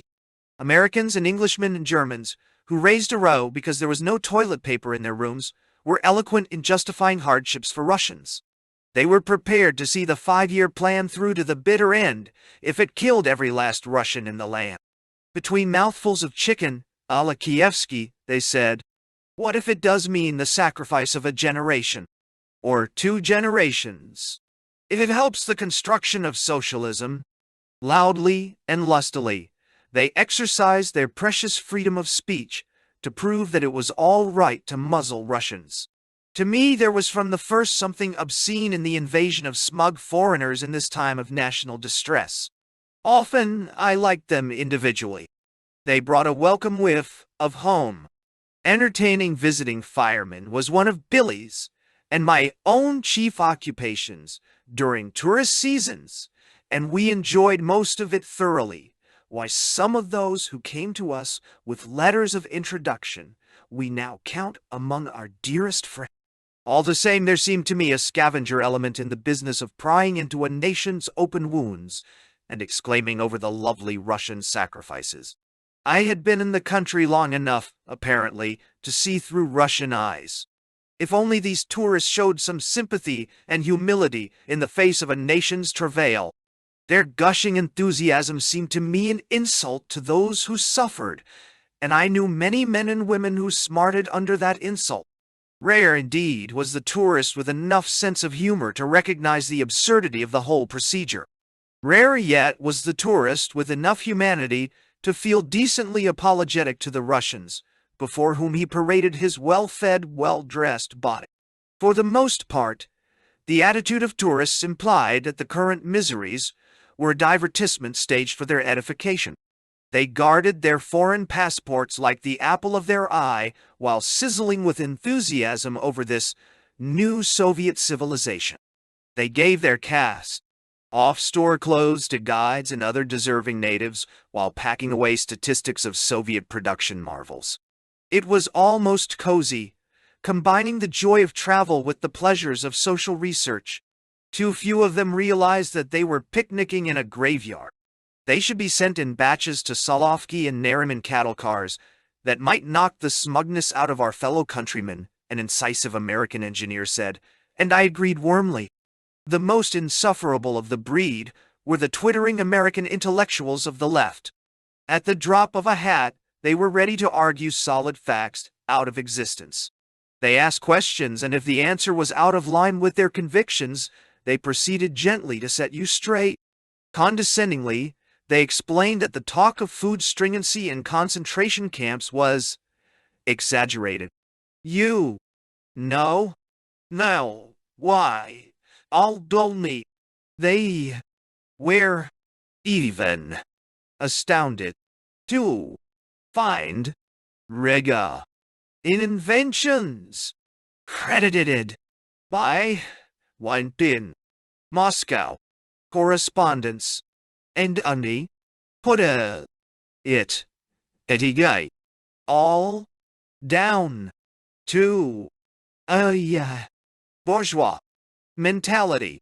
Now, their smiling denials of things recorded and admitted by the Soviet government itself sometimes goaded me into telling them more of the facts than I intended.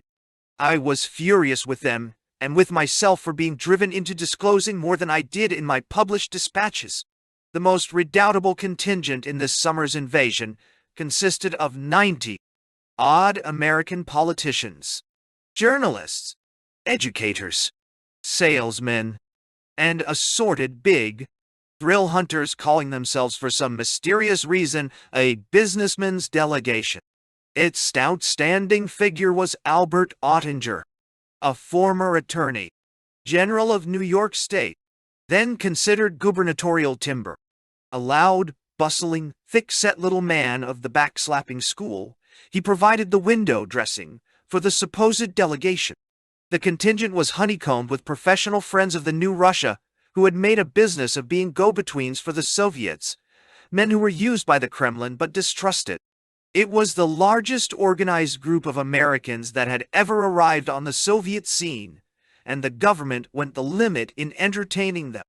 They visited all the standard showplaces, trooped through factories, tanked up on statistics, and took a long trip through the country.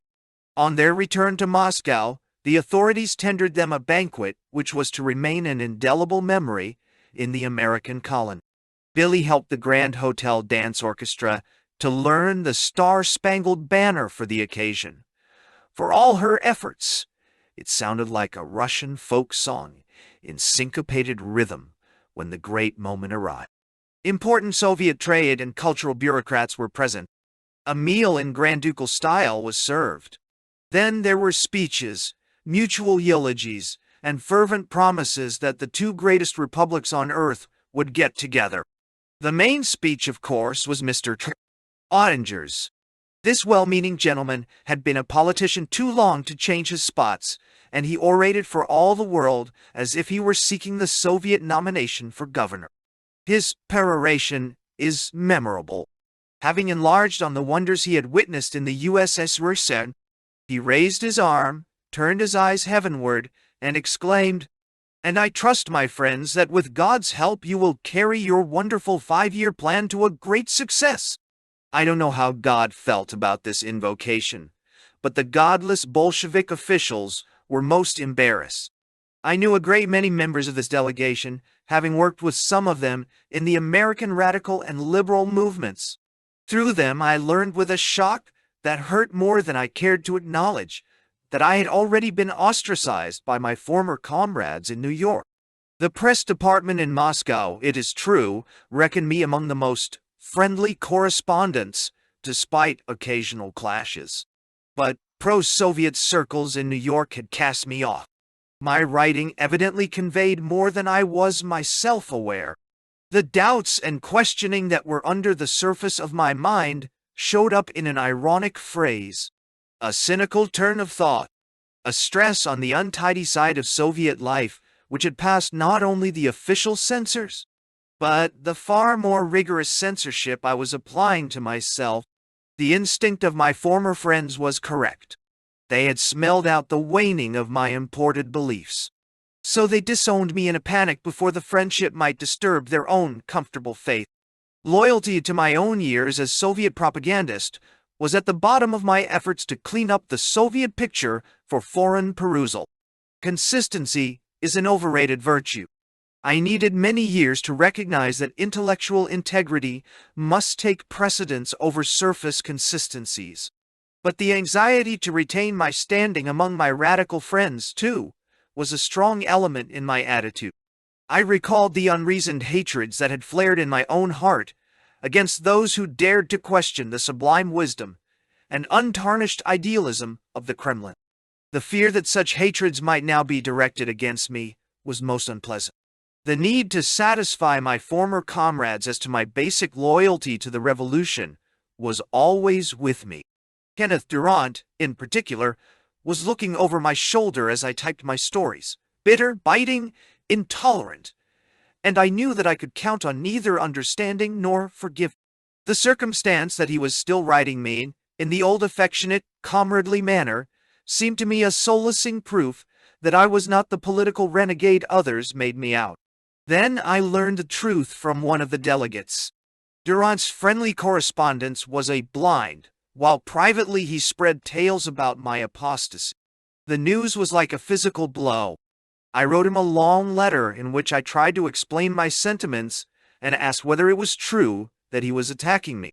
I knew his dyspeptic bitterness too intimately to doubt that what I heard was the truth, yet I hoped illogically that he would deny or explain it away.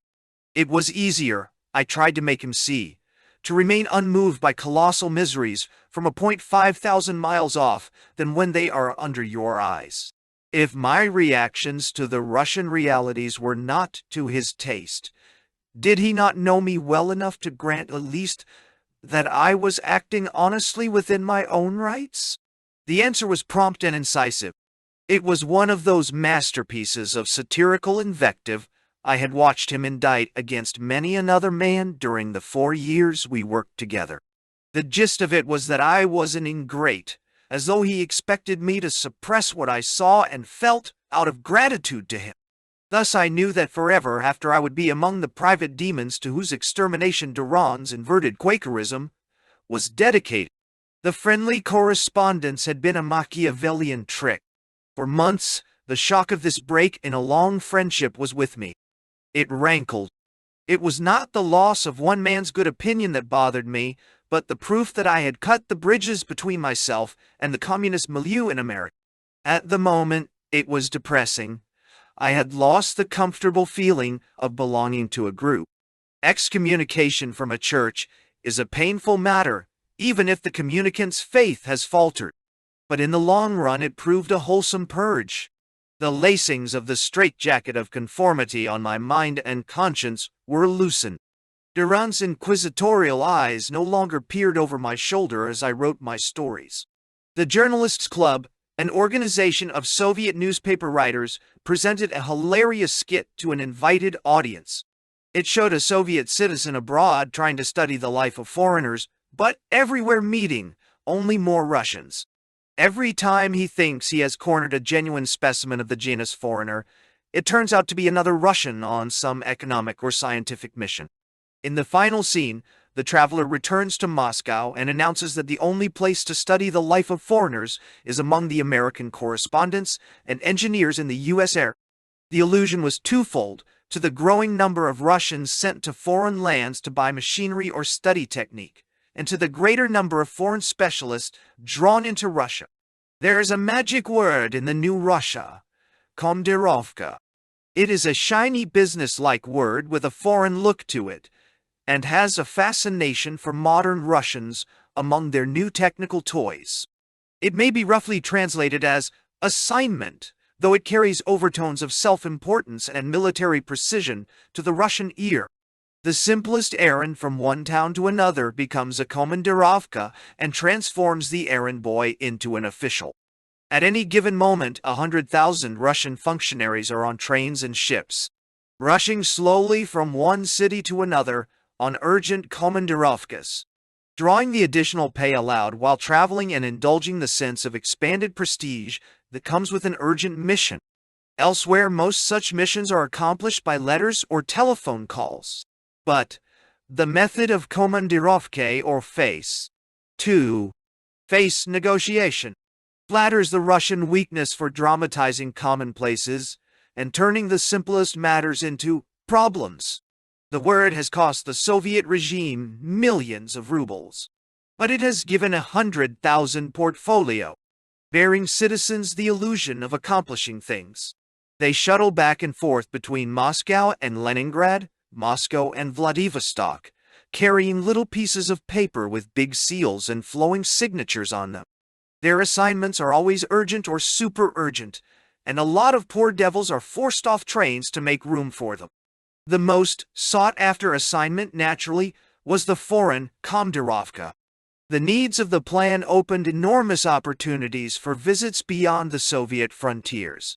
Thousands of big and little officials who had for years been dreaming of capitalist fleshpots now schemed for a foreign assignment: to investigate German or American practice in some industry, to inspect a machinery purchase, to engage foreign specialists in some line, etc. Hundreds of them succeeded in going abroad. The rigorous prohibition of foreign travel gave the outside world a dizzy allure. The Soviet press might describe the bourgeois countries as swamps of poverty, iniquity, and exploitation. The Soviet theater and cinema might paint the capitalist world as a madhouse of jazz, courtesans, and bourgeois degeneracy. This propaganda only sharpened the Russian appetite for foreign countries.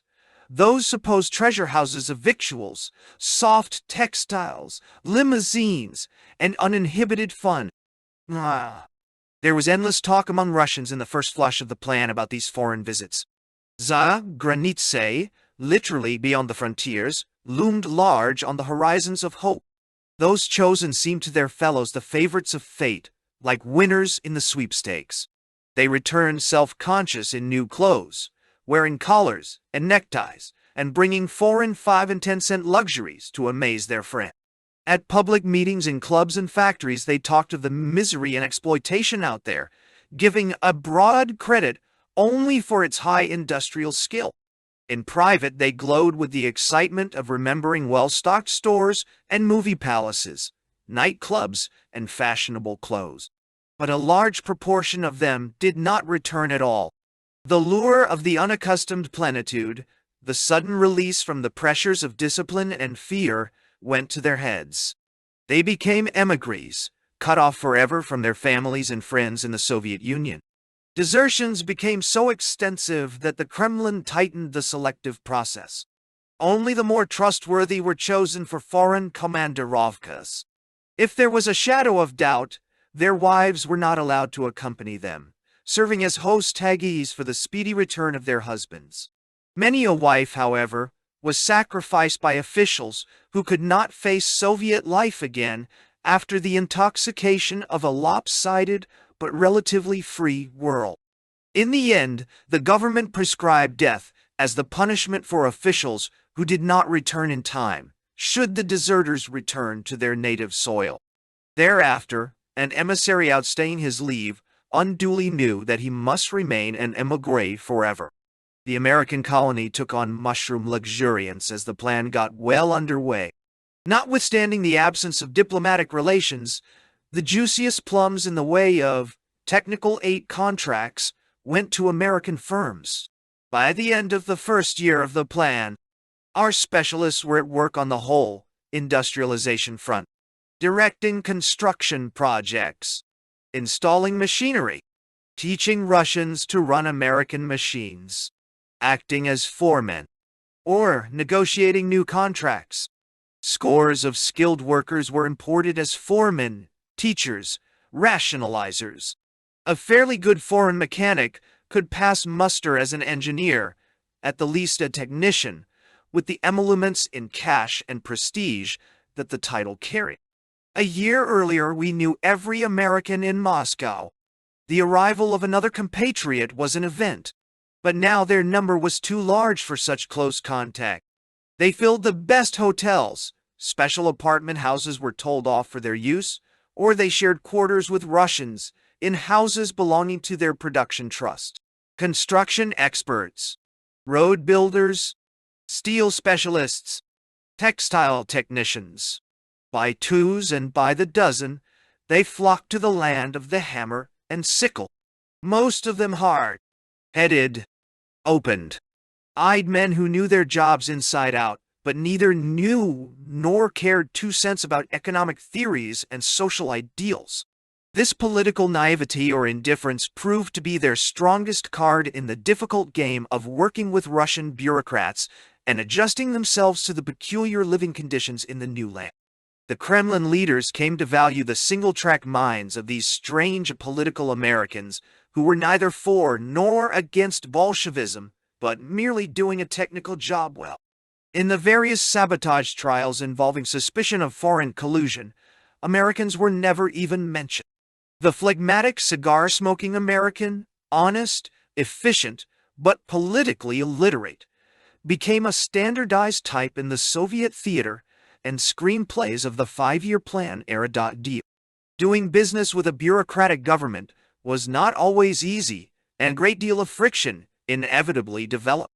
Soviet agencies made serious blunders in hiring men and were constantly chagrined because square pegs would not fit into round holes. At other times, foreigners pretended to technical qualifications they did not possess and covered their ignorance with bluster and protest. Russian representatives abroad too frequently made promises in the matter of living and working conditions, which the Home Office in Moscow or the Urals was unable to keep. But principally, the trouble grew out of psychological incompatibility. It took an exceptionally adaptable man to work in the atmosphere of confusion, the clutter of red tape, and the pervasive helplessness of an average Soviet factory or construction job. Scores of American specialists poured the tales of woe into my ears. Their complaints added up to an indictment of the Russian character, complicated by bureaucratic fear of responsibility. The Damocles sword of a sabotage charge hung over every Russian administrator's and engineer's head, making him jumpy, overcautious, or nervously overbold, and above all, anxious to foist the onus of a definite decision on someone else. Americans felt themselves tangled in office intrigues they could not possibly understand. The largest single item of complaint was the pigeonholing of plans and suggestions. Any number of my closer friends among the technicians spent most of their time and energy in forcing action, a clear-cut acceptance, rejection, or criticism on the ideas which they were engaged and well paid to work out. There's the story, now a classic, of the American executive brought to Moscow to help rationalize the railroad system. The commissariat had moved heaven and earth to lure him into its service and was paying him a fabulous fee. But having arrived at the capital, he was obliged to hang around the Metropole Hotel for days, then weeks, before he could so much as meet the appropriate officials, meanwhile drawing his big salary. There was the highly qualified engineer imported from New Jersey to help organize production in a ball-bearing factory, only to find that the factory had not yet been built. His contract was up about the time the plant was complete. I remember the distress of a well-known technical expert held in such high regard that the government put a special car at his disposal from the frontier to the capital. Once in the capital, however, he could not find a place to sleep and spent the first night on a cot in a common bathroom at the Grand Hotel. Despite the mountainous muddle and wastage of technical talent, however, there is no question that foreign technical brains made a tremendous contribution to Russia's headlong industrialization. Russia was able to buy experience that other nations had attained in slow and costly experimentation. Those who make glib comparisons between the percentual growth of industry in Russia and that in other capitalist countries fail to discount this factor. They speak as though the Soviet regime were starting from scratch, as the bourgeois world had started with the Industrial Revolution, instead of starting with a century of cumulative progress. Each time Moscow imported a new machine, it was taking a shortcut over a road other nations took decades to prepare. It transported bodily plants and processes from Detroit, Gary, Manchester, Lyons, and Munich that had cost other countries generations of experiment. Russia does not represent a new industrialization so much as an extension of Western industry. It is in the new social institutions, the new relations between man and machine, that Russia differs, and it is on those things rather than on industrialization. First, see that the world's judgment of the Soviet regime must rest. Counting over in my mind the American and other foreign specialists whom I knew most intimately, I find that they fall into two distinct categories. Those who belonged emphatically to one or the other class succeeded in their dealings with the Soviet machine. The rest merely muddled through and went back home soured. Jack Calder of Detroit will serve as the type of one category. Jack was a tall, lean, staccato person, pipe-smoking and hard-boiled.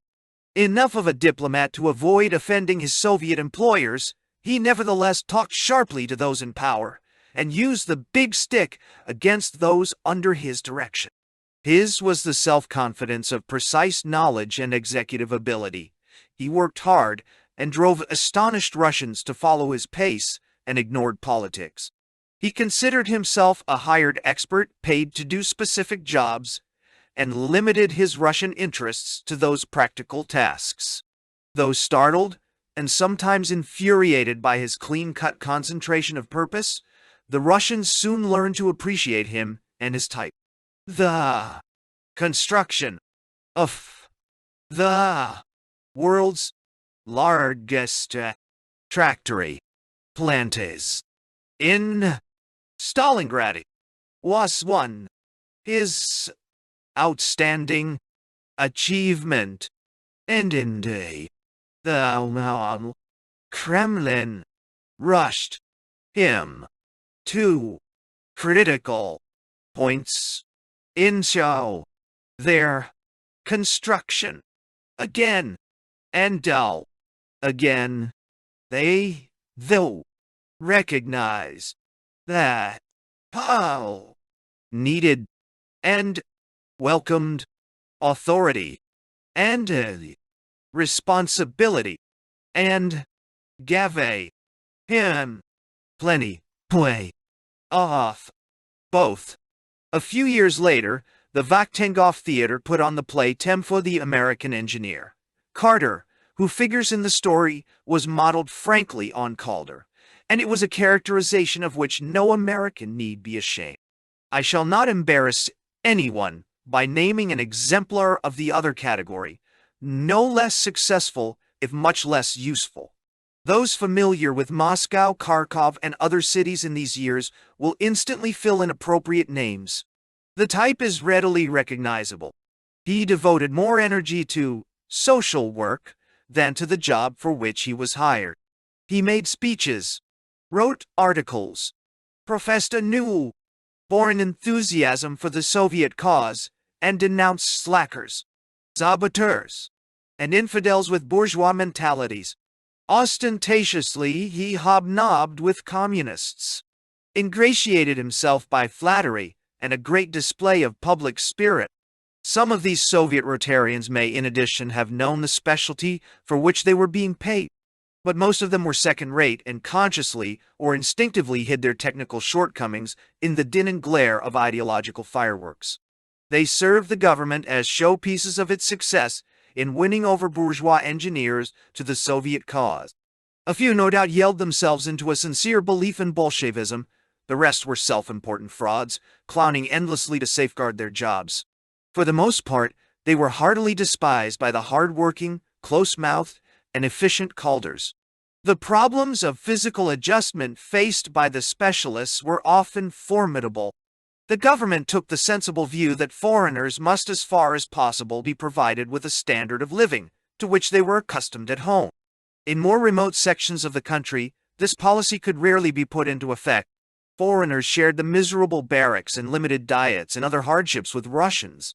Included in the English-language anthology of post-revolutionary drama, 6 Soviet plays, edited by Eugene Lyons. In Moscow and other centers, special housing and feeding facilities were made available to them. The Elysiev store on the Tverskaya was set aside for the use of foreigners. There they could purchase rationed food products, liquor, and cigarettes in quantities which were strictly limited but many times greater than the most favored Soviet categories of employees received. At first, the diplomatic corps and foreign correspondents also used this emporium.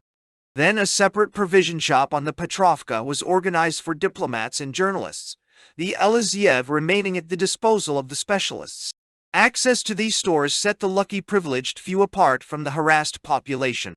A card to the foreign store became the supreme boon within the Kremlin's gift. A handful of Russians, famous writers, theatrical directors, and the like were given this boon, and were thereby set as far above their fellows as an American multimillionaire is above his buck.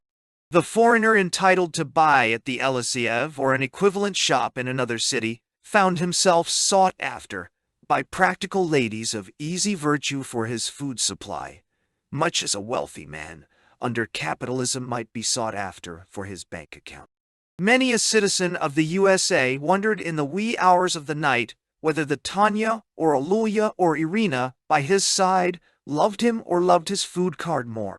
Very few of the specialists brought their families to Russia. The year or two for which they had signed up was a sort of enlistment, after which they would resume their familiar lives at home.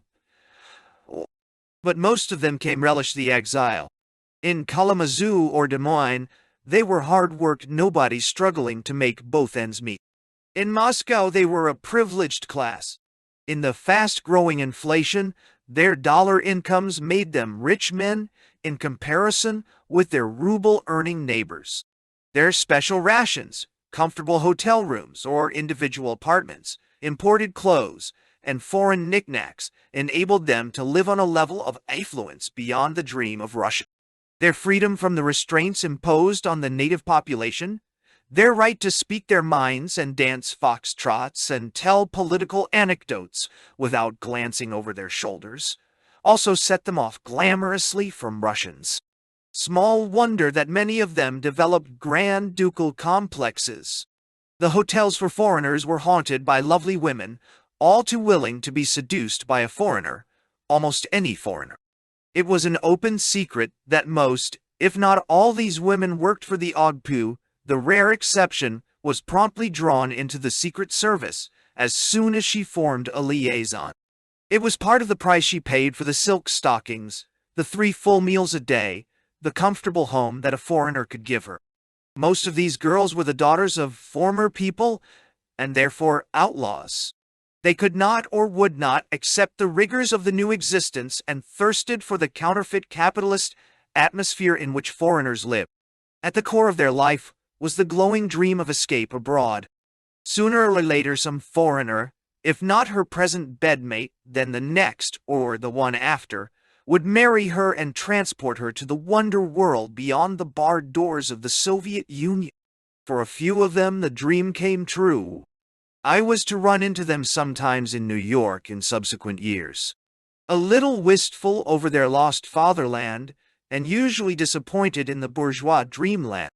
Those American husbands who seemed rich and unique in Moscow proved very small and drab fry in their native settings. These liaisons were not without their deep pathos. I knew many a woman who had started an affair blithely at the behest of the foreign department of the Odd Pew, who came to admire or even to love the man, and suffered at the need to spy on her lover. There were the times when wives arrived for a visit to their husbands in Moscow, and the traces of the Russian substitute had to be hurriedly removed, the interrupted household resuming its course when the wives had departed. A good many of these temporary partnerships assumed a deceptively stable look.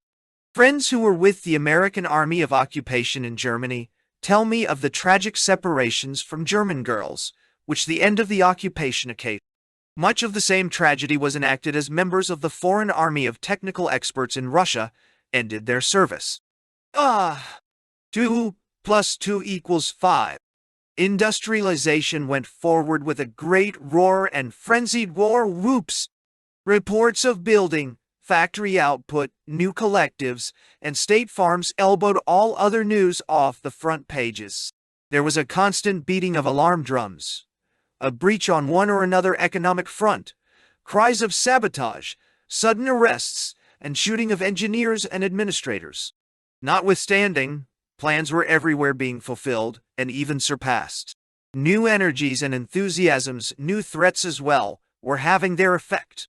Food shortage was not yet its acutest, and the sapping of physical strength and working morale through undernourishment had not yet set in fully. Optimism ran amok.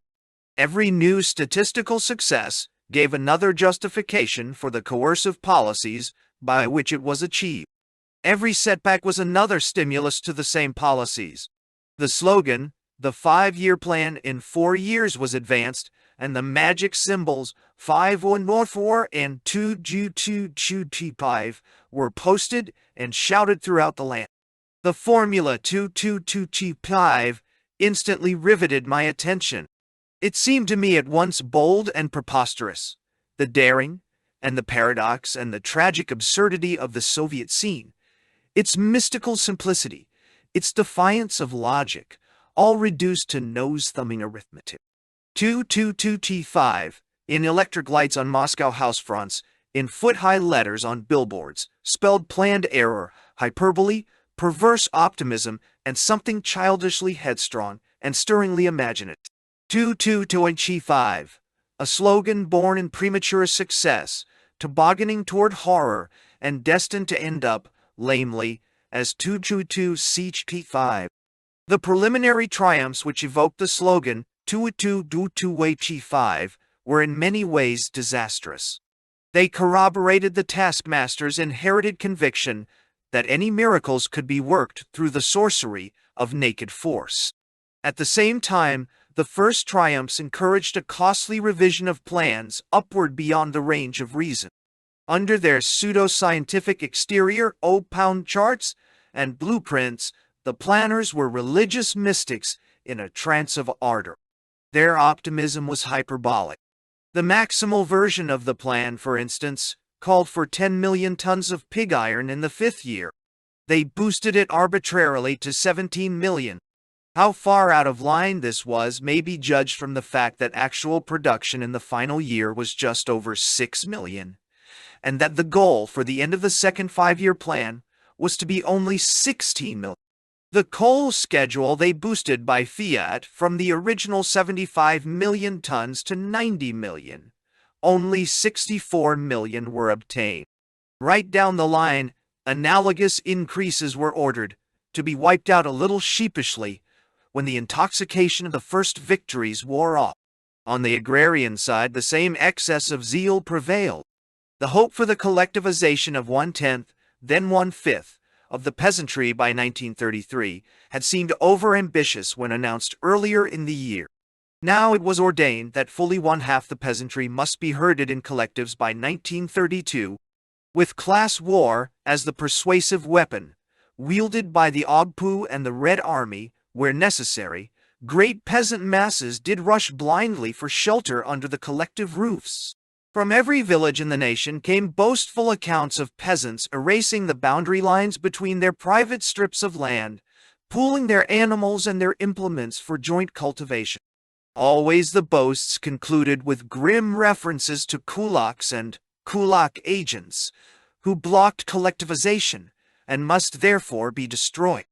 In great glee I cabled the statistical triumphs to the outside world. The derision of capitalist economists when the astronomical figures were first announced could now be thrown in their teeth. Their own deepening economic crisis made these bourgeois experts so much more vulnerable. Their self-esteem was at low ebb, but under the roar of industrialization, life was increasingly muted. The modest indulgences of the year before seemed long, long ago, and rather incredible. A full meal became life's central preoccupation for the mass of the population. Overhead, the heavy artillery thundered and spat fire. In the trenches of everyday existence, people stepped cautiously, doused their lights, and spoke in whispers. The laconic announcements of executions lost their power to interest, let alone move people. On a day when I had counted over 40 executions in the morning papers, speculators, saboteurs, opponents of collectivization, counter-revolutionary priests, I asked a Russian acquaintance who was reading the same papers. Tiwu was reading the same papers. Well, anything exciting in the news? He glanced through his Pravda again conscientiously and decided, no, nothing important. Nothing important? Just count up the death sentences at Novorossiysk, Krasnodar, Rostov. Oh, that! And he smiled wryly. Executions were no longer news. In 1928, a report of 5 or 10 kulaks put to death deserved a line or two in the day's dispatches. From 1929 forward, we totaled the deaths during a week or 2 weeks. The censorship permitted us to send whatever was published, but we could not hint that the published items were a negligible part of the total. How many deaths we mentioned in our cables depended largely on how many papers we read and how carefully we counted them. Only the more important cases were mentioned in the central press. Hundreds of official shootings were recorded in the provincial press or did not get published at all. A methodical German correspondent subscribed to several score of local newspapers and employed several extra secretaries to read them for interesting items. In weeks when our totals of executions, based on Moscow's press, came to a mere 20 or 30, our German colleague tallied 100 or more. He was proud of his advantage. It was inevitable that the war on superstition should be intensified at the same time, particularly in the villages where religion and the priesthood retained considerable influence. The godless society had been lying low during NEP. It now roused itself to the greatest campaign of its career. The drive for collectivization became strongly anti-religious in character, since the priest, deacons, and churchgoers in most villages corresponded roughly to the older, more conservative portion of the population. In thousands of villages, local communists and komsomols called meetings, which voted over the heads of the congregations to demolish churches, melt down the bells for scrap metal, or turn church buildings into granaries, lunchrooms, nurseries, libraries. A semblance of popular consent was thus obtained. When brigades arrived to remove the bells and the icons, they sometimes found believers armed with sticks and pitchforks, ready to defend their church. The Red Army and Ogpu troops in many instances were summoned to crush these riots, and the ringleaders found themselves quickly enough in prison or before the firing squad. In the environs of Moscow, I saw bearded peasants and their womenfolk on their knees, wailing, crossing themselves and beating their foreheads on the ground as bells were being yanked down. Younger people jeered at them and mimicked their laments. Anti-religious parades were organized throughout the country for Easter Eve. Edward and Harriet Dias, of the International News Service, Billy and I tramped the muddy streets from crowded church to crowded church. Tens of thousands of young and older people marched everywhere under flares and banners, laughing, singing, cheering, dight. As the parades passed a church, voices rose to a shout, flares were brandished aloft, and the blasphemous anti-religious tunes blanketed the sonorous chanting of the priests and acolytes. The believers, walking round and round the church in the traditional fashion, shielded their tapers a little more intently, huddled closer to one another, and pretended not to note. They did not look up to see the grotesque floats and cardboard effigies of priests, deities, and kulaks in ludicrous postures. At the Cathedral of Christ the Savior, toward which the parades converged, an open-air motion picture screen was erected at the very entrance. Anti-religious films were being shown on one side of the door, while thousands chanted, "Christ has risen," on the other side. Many a young person hesitated uncertainly between the free show outside and the solemn proceedings within. Early in the morning of July 30th, 1929, I was wakened by the telephone. An American friend at the Grand Hotel informed me in an excited voice that the celebrated shrine of the Iberian Virgin, visible from the hotel windows, had been demolished during the night. "I got up early," he said, and looked out of the window. "I saw a few old women weeping and wringing their hands. Then I noticed that the gate to Red Square looked different. There was a gaping hole where the Iberian shrine had been. I dressed and rushed over to the scene. A few dozen people stood around and stared in consternation at the spot where the blue-roofed shrine, studded with silver stars, and the miracle-working painting of the Madonna had been, as if its disappearance, too, were a species of miracle. I don't know what they expected would happen. It was the most famous and the holiest shrine in all of Russia. For 12 years the government had hesitated to touch it, though it stood like a taunt and a challenge in the very path of proletarian demonstrations on the very threshold of Red Square. The godless had contented themselves with a tablet on a nearby wall, within view of those who made pilgrimages to the shrine, reading, "Religion is the opiate of the people."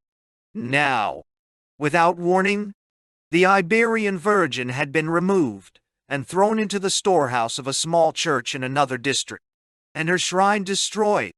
The godless, keyed up by this supreme gesture of their defiance, were a little startled by their own audacity. For 3 or 4 days Moscow buzzed with talk of the shrine. Legends about it coursed through all of Russia.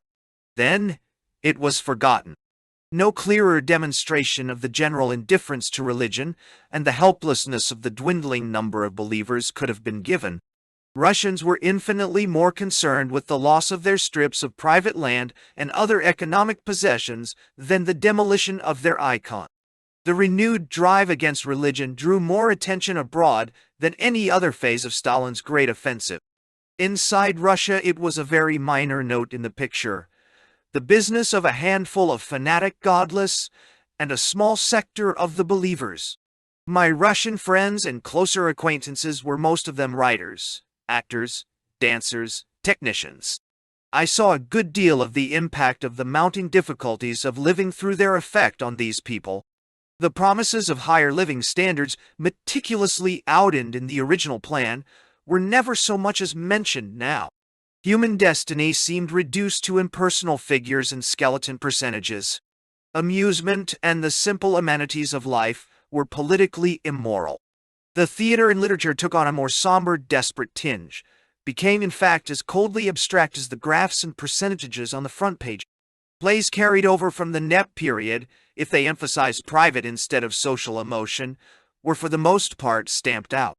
The new plays were machine-made rites of machine worship. The plaintive and mischievous folk music smacked too much of the introspective, soul-searching past, and the new era would have none of it.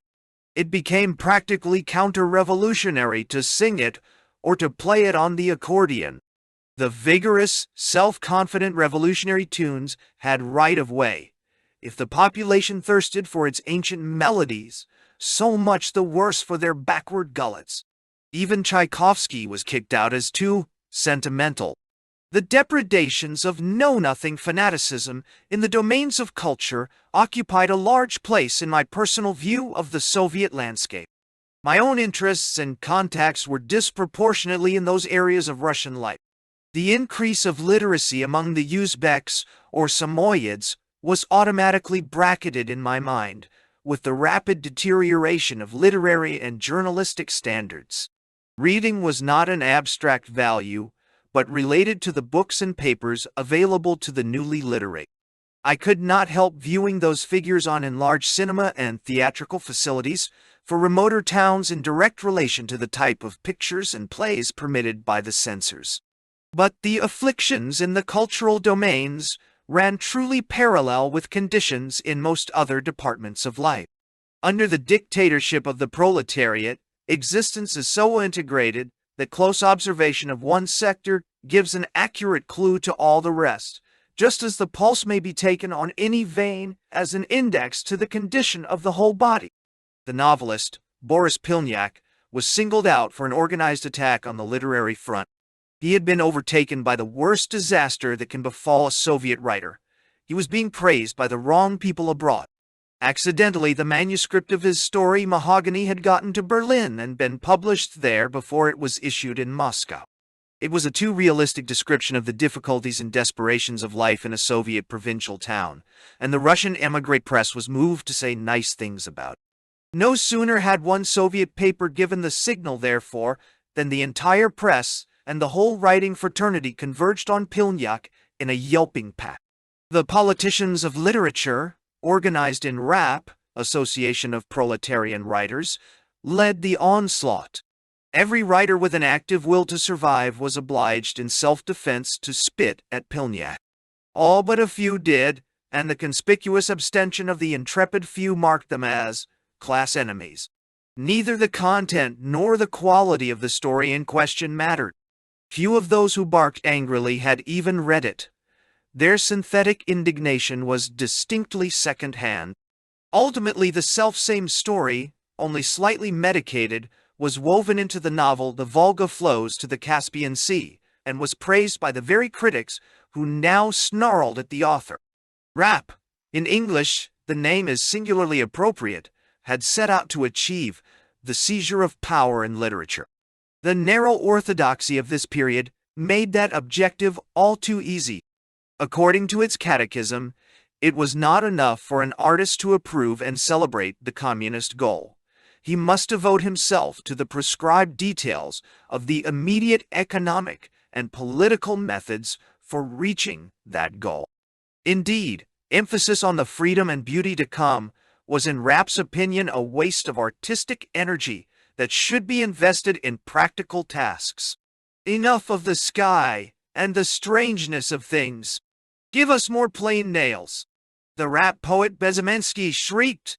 The artist who dared to look at the sky and betrayed an awareness of the strangeness of things, who could not conceal his intuitive sense of life and human destiny as larger than the plain nails, was a cultural kulak. It did not suffice that he admitted the importance of plain nails if he dared hint that the sky was studded with stars.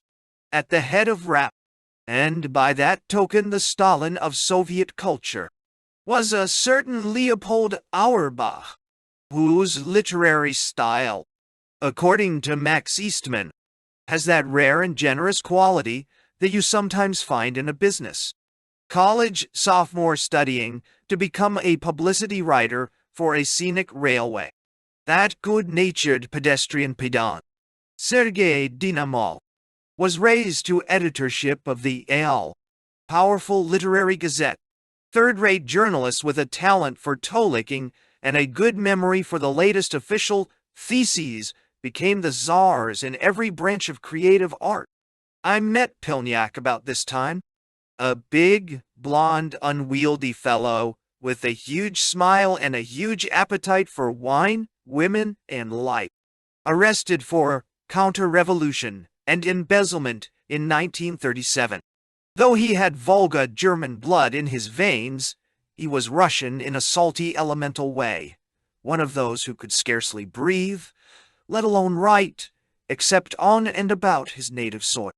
I came to know many others of this stamp, whom neither changing governments nor social systems could alienate from Russia, who preferred servitude in Siberia to freedom in a foreign land. Pilnyak, talented and naive, with a zest for living joined to a disdain for life, seemed to me a personification of Russia. It may explain why he was kept hopping by the powers that be between extravagant adulation and no less extravagant denunciation, sometimes the two simultaneously. The attack on Pilnyak was a warning that the time for half-loyalties was over. Novelists, poets, playwrights, even musicians and painters must devote themselves specifically to the advancement of the 5-year plan or be branded outlaws. A few preferred to stop writing, painting, and composing. The rest rushed for the proletarian bandwagon. The last spark of Moscow's literary bohemianism expired. Domgertsina, the Artists' Club, and other gathering places of the creative intelligentsia turned into drab, hushed restaurants. The spirited Pava no longer pounded the piano, except in private, under safe auspices. She taught Billy her favorite songs, and her vibrant voice echoed through our remodeled stable. Stories or poems which did not raucously celebrate the glories of industrialization, iron discipline, death to class enemies, could no longer find publication. The agitque or crude propaganda work, until then recognized as a useful form, but treated a little condescendingly, now became the prescribed and exclusive literary fare. Those who could not or would not manage it might as well throw away their pens. Vladimir Mayakovsky, a burly, bellowing fellow, who had traveled all the way from his pre-war futuristic poetry to the blood and iron of proletarian poetry, popularized the phrase, a social order, for his fellow writers. He laughed at inspiration and moods and introspection. Social order from the Communist Party was all the inspiration that a Soviet poet required. There was no place for dreamers and spinners of images, he insisted. Poetry must be pounded out with sledgehammers and ironed into shape with tractors. Mayakovsky dressed and swaggered like a class-conscious afache. He wrote magnificent lines in praise,